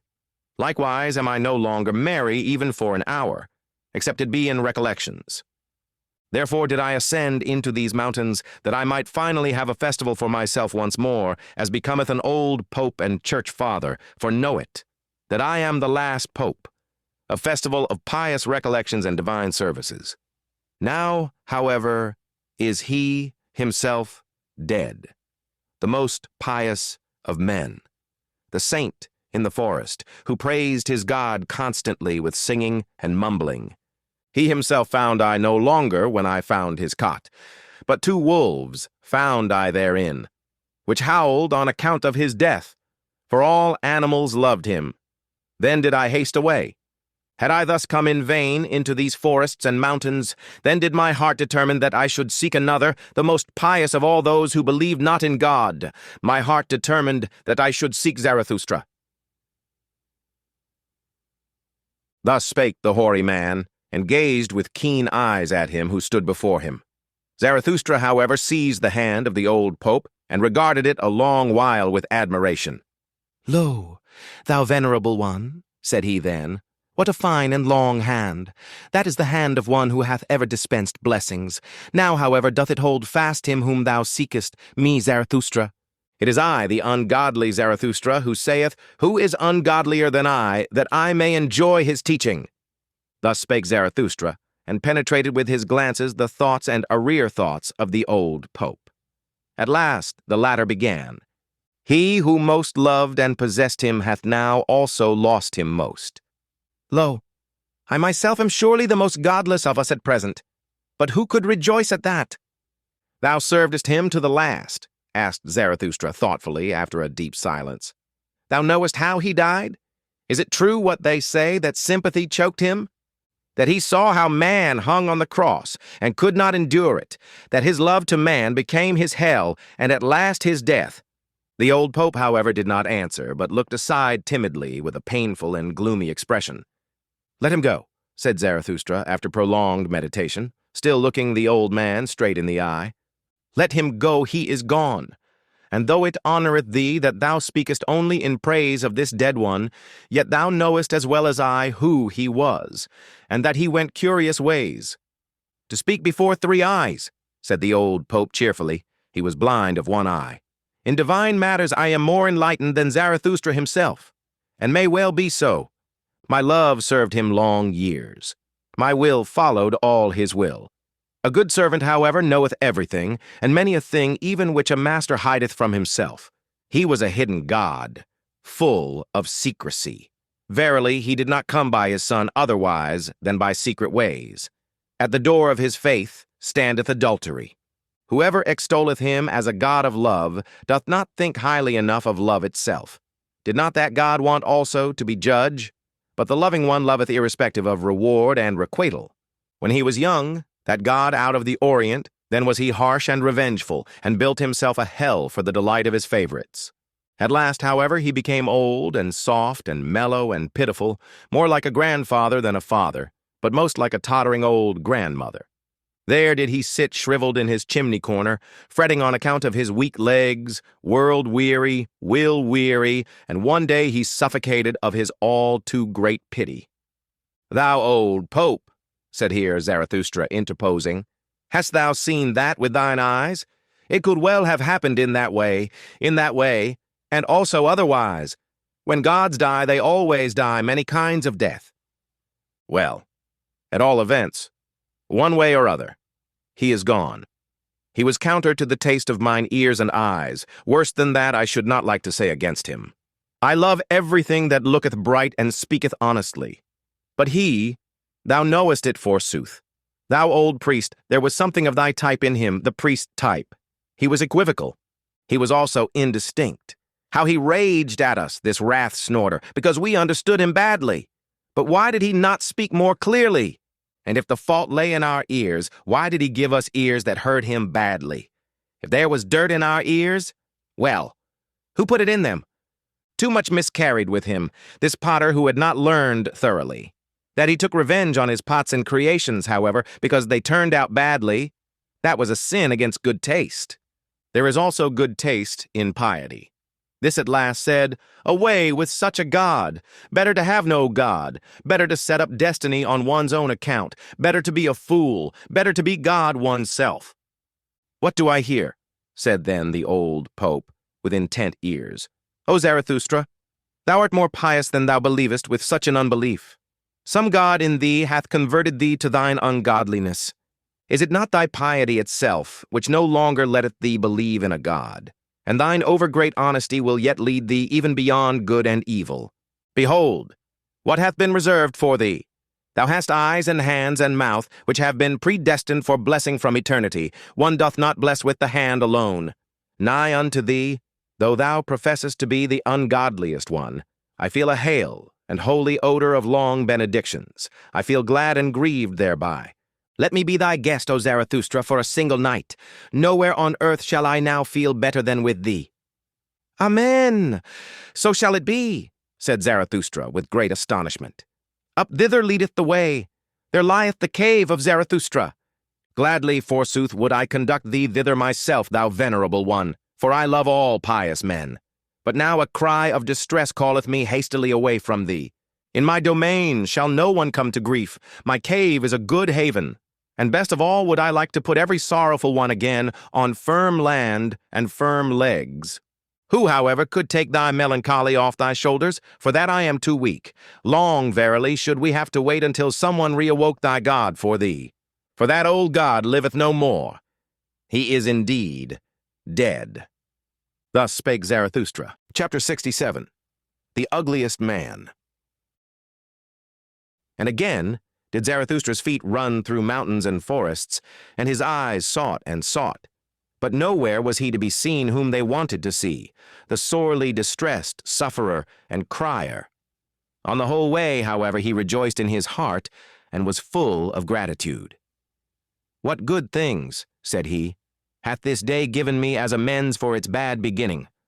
What strange interlocutors have I found! At their words will I now chew a long while as at good corn. Small shall my teeth grind and crush them until they flow like milk into my soul." When, however, the path again curved round a rock, all at once the landscape changed, and Zarathustra entered into a realm of death. Here bristled aloft black and red cliffs without any grass, tree, or bird's voice. For it was a valley, which all animals avoided, even the beasts of prey, except that a species of ugly, thick green serpent came here to die when they became old. Therefore the shepherds called this valley Serpent Death. Zarathustra, however, became absorbed in dark recollections, for it seemed to him as if he had once before stood in this valley, and much heaviness settled on his mind, so that he walked slowly and always more slowly, and at last stood still. Then, however, when he opened his eyes, he saw something sitting by the wayside, shaped like a man, and hardly like a man, something nondescript. And all at once there came over Zarathustra a great shame, because he had gazed on such a thing. Blushing up to the very roots of his white hair, he turned aside his glance and raised his foot that he might leave this ill-starred place. Then, however, became the dead wilderness vocal. For from the ground a noise welled up, gurgling and rattling, as water gurgleth and rattleth at night through stopped-up water pipes. And at last it turned into human voice and human speech. It sounded thus: Zarathustra, Zarathustra, read my riddle. Say, what is the revenge on the witness? I entice thee back. Here is smooth ice. See to it, that thy pride doth not here break its legs. Thou thinkest thyself wise, thou proud Zarathustra.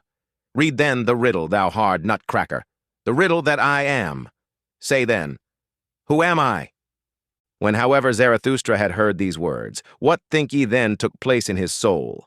Pity overcame him, and he sank down all at once, like an oak that hath long withstood many tree fellers, heavily, suddenly, to the terror even of those who meant to fell it. But immediately he got up again from the ground, and his countenance became stern. I know thee well, said he, with a brazen voice. Thou art the murderer of God. Let me go. Thou couldst not endure him who beheld thee, who ever beheld thee through and through, thou ugliest man. Thou tookest revenge on this witness. Thus spake Zarathustra, and was about to go. But the nondescript grasped at a corner of his garment and began anew to gurgle and seek for words. Stay, said he at last. Stay. Do not pass by. I have divined what axe it was that struck thee to the ground. Hail to thee, O Zarathustra, that thou art again upon thy feet. Thou hast divined, I know it well, how the man feeleth who killed him, the murderer of God. Stay, sit down here beside me, it is not to no purpose. To whom would I go but unto thee? Stay, sit down. Do not, however, look at me. Honor thus mine ugliness. They persecute me. Now art thou my last refuge, not with their hatred, not with their bailiffs. Oh, such persecution would I mock at, and be proud and cheerful. Hath not all success hitherto been with the well-persecuted ones? And he who persecuteth well learneth readily to be obsequent when once he is put behind. But it is their pity. Their pity is it from which I flee away and flee to thee. O Zarathustra, protect me, thou my last refuge, thou sole one who divinest me. Thou hast divined how the man feeleth who killed him. Stay, and if thou wilt go, thou impatient one, go not the way that I came. That way is bad. Art thou angry with me because I have already racked language too long? Because I have already counseled thee? But know that it is I, the ugliest man, who have also the largest, heaviest feet. Where I have gone, the way is bad. I tread all paths to death and destruction. But that thou passedst me by in silence, that thou blushedst, I saw it well. Thereby did I know thee as Zarathustra. Everyone else would have thrown to me his alms, his pity, in look and speech. But for that, I am not beggar enough. That didst thou divine. For that I am too rich, rich in what is great, frightful, ugliest, most unutterable. Thy shame, O Zarathustra, honored me. With difficulty did I get out of the crowd of the pitiful, that I might find the only one who at present teacheth that pity is obtrusive, thyself, O Zarathustra. Whether it be the pity of a god, or whether it be human pity, it is offensive to modesty, and unwillingness to help may be nobler than the virtue that rusheth to do so. That, however, namely pity, is called virtue itself at present by all petty people. They have no reverence for great misfortune, great ugliness, great failure. Beyond all these do I look, as a dog looketh over the backs of thronging flocks of sheep. They are petty, good-willed, gray people. As the heron looketh contemptuously at shallow pools with backward bent head, so do I look at the throng of gray little waves and wills and souls. Too long have we acknowledged them to be right, those petty people. So we have at last given them power as well. And now do they teach that good is only what petty people call good. And truth is at present what the preacher spake who himself sprang from them, that singular saint and advocate of the petty people who testified of himself, I am the truth. That immodest one hath long made the petty people greatly puffed up, he who taught no small error when he taught, I am the truth. Hath an immodest one ever been answered more courteously? Thou, however, O Zarathustra, passedst him by, and saidst, Nay, nay, 3 times nay. Thou warnedst against his error, thou warnedst, the first to do so, against pity. Not everyone, not none, but thyself and thy type. Thou art ashamed of the shame of the great sufferer, and verily when thou sayest, From pity there cometh a heavy cloud. Take heed, ye men. When thou teachest, all creators are hard, all great love is beyond their pity. O Zarathustra, how well versed dost thou seem to me in weather signs. Thou thyself, however, warn thyself also against thy pity. For many are on their way to thee, many suffering, doubting, despairing, drowning, freezing ones. I warn thee also against myself. Thou hast read my best, my worst riddle myself, and what I have done. I know the axe that felleth thee. But he had to die. He looked with eyes which beheld everything. He beheld men's depths and dregs, all his hidden ignominy and ugliness. His pity knew no modesty. He crept into my dirtiest corners. This most prying, over-intrusive, over-pitiful one had to die. He ever beheld me. On such a witness I would have revenge, or not live myself. The God who beheld everything, and also man. That God had to die. Man cannot endure it, that such a witness should live. Thus spake the ugliest man. Zarathustra, however, got up and prepared to go on, for he felt frozen to the very bowels.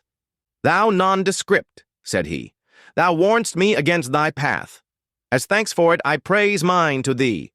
Behold, up thither is the cave of Zarathustra. My cave is large and deep, and hath many corners. There findeth he that is most hidden his hiding place. And close beside it, there are 100 lurking places and by-places for creeping, fluttering, and hopping creatures. Thou outcast who hast cast thyself out, thou wilt not live amongst men and men's pity. Well then, do like me. Thus wilt thou learn also from me. Only the doer learneth. And talk first and foremost to mine animals, the proudest animal and the wisest animal.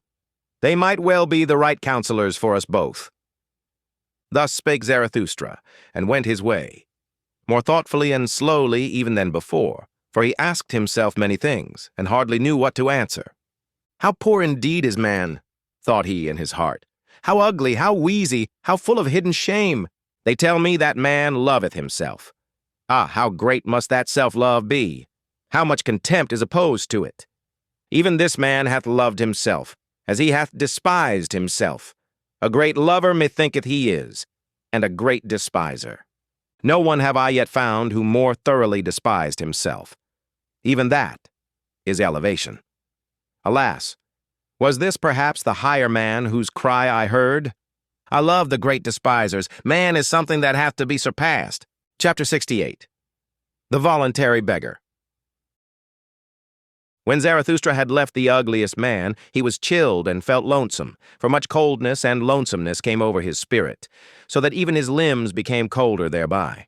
When, however, he wandered on, up hill and down, at times past green meadows, though also sometimes over wild stony couches where formerly perhaps an impatient brook had made its bed, then he turned all at once warmer and heartier again. What hath happened unto me? He asked himself. Something warm and living quickeneth me. It must be in the neighborhood. Already am I less alone. Unconscious companions and brethren rove around me. Their warm breath toucheth my soul. When, however, he spied about and sought for the comforters of his lonesomeness, behold, there were kine there standing together on an eminence, whose proximity and smell had warmed his heart. The kine, however, seemed to listen eagerly to a speaker, and took no heed of him who approached. When, however, Zarathustra was quite nigh unto them, then did he hear plainly that a human voice spake in the midst of the kine, and apparently all of them had turned their heads towards the speaker. Then ran Zarathustra up speedily and drove the animals aside, for he feared that someone had here met with harm, which the pity of the kine would hardly be able to relieve. But in this he was deceived. For behold, there sat a man on the ground who seemed to be persuading the animals to have no fear of him, a peaceable man and preacher on the mount, out of whose eyes kindness itself preached. What dost thou seek here? called out Zarathustra in astonishment. What do I here seek? Answered he. The same that thou seekest, thou mischief maker. That is to say, happiness upon earth. To that end, however, I would fain learn of these kine. For I tell thee that I have already talked half a morning unto them, and just now were they about to give me their answer. Why dost thou disturb them? Except we be converted and become as kine, we shall in no wise enter into the kingdom of heaven. For we ought to learn from them one thing, ruminating. And verily, although a man should gain the whole world, and yet not learn one thing, ruminating, what would it profit him? He would not be rid of his affliction. His great affliction, that, however, is at present called disgust. Who hath not at present his heart, his mouth, and his eyes full of disgust? Thou also, but behold these kine. Thus spake the preacher on the mount, and turned then his own look towards Zarathustra, for hitherto it had rested lovingly on the kine. Then, however, he put on a different expression.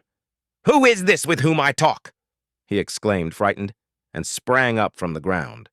This is the man without disgust. This is Zarathustra himself, the surmounter of the great disgust. This is the eye, this is the mouth, this is the heart of Zarathustra himself. And whilst he thus spake, he kissed with o'erflowing eyes the hands of him with whom he spake, and behaved altogether like one to whom a precious gift and jewel hath fallen unawares from heaven. The kine, however, gazed at it all and wondered.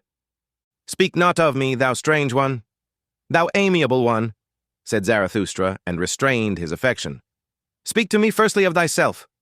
Art thou not the voluntary beggar who once cast away great riches? Who was ashamed of his riches and of the rich, and fled to the poorest to bestow upon them his abundance and his heart? But they received him not. But they received me not, said the voluntary beggar. Thou knowest it, forsooth. So I went at last to the animals and to those keen. Then learnedst thou, interrupted Zarathustra, how much harder it is to give properly than to take properly, and that bestowing well is an art, the last subtlest master art of kindness. Especially nowadays, answered the voluntary beggar. At present, that is to say, when everything low hath become rebellious and exclusive and haughty in its manner, in the manner of the populace. For the hour hath come. Thou knowest it forsooth, for the great, evil, long, slow mob and slave insurrection. It extendeth and extendeth. Now doth it provoke the lower classes, all benevolence and petty giving, and the over-rich may be on their guard. Whoever at present drip, like bulgy bottles, out of all too small necks. Of such bottles at present one willingly breaketh the necks. Wanton avidity, bilious envy, careworn revenge, populous pride, all these struck mine eye. It is no longer true that the poor are blessed. The kingdom of heaven, however, is with the kine. And why is it not with the rich? Asked Zarathustra temptingly, while he kept back the kine which sniffed familiarly at the peaceful one. Why dost thou tempt me? Answered the other. Thou knowest it thyself better even than I. What was it drove me to the poorest, O Zarathustra? Was it not my disgust at the richest? At the culprits of riches with cold eyes and rank thoughts, who pick up profit out of all kinds of rubbish, at this rabble that stinketh to heaven, at this gilded, falsified populace whose fathers were pickpockets or carrion crows or rag pickers with wives compliant, lewd, and forgetful, for they are all of them not far different from harlots. Populace above, populace below. What are poor and rich at present? That distinction did I unlearn. Then did I flee away further and ever further, until I came to those kine. Thus spake the peaceful one, and puffed himself and perspired with his words, so that the kine wondered anew.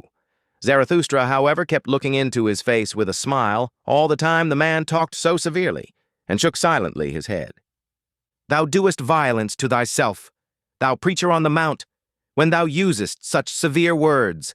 For such severity neither thy mouth nor thine eye have been given thee.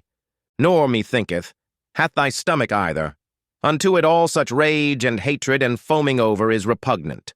Thy stomach wanteth softer things. Thou art not a butcher. Rather seemest thou to me a plant-eater and a root-man. Perhaps thou grindest corn. Certainly, however, thou art averse to fleshly joys, and thou lovest honey. Thou hast divined me well, answered the voluntary beggar with lightened heart. I love honey, I also grind corn, for I have sought out what tasteth sweetly and maketh pure breath. Also what requireth a long time, a day's work and a mouth's work for gentle idlers and sluggards. Furthest, to be sure, have those kine carried it. They have devised ruminating and lying in the sun. They also abstain from all heavy thoughts which inflate the heart. Well, said Zarathustra, thou shouldst also see mine animals, mine eagle and my serpent. Their like do not at present exist on earth. Behold, thither leadeth the way to my cave. Be tonight its guest, and talk to mine animals of the happiness of animals, until I myself come home. For now, a cry of distress calleth me hastily away from thee. Also, shouldst thou find new honey with me, ice-cold golden comb honey, eat it. Now, however, take leave at once of thy kind, thou strange one, thou amiable one, though it be hard for thee, for they are thy warmest friends and preceptors. One excepted, whom I hold still dearer, answered the voluntary beggar. Thou thyself art good, O Zarathustra, and better even than a cow. Away! Away with thee! Thou evil flatterer, cried Zarathustra mischievously. Why dost thou spoil me with such praise and flattery, honey? Away! Away from me! Cried he once more, and heaved his stick at the fond beggar, who, however, ran nimbly away. Chapter 69. The Shadow. Scarcely, however, was the voluntary beggar gone in haste, and Zarathustra again alone, when he heard behind him a new voice which called out, Stay! Zarathustra, do wait! It is myself, forsooth, O Zarathustra, myself thy shadow! But Zarathustra did not wait, for a sudden irritation came over him on account of the crowd and the crowding in his mountains. Whither hath my lonesomeness gone? Spake he. It is verily becoming too much for me. These mountains swarm. My kingdom is no longer of this world. I require new mountains. My shadow calleth me? What matter about my shadow? Let it run after me. I run away from it. Thus spake Zarathustra to his heart and ran away. But the one behind followed after him, so that immediately there were 3 runners, one after the other, namely, foremost, the voluntary beggar, then Zarathustra, and thirdly, and hindmost, his shadow. But not long had they run thus, when Zarathustra became conscious of his folly, and shook off with one jerk all his irritation and detestation. What, said he, have not the most ludicrous things always happened to us old anchorites and saints? Verily my folly hath grown big in the mountains. Now do I hear 6 old fools' legs rattling behind one another. But doth Zarathustra need to be frightened by his shadow? Also, methinketh that, after all, it hath longer legs than mine. Thus spake Zarathustra, and laughing with eyes and entrails, he stood still and turned round quickly. And behold, he almost thereby threw his shadow and follower to the ground, so closely had the latter followed at his heels, and so weak was he. For when Zarathustra scrutinized him with his glance, he was frightened as by a sudden apparition. So slender, swarthy, hollow, and worn out did this follower appear. Who art thou? Asked Zarathustra vehemently. What doest thou here? And why callest thou thyself my shadow? Thou art not pleasing unto me. Forgive me, answered the shadow, that it is I, and if I please thee not, well, O Zarathustra, therein do I admire thee and thy good taste. A wanderer am I, who have walked long at thy heels, always on the way, but without a goal, also without a home, so that verily I lack little of being the eternally wandering Jew, except that I am not eternal and not a Jew. What? Must I ever be on the way, whirled by every wind, unsettled, driven about? O earth, thou hast become too round for me. On every surface have I already sat, like tired dust, have I fallen asleep on mirrors and window panes. Everything taketh from me, nothing giveth. I become thin, I am almost equal to a shadow. After thee, however, O Zarathustra, did I fly, and high longest, and though I hid myself from thee, I was nevertheless thy best shadow. Wherever thou hast sat, there sat I also.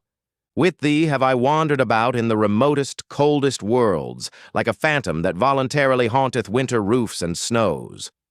With thee have I pushed into all the forbidden, all the worst and the furthest. And if there be anything of virtue in me, it is that I have had no fear of any prohibition. With thee have I broken up whatever my heart revered, all boundary stones and statues have I o'erthrown. The most dangerous wishes did I pursue, verily beyond every crime did I once go. With thee did I unlearn the belief in words and worths, and in great names. When the devil casteth his skin, doth not his name also fall away? It is also skin. The devil himself is perhaps skin. Nothing is true. All is permitted. So said I to myself. Into the coldest water did I plunge with head and heart. Ah, how oft did I stand there naked on that account like a red crab. Ah, where have gone all my goodness and all my shame and all my belief in the good? Ah, where is the lying innocence which I once possessed, the innocence of the good and of their noble lies? Too oft, verily, did I follow close to the heels of truth, then did it kick me on the face. Sometimes I meant to lie, and behold, then only did I hit the truth. Too much hath become clear unto me. Now it doth not concern me any more. Nothing liveth any longer that I love. How should I still love myself? To live as I incline, or not to live at all, so do I wish. So wisheth also the holiest. But alas, how have I still inclination? Have I still a goal? A haven towards which my sail is set? A good wind? Ah, he only who knoweth whither he saileth, knoweth what wind is good, and a fair wind for him. What still remaineth to me? A heart weary and flippant, an unstable will, fluttering wings, a broken backbone. This seeking for my home. O Zarathustra, dost thou know that this seeking hath been my home sickening? It eateth me up. Where is my home? For it do I ask and seek and have sought, but have not found it. O eternal everywhere, O eternal nowhere, O eternal in vain. Thus spake the shadow, and Zarathustra's countenance lengthened at his words. Thou art my shadow, said he at last sadly. Thy danger is not small, thou free spirit and wanderer. Thou hast had a bad day. See that a still worse evening doth not overtake thee. To such unsettled ones as thou, seemeth at last even a prisoner blessed. Didst thou ever see how captured criminals sleep? They sleep quietly. They enjoy their new security. Beware lest in the end a narrow faith capture thee, a hard, rigorous delusion. For now everything that is narrow and fixed seduceth and tempteth thee. Thou hast lost thy goal. Alas, how wilt thou forego and forget that loss? Thereby hast thou also lost thy way. Thou poor rover and rambler, thou tired butterfly, wilt thou have a rest and a home this evening? Then go up to my cave. Thither leadeth the way to my cave. And now will I run quickly away from thee again. Already lieth, as it were, a shadow upon me. I will run alone, so that it may again become bright around me. Therefore must I still be a long time merrily upon my legs. In the evening, however, there will be dancing with me. Thus spake Zarathustra. Chapter 70. Noontide. And Zarathustra ran and ran, but he found no one else, and was alone and ever found himself again. He enjoyed and quaffed his solitude and thought of good things, for hours. About the hour of noontide, however, when the sun stood exactly over Zarathustra's head, he passed an old, bent, and gnarled tree, which was encircled round by the ardent love of a vine, and hidden from itself. From this there hung yellow grapes in abundance, confronting the wanderer. Then he felt inclined to quench a little thirst, and to break off for himself a cluster of grapes. When, however, he had already his arm outstretched for that purpose, he felt still more inclined for something else, namely, to lie down beside the tree at the hour of perfect noontide and sleep. This Zarathustra did, and no sooner had he laid himself on the ground in the stillness and secrecy of the variegated grass than he had forgotten his little thirst and fell asleep. For as the proverb of Zarathustra saith, one thing is more necessary than the other. Only that his eyes remained open, for they never grew weary of viewing and admiring the tree and the love of the vine. In falling asleep, however, Zarathustra spake thus to his heart, Hush, hush! Hath not the world now become perfect? What hath happened unto me? As a delicate wind danceth invisibly upon parkaded seas, light feather light, so danceth sleep upon me. No eye doth it close to me, it leaveth my soul awake. Light is it, verily, feather light.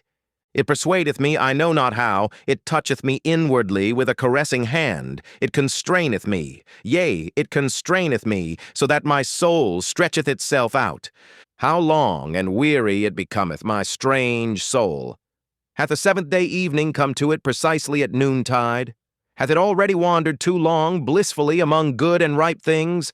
It stretcheth itself out, long, longer. It lieth still, my strange soul. Too many good things hath it already tasted. This golden sadness oppresseth it. It distorteth its mouth. As a ship that putteth into the calmest cove, it now draweth up to the land, weary of long voyages and uncertain seas. Is not the land more faithful? As such a ship huggeth the shore, tuggeth the shore, then it sufficeth for a spider to spin its thread from the ship to the land. No stronger ropes are required there. As such a weary ship in the calmest cove, so do I also now repose, nigh to the earth, faithful, trusting, waiting, bound to it with the lightest threads. O happiness, wilt thou perhaps sing, O my soul? Thou liest in the grass, but this is the secret solemn hour when no shepherd playeth his pipe. Take care, hot noontide sleepeth on the fields. Do not sing, hush, the world is perfect. Do not sing, thou prairie bird, my soul. Do not even whisper. Lo, hush! The old noontide sleepeth, it moveth its mouth. Doth it not just now drink a drop of happiness? An old brown drop of golden happiness, golden wine? Something whisketh over it, its happiness laugheth. Thus laugheth a god. Hush! For happiness, how little sufficeth for happiness. Thus spake I once, and thought myself wise, but it was a blasphemy. That have I now learned. Wise fools speak better. The least thing precisely. The gentlest thing, the lightest thing, a lizard's rustling, a breath, a whisk, an eye glance, little maketh up the best happiness. Hush! What hath befallen me? Hark! Hath time flown away? Do I not fall? Have I not fallen? Hark! Into the well of eternity? What happeneth to me? Hush! It stingeth me, alas! To the heart! To the heart! Oh, break up, my heart, after such happiness, after such a sting! What? Hath not the world just now become perfect, round and ripe? Oh, for the golden round ring, whither doth it fly? Let me run after it, quick! Hush! And here Zarathustra stretched himself, and felt that he was asleep. Up! Said he to himself. Thou sleeper! Thou noontide sleeper! Well then, up ye old legs! It is time and more than tame. Many a good stretch of road is still awaiting you. Now have ye slept your fill? For how long a time? A half eternity. Well then, up now, mine old heart. For how long after such a sleep mayest thou remain awake? But then did he fall asleep anew, and his soul spake against him and defended itself and lay down again. Leave me alone. Hush! Hath not the world just now become perfect? Oh, for the golden round ball! Get up, said Zarathustra. Thou little thief, thou sluggard! What, still stretching thyself, yawning, sighing, falling into deep wells? Who art thou, then? O my soul! And here he became frightened, for a sunbeam shot down from heaven upon his face. O heaven above me, said he, sighing, and sat upright. Thou gazest at me? Thou hearkenest unto my strange soul? When wilt thou drink this drop of dew that fell down upon all earthly things? When wilt thou drink this strange soul? When? Thou well of eternity, thou joyous, awful noontide abyss, when wilt thou drink my soul back into thee? Thus spake Zarathustra, and rose from his couch beside the tree, as if awakening from a strange drunkenness. And behold, there stood the sun still exactly above his head. One might, however, rightly infer therefrom that Zarathustra had not then slept long. Chapter 71. The Greeting.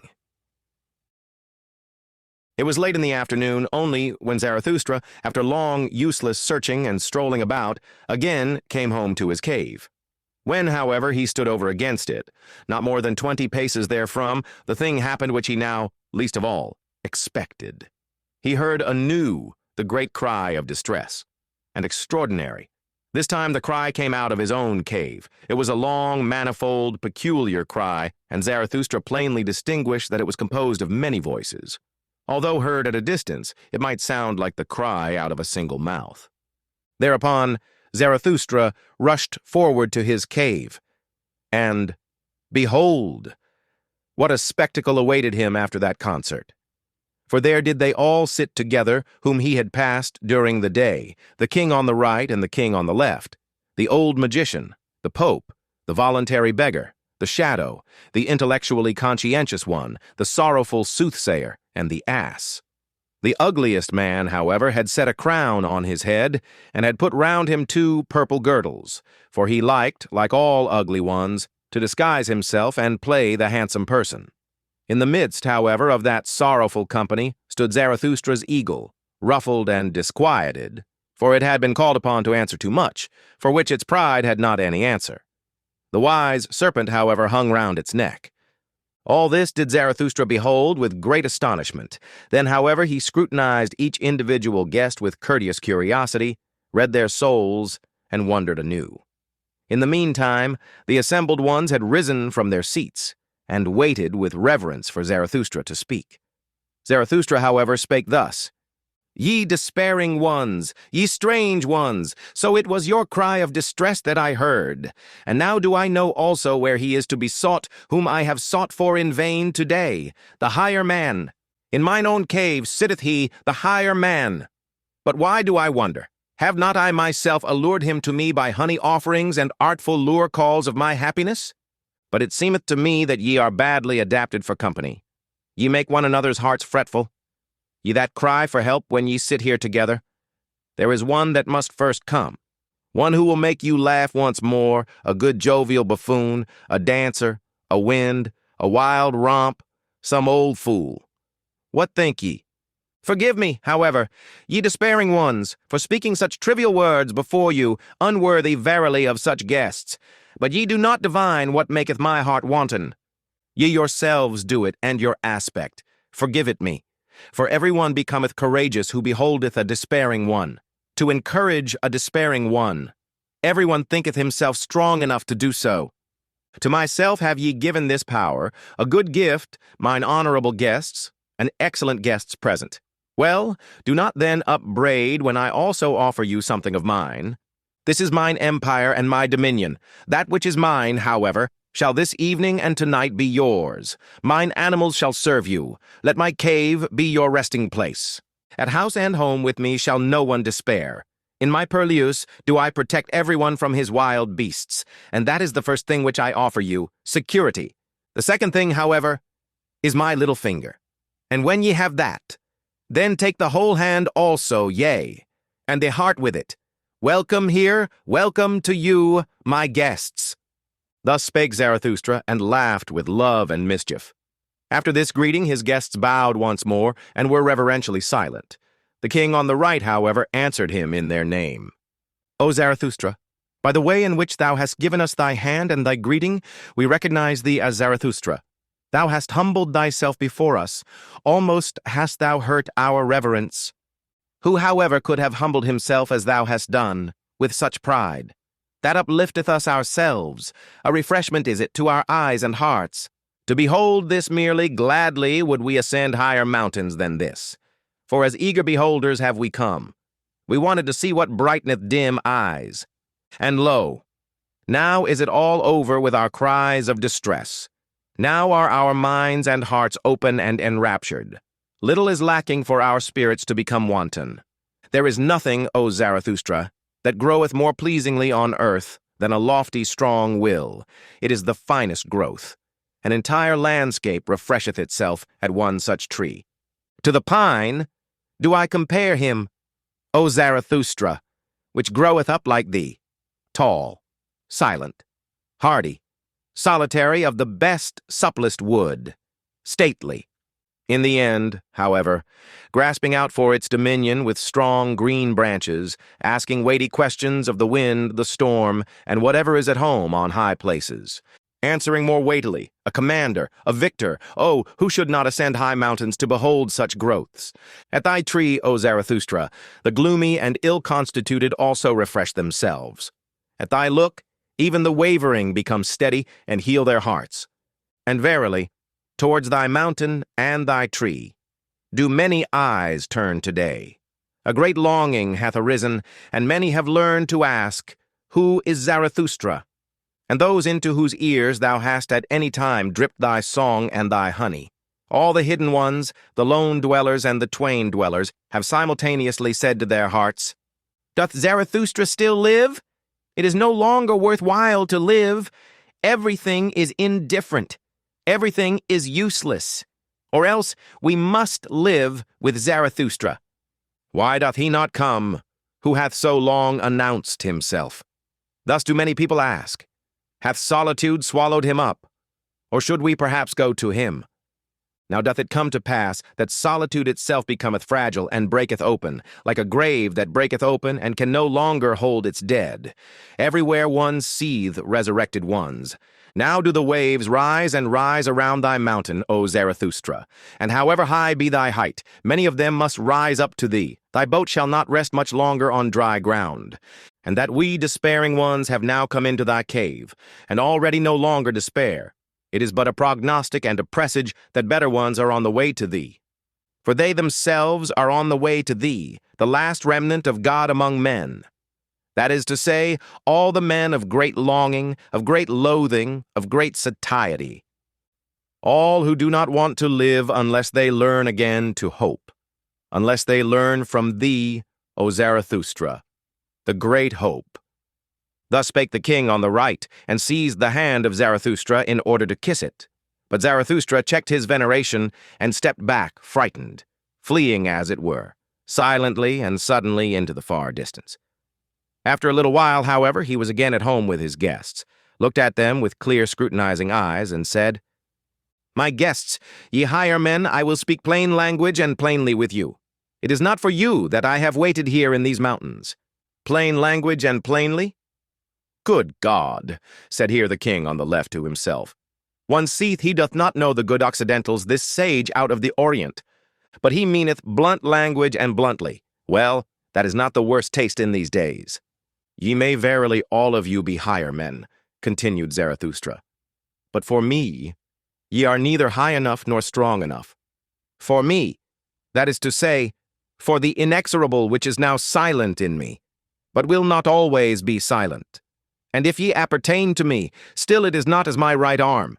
For he who himself standeth like you on sickly and tender legs, wisheth above all to be treated indulgently, whether he be conscious of it or hide it from himself. My arms and my legs, however, I do not treat indulgently. I do not treat my warriors indulgently. How then could ye be fit for my warfare? With you I should spoil all my victories, and many of you would tumble over if ye but heard the loud beating of my drums. Moreover, ye are not sufficiently beautiful and well-born for me. I require pure, smooth mirrors for my doctrines. On your surface even mine own likeness is distorted. On your shoulders presseth many a burden, many a recollection, many a mischievous dwarf squatteth in your corners. There is concealed populace also in you. And though ye be high and of a higher type, much in you is crooked and misshapen. There is no smith in the world that could hammer you right and straight for me. Ye are only bridges, may higher ones pass over upon you. Ye signify steps, so do not upbraid him who ascendeth beyond you into his height. Out of your seed, there may one day arise for me a genuine son and perfect heir, but that time is distant. Ye yourselves are not those unto whom my heritage and name belong. Not for you do I wait here in these mountains. Not with you may I descend for the last time. Ye have come unto me only as a presage that higher ones are on the way to me, not the men of great longing, of great loathing, of great satiety, and that which ye call the remnant of God. Nay, nay, 3 times nay. For others do I wait here in these mountains, and will not lift my foot from thence without them. For higher ones, stronger ones, triumphanter ones, merrier ones, for such as are built squarely in body and soul. Laughing lions must come. O my guests, ye strange ones, Have ye yet heard nothing of my children, and that they are on the way to me? Do speak unto me of my gardens, of my happy isles, of my new beautiful race. Why do ye not speak unto me thereof? This guest's present do I solicit of your love, that ye speak unto me of my children. For them am I rich, for them I became poor. What have I not surrendered? What would I not surrender that I might have one thing? These children, this living plantation, these life trees of my will and of my highest hope. Thus spake Zarathustra, and stopped suddenly in his discourse, for his longing came over him, and he closed his eyes and his mouth, because of the agitation of his heart. And all his guests also were silent, and stood still and confounded, except only that the old soothsayer made signs with his hands and his gestures. Chapter 72. The Supper. For at this point the soothsayer interrupted the greeting of Zarathustra and his guests. He pressed forward as one who had no time to lose, seized Zarathustra's hand, and exclaimed, "But Zarathustra, one thing is more necessary than the other, so sayest thou thyself. Well, one thing is now more necessary unto me than all others. A word at the right time. Didst thou not invite me to table? And here are many who have made long journeys. Thou dost not mean to feed us merely with discourses. Besides, all of you have thought too much about freezing, drowning, suffocating, and other bodily dangers. None of you, however, have thought of my danger, namely, perishing of hunger." Thus spake the soothsayer. When Zarathustra's animals, however, heard these words, they ran away in terror, for they saw that all they had brought home during the day would not be enough to fill the one soothsayer. "Likewise, perishing of thirst," continued the soothsayer. "And although I hear water splashing here like words of wisdom, that is to say, plenteously and unweariedly, I want wine. Not everyone is a born water drinker like Zarathustra. Neither doth water suit weary and withered ones. We deserve wine. It alone giveth immediate vigor and improvised health." On this occasion, when the soothsayer was longing for wine, it happened that the king on the left, the silent one, also found expression for once. "We took care," said he, "about wine. I, along with my brother the king on the right. We have enough of wine, a whole ass-load of it. So there is nothing lacking but bread." "Bread," replied Zarathustra, laughing when he spake. "It is precisely bread that anchorites have not. But man doth not live by bread alone, but also by the flesh of good lambs, of which I have two. These shall we slaughter quickly and cook spicily with sage. It is so that I like them. And there is also no lack of roots and fruits good enough even for the fastidious and dainty, nor of nuts and other riddles for cracking. Thus will we have a good repast in a little while. But whoever wish to eat with us must also give a hand to the work, even the kings. For with Zarathustra, even a king may be a cook." This proposal appealed to the hearts of all of them, save that the voluntary beggar objected to the flesh and wine and spices. "Just hear this glutton Zarathustra," said he jokingly. "Doth one go into caves and high mountains to make such repasts? Now indeed, do I understand what he once taught us, blessed be moderate poverty, and why he wisheth to do away with beggars." "Be of good cheer," replied Zarathustra, "as I am. Abide by thy customs, thou excellent one. Grind thy corn, drink thy water, praise thy cooking, if only it make thee glad. I am a law only for mine own. I am not a law for all. He, however, who belongeth unto me must be strong of bone and light of foot.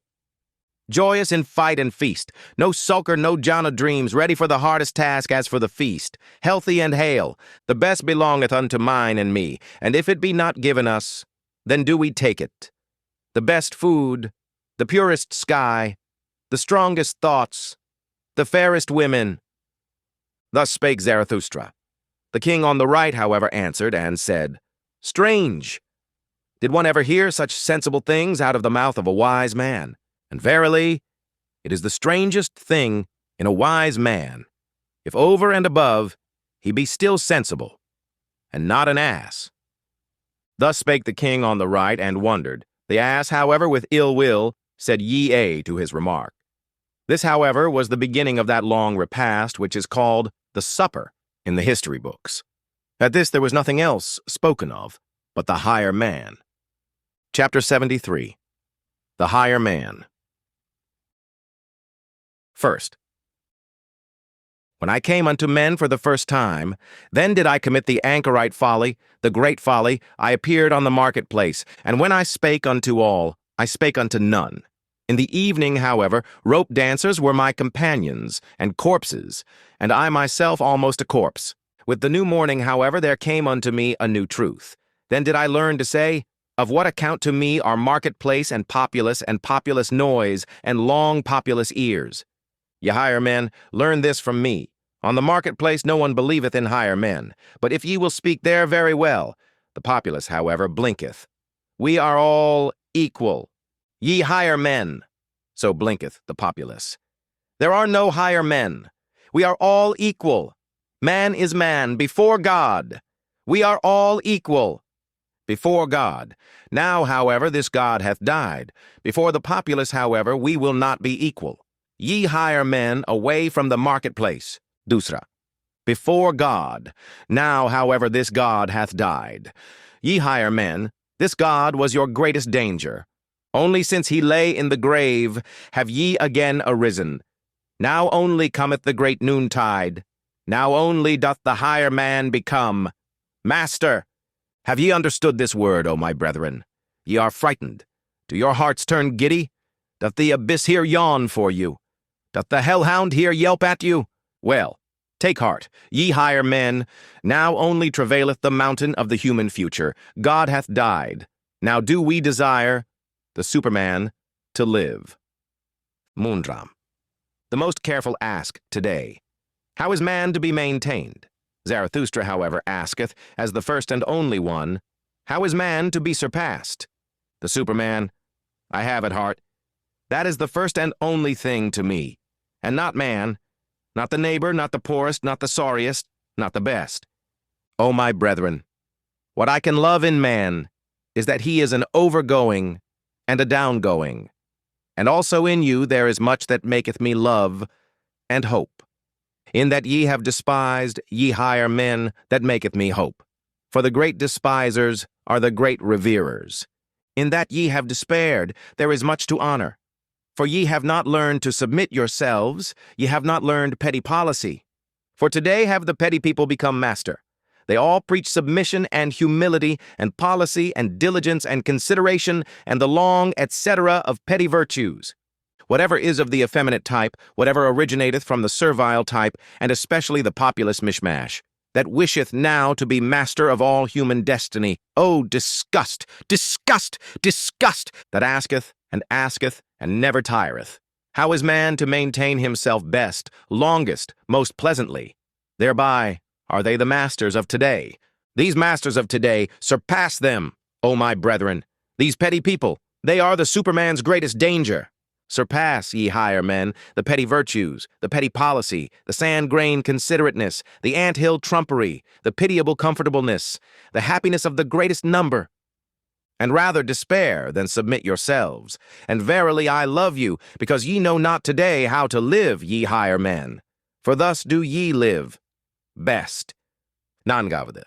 Have ye courage, O my brethren? Are ye stout-hearted? Not the courage before witnesses, but anchorite and eagle courage, which not even a god any longer beholdeth. Cold souls, mules, the blind and the drunken, I do not call stout-hearted.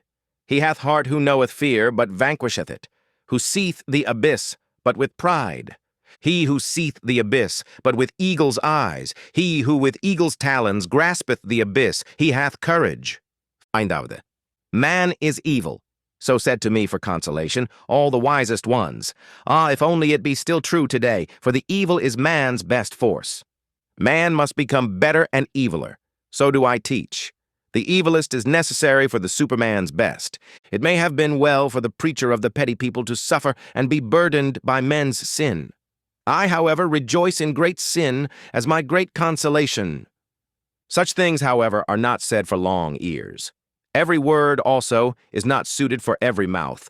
These are fine, far-away things. At them sheep's claws shall not grasp. Aravada.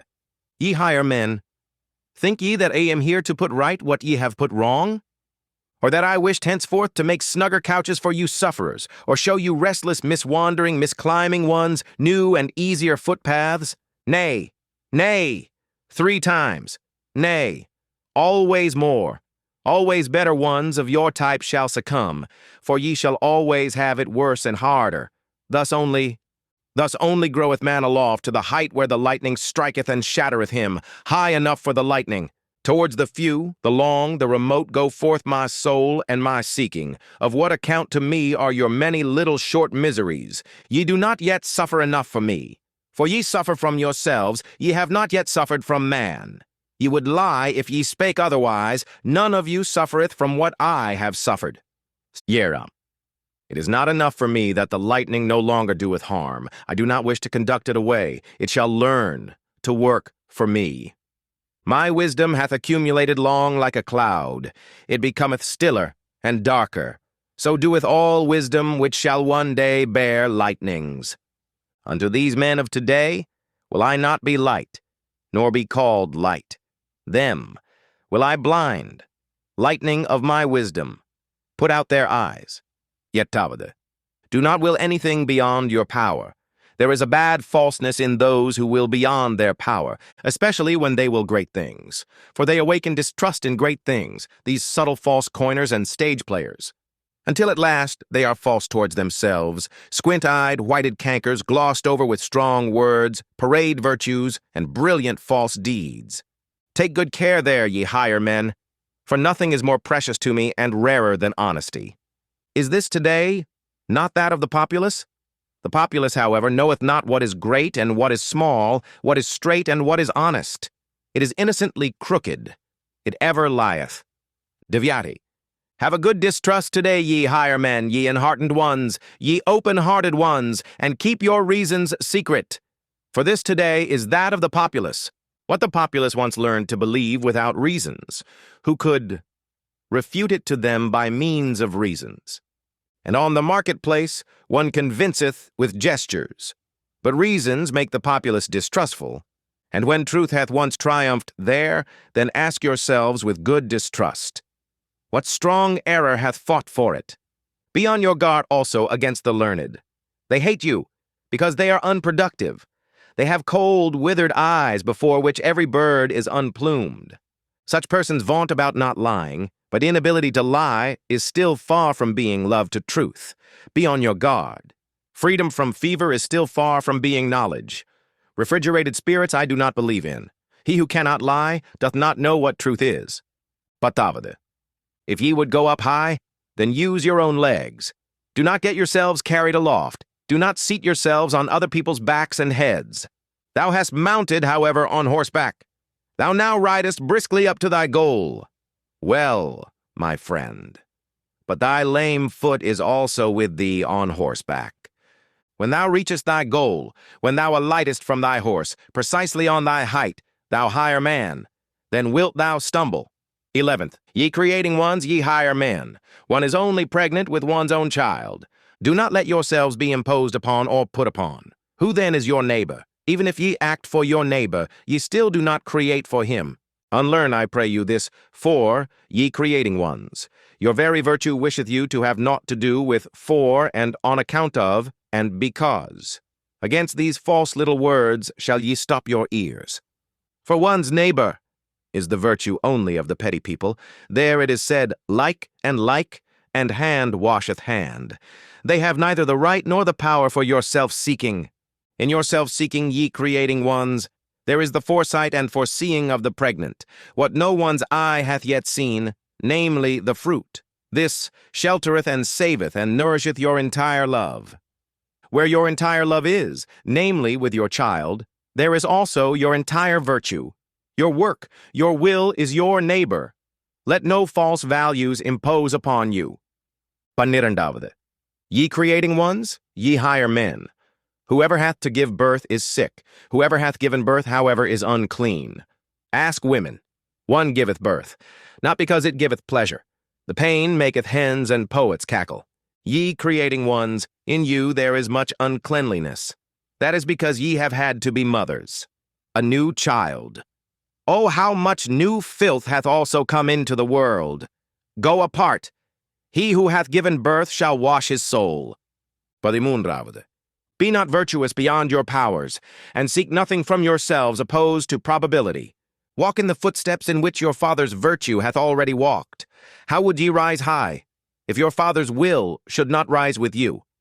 He, however, who would be a firstling, let him take care lest he also become a lastling. And where the vices of your fathers are, there should ye not set up as saints. He whose fathers were inclined for women and for strong wine and flesh of wild boar swine. What would it be if he demanded chastity of himself? A folly would it be. Much verily, doth it seem to me for such a one, if he should be the husband of one or of two or of three women, and if he founded monasteries and inscribed over their portals, the way to holiness, I should still say. What good is it? It is a new folly. He hath founded for himself a penance house and refuge house. Much good may it do, but I do not believe in it.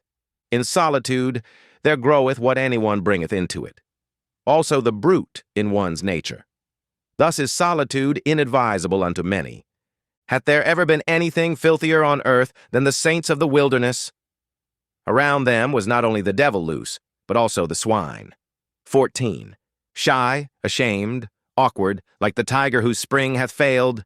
Thus ye higher men have I often seen you slink aside. A cast which ye made had failed. But what doth it matter, ye dice players? Ye had not learned to play and mock as one must play and mock. Do we not ever sit at a great table of mocking and playing?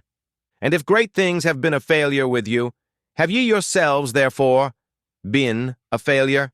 And if ye yourselves have been a failure, hath man, therefore, been a failure? If man, however, hath been a failure, well then, never mind. Padenende. The higher its type, always the seldomer doth a thing succeed. Ye higher men here, have ye not all been failures? Be of good cheer. What doth it matter? How much is still possible? Learn to laugh at yourselves as ye ought to laugh. What wonder even that ye have failed, and only half succeeded, ye half-shattered ones? Doth not man's future strive and struggle in you? Man's furthest, profoundest, star-highest issues, his prodigious powers, do not all these foam through one another in your vessel? What wonder that many a vessel shattereth? Learn to laugh at yourselves, as ye ought to laugh. Ye higher men, oh, how much is still possible, and verily how much hath already succeeded. How rich is this earth in small, good, perfect things, in well-constituted things. Set around you small, good, perfect things, ye higher men. Their golden maturity healeth the heart, the perfect teacheth one to hope. Padinare. What hath hitherto been the greatest sin here on earth? Was it not the word of him who said, Woe unto them that laugh now? Did he himself find no cause for laughter on the earth? Then he sought badly. A child even findeth cause for it. He did not love sufficiently. Otherwise would he also have loved us, the laughing ones. But he hated and hooted us. Wailing and teeth-gnashing did he promise us. Must one then curse immediately when one doth not love? That seemeth to me bad taste. Thus did he, however, this absolute one. He sprang from the populace, and he himself just did not love sufficiently. Otherwise would he have raged less because people did not love him. All great love doth not seek love, it seeketh more. Go out of the way of all such absolute ones. They are a poor, sickly type, a populist type. They look at this life with ill will. They have an evil eye for this earth. Go out of the way of all such absolute ones. They have heavy feet and sultry hearts. They do not know how to dance. How could the earth be light to such ones? Padenere. Tortuously do all good things come nigh to their goal. Like cats they curve their backs, they purr inwardly with their approaching happiness. All good things laugh. His step betrayeth whether a person already walketh on his own path. Just see me walk. He, however, who cometh nigh to his goal, danceth. And verily, a statue have I not become. Not yet do I stand there stiff, stupid, and stony like a pillar. I love fast racing. And though there be on earth fens and dense afflictions, he who hath light feet runneth even across the mud, and danceth, as upon well-swept ice. Lift up your hearts, my brethren, higher, and do not forget your legs. Lift up also your legs, ye good dancers, and better still if ye stand upon your heads. 18. This crown of the laughter, this rose garland crown. I myself have put on this crown, I myself have consecrated my laughter. No one else have I found today potent enough for this.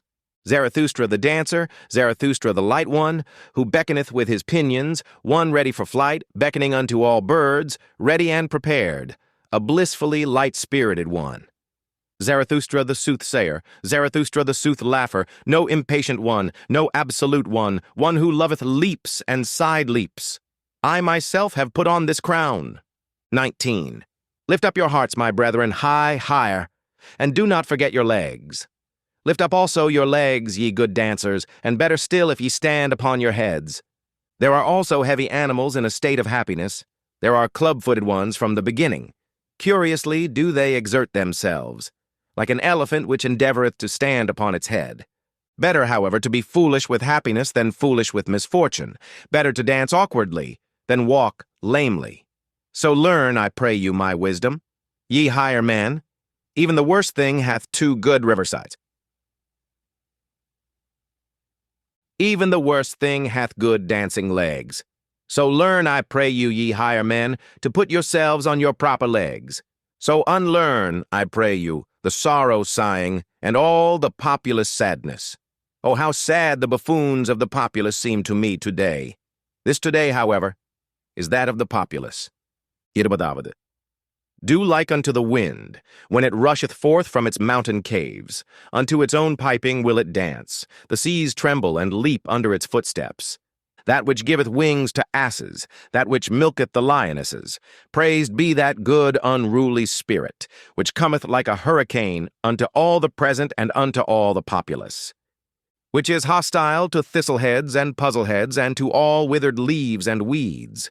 Praised be this wild, good, free spirit of the storm, which danceth upon fens and afflictions, as upon meadows, which hateth the consumptive populous dogs and all the ill-constituted sullen brood.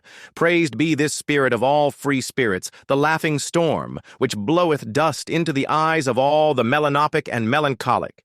Ye higher men, the worst thing in you is that ye have none of you learned to dance as ye ought to dance beyond yourselves. What doth it matter that ye have failed? How many things are still possible? So learn to laugh beyond yourselves. Lift up your hearts, ye good dancers, higher, and do not forget the good laughter. This crown of the laughter, this rose garland crown, to you, my brethren, do I cast this crown. Laughing have I consecrated. Ye higher men, learn, I pray you, to laugh. Chapter 74. The Song of Melancholy. First, when Zarathustra spake these sayings, he stood nigh to the entrance of his cave. With the last words, however, he slipped away from his guests, and fled for a little while into the open air. "O pure odors around me!" cried he. "O blessed stillness around me! But where are mine animals? Hither, mine eagle and my serpent! Tell me, mine animals, these higher men, all of them, do they perhaps not smell well? O pure odors around me! Now only do I know and feel how I love you, mine animals." And Zarathustra said once more, "I love you, mine animals." The eagle, however, and the serpent pressed close to him when he spake these words, and looked up to him. In this attitude were they all three silent together, and sniffed and sipped the good air with one another, for the air here outside was better than with the higher men. Dusra. Hardly, however, had Zarathustra left the cave when the old magician got up, looked cunningly about him, and said, "He is gone, and already, ye higher men, let me tickle you with this complimentary and flattering name, as he himself doeth.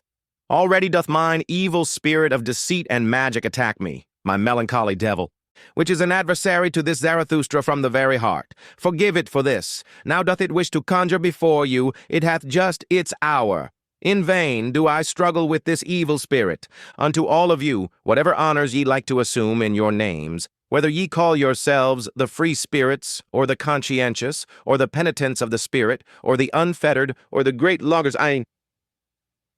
unto all of you, who like me suffer from the great loathing, to whom the old God hath died, and as yet no new God lieth in cradles and swaddling clothes. Unto all of you is mine evil spirit and magic devil favorable.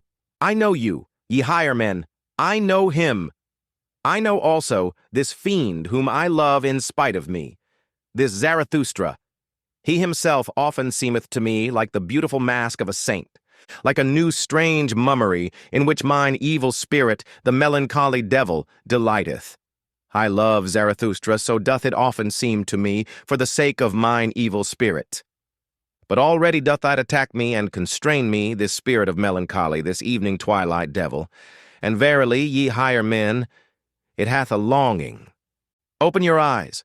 It hath a longing to come. Naked, whether male or female, I do not yet know. But it cometh. It constraineth me, alas. Open your wits. The day dieth out, unto all things cometh now the evening, also unto the best things. Hear now and see, ye higher men, what devil, man or woman, this spirit of evening melancholy is. Thus spake the old magician, looked cunningly about him, and then seized his harp. Moondram. In evening's limpid air, what time the dew's soothings, unto the earth downpour, invisibly and unheard. For tender shoe gear wear, the soothing dews, like all that's kind, gentle. Bethink'st thou then, bethink'st thou, burning heart, how once thou thirstedest, for heaven's kindly teardrops and dew's down-droppings, all singed and weary thirstedest, what time on yellow grass pathways, wicked occidental sunny glances, through somber trees about thee sported, blindingly sunny glow glances, gladly hurting? Of truth, the wooer, thou! So taunted they. Nay, merely poet, a brute insidious, plundering, groveling, that I must lie, that wittingly, willfully, I must lie. For booty lusting, motley masked, self-hidden, shrouded, himself his booty. He! Of truth, the wooer? Nay, mere fool, mere poet. Just motley speaking, from mask of fool confusedly shouting, circumambling on fabricated word bridges, on motley rainbow arches, twixt the spurious heavenly and spurious earthly, round us roving, round us soaring. Mere fool, mere poet! He, of truth the wooer, not still, stiff, smooth and cold, become an image, a godlike statue, set up in front of temples as a god's own door guard.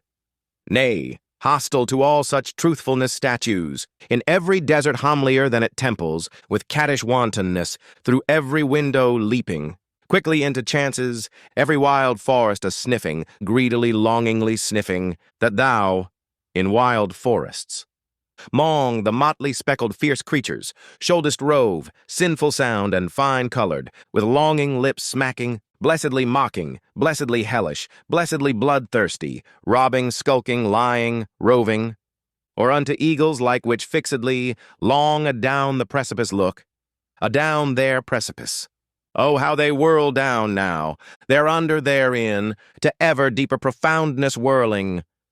Then sudden, with aim aright, with quivering flight, on lambkins pouncing, headlong down, sore hungry, for lambkins longing, fierce 'gainst all lamb spirits, furious fierce all that look, sheep-like, or lamb-eyed, or crisp-woolly, gray, with lamb-sheep kindliness. Even thus, eagle-like, panther-like, are the poet's desires, are thine own desires 'neath 1,000 guises, thou fool, thou poet, thou who all mankind viewedst. So God, as sheep, the God to rend within mankind, as the sheep in mankind, and in rending laughing, that is thine own blessedness, of a panther and eagle, blessedness, of a poet and fool, the blessedness. In evening's limpid air, what time the moon's sickle, green, twixt the purple glowings, and jealous stealeth forth. Of day the foe, with every step in secret, the rosy garland hammocks, down sickling, till they've sunken. Down nightwards, faded, down sunken. Thus had I sunken one day. From mine own truth insanity, from mine own fervid day longings, of day aweary, sick of sunshine, sunk downwards, evenwards, shadowwards, by one sole trueness, all scorched and thirsty. Bethink'st thou still, bethink'st thou, burning heart, how then thou thirstedest, that I should banned be from all the trueness, a mere fool, mere poet. Chapter 75. Science.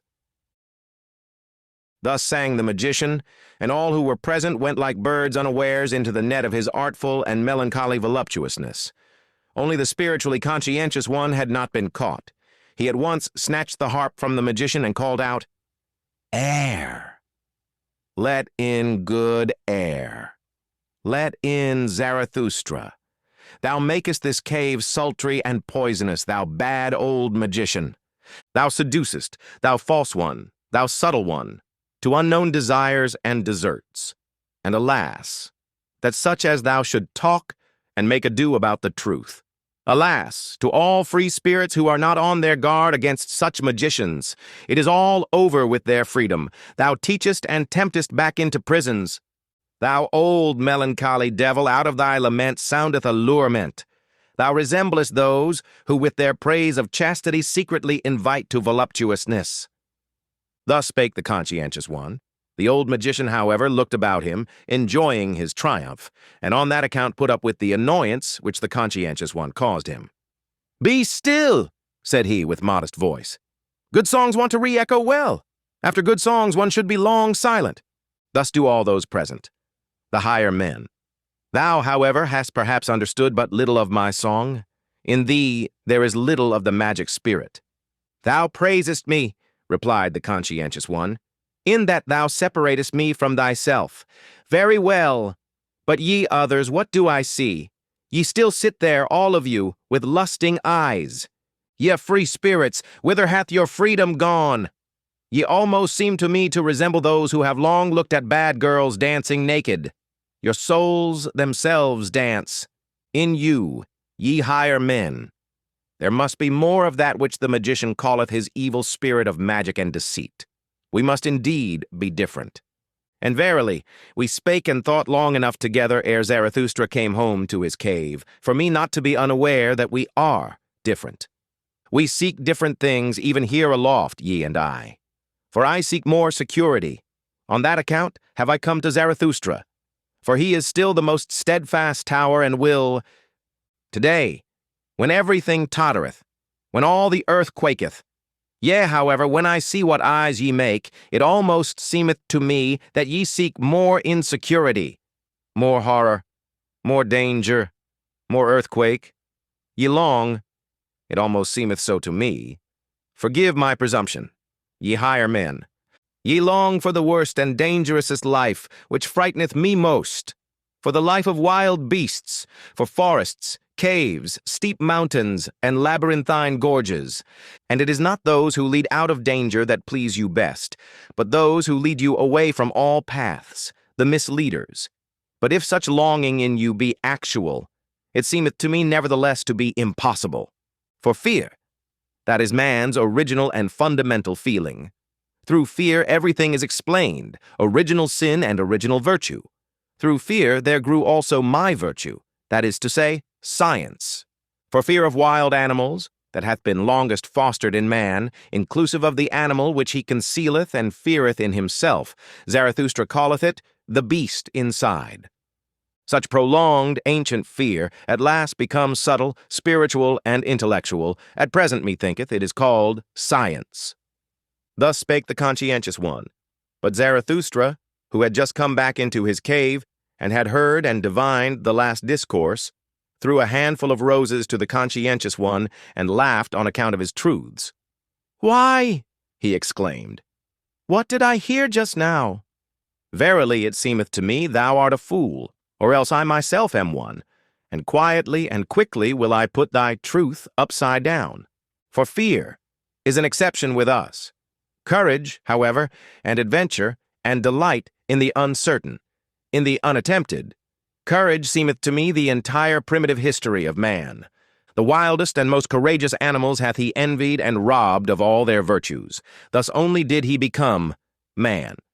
This courage at last becomes subtle, spiritual, and intellectual. This human courage, with eagle's pinions and serpent's wisdom. This, it seemeth to me, is called at present Zarathustra, cried all of them there assembled, as if with one voice, and burst out at the same time into a great laughter.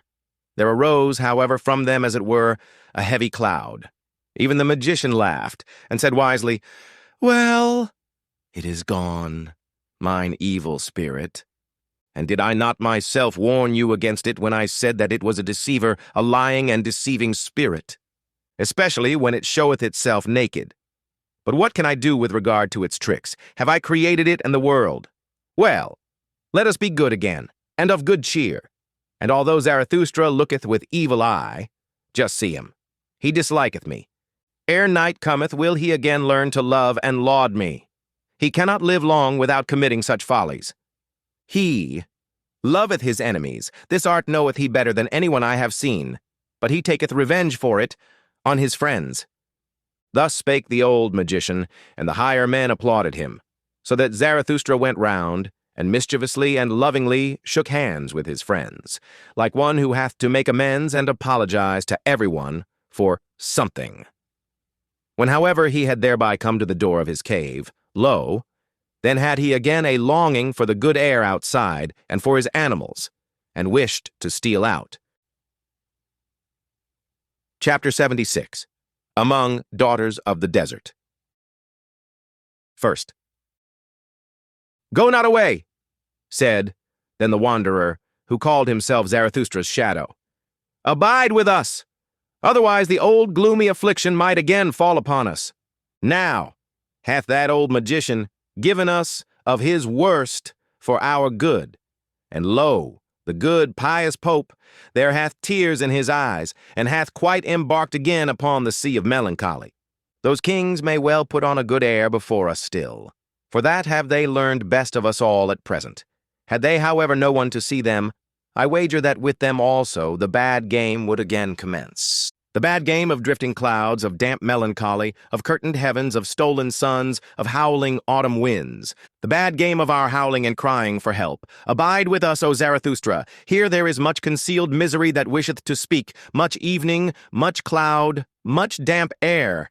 Thou hast nourished us with strong food for men and powerful proverbs. Do not let the weakly, womanly spirits attack us anew at dessert. Thou alone makest the air around thee strong and clear. Did I ever find anywhere on earth such good air as with thee in thy cave? Many lands have I seen. My nose hath learned to test and estimate many kinds of air. But with thee do my nostrils taste their greatest delight. Unless it be, do forgive an old recollection. Forgive me an old after-dinner song, which I once composed amongst daughters of the desert. For with them was there equally good, clear, oriental air. There was I furthest from cloudy, damp, melancholy old Europe. Then did I love such oriental maidens and other blue kingdoms of heaven, over which hang no clouds and no thoughts. You would not believe how charmingly they sat there when they did not dance, profound, but without thoughts, like little secrets, like beribboned riddles, like dessert nuts. Many-hued and foreign, forsooth, but without clouds, riddles which can be guessed. To please such maidens, I then composed an after-dinner psalm. Thus spake the wanderer who called himself Zarathustra's shadow, and before anyone answered him, he had seized the harp of the old magician, crossed his legs, and looked calmly and sagely around him. With his nostrils, however, he inhaled the air slowly and questioningly, like one who in new countries tasteth new foreign air. Afterward he began to sing with a kind of roaring. Dusra. The deserts grow. Woe him who doth them hide. Ha! Solemnly, in effect, solemnly. A worthy beginning. Afric manner solemnly, of a lion worthy. Or perhaps of a virtuous howl monkey. But it's not to you, ye friendly damsels dearly loved, at whose own feet to me, the first occasion to a European under palm trees, a seat is now granted. Selah. Wonderful, truly. Here do I sit now, the desert nigh, and yet I am. So far still from the desert, even in naught yet deserted. That is, I'm swallowed down. By this, the smallest oasis. It opened up just yawning, its loveliest mouth agape. most sweet-odored of all mouthlets. Then fell I right in, right down, right through, in mong you, ye friendly damsels dearly loved. Selah. Hail, hail to that whale fish-like, if it thus for its guests' convenience made things nice. Ye well know, surely, my learned allusion. Hail to its belly.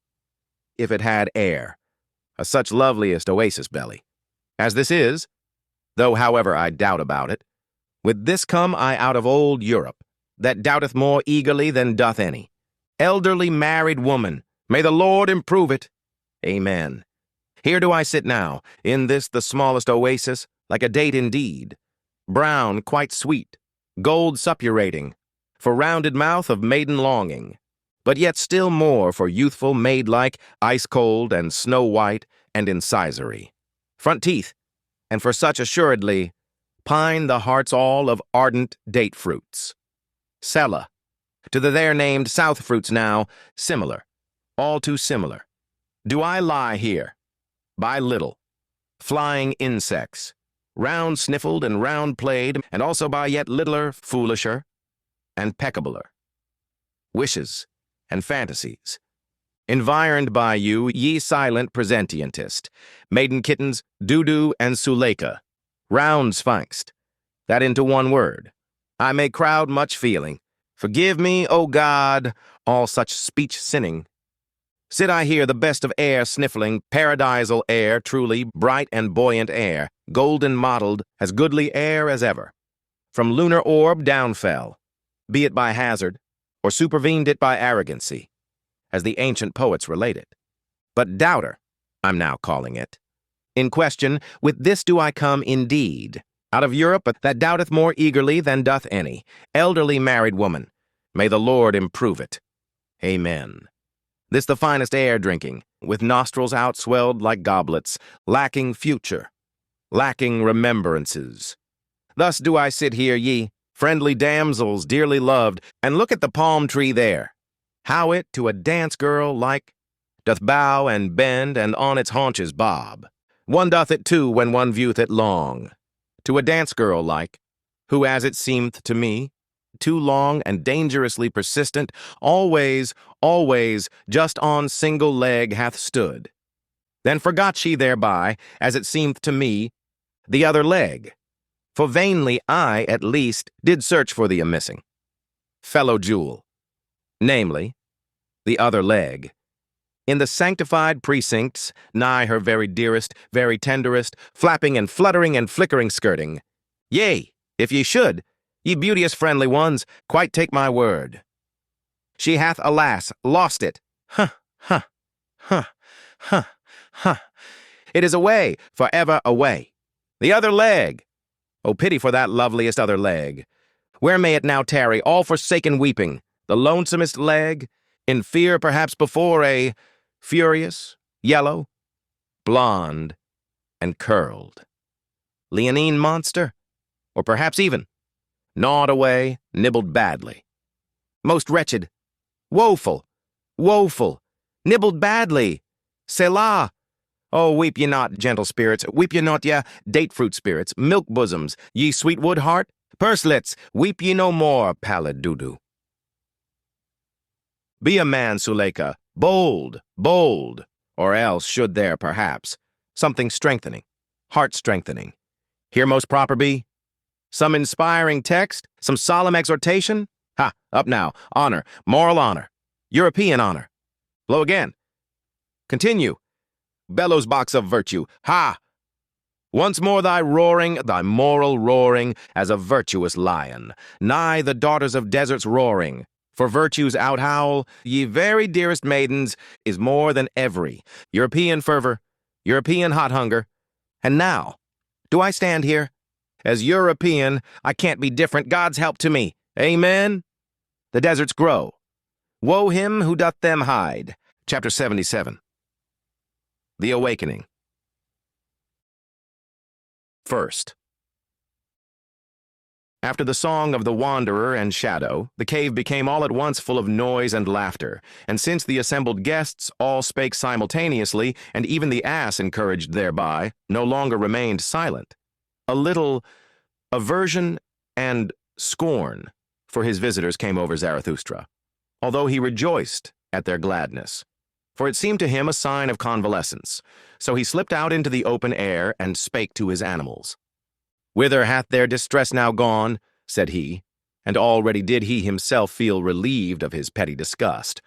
"With me it seemeth that they have unlearned their cries of distress, though, alas, not yet their crying." And Zarathustra stopped his ears, for just then did the yee-a of the ass mix strangely with the noisy jubilation of those higher men. "They are merry," he began again, "and who knoweth? Perhaps at their host's expense. And if they have learned of me to laugh, still it is not my laughter they have learned. But what matter about that? They are old people. They recover in their own way. They laugh in their own way. Mine ears have already endured worse and have not become peevish. This day is a victory. He already yieldeth. He fleeth. The spirit of gravity, mine old arch-enemy. How well this day is about to end, which began so badly and gloomily, and it is about to end. Already cometh the evening, over the sea rideth it hither, the good rider. How it bobbeth, the blessed one, the home-returning one, in its purple saddles. The sky gazeth brightly thereon, the world lieth deep. O, all ye strange ones who have come to me, it is already worth while to have lived with me." Thus spake Zarathustra.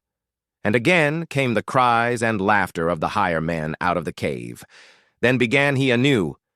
"They bite at it, my bait taketh. There departeth also from them their enemy, the spirit of gravity. Now do they learn to laugh at themselves? Do I hear rightly? My virile food taketh effect, my strong and savory sayings. And verily I did not nourish them with flatulent vegetables, but with warrior food, with conqueror food. New desires did I awaken. New hopes are in their arms and legs, their hearts expand. They find new words, soon will their spirits breathe wantonness. Such food may sure enough not be proper for children, nor even for longing girls, old and young. One persuadeth their bowels otherwise. I am not their physician and teacher. The disgust departeth from these higher men. Well, that is my victory. In my domain they become assured. All stupid shame fleeth away. They empty themselves. They empty their hearts. Good times return unto them. They keep holiday and ruminate. They become thankful. That do I take as the best sign. They become thankful. Not long will it be ere they devise festivals and put up memorials to their old joys. They are convalescents." Thus spake Zarathustra joyfully to his heart and gazed outward. His animals, however, pressed up to him and honored his happiness and his silence. Dusra. All on a sudden, however, Zarathustra's ear was frightened, for the cave, which had hitherto been full of noise and laughter, became all at once still as death. His nose, however, smelt a sweet-scented vapor and incense odor, as if from burning pine cones. "What happeneth? What are they about?" he asked himself, and stole up to the entrance, that he might be able unobserved to see his guests. But wonder upon wonder, what was he then obliged to behold with his own eyes? "They have all of them become pious again. They pray. They are mad," said he, and was astonished beyond measure. And forsooth, all these higher men, the two kings, the pope out of service, the evil magician, the voluntary beggar, the wanderer and shadow, the old soothsayer, the spiritually conscientious one, and the ugliest man. They all lay on their knees like children and credulous old women and worshipped the ass. And just then began the ugliest man to gurgle and snort, as if something unutterable in him tried to find expression. When, however, he had actually found words, behold, it was a pious, strange litany in praise of the adored and censed ass. And the litany sounded thus: "Amen, and glory, and honor, and wisdom, and thanks, and praise, and strength be to our God, from everlasting to everlasting." The ass, however, here brayed Y-E-A. "He carrieth our burdens. He hath taken upon him the form of a servant. He is patient of heart, and never saith nay, and he who loveth his God chastiseth him." The ass, however, here brayed Y-E-A. "He speaketh not, except that he ever saith yea to the world which he created. Thus doth he extol his world. It is his artfulness that speaketh not. Thus is he rarely found wrong." The ass, however, here brayed Y-E-A. Uncomely goeth he through the world. Grey is the favorite color in which he wrappeth his virtue. Hath he spirit, then doth he conceal it. Every one, however, believeth in his long ears. The ass, however, here brayed Y-E-A. What hidden wisdom it is to wear long ears, and only to say yea and never nay. Hath he not created the world in his own image, namely as stupid as possible? The ass, however, here brayed Y-E-A. Thou goest straight and crooked ways. It concerneth thee little what seemeth straight or crooked unto us men. Beyond good and evil is thy domain. It is thine innocence not to know what innocence is. The ass, however, here brayed Y-E-A. Lo, how thou spurnest none from thee, neither beggars nor kings.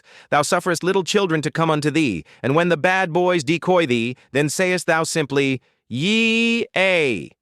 The ass, however, here brayed Y-E-A. Thou lovest she-asses and fresh figs, thou art no food despiser. A thistle tickleth thy heart when thou chancest to be hungry. There is the wisdom of a god therein. The ass, however, here brayed Y-E-A. Chapter 78. The Ass Festival. First. At this place in the litany, however, Zarathustra could no longer control himself. He himself cried out, Yea, louder even than the ass, and sprang into the midst of his maddened guests. Whatever are you about, you grown-up children? He exclaimed, pulling up the praying ones from the ground. Alas, if anyone else, except Zarathustra, had seen you, everyone would think you the worst blasphemers or the very foolishest old women with your new belief. And thou thyself, thou old pope, how is it in accordance with thee to adore an ass in such a manner as God? O Zarathustra, answered the pope, forgive me, but in divine matters I am more enlightened even than thou, and it is right that it should be so. Better to adore God so in this form than in no form at all. Think over this saying, mine exalted friend. Thou wilt readily divine that in such a saying there is wisdom. He who said God is a spirit made the greatest stride and slide hitherto made on earth toward unbelief. Such a dictum is not easily amended again on earth. Mine old heart leapeth and boundeth because there is still something to adore on earth. Forgive it, O Zarathustra, to an old pious pontiff heart. And thou, said Zarathustra to the wanderer and shadow, thou callest and thinkest thyself a free spirit? And thou here practisest such idolatry and hierolatry? Worse verily doest thou here than with thy bad brown girls, thou bad new believer. It is sad enough, answered the wanderer and shadow. Thou art right, but how can I help it? The old god liveth again, O Zarathustra. Thou mayest say what thou wilt. The ugliest man is to blame for it all. He hath reawakened him. And if he say that he once killed him, with God's death is always just a prejudice. And thou, said Zarathustra, thou bad old magician, what didst thou do? Who ought to believe any longer in thee in this free age, when thou believest in such divine donkeyism? It was a stupid thing that thou didst. How couldst thou, a shrewd man, do such a stupid thing? O Zarathustra, answered the shrewd magician, thou art right. It was a stupid thing. It was also repugnant to me. And thou even, said Zarathustra to the spiritually conscientious one, consider, and put thy finger to thy nose. Doth nothing go against thy conscience here? Is thy spirit not too cleanly for this praying in the fumes of those devotees? There is something therein, said the spiritually conscientious one, and put his finger to his nose. There is something in this spectacle which even doeth good to my conscience. Perhaps I dare not believe in God. Certain it is, however, that God seemeth to me most worthy of belief in this form. God is said to be eternal, according to the testimony of the most pious. He who hath so much time taketh his time, as slow and as stupid as possible. Thereby can such a one nevertheless go very far. And he who hath too much spirit might well become infatuated with stupidity and folly. Think of thyself, O Zarathustra. Thou thyself, verily, even thou couldst well become an ass through superabundance of wisdom. Doth not the true sage willingly walk on the crookedest paths? The evidence teacheth it, O Zarathustra, thine own evidence. And thou thyself, finally, said Zarathustra, and turned towards the ugliest man, who still lay on the ground, stretching up his arm to the ass, for he gave it wine to drink. Say, thou nondescript, what hast thou been about? Thou seemest to me transformed, thine eyes glow, the mantle of the sublime covereth thine ugliness. What didst thou do? Is it then true what they say, that thou hast again awakened him, and why? Was he not for good reasons killed and made away with? Thou thyself seemest to me awakened. What didst thou do? Why didst thou turn round? Why didst thou get converted? Speak, thou nondescript. O Zarathustra, answered the ugliest man, thou art a rogue. Whether he yet liveth, or again liveth, or is thoroughly dead, which of us both knoweth that best? I ask thee. One thing, however, do I know. From thyself did I learn it once, O Zarathustra, he who wanteth to kill most thoroughly laugheth. Not by wrath, but by laughter doth one kill. Thus spakest thou once, O Zarathustra, thou hidden one, thou destroyer without wrath, thou dangerous saint. Thou art a rogue. Dusra. Then, however, did it come to pass that Zarathustra, astonished at such merely roguish answers, jumped back to the door of his cave, and turning towards all his guests, cried out with a strong voice, Ho, ye wags, all of you, ye buffoons! Why do ye dissemble and disguise yourselves before me? How the hearts of all of you convulsed with delight and wickedness, because ye had at last become again like little children, namely pious. Because ye at last did again as children do, namely, prayed, folded your hands, and said, Good God. But now leave, I pray you, this nursery, mine own cave, where today all childishness is carried on. Cool down here outside your hot child wantonness and heart tumult. To be sure, except ye become as little children, ye shall not enter into that kingdom of heaven. And Zarathustra pointed aloft with his hands. But we do not at all want to enter into the kingdom of heaven. We have become men, so we want the kingdom of earth. Mundram.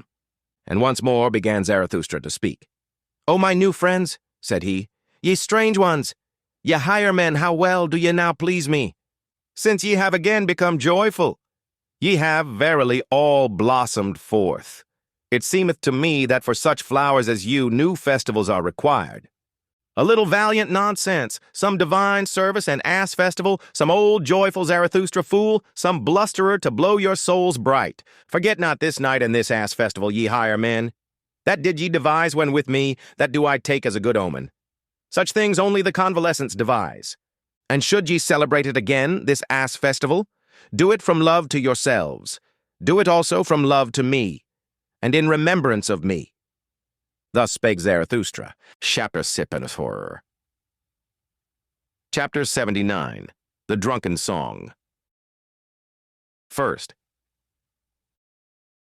Meanwhile, one after another had gone out into the open air and into the cool, thoughtful night. Zarathustra himself, however, led the ugliest man by the hand, that he might show him his night world, and the great round moon, and the silvery waterfalls near his cave. There they at last stood still beside one another, all of them old people, but with comforted brave hearts, and astonished in themselves that it was so well with them on earth. The mystery of the promise of the night, however, came nigher and nigher to their hearts, and anew Zarathustra thought to himself, Oh, how well do they now please me, these higher men! But he did not say it aloud, for he respected their happiness and their silence. Then, however, there happened that which in this astonishing long day was most astonishing. The ugliest man began once more, and for the last time, to gurgle and snort, and when he had at length found expression, behold, there sprang a question, plump and plain, out of his mouth, a good, deep, clear question, which moved the hearts of all who listened to him. My friends, all of you, said the ugliest man, what think ye? For the sake of this day, I am for the first time content to have lived mine entire life, and that I testify so much is still not enough for me. It is worthwhile living on the earth. One day, one festival with Zarathustra hath taught me to love the earth. Was that life? Will I say unto death? Well, once more, My friends, what think ye? Will ye not like me say unto death, was that? Life, for the sake of Zarathustra, well. Once more. Thus spake the ugliest man. It was not, however, far from midnight. And what took place then, think ye? As soon as the higher men heard his question, they became all at once conscious of their transformation and convalescence, and of him who was the cause thereof. Then did they rush up to Zarathustra, thanking, honoring, caressing him, and kissing his hands, each in his own peculiar way, so that some laughed and some wept. The old soothsayer, however, danced with delight. And though he was then, as some narrators suppose, full of sweet wine, he was certainly still fuller of sweet life, and had renounced all weariness. There are even those who narrate that the ass then danced. For not in vain had the ugliest man previously given it wine to drink. That may be the case, or it may be otherwise. And if in truth the ass did not dance that evening, there nevertheless happened then greater and rarer wonders than the dancing of an ass would have been. In short, as the proverb of Zarathustra saith, what doth it matter? Dusra. When, however, this took place with the ugliest man, Zarathustra stood there like one drunken, his glance dulled, his tongue faltered, and his feet staggered. And who could divine what thoughts then passed through Zarathustra's soul? Apparently, however, his spirit retreated and fled in advance, and was in remote distances, and as it were, wandering on high mountain ridges, as it standeth written, twixt two seas, wandering twixt the past and the future as a heavy cloud. Gradually, however, while the higher men held him in their arms, he came back to himself a little, and resisted with his hands the crowd of the honoring and caring ones. But he did not speak. All at once, however, he turned his head quickly, for he seemed to hear something. Then laid he his finger on his mouth and said, "Come!" And immediately it became still and mysterious round about. From the depth, however, there came up slowly the sound of a clock bell. Zarathustra listened thereto, like the higher men. Then, however, laid he his finger on his mouth the second time, and said again, "Come, come! It is getting on to midnight." And his voice had changed, but still he had not moved from the spot. Then it became yet stiller and more mysterious, and everything hearkened, even the ass, and Zarathustra's noble animals, the eagle and the serpent, likewise the cave of Zarathustra and the big cool moon, and the night itself. Zarathustra, however, laid his hand upon his mouth for the third time, and said, "Come, come, come, let us now wander. It is the hour. Let us wander into the night." Mundram. Ye higher men, it is getting on to midnight. Then will I say something into your ears, as that old clock bell saith it into mine ear, as mysteriously, as frightfully, and as cordially as that midnight clock bell speaketh it to me, which hath experienced more than one man, which hath already counted the smarting throbbings of your fathers' hearts. Ah, ah, how it sigheth, how it laugheth in its dream, the old, deep, deep midnight. Hush, hush! Then is there many a thing heard which may not be heard by day. Now, however, in the cool air, when even all the tumult of your hearts hath become still, now doth it speak, now is it heard. Now doth it steal into overwakeful nocturnal souls. Ah, ah, how the midnight sigheth, how it laugheth in its dream!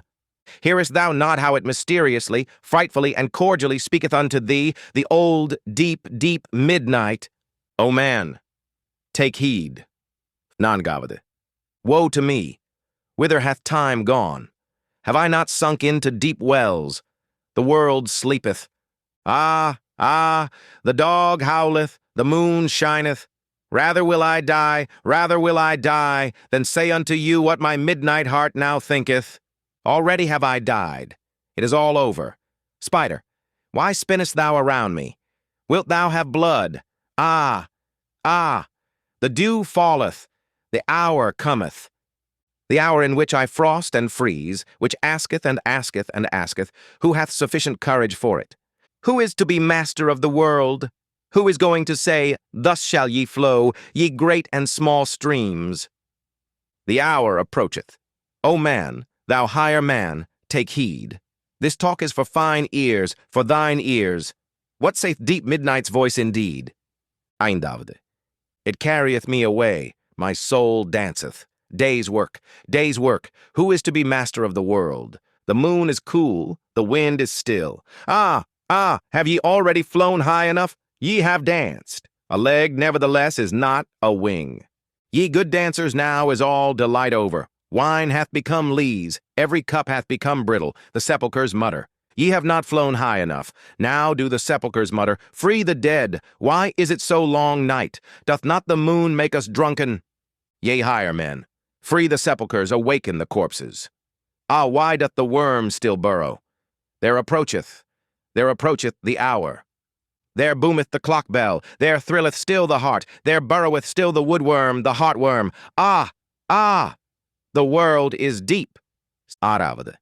Sweet lyre, I love thy tone, thy drunken ranunculine tone. How long, how far hath come unto me thy tone, from the distance, from the ponds of love? Thou old clock bell, thou sweet lyre, every pain hath torn thy heart, father pain, father's pain, forefather's pain. Thy speech hath become ripe like the golden autumn and the afternoon, like mine anchorite heart. Now sayest thou, the world itself hath become ripe, the grape turneth brown. Now doth it wish to die of happiness. Ye higher men, do ye not feel it? There welleth up mysteriously an odor, a perfume and odor of eternity, a rosy, blessed, brown, gold wine odor of old happiness, of drunken midnight death happiness which singeth. The world is deep, and deeper than the day could read. Leave me alone. Leave me alone. I am too pure for thee. Touch me not. Hath not my world just now become perfect? My skin is too pure for thy hands. Leave me alone, thou dull, doltish, stupid day. Is not the midnight brighter? The purest are to be masters of the world, the least known, the strongest, the midnight souls, who are brighter and deeper than any day. O day, thou gropest for me. Thou feelest for my happiness. For thee am I rich, lonesome, a treasure pit, a gold chamber. O world, thou wantest me. Am I worldly for thee? Am I spiritual for thee? Am I divine for thee? But day and world, ye are too coarse. Have cleverer hands, grasp after deeper happiness, after deeper unhappiness, grasp after some God, grasp not after me. Mine unhappiness, my happiness is deep, thou strange day, but yet am I no God, no God's hell, deep is its woe. Yetavde. God's woe is deeper, thou strange world. Grasp at God's woe, not at me. What am I? A drunken sweet lyre. A midnight lyre, a bellfrog, which no one understandeth, but which must speak before deaf ones, ye higher men, for ye do not understand me. Gone! Gone! O youth! O noontide! O afternoon! Now have come evening and night and midnight. The dog howleth, the wind. Is the wind not a dog? It whineth, it barketh, it howleth. Ah, how she sigheth, how she laugheth, how she wheezeth and panteth, the midnight. How she just now speaketh soberly, this drunken poetess. Hath she perhaps overdrunk her drunkenness? Hath she become over-awake? Doth she ruminate? Her woe doth she ruminate over in a dream, the old, deep midnight, and still more her joy. For joy, although woe be deep, joy is deeper still than grief can be. Devyati.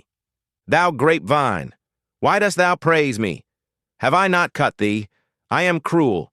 Thou bleedest. What meaneth thy praise of my drunken cruelty? Whatever hath become perfect, everything mature, wanteth to die. So sayest thou. Blessed be the vintner's knife.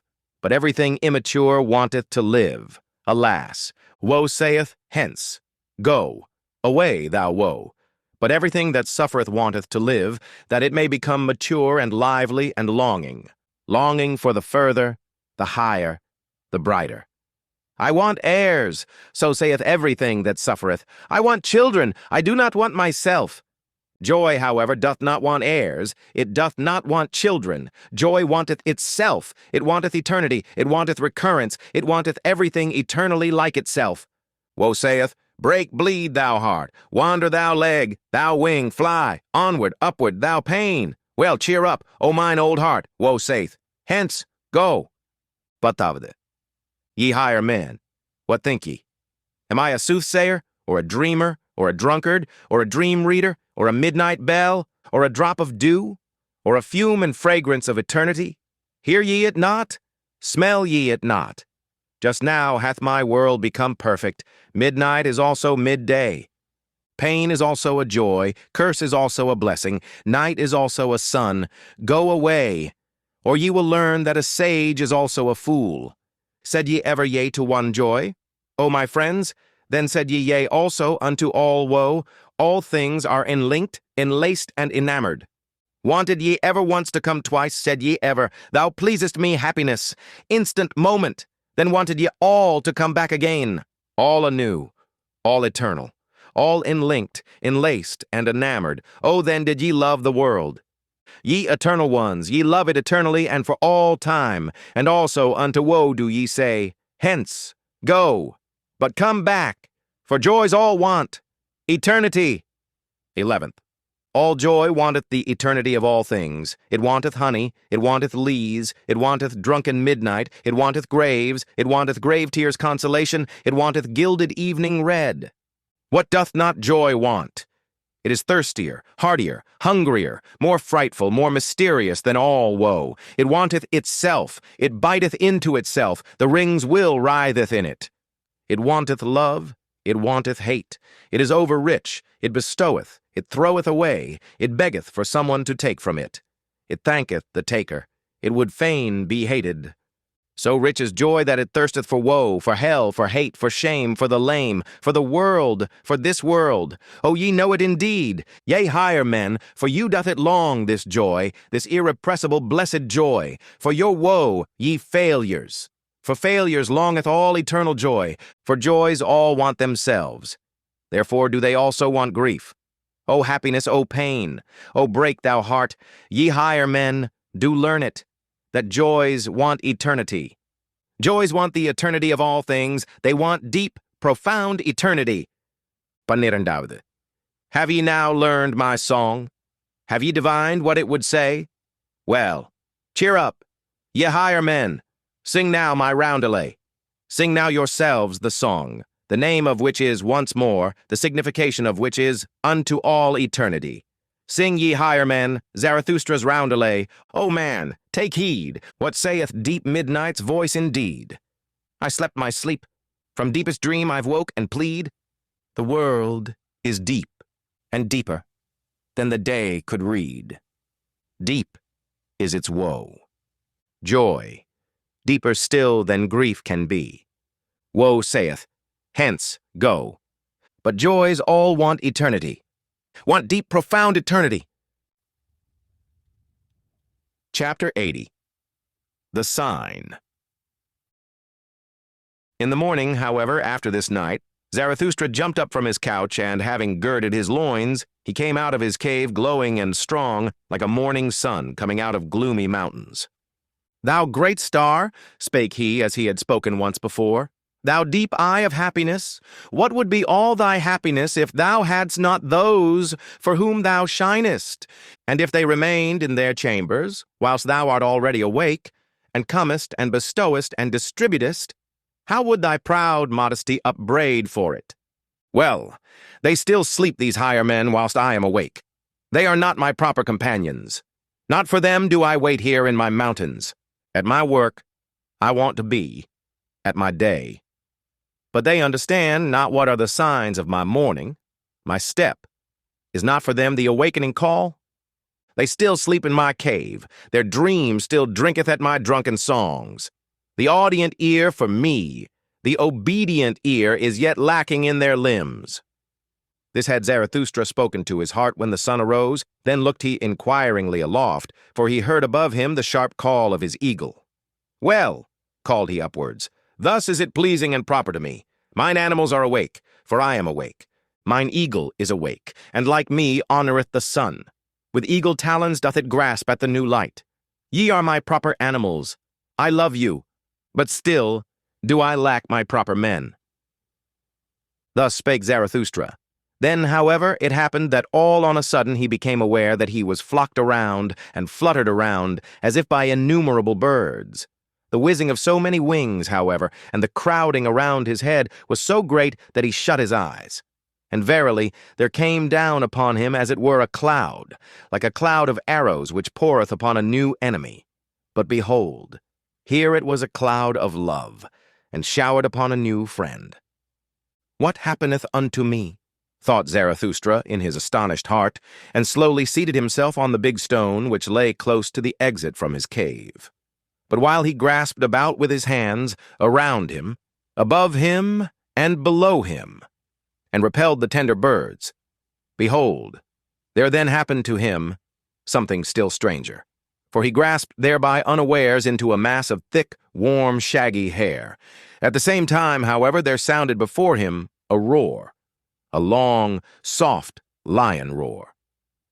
"The sign cometh," said Zarathustra, and a change came over his heart.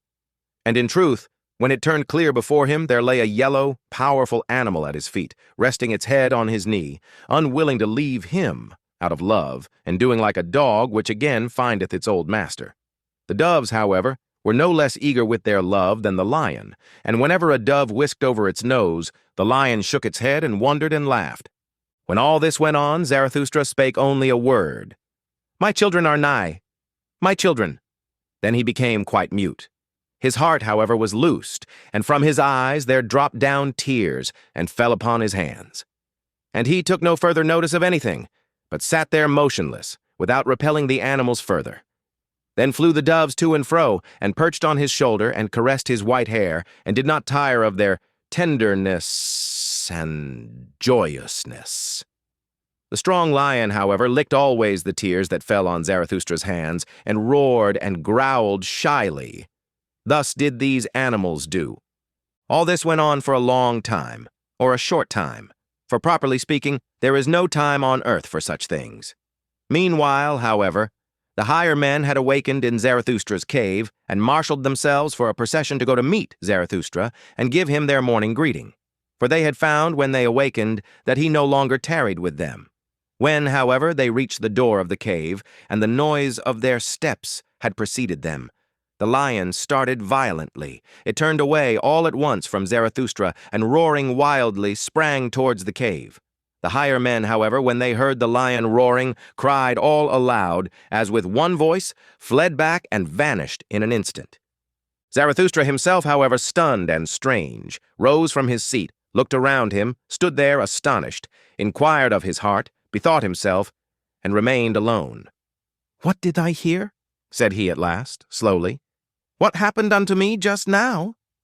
But soon there came to him his recollection, and he took in at a glance all that had taken place between yesterday and today. "Here is indeed the stone," said he, and stroked his beard. "On it sat I yestermorn, and here came the soothsayer unto me, and here heard I first the cry which I heard just now, the great cry of distress. O ye higher men, your distress was it that the old soothsayer foretold to me yestermorn. Unto your distress did he want to seduce and tempt me. O Zarathustra, said he to me, I come to seduce thee to thy last sin. To my last sin, cried Zarathustra, and laughed angrily at his own words. What hath been reserved for me as my last sin? And once more, Zarathustra became absorbed in himself, and sat down again on the big stone, and meditated. Suddenly he sprang up. Fellow-suffering with the higher men, he cried out, and his countenance changed into brass. Well, that hath had its time. My suffering and my fellow-suffering, what matter about them? Do I then strive after happiness? I strive after my work. Well, the lion hath come. My children are nigh. Zarathustra hath grown ripe. Mine hour hath come. This is my morning, my day beginneth. Arise now. Arise, thou great noontide. Thus spake Zarathustra, and left his cave, glowing and strong, like a morning sun coming out of gloomy mountains. Appendix. Notes on Thus Spake Zarathustra by Anthony M. Ludovici. I have had some opportunities of studying the conditions under which Nietzsche is read in Germany, France, and England, and I have found that in each of these countries, students of his philosophy, as if actuated by precisely similar motives and desires, and misled by the same mistaken tactics on the part of most publishers, all proceed in the same happy-go-lucky style when taking him up.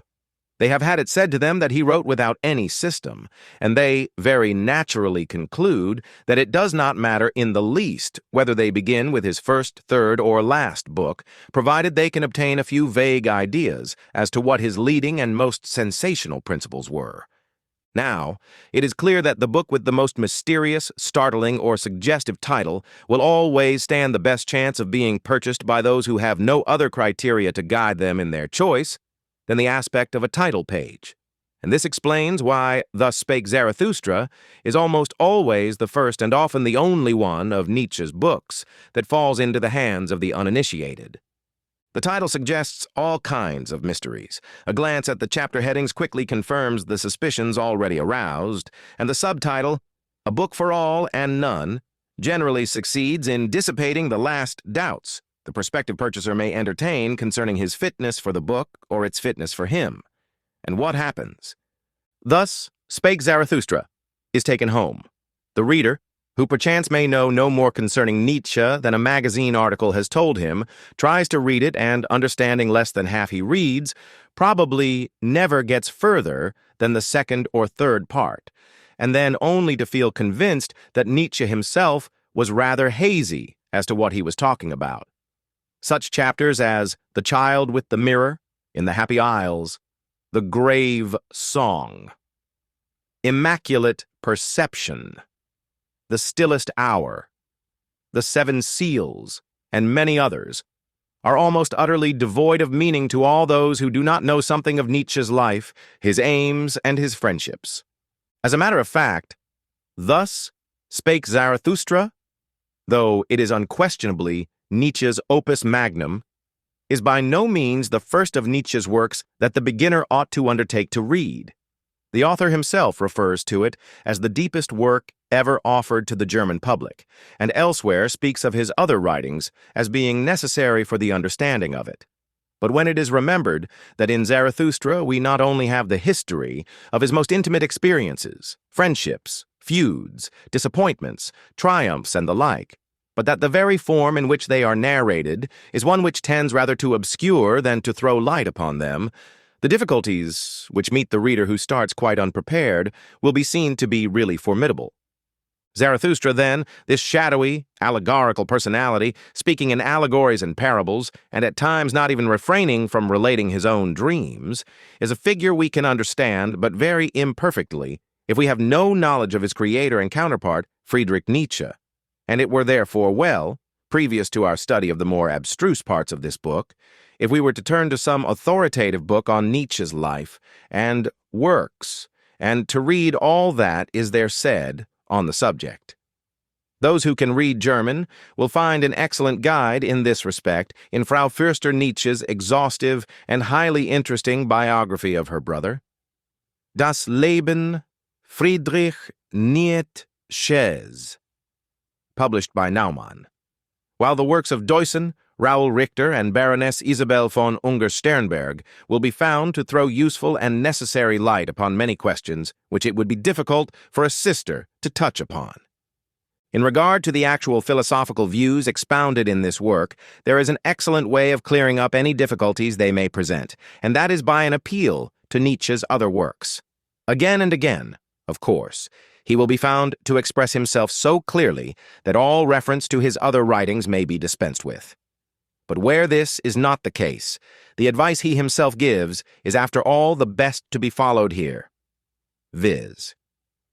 To regard such works as Joyful Science, Beyond Good and Evil, The Genealogy of Morals, The Twilight of the Idols, The Antichrist, The Will to Power, etc., etc., as the necessary preparation for Thus Spake Zarathustra.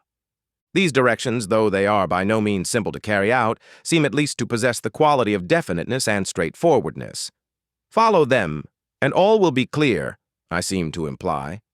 But I regret to say that this is not really the case.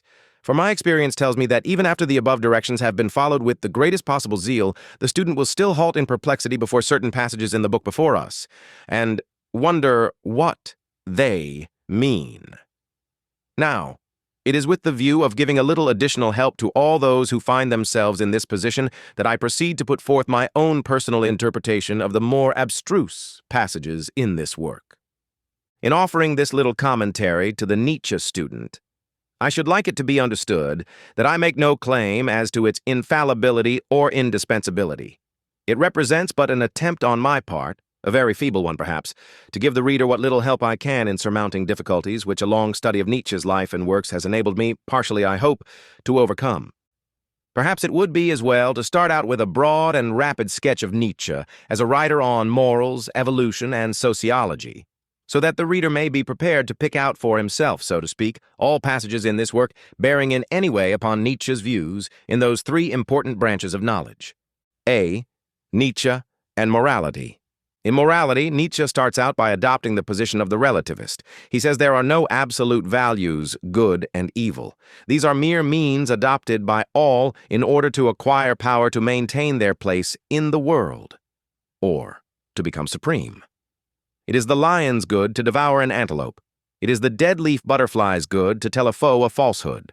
For when the dead leaf butterfly is in danger, it clings to the side of a twig, and what it says to its foe is practically this: I am not a butterfly. I am a dead leaf, and can be of no use to thee. This is a lie which is good to the butterfly, for it preserves it.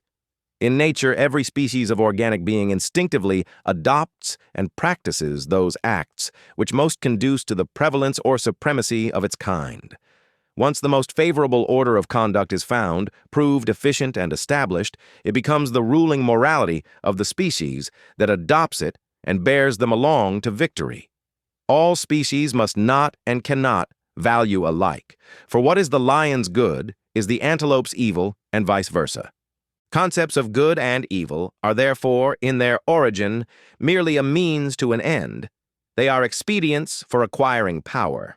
Applying this principle to mankind, Nietzsche attacked Christian moral values. He declared them to be, like all other morals, merely an expedient for protecting a certain type of man. In the case of Christianity, this type was, according to Nietzsche, a low one. Conflicting moral codes have been no more than the conflicting weapons of different classes of men, for in mankind there is a continual war between the powerful, the noble, the strong, and the well-constituted on the one side, and the impotent, the mean, the weak, and the ill-constituted on the other. The war is a war of moral principles. The morality of the powerful class Nietzsche calls noble or master morality. That of the weak and subordinate class he calls slave morality. In the first morality, it is the eagle which, looking down upon a browsing lamb, contends that eating lamb is good. In the second, the slave morality, it is the lamb which, looking up from the sward, bleats dissentingly, eating lamb is evil. B. The master and slave morality compared. The first morality is active, creative, Dionysian. The second is passive, defensive. To it belongs the struggle for existence. Where attempts have not been made to reconcile the two moralities, they may be described as follows. All is good in the noble morality which proceeds from strength, power, health, well-constitutedness, happiness, and awfulness. 4. The motive force behind the people practicing it is the struggle for power. The antithesis, good and bad, to this first class means the same as noble and despicable. Bad, in the master morality, must be applied to the coward, to all acts that spring from weakness, to the man with an eye to the main chance, who would forsake everything in order to live. With the second, the slave morality, the case is different. There, inasmuch as the community is an oppressed, suffering, unemancipated, and weary one, all that will be held to be good which alleviates the state of suffering. Pity, the obliging hand, the warm heart, patience, industry, and humility. These are unquestionably the qualities we shall here find flooded with the light of approval and admiration, because they are the most useful qualities. They make life endurable. They are of assistance in the struggle for existence, which is the motive force behind the people practicing this morality. To this class, all that is awful is bad. In fact, it is the evil par excellence. Strength, health, superabundance of animal spirits and power are regarded with hate, suspicion, and fear by the subordinate class. Now, Nietzsche believed that the first or the noble morality conduced to an ascent in the line of life, because it was creative and active. On the other hand, he believed that the second or slave morality, where it became paramount, led to degeneration, because it was passive and defensive, wanting merely to keep those who practiced it alive. Hence, his earnest advocacy of noble morality. C. Nietzsche and evolution. Nietzsche as an evolutionist, I shall have occasion to define and discuss in the course of these notes. See notes on chapter LVI, paragraph 10, and on chapter Lef. For the present, let it suffice for us to know that he accepted the devrede enden I and D sti adeval D albavel deozil envelopment hypothesis as an explanation of the origin of species. But he did not halt where most naturalists have halted. He by no means regarded man as the highest possible being which evolution could arrive at. For though his physical development may have reached its limit, this is not the case with his mental or spiritual attributes. If the process be a fact, if things have become what they are, then, he contends, we may describe no limit to man's aspirations. If he struggled up from barbarism, and still more remotely from the lower primates, his ideal should be to surpass man himself and reach Superman, see especially the prologue. D. Nietzsche and sociology. Nietzsche, as a sociologist, aims at an aristocratic arrangement of society. He would have us rear an ideal race. Honest and truthful in intellectual matters, he could not even think that men are equal. With these preachers of equality will I not be mixed up and confounded. For thus speaketh justice unto me, men are not equal. He sees precisely in this inequality a purpose to be served, a condition to be exploited.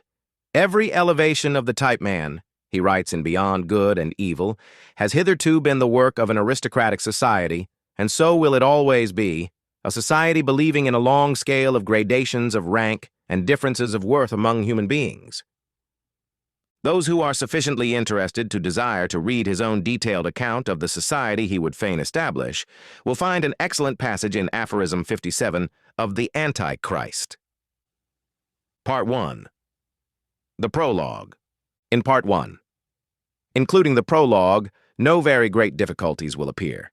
Zarathustra's habit of designating a whole class of men or a whole school of thought by a single fitting nickname may perhaps lead to a little confusion at first. But, as a rule, when the general drift of his arguments is grasped, it requires but a slight effort of the imagination to discover whom he is referring to.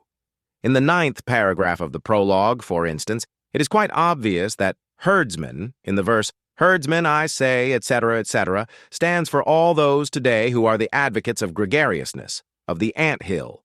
And when our author says, "A robber shall Zarathustra be called by the herdsman," it is clear that these words may be taken almost literally from one whose ideal was the rearing of a higher aristocracy. Again, the good and just, throughout the book, is the expression used in referring to the self-righteous of modern times, those who are quite sure that they know all that is to be known concerning good and evil, and are satisfied that the values their little world of tradition has handed down to them are destined to rule mankind as long as it lasts. In the last paragraph of the prologue, verse 7, Zarathustra gives us a foretaste of his teaching concerning the big and the little sagacities, expounded subsequently. He says he were as wise as his serpent.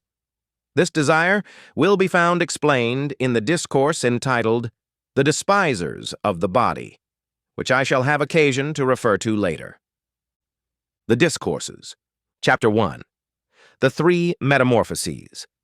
This opening discourse is a parable in which Zarathustra discloses the mental development of all creators of new values. It is the story of a life which reaches its consummation in attaining to a second ingenuousness or in returning to childhood. Nietzsche, the supposed anarchist, here plainly disclaims all relationship whatever to anarchy, for he shows us that only by bearing the burdens of the existing law and submitting to it patiently, as the camel submits to being laden, does the free spirit acquire that ascendancy over tradition which enables him to meet and master the dragon, thou shalt, the dragon with the values of 1,000 years glittering on its scales. There are two lessons in this discourse. First, that in order to create one must be as a little child. Secondly, that it is only through existing law and order that one attains to that height from which new law and new order may be promulgated. Chapter 2. The Academic Chairs of Virtue. Almost the whole of this is quite comprehensible. It is a discourse against all those who confound virtue with tameness and smug ease, and who regard as virtuous only that which promotes security and tends to deepen sleep. Chapter 4. The Despisers of the Body. Here Zarathustra gives names to the intellect and the instincts. He calls the one the little sagacity, and the latter the big sagacity. Schopenhauer's teaching concerning the intellect is fully endorsed here. An instrument of thy body is also thy little sagacity, my brother, which thou callest spirit, says Zarathustra. From beginning to end, it is a warning to those who would think too lightly of the instincts and unduly exalt the intellect and its derivatives. Reason and understanding. Chapter 9. The Preachers of Death. This is an analysis of the psychology of all those who have the evil eye and are pessimists by virtue of their constitutions. Chapter 15. The 1,001 Goals. In this discourse, Zarathustra opens his exposition of the doctrine of relativity in morality and declares all morality to be a mere means to power. Needless to say that verses 9, 10, 11, and 12 refer to the Greeks, the Persians, the Jews, and the Germans, respectively. In the penultimate verse, he makes known his discovery concerning the root of modern nihilism and indifference, i.e., that modern man has no goal, no aim, no ideals. See Note A. Chapter 18. Old and Young Women. Nietzsche's views on women have either to be loved at first sight or they become perhaps the greatest obstacle in the way of those who otherwise would be inclined to accept his philosophy. Women especially, of course, have been taught to dislike them, because it has been rumored that his views are unfriendly to themselves. Now, to my mind, all this is pure misunderstanding and error. German philosophers, thanks to Schopenhauer, have earned rather a bad name for their views on women. It is almost impossible for one of them to write a line on the subject, however kindly he may do so, without being suspected of wishing to open a crusade against the fair sex. Despite the fact, therefore, that all Nietzsche's views in this respect were dictated to him by the profoundest love, despite Zarathustra's reservation in this discourse, that with women nothing that can be said is impossible, and in the face of other overwhelming evidence to the contrary, Nietzsche is universally reported to have mis son pied dans le plat, where the female sex is concerned. And what is the fundamental doctrine which has given rise to so much bitterness and aversion? Merely this, that the sexes are at bottom antagonistic, that is to say, as different as blue is from yellow, and that the best possible means of rearing anything approaching a desirable race is to preserve and to foster this profound hostility. What Nietzsche strives to combat and to overthrow is the modern democratic tendency, which is slowly laboring to level all things, even the sexes. His quarrel is not with women. What indeed could be more undignified? It is with those who would destroy the natural relationship between the sexes by modifying either the one or the other with a view to making them more alike. The human world is just as dependent upon women's powers as upon men's. It is women's strongest and most valuable instincts which help to determine who are to be the fathers of the next generation. By destroying these particular instincts, that is to say, by attempting to masculinize woman and to feminize men, we jeopardize the future of our people. The general democratic movement of modern times, in its frantic struggle to mitigate all differences, is now invading even the world of sex. It is against this movement that Nietzsche raises his voice. He would have woman become ever more woman and man become ever more man. Only thus, and he is undoubtedly right, can their combined instincts lead to the excellence of humanity. Regarded in this light, all his views on woman appear not only necessary but just. See note on chapter LVI, paragraph 21. It is interesting to observe that the last line of the discourse, which has so frequently been used by women as a weapon against Nietzsche's views concerning them, was suggested to Nietzsche by a woman. See Das Leben F. Nietzsches. Chapter 21. Voluntary Death. In regard to this discourse, I should only like to point out that Nietzsche had a particular aversion to the word suicide, self-murder. He disliked the evil it suggested, and in rechristening the act voluntary death, i.e., the death that comes from no other hand than one's own, he was desirous of elevating it to the position it held in classical antiquity. See aphorism 36 in The Twilight of the Idols. Chapter 22. The Bestowing Virtue. An important aspect of Nietzsche's philosophy is brought to light in this discourse. His teaching, as is well known, places the Aristotelian man of spirit above all others in the natural divisions of man.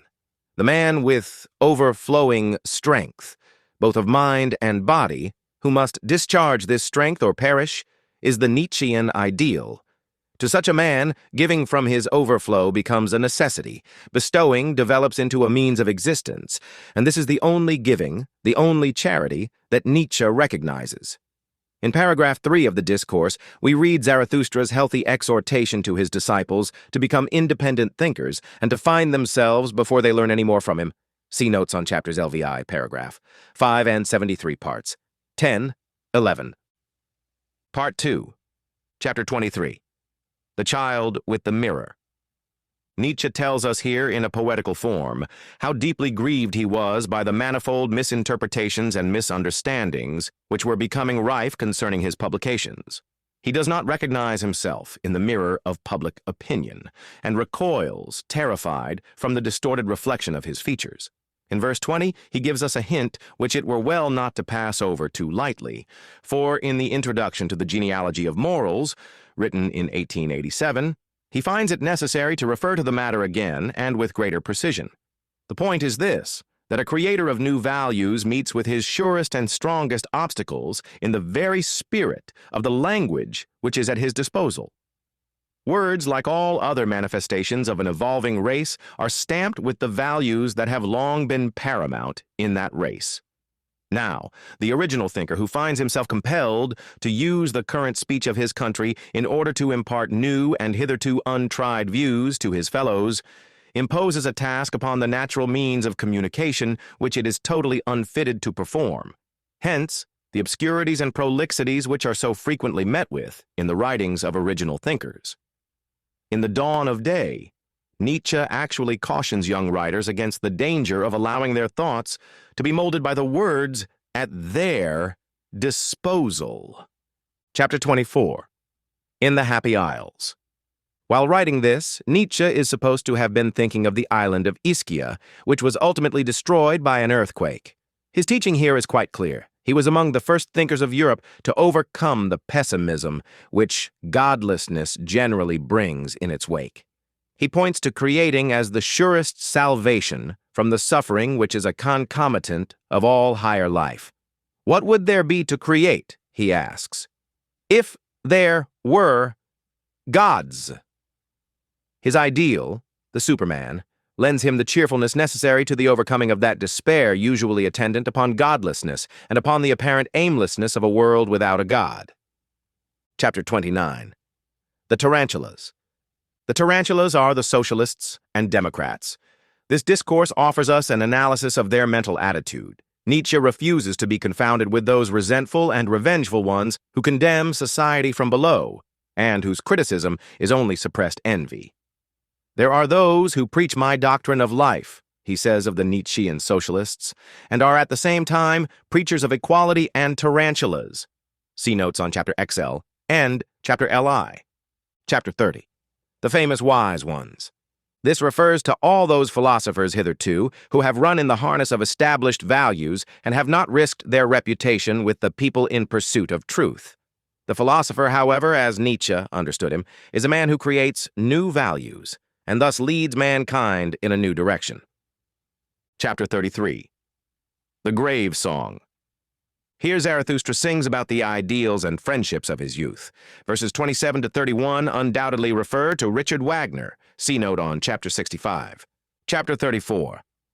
Self-surpassing. In this discourse, we get the best exposition in the whole book of Nietzsche's doctrine of the will to power. I go into this question thoroughly in the note on Chapter 57.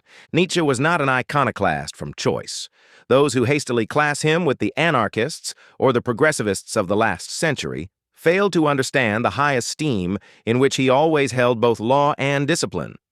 In verse 41 of this most decisive discourse, he truly explains his position when he says, "He who hath to be a creator in good and evil, verily he hath first to be a destroyer, and break values in pieces."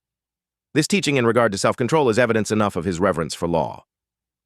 Chapter 35. The Sublime Ones. These belong to a type which Nietzsche did not altogether dislike, but which he would fain have rendered more subtle and plastic. It is the type that takes life and itself too seriously, that never surmounts the camel stage mentioned in the first discourse, and that is obdurately sublime and earnest. To be able to smile while speaking of lofty things and not to be oppressed by them is the secret of real greatness. He whose hand trembles when it lays hold of a beautiful thing has the quality of reverence, without the artist's unembarrassed friendship with the beautiful. Hence the mistakes which have arisen in regard to confounding Nietzsche with his extreme opposites, the anarchists and agitators. For what they dare to touch and break with the impudence and irreverence of the unappreciative, he seems likewise to touch and break, but with other fingers, with the fingers of the loving and unembarrassed artist, who is on good terms with the beautiful and who feels able to create it and to enhance it with his touch. The question of taste plays an important part in Nietzsche's philosophy, and verses 9, 10 of this discourse exactly state Nietzsche's ultimate views on the subject. In the spirit of gravity, he actually cries, "Neither a good nor a bad taste, but my taste, of which I have no longer either shame or secrecy." Chapter 36. The Land of Culture. This is a poetical epitome of some of the scathing criticism of scholars which appears in the first of the Thoughts Out of Season, the polemical pamphlet written in 1873 against David Strauss and his school. He reproaches his former colleagues with being sterile and shows them that their sterility is the result of their not believing in anything. He who had to create had always his presaging dreams and astral premonitions, and believed in believing. See note on Chapter 77. In the last two verses, he reveals the nature of his altruism. How far it differs from that of Christianity we have already read in the discourse, Neighbor Love. But here, he tells us definitely the nature of his love to mankind. He explains why he was compelled to assail the Christian values of pity and excessive love of the neighbor, not only because they are slave values and therefore tend to promote degeneration. See note B, but because he could only love his children's land, the undiscovered land in a remote sea, because he would fain retrieve the errors of his fathers in his children. Chapter 37. Immaculate perception. An important feature of Nietzsche's interpretation of life is disclosed in this discourse. As Buckle suggests in his Influence of Women on the Progress of Knowledge, the scientific spirit of the investigator is both helped and supplemented by the latter's emotions and personality, and the divorce of all emotionalism and individual temperament from science is a fatal step towards sterility. Zarathustra abjures all those who would fain turn an impersonal eye upon nature and contemplate her phenomena with that pure objectivity to which the scientific idealists of today would so much like to attain. He accuses such idealists of hypocrisy and guile. He says they lack innocence in their desires and therefore slander all desiring. Chapter 38. Scholars. This is a record of Nietzsche's final breach with his former colleagues, the scholars of Germany. Already after the publication of The Birth of Tragedy, numbers of German philologists and professional philosophers had denounced him as one who had strayed too far from their flock, and his lectures at the University of Bale were deserted in consequence. But it was not until 1879, when he finally severed all connection with university work, that he may be said to have attained to the freedom and independence which stamp this discourse. Chapter 39. Poets. People have sometimes said that Nietzsche had no sense of humor. I have no intention of defending him here against such foolish critics. I should only like to point out to the reader that we have him here at his best, poking fun at himself, and at his fellow poets. See note on chapter 3, pars of 16, 17, 18, 19, 20. Chapter 40. Great Events. Here we seem to have a puzzle. Zarathustra himself, while relating his experience with the fire dog to his disciples, fails to get them interested in his narrative, and we also may be only too ready to turn over these pages under the impression that they are little more than a mere fantasy or poetical flight. Zarathustra's interview with the fire dog is, however, of great importance. In it, we find Nietzsche face to face with the creature he most sincerely loathes, the spirit of revolution, and we obtain fresh hints concerning his hatred of the anarchist and rebel. "Freedom ye all roar most eagerly," he says to the fire dog, "but I have unlearned the belief in great events, when there is much roaring and smoke about them. Not around the inventors of new noise, but around the inventors of new values doth the world revolve. Inaudibly it revolveth." Chapter 41. The Soothsayer. This refers, of course, to Schopenhauer. Nietzsche, as is well known, was at one time an ardent follower of Schopenhauer. He overcame pessimism by discovering an object in existence. He saw the possibility of raising society to a higher level, and preached the profoundest optimism in consequence. Chapter 42. Redemption. Zarathustra here addresses cripples. He tells them of other cripples, the great men in this world who have one organ or faculty inordinately developed at the cost of their other faculties. This is doubtless a reference to a fact which is too often noticeable in the case of so many of the world's giants in art, science, or religion. In verse 19, we are told what Nietzsche called redemption, that is to say, the ability to say of all that is past, "Thus would I have it." The inability to say this and the resentment which results therefrom he regards as the source of all our feelings of revenge and all our desires to punish. Punishment meaning to him merely a euphemism for the word revenge, invented in order to still our consciences. He who can be proud of his enemies, who can be grateful to them for the obstacles they have put in his way, he who can regard his worst calamity as but the extra strain on the bow of his life, which is to send the arrow of his longing even further than he could have hoped. This man knows no revenge, neither does he know despair. He truly has found redemption and can turn on the worst in his life, and even in himself, and call it his best. See notes on chapter 57. Chapter 43. Manly Prudence. This discourse is very important. In Beyond Good and Evil, we hear often enough that the select and superior man must wear a mask, and here we find this injunction explained. "And he who would not languish amongst men must learn to drink out of all glasses. And he who would keep clean amongst men must know how to wash himself even with dirty water." This, I venture to suggest, requires some explanation. At a time when individuality is supposed to be shown most tellingly by putting boots on one's hands and gloves on one's feet, it is somewhat refreshing to come across a true individualist who feels the chasm between himself and others so deeply that he must perforce adapt himself to them outwardly, at least in all respects, so that the inner difference should be overlooked. Nietzsche practically tells us here that it is not he who intentionally wears eccentric clothes or does eccentric things who is truly the individualist. The profound man, who is by nature differentiated from his fellows, feels this difference too keenly to call attention to it by any outward show. He is shamefast and bashful with those who surround him and wishes not to be discovered by them, just as one instinctively avoids all lavish display of comfort or wealth in the presence of a poor friend. Chapter 44. The Stillest Hour. This seems to me to give an account of the great struggle which must have taken place in Nietzsche's soul before he finally resolved to make known the more esoteric portions of his teaching. Our deepest feelings crave silence. There is a certain self-respect in the serious man, which makes him hold his profoundest feelings sacred. Before they are uttered, they are full of the modesty of a virgin, and often the oldest sage will blush like a girl when this virginity is violated by an indiscretion which forces him to reveal his deepest thoughts. Part 3.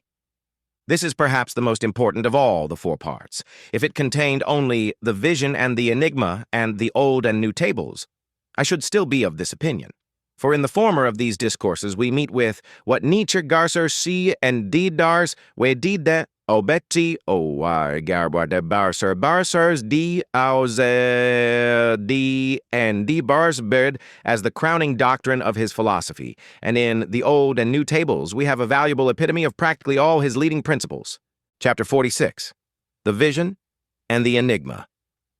The Vision and the Enigma is perhaps an example of Nietzsche in his most obscure vein. We must know how persistently he inveighed against the oppressing and depressing influence of man's sense of guilt and consciousness of sin, in order fully to grasp the significance of this discourse. Slowly but surely, he thought the values of Christianity and Judaic traditions had done their work in the minds of men. What were once but expedients, devised for the discipline of a certain portion of humanity, had now passed into man's blood and had become instincts. This oppressive and paralyzing sense of guilt and of sin is what Nietzsche refers to when he speaks of the spirit of gravity. This creature, half dwarf, half mole, whom he bears with him a certain distance on his climb and finally defies, and whom he calls his devil and arch-enemy, is nothing more than the heavy millstone, guilty conscience, together with the concept of sin, which at present hangs round the neck of men. To rise above it, to soar, is the most difficult of all things today. Nietzsche is able to think cheerfully and optimistically of the possibility of life in this world recurring again and again, when he has once cast the dwarf from his shoulders, and he announces his doctrine of the eternal recurrence of all things great and small to his arch-enemy and in defiance of him. That there is much to be said for Nietzsche's hypothesis of the eternal recurrence of all things great and small, nobody who has read the literature on the subject will doubt for an instant, but it remains a very daring conjecture, notwithstanding, and even in its ultimate effect, as a dogma on the minds of men, I venture to doubt whether Nietzsche ever properly estimated its worth. See note on chapter 57. What follows is clear enough. Zarathustra sees a young shepherd struggling on the ground with a snake holding fast to the back of his throat. The sage, assuming that the snake must have crawled into the young man's mouth while he lay sleeping, runs to his help and pulls at the loathsome reptile with all his might, but in vain. At last, in despair, Zarathustra appeals to the young man's will, knowing full well what a ghastly operation he is recommending. He nevertheless cries, "Bite! Bite! Its head off! Bite!" as the only possible solution of the difficulty. The young shepherd bites, and far away he spits the snake's head, whereupon he rises, no longer shepherd, no longer man, a transfigured being, a light-surrounded being, that laughed. Never on earth laughed a man as he laughed. In this parable, the young shepherd is obviously the man of today. The snake that chokes him represents the stultifying and paralyzing social values that threaten to shatter humanity, and the advice, "Bite! Bite!" is but Nietzsche's exasperated cry to mankind to alter their values before it is too late. Chapter 47. Involuntary Bliss. This, like The Wanderer, is one of the many introspective passages in the work and is full of innuendos and hints as to the Nietzschean outlook on life. Chapter 48. Before Sunrise. Here we have a record of Zarathustra's avowal of optimism, as also the important statement concerning chance or accident, verse 27.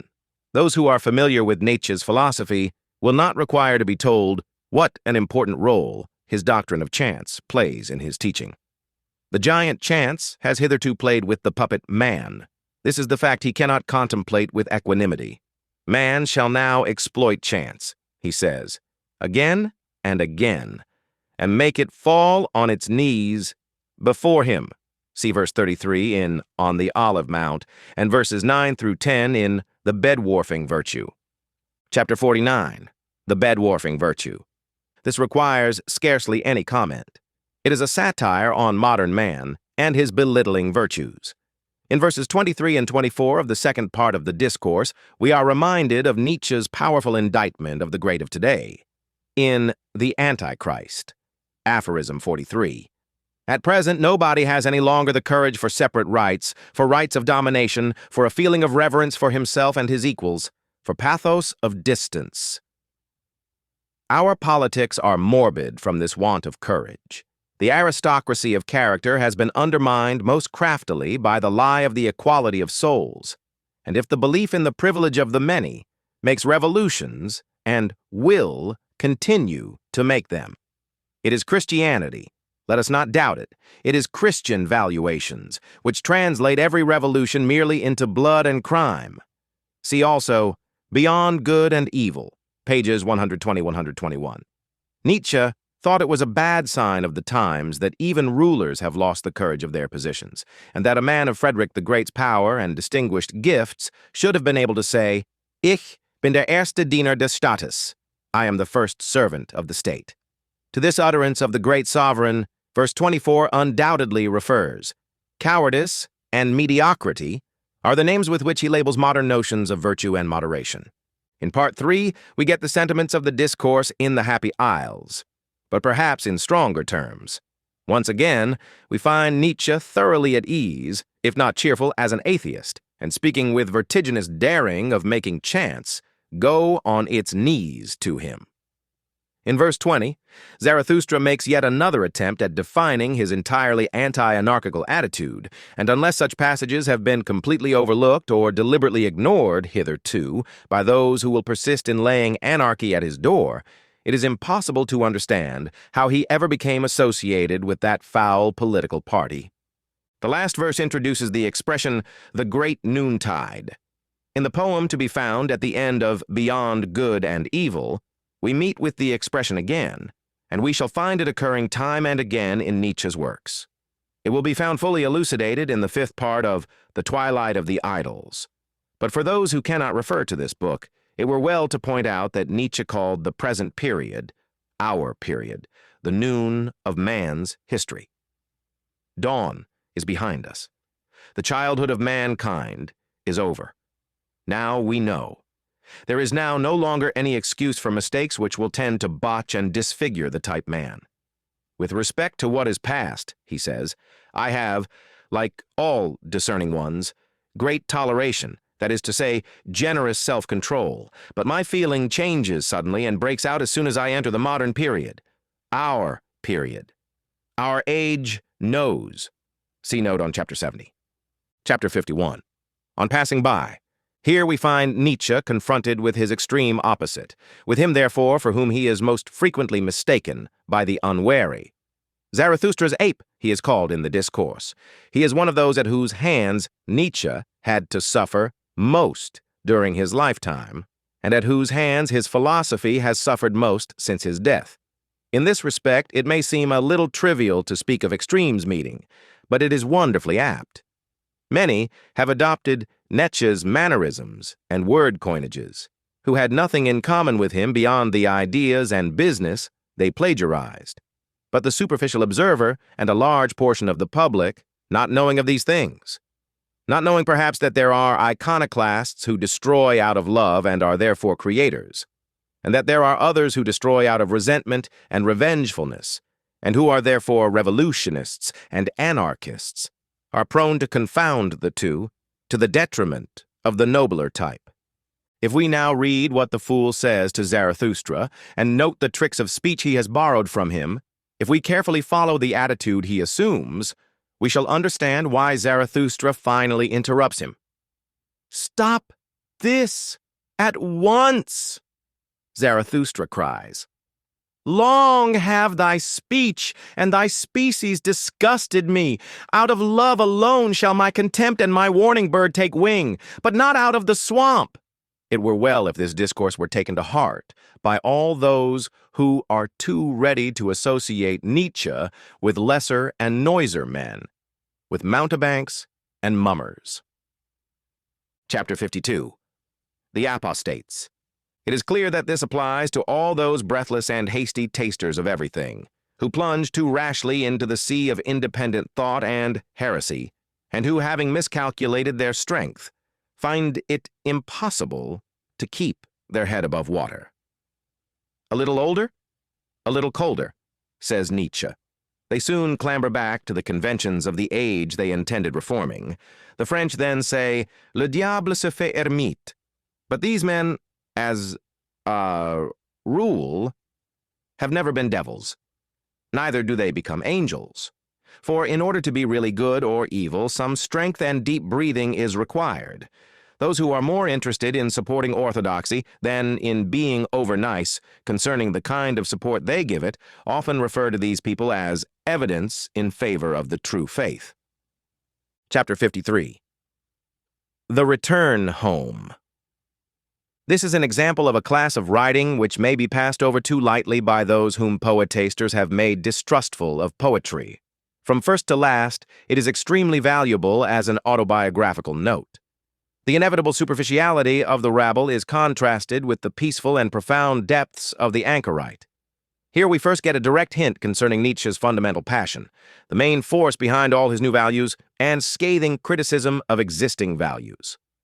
In verse 30 we are told that pity was his greatest danger. The broad altruism of the lawgiver, thinking over vast eras of time, was continually being pitted by Nietzsche in himself against that transient and meaner sympathy for the neighbor which he more perhaps than any of his contemporaries had suffered from, but which he was certain involved enormous dangers not only for himself, but also to the next and subsequent generations. See Note B, where pity is mentioned among the degenerate virtues. Later in the book, we shall see how his profound compassion leads him into temptation and how frantically he struggles against it. In verses 31 and 32, he tells us to what extent he had to modify himself in order to be endured by his fellows whom he loved. See also verse 12 in Manly Prudence. Nietzsche's great love for his fellows, which he confesses in the prologue, and which is at the root of all his teaching, seems rather to elude the discerning powers of the average philanthropist and modern man. He cannot see the wood for the trees. A philanthropy that sacrifices the minority of the present day for the majority constituting posterity completely evades his mental grasp and Nietzsche's philosophy because it declares Christian values to be a danger to the future of our kind, is therefore shelved as brutal, cold, and hard. See note on chapter 36. Nietzsche tried to be all things to all men. He was sufficiently fond of his fellows for that. In The Return Home, he describes how he ultimately returns to loneliness in order to recover from the effects of his experiment. Chapter 54. The Three Evil Things. Nietzsche is here completely in his element. Three things hitherto best cursed and most calumniated on earth are brought forward to be weighed: voluptuousness, thirst of power, and selfishness, the three forces in humanity which Christianity has done most to garble and besmirch. Nietzsche endeavors to reinstate in their former places of honor. Voluptuousness, or sensual pleasure, is a dangerous thing to discuss nowadays. If we mention it with favor, we may be regarded, however unjustly, as the advocate of savages, satyrs, and pure sensuality. If we condemn it, we either go over to the Puritans, or we join those who are wont to come to table with no edge to their appetites, and who therefore grumble at all good fare. There can be no doubt that the value of healthy, innocent voluptuousness, like the value of health itself, must have been greatly discounted by all those who, resenting their inability to partake of this world's goods, cried like St. Paul, "I would that all men were even as I myself." Now, Nietzsche's philosophy might be called an attempt at giving back to healthy and normal men innocence and a clean conscience in their desires. Not to applaud the vulgar sensualists who respond to every stimulus and whose passions are out of hand. Not to tell the mean, selfish individual whose selfishness is a pollution. See Aphorism 33. Twilight of the Idols. That he is right, nor to assure the weak, the sick, and the crippled that the thirst of power which they gratify by exploiting the happier and healthier individuals is justified, but to save the clean, healthy man from the values of those around him who look at everything through the mud that is in their own bodies, to give him, and him alone, a clean conscience in his manhood and the desires of his manhood. Do I counsel you to slay your instincts? I counsel to innocence in your instincts. In verse 7 of the second paragraph, as in verse 1 of paragraph 19 in the Old and New Tables, Nietzsche gives us a reason for his occasional obscurity. See also verses 3 to 7 of Poets. As I have already pointed out, his philosophy is quite esoteric. It can serve no purpose with the ordinary, mediocre type of man. I, personally, can no longer have any doubt that Nietzsche's only object, in that part of his philosophy where he bids his friends stand beyond good and evil with him, was to save higher men, whose growth and scope might be limited by the too strict observance of modern values from foundering on the rocks of a compromise between their own genius and traditional conventions. The only possible way in which the great man can achieve greatness is by means of exceptional freedom, the freedom which assists him in experiencing himself. Verses 20 to 30 afford an excellent supplement to Nietzsche's description of the attitude of the noble type towards the slaves in Aphorism 260 of the work Beyond Good and Evil. See also Note B. Chapter 55. The Spirit of Gravity. See note on Chapter 46. In Part 2 of this discourse, we meet with a doctrine not touched upon hitherto, save indirectly. I refer to the doctrine of self-love. We should try to understand this perfectly before proceeding, for it is precisely views of this sort which, after having been cut out of the original context, are repeated far and wide as internal evidence proving the general unsoundness of Nietzsche's philosophy. Already in the last of the Thoughts Out of Season, Nietzsche speaks as follows about modern men. These modern creatures wish rather to be hunted down, wounded, and torn to shreds, than to live alone with themselves in solitary calm. Alone with oneself. This thought terrifies the modern soul. It is his one anxiety, his one ghastly fear. English edition, page 141. In his feverish scurry to find entertainment and diversion, whether in a novel, a newspaper, or a play, the modern man condemns his own age utterly, for he shows that in his heart of hearts he despises himself. One cannot change a condition of this sort in a day. To become endurable to oneself, an inner transformation is necessary. Too long have we lost ourselves in our friends and entertainments to be able to find ourselves so soon at another's bidding. And verily, it is no commandment for today and tomorrow to learn to love oneself. Rather, is it of all arts the finest, subtlest, last, and patientest. In the last verse, Nietzsche challenges us to show that our way is the right way. In his teaching, he does not coerce us, nor does he overpersuade. He simply says, I am a law only for mine own. I am not a law for all. This is now my way. Where is yours? Chapter 56. Old and New Tables. Paragraph Dusra. Nietzsche himself declares this to be the most decisive portion of the whole of Thus Spake Zarathustra. It is a sort of epitome of his leading doctrines. In verse 12 of the second paragraph, we learn how he himself would fain have abandoned the poetical method of expression had he not known only too well that the only chance a new doctrine has of surviving, nowadays, depends upon its being given to the world in some kind of art form.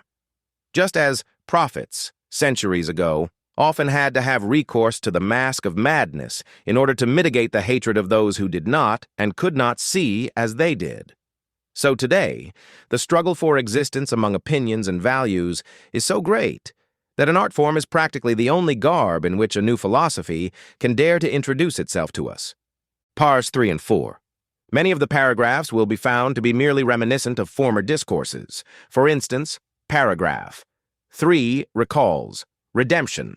The last verse of paragraph 4 is important. Freedom which, As I have pointed out before, Nietzsche considered a dangerous acquisition in inexperienced or unworthy hands, here receives its death blow as a general desideratum. In the first part we read under the way of the creating one that freedom as an end in itself does not concern Zarathustra at all. He says there, free from what? What doth that matter to Zarathustra? Clearly, however, shall thine eye answer me, free for what? And in the bed-warfing virtue, ah, that ye understood my word, do ever what ye will, but first be such as can will. Paragraph 1. Here we have a description of the kind of altruism Nietzsche exacted from higher men. It is really a comment upon the bestowing virtue. See note on chapter 22. Paragraph 2. This refers, of course, to the reception pioneers of Nietzsche's stamp meet with at the hands of their contemporaries. Paragraph 3. Nietzsche teaches that nothing is stable, not even values, not even the concepts good and evil. He likens life unto a stream, but footbridges and railings span the stream, and they seem to stand firm. Many will be reminded of good and evil when they look upon these structures, for thus these same values stand over the stream of life, and life flows on beneath them and leaves them standing. When, however, winter comes and the stream gets frozen, many inquire, should not everything stand still? Fundamentally, everything standeth still. But soon the spring cometh, and with it the thaw-wind. It breaks the ice, and the ice breaks down the footbridges and railings, whereupon everything is swept away. This state of affairs, according to Nietzsche, has now been reached. O my brethren, is not everything at present in flux? Have not all railings and footbridges fallen into the water? Who would still hold on to good and evil? Paragraph 9. This is complementary to the first 3 verses of paragraph. Dusra paragraph 14. So far, this is perhaps the most important paragraph. It is a protest against reading a moral order of things in life. Life is something essentially immoral, Nietzsche tells us in the introduction to The Birth of Tragedy. Even to call life activity, or to define it further as the continuous adjustment of internal relations to external relations, as Spencer has it, Nietzsche characterizes as a democratic idiosyncrasy. He says to define it in this way is to mistake the true nature and function of life, which is will to power.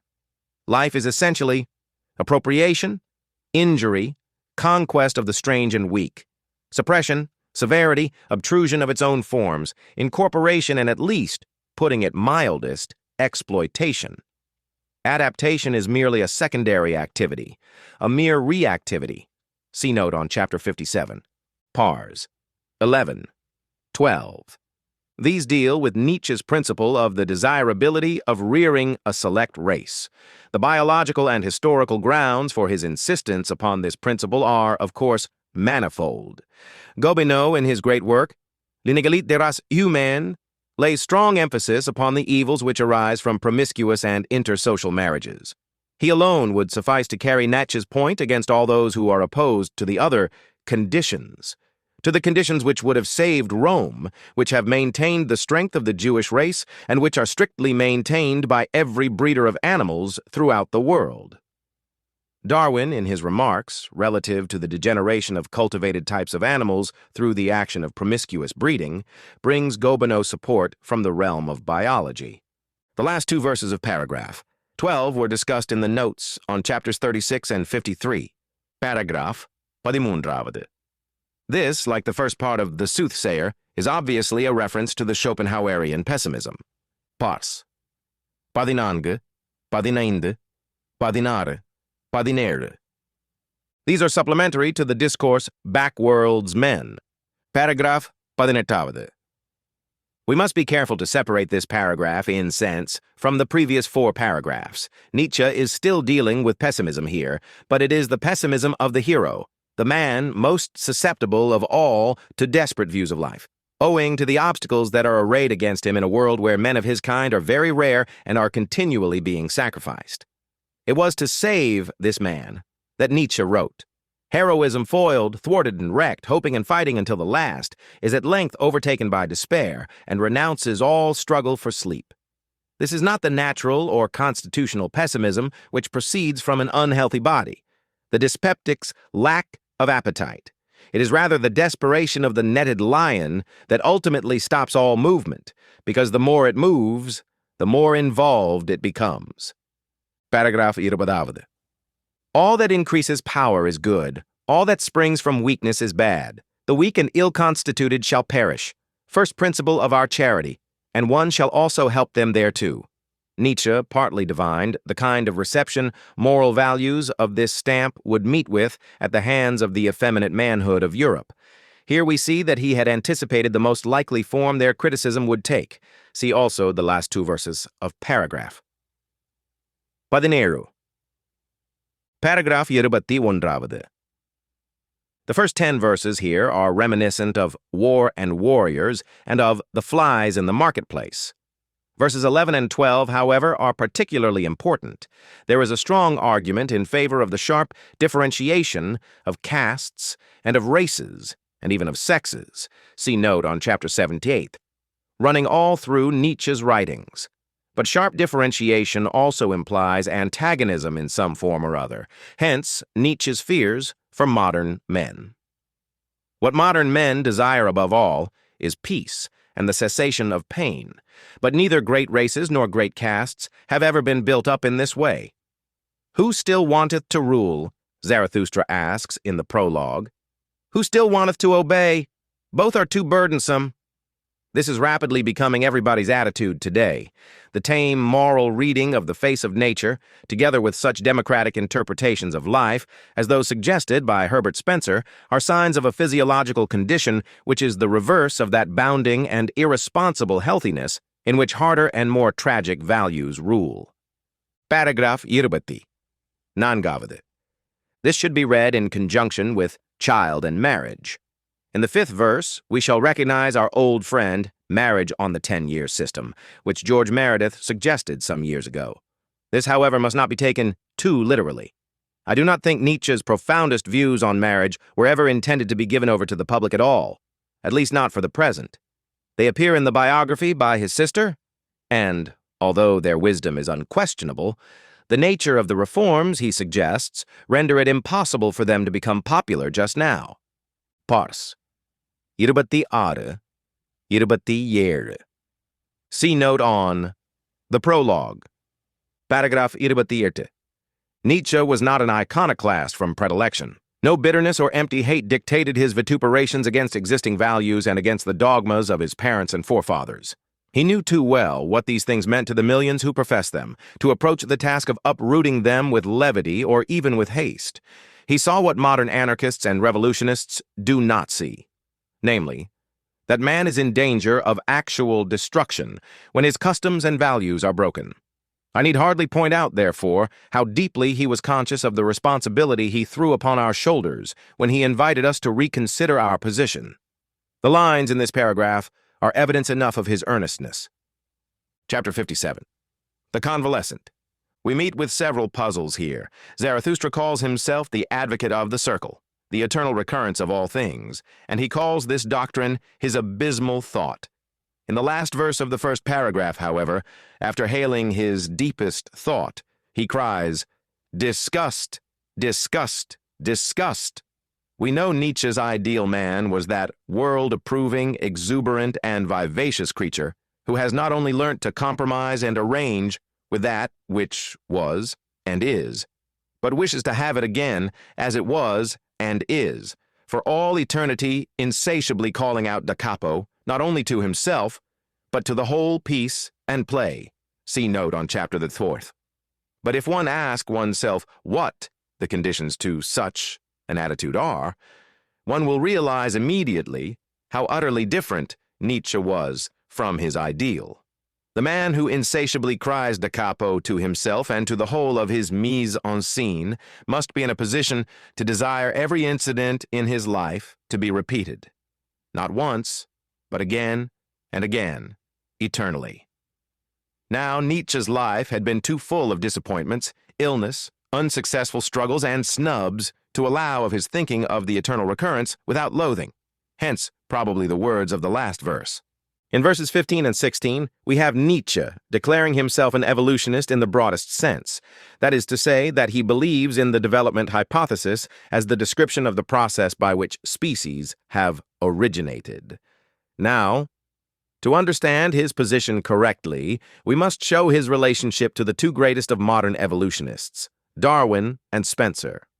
As a philosopher, however, Nietzsche does not stand or fall by his objections to the Darwinian or Spencerian cosmogony. He never laid claim to a very profound knowledge of biology, and his criticism is far more valuable as the attitude of a fresh mind than as that of a specialist towards the question. Moreover, in his objections, many difficulties are raised which are not settled by an appeal to either of the men above mentioned. We have given Nietzsche's definition of life in the note on chapter 56, paragraph 10. Still, there remains a hope that Darwin and Nietzsche may someday become reconciled by a new description of the processes by which varieties occur. The appearance of varieties among animals and of sporting plants in the vegetable kingdom is still shrouded in mystery, and the question whether this is not precisely the ground on which Darwin and Nietzsche will meet is an interesting one. The former says in his Origin of Species, concerning the causes of variability,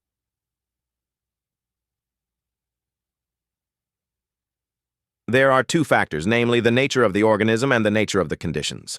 The former seems to be much the more important. The italics are mine. For nearly similar variations sometimes arise under, as far as we can judge, dissimilar conditions. And on the other hand, dissimilar variations arise under conditions which appear to be nearly uniform.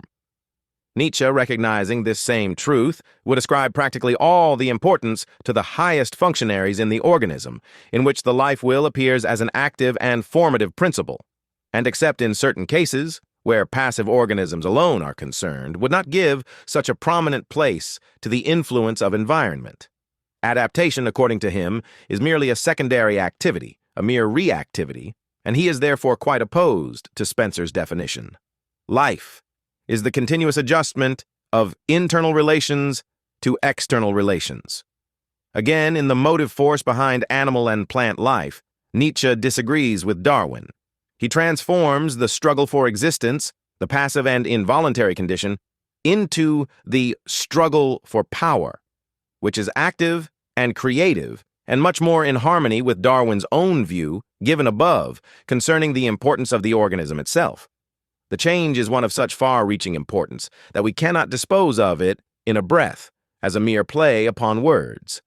Much is reckoned higher than life itself by the living one. Nietzsche says that to speak of the activity of life as a struggle for existence is to state the case inadequately. He warns us not to confound Malthus with nature. There is something more than this struggle between the organic beings on this earth. Want, which is supposed to bring this struggle about, is not so common as is supposed. Some other force must be operative. The will to power is this force. The instinct of self-preservation is only one of the indirect and most frequent results thereof. A certain lack of acumen in psychological questions and the condition of affairs in England at the time Darwin wrote may both, according to Nietzsche, have induced the renowned naturalist to describe the forces of nature as he did in his Origin of Species. In verses 28, 29, and 30 of the second portion of this discourse, we meet with a doctrine which, at first sight, seems to be merely le manoir à l'envers. Indeed, one English critic has actually said of Nietzsche that, "Thus spake Zarathustra is no more than a compendium of modern views and maxims turned upside down." Examining these heterodox pronouncements a little more closely, however, we may possibly perceive their truth. Regarding good and evil as purely relative values, it stands to reason that what may be bad or evil in a given man, relative to a certain environment, may actually be good if not highly virtuous in him, relative to a certain other environment. If this hypothetical man represent the ascending line of life, that is to say, if he promise all that which is highest in a Greco-Roman sense, then it is likely that he will be condemned as wicked, if introduced into the society of men representing the opposite and descending line of life. By depriving a man of his wickedness, more particularly nowadays, Therefore, one may unwittingly be doing violence to the greatest in him. It may be an outrage against his wholeness, just as the lopping off of a leg would be. Fortunately, the natural so-called wickedness of higher men has in a certain measure been able to resist this lopping process, which successive slave moralities have practiced. But signs are not wanting, which show that the noblest wickedness is fast vanishing from society, the wickedness of courage and determination, and that Nietzsche had good reasons for crying. Ah, that man's baddest is so very small. Ah, that his best is so very small. What is good? To be brave is good. It is the good war which halloweth every cause. See also paragraph. 5. Higher Man. Chapter 60. The Seven Seals. This is a final paean which Zarathustra sings to eternity and the marriage ring of rings, the ring of the eternal recurrence. Part 4. In my opinion, this part is Nietzsche's open avowal that all his philosophy, together with all his hopes, enthusiastic outbursts, blasphemies, prolixities, and obscurities, were merely so many gifts laid at the feet of higher men. He had no desire to save the world. What he wished to determine was, who is to be master of the world? This is a very different thing. He came to save higher men, to give them that freedom by which alone they can develop and reach their zenith. See note on chapter live, end. It has been argued, and with considerable force, that no such philosophy is required by higher men, that, as a matter of fact, higher men, by virtue of their constitutions always, do stand beyond good and evil, and never allow anything to stand in the way of their complete growth. Nietzsche, however, was evidently not so confident about this. He would probably have argued that we only see the successful cases. Being a great man himself, he was well aware of the dangers threatening greatness in our age. In Beyond Good and Evil, he writes, "There are few pains so grievous as to have seen, divined, or experienced how an exceptional man has missed his way and deteriorated." He knew from his painfulest recollections on what wretched obstacles promising developments of the highest rank have hitherto usually gone to pieces, broken down, sunk, and become contemptible. Now, in Part 4, we shall find that his strongest temptation to descend to the feeling of pity for his contemporaries is the cry for help, which he hears from the lips of the higher men exposed to the dreadful danger of their modern environment. Chapter 61. The Honey Sacrifice. In the 14th verse of this discourse, Nietzsche defines the solemn duty he imposed upon himself. Become what thou art. Surely the criticism which has been directed against this maxim must all fall to the ground when it is remembered once and for all that Nietzsche's teaching was never intended to be other than an esoteric one. I am a law, only for mine own, he says emphatically. I am not a law for all. It is of the greatest importance to humanity that its highest individuals should be allowed to attain to their full development, for only by means of its heroes can the human race be led forward step by step to higher and yet higher levels. Become what thou art, applied to all, of course, becomes a vicious maxim. It is to be hoped, however, that we may learn in time that the same action performed by a given number of men loses its identity precisely that same number of times. Quod licet Jovi, non licet bovi. At the last 8 verses, many readers may be tempted to laugh. In England, we almost always laugh when a man takes himself seriously at anything save sport. And there is, of course, no reason why the reader should not be hilarious. A certain greatness is requisite, both in order to be sublime and to have reverence for the sublime. Nietzsche earnestly believed that the Zarathustra kingdom, his dynasty of 1,000 years, would one day come. If he hadn't believed it so earnestly, if every artist in fact hadn't believed so earnestly in his Hazar, whether of 10, 15, 100, or 1,000 years, we should have lost all our higher men. They would have become pessimists, suicides, or merchants. If the minor poet and philosopher has made us shy of the prophetic seriousness which characterized an Isaiah or a Jeremiah, it is surely our loss and the minor poet's gain. Chapter 62. The Cry of Distress. We now meet with Zarathustra in extraordinary circumstances. He is confronted with Schopenhauer and tempted by the old soothsayer to commit the sin of pity. "I have come that I may seduce thee to thy last sin," says the soothsayer to Zarathustra. It will be remembered that in Schopenhauer's ethics, pity is elevated to the highest place among the virtues, and very consistently too, seeing that the Weltanschauung is a pessimistic one. Schopenhauer appeals to Nietzsche's deepest and strongest sentiment, his sympathy for higher men. "Why dost thou conceal thyself?" he cries. "It is the higher man that calleth for thee." Zarathustra is almost overcome by the soothsayer's pleading, as he had been once already in the past, but he resists him step by step. At length he can withstand him no longer, and on the plea that the higher man is on his ground, and therefore under his protection, Zarathustra departs in search of him, leaving Schopenhauer, a higher man in Nietzsche's opinion, in the cave as a guest. Chapter 63. Talk with the Kings. On his way, Zarathustra meets two more higher men of his time. Two kings cross his path.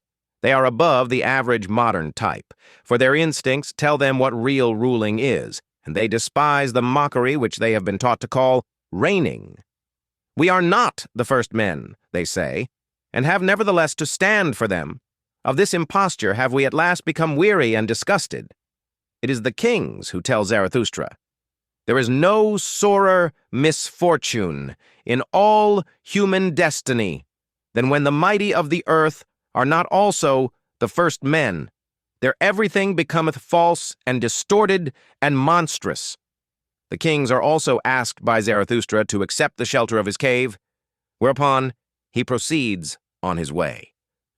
Chapter 64. The Leech. Among the higher men whom Zarathustra wishes to save is also the scientific specialist, the man who honestly and scrupulously pursues his investigations, as Darwin did in one department of knowledge. "I love him who liveth in order to know, and seeketh to know in order that the Superman may hereafter live. Thus seeketh he his own down-going." The spiritually conscientious one, he is called in this discourse. Zarathustra steps on him unawares, and the slave of science, bleeding from the violence he has done to himself by his self-imposed task, speaks proudly of his little sphere of knowledge, his little hand's breadth of ground on Zarathustra's territory, philosophy. "Where mine honesty ceaseth," says the true scientific specialist, "there am I blind, and want also to be blind. Where I want to know, however, there want I also to be honest, namely, severe, rigorous, restricted, cruel, and inexorable." Zarathustra, greatly respecting this man, invites him to the cave, and then vanishes in answer to another cry for help. Chapter 65. The Magician. The magician is of course an artist, and Nietzsche's intimate knowledge of perhaps the greatest artist of his age rendered the selection of Wagner as the type in this discourse almost inevitable. Most readers will be acquainted with the facts relating to Nietzsche's and Wagner's friendship and ultimate separation. As a boy and a youth, Nietzsche had shown such a remarkable gift for music that it had been a question at one time whether he should not, perhaps, give up everything else in order to develop this gift, but he became a scholar notwithstanding, although he never entirely gave up composing and playing the piano. While still in his teens, he became acquainted with Wagner's music and grew passionately fond of it. Long before he met Wagner, he must have idealized him in his mind to an extent which only a profoundly artistic nature could have been capable of. Nietzsche always had high ideals for humanity. If one were asked whether, throughout his many changes, there was yet one aim, one direction, and one hope to which he held fast, one would be forced to reply in the affirmative and declare that aim, direction, and hope to have been the elevation of the type man. Now, when Nietzsche met Wagner, he was actually casting about for an incarnation of his dreams for the German people, and we have only to remember his youth. He was 21 when he was introduced to Wagner. His love of Wagner's music and the undoubted power of the great musician's personality in order to realize how very uncritical his attitude must have been in the first flood of his enthusiasm. Again, when the friendship ripened, we cannot well imagine Nietzsche, the younger man, being anything less than intoxicated by his senior's attention and love, and we are therefore not surprised to find him pressing Wagner forward as the great reformer and savior of mankind. Wagner in Bayreuth, English edition, 1909, gives us the best proof of Nietzsche's infatuation, and although signs are not wanting in this essay, which show how clearly and even cruelly he was subconsciously taking stock of his friend, even then, the work is a record of what great love and admiration can do in the way of endowing the object of one's affection with all the qualities and ideals that a fertile imagination can conceive. When the blow came, it was therefore all the more severe. Nietzsche at length realized that the friend of his fancy and the real Richard Wagner, the composer of Parsifal, were not one. The fact dawned upon him slowly. Disappointment upon disappointment, revelation after revelation, ultimately brought it home to him.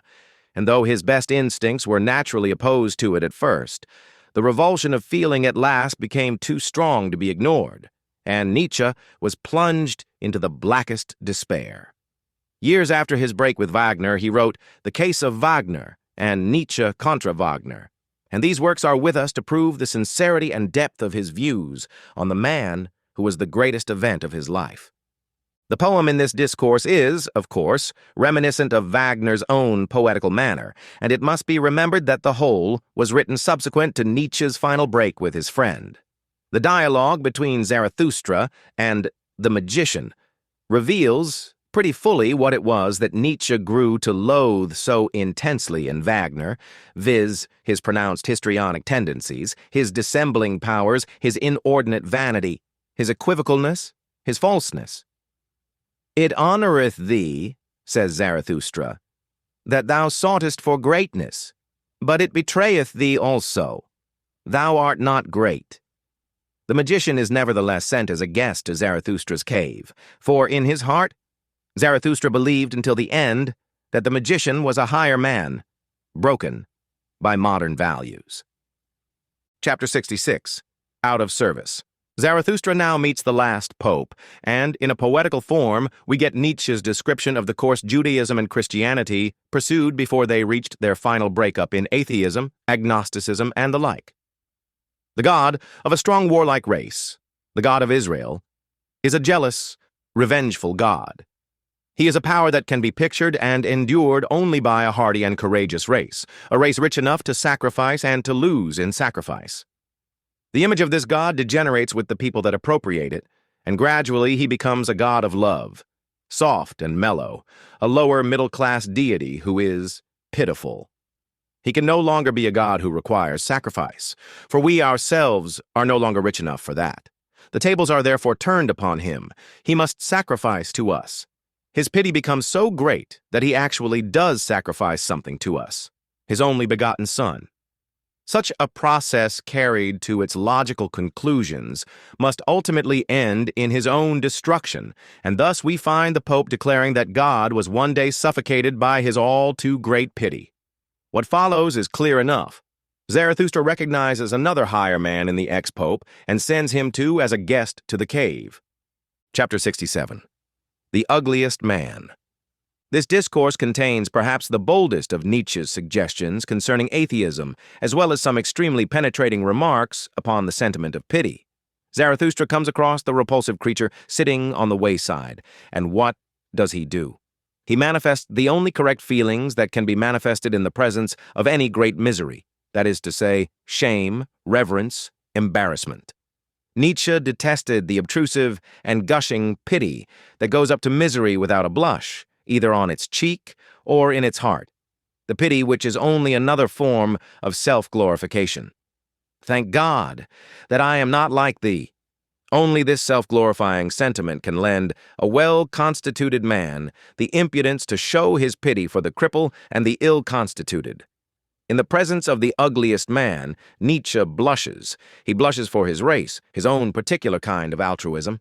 The altruism that might have prevented the existence of this man strikes him with all its force. He will have the world otherwise.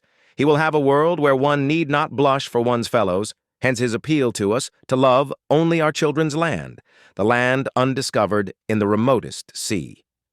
Zarathustra calls the ugliest man the murderer of God. Certainly, this is one aspect of a certain kind of atheism, the atheism of the man who reveres beauty to such an extent that his own ugliness, which outrages him, must be concealed from every eye, lest it should not be respected as Zarathustra respected it. If there be a God, he too must be evaded. His pity must be foiled. But God is ubiquitous and omniscient. Therefore, for the really great ugly man, he must not exist. Their pity is it from which I flee away, he says. That is to say, it is from their want of reverence and lack of shame in presence of my great misery. The ugliest man despises himself. But Zarathustra said in his prologue, I love the great despisers because they are the great adorers and arrows of longing for the other shore. He therefore honors the ugliest man, sees height in his self-contempt, and invites him to join the other higher men in the cave. Chapter 68. The Voluntary Beggar. In this discourse, we undoubtedly have the ideal Buddhist, if not Gautama Buddha himself. Nietzsche had the greatest respect for Buddhism, and almost wherever he refers to it in his works, it is in terms of praise. He recognized that, though Buddhism is undoubtedly a religion for decadence, its decadent values emanate from the higher, and not, as in Christianity, from the lower grades of society. In aphorism 20 of The Antichrist, he compares it exhaustively with Christianity, and the result of his investigation is very much in favor of the older religion. Still, he recognized a most decided Buddhistic influence in Christ's teaching, and the words in verses 29, 30, and 31 are very reminiscent of his views in regard to the Christian Savior. The figure of Christ has been introduced often enough into fiction, and many scholars have undertaken to write his life according to their own lights, but few perhaps have ever attempted to present him to us bereft of all of those characteristics, which a lack of the sense of harmony has attached to his person through the ages in which his doctrines have been taught. Now, Nietzsche disagreed entirely with Renan's view, that Christ was le grand maître en ironie. In aphorism 31 of The Antichrist, he says that he, Nietzsche, always purged his picture of the humble Nazarene of all those bitter and spiteful outbursts, which, in view of the struggle the first Christians went through, may very well have been added to the original character by apologists and sectarians, who, at that time, could ill afford to consider nice psychological points, seeing that what they needed, above all, was a wrangling and abusive deity. These two conflicting halves in the character of the Christ of the Gospels, which no sound psychology can ever reconcile, Nietzsche always kept distinct in his own mind. He could not credit the same man with sentiments sometimes so noble and at other times so vulgar.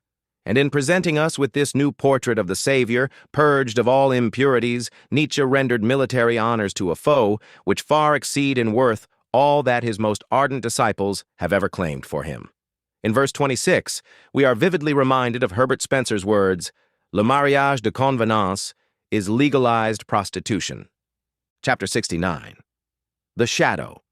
Here we have a description of that courageous and wayward spirit that literally haunts the footsteps of every great thinker and every great leader, sometimes with the result that it loses all aims, all hopes, and all trust in a definite goal. It is the case of the bravest and most broad-minded men of today. These literally shadow the most daring movements in the science and art of their generation. They completely lose their bearings and actually find themselves, in the end, without a way, a goal, or a home. On every surface have I already sat. I become thin, I am almost equal to a shadow. At last, in despair, such men do indeed cry out, nothing is true, all is permitted, my must... And then they become mere wreckage. Too much hath become clear unto me, now nothing mattereth to me any more. Nothing liveth any longer that I love, and how should I still love myself? Have I still a goal? Where's my home? Zarathustra realizes the danger threatening such a man. Thy danger is not small, thou free spirit and wanderer, he says. Thou hast had a bad day? See that a still worse evening doth not overtake thee? The danger Zarathustra refers to is precisely this, that even a prison may seem a blessing to such a man. At least the bars keep him in a place of rest. A place of confinement, at its worst, is real. Beware lest in the end a narrow faith capture thee, says Zarathustra. For now everything that is narrow and fixed seduceth and tempteth thee. Chapter 70. Noontide. At the noon of life, Nietzsche said he entered the world. With him man came of age. We are now held responsible for our actions, our old guardians, the gods and demigods of our youth, the superstitions and fears of our childhood withdraw. The field lies open before us. We lived through our morning with but one master, chance. Let us see to it that we make our afternoon our own. See Note 49, Part 3. Chapter 71. The Greeting. Here I think I may claim that my contention in regard to the purpose and aim of the whole of Nietzsche's philosophy, as stated at the beginning of my notes on Part 4, is completely upheld. He fought for all who do not want to live, unless they learn again to hope, unless they learn from him the great hope. Zarathustra's address to his guests shows clearly enough how he wished to help them. I do not treat my warriors indulgently, he says. How then could ye be fit for my warfare? He rebukes and spurns them. No word of love comes from his lips. Elsewhere he says a man should be a hard bed to his friend. Thus alone can he be of use to him. Nietzsche would be a hard bed to higher men. He would make them harder, for in order to be a law unto himself, man must possess the requisite hardness. I wait for higher ones, stronger ones, more triumphant ones, merrier ones, for such as are built squarely in body and soul, he says in paragraph 6 of Higher Man. Ye higher men, think ye that I am here to put right what ye have put wrong, or that I wished henceforth to make snugger couches for you sufferers, or show you restless, miswandering, misclimbing ones new and easier footpaths? Azura Wasame. Nay, nay! 3 times nay, always more, always better ones of your type shall succumb, for ye shall always have it worse and harder. Chapter 72. The Supper. In the first 7 verses of this discourse, I cannot help seeing a gentle allusion to Schopenhauer's habits as a bon vivant. For a pessimist, be it remembered, Schopenhauer led quite an extraordinary life. He ate well, loved well, played the flute well, and I believe he smoked the best cigars. What follows is clear enough. Chapter 73. The Higher Man. Paragraph 1st. Nietzsche admits here that at one time he had thought of appealing to the people, to the crowd in the marketplace, but that he had ultimately to abandon the task. He bids higher men depart from the marketplace. Paragraph Mundram. Here we are told quite plainly what class of men actually owe all their impulses and desires to the instinct of self-preservation. The struggle for existence is indeed the only spur in the case of such people. To them, it matters not in what shape or condition man be preserved, provided only he survive. The transcendental maxim that life per se is precious is the ruling maxim here. Paragraph Nangavade. In the note on chapter 57, end, I speak of Nietzsche's elevation of the virtue, courage, to the highest place among the virtues. Here he tells higher men the class of courage he expects from them, pars. Einde, are. These have already been referred to in the notes on chapters 57 and 71, paragraph Yeram. I suggest that the last verse in this paragraph strongly confirms the view that Nietzsche's teaching was always meant by him to be esoteric and for higher man alone. Paragraph Devyati. In the last verse, here, another shaft of light is thrown upon the immaculate perception or so-called pure objectivity of the scientific mind. Freedom from fever is still far from being knowledge. Where a man's emotions cease to accompany him in his investigations, he is not necessarily nearer the truth, says Spencer in the preface to his autobiography. In the genesis of a system of thought, the emotional nature is a large factor, perhaps as large a factor as the intellectual nature. See pages 134, 141 of Volume 1, Thoughts Out of Season. Parsapate padinondre. When we approach Nietzsche's philosophy, we must be prepared to be independent thinkers. In fact, the greatest virtue of his works is perhaps the subtlety with which they impose the obligation upon one of thinking alone, of scoring off one's own bat, and of shifting intellectually for oneself. Paragraph Padimundravade.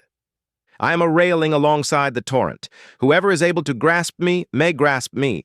Your crutch, however, I am not.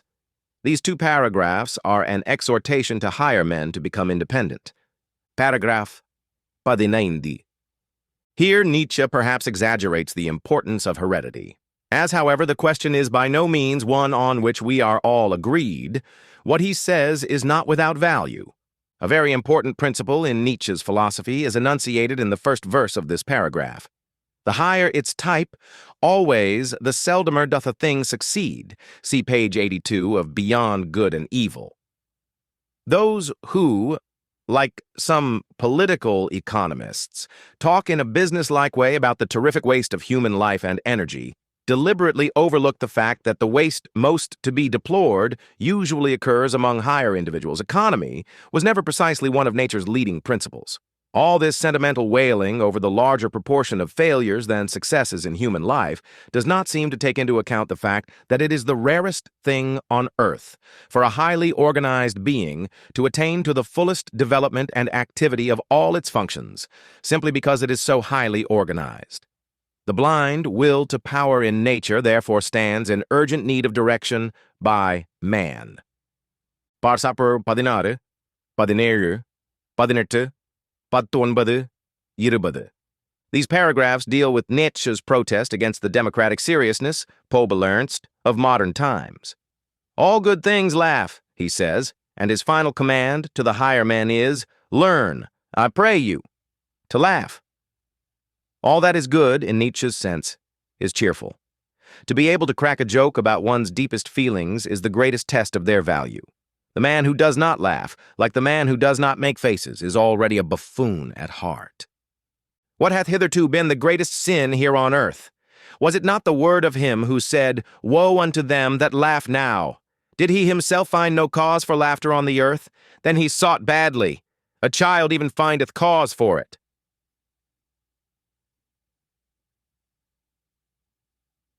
Chapter 74. The Song of Melancholy. After his address to the higher men, Zarathustra goes out into the open to recover himself.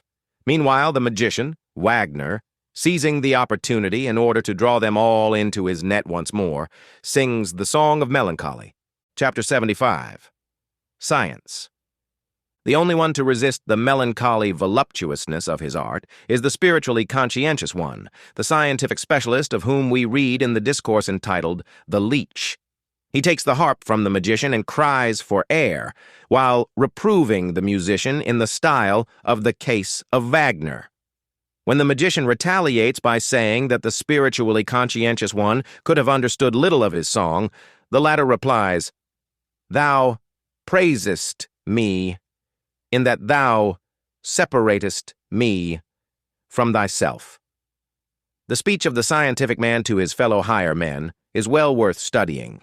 By means of it, Nietzsche pays a high tribute to the honesty of the true specialist, while, in representing him as the only one who can resist the demoniacal influence of the magician's music, he elevates him at a stroke, above all those present.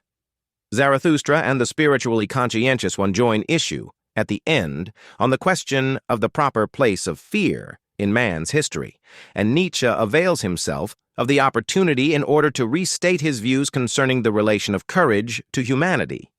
It is precisely because courage has played the most important part in our development that he would not see it vanish from among our virtues today.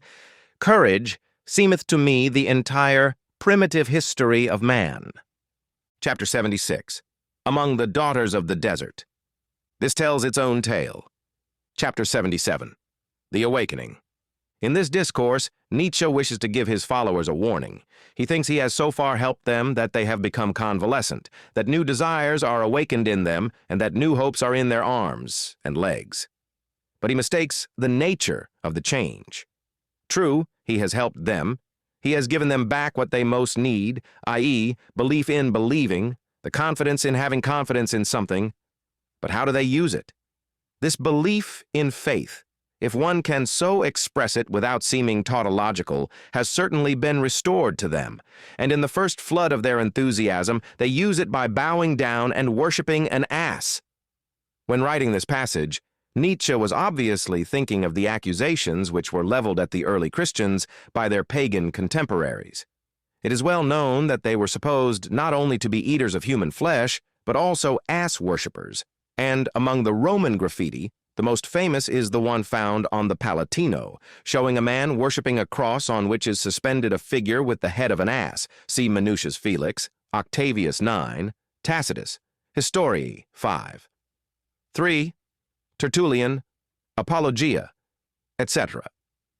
Nietzsche's obvious moral, however, is that great scientists and thinkers, once they have reached the wall encircling skepticism and have thereby learned to recover their confidence in the act of believing, as such, usually manifest the change in their outlook by falling victims to the narrowest and most superstitious of creeds. So much for the introduction of the ass as an object of worship. Now, with regard to the actual service and ass festival, no reader who happens to be acquainted with the religious history of the Middle Ages will fail to see the allusion here to the Asinaria Festa, which were by no means uncommon in France, Germany, and elsewhere in Europe during the 13th, 14th, and 15th centuries. Chapter 78. The Ass Festival. At length, in the middle of their feast, Zarathustra bursts in upon them and rebukes them soundly. But he does not do so long. In the Ass Festival, it suddenly occurs to him that he is concerned with a ceremony that may not be without its purpose, as something foolish but necessary, a recreation for wise men. He is therefore highly pleased that the higher men have all blossomed forth. They therefore require new festivals, a little valiant nonsense, some divine service and ass festival, some old joyful Zarathustra fool, some blusterer to blow their souls bright. He tells them not to forget that night and the ass festival, for such things only the convalescent devise. And should ye celebrate it again, he concludes, do it from love to yourselves, do it also from love to me, and in remembrance of me. Tato. Chapter 79. The Drunken Song. It were the height of presumption to attempt to fix any particular interpretation of my own to the words of this song. With what has gone before, the reader, while reading it as poetry, should be able to seek and find his own meaning in it. The doctrine of the eternal recurrence appears for the last time here in an art form. Nietzsche lays stress upon the fact that all happiness, all delight, longs for repetitions, and just as a child cries, "Again! Again!" to the adult who happens to be amusing him, so the man who sees a meaning and a joyful meaning in existence must also cry, "Again!" and yet, "Again!" to all his life. Chapter 80. The Sign. In this discourse, Nietzsche disassociates himself finally from the higher men, and by the symbol of the lion wishes to convey to us that he has won over and mastered the best and the most terrible in nature. That great power and tenderness are kin was already his belief in 1875. 8 years before he wrote this speech, and when the birds and the lion come to him, it is because he is the embodiment of the two qualities.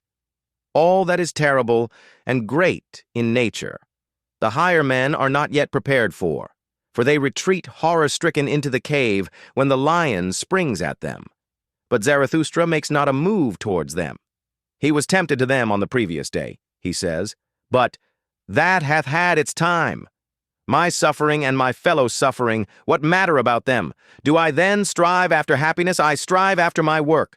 Well, the lion hath come. My children are nigh. Zarathustra hath grown ripe. My day beginneth. Arise now. Arise, thou great noonday. The above I know to be open to much criticism.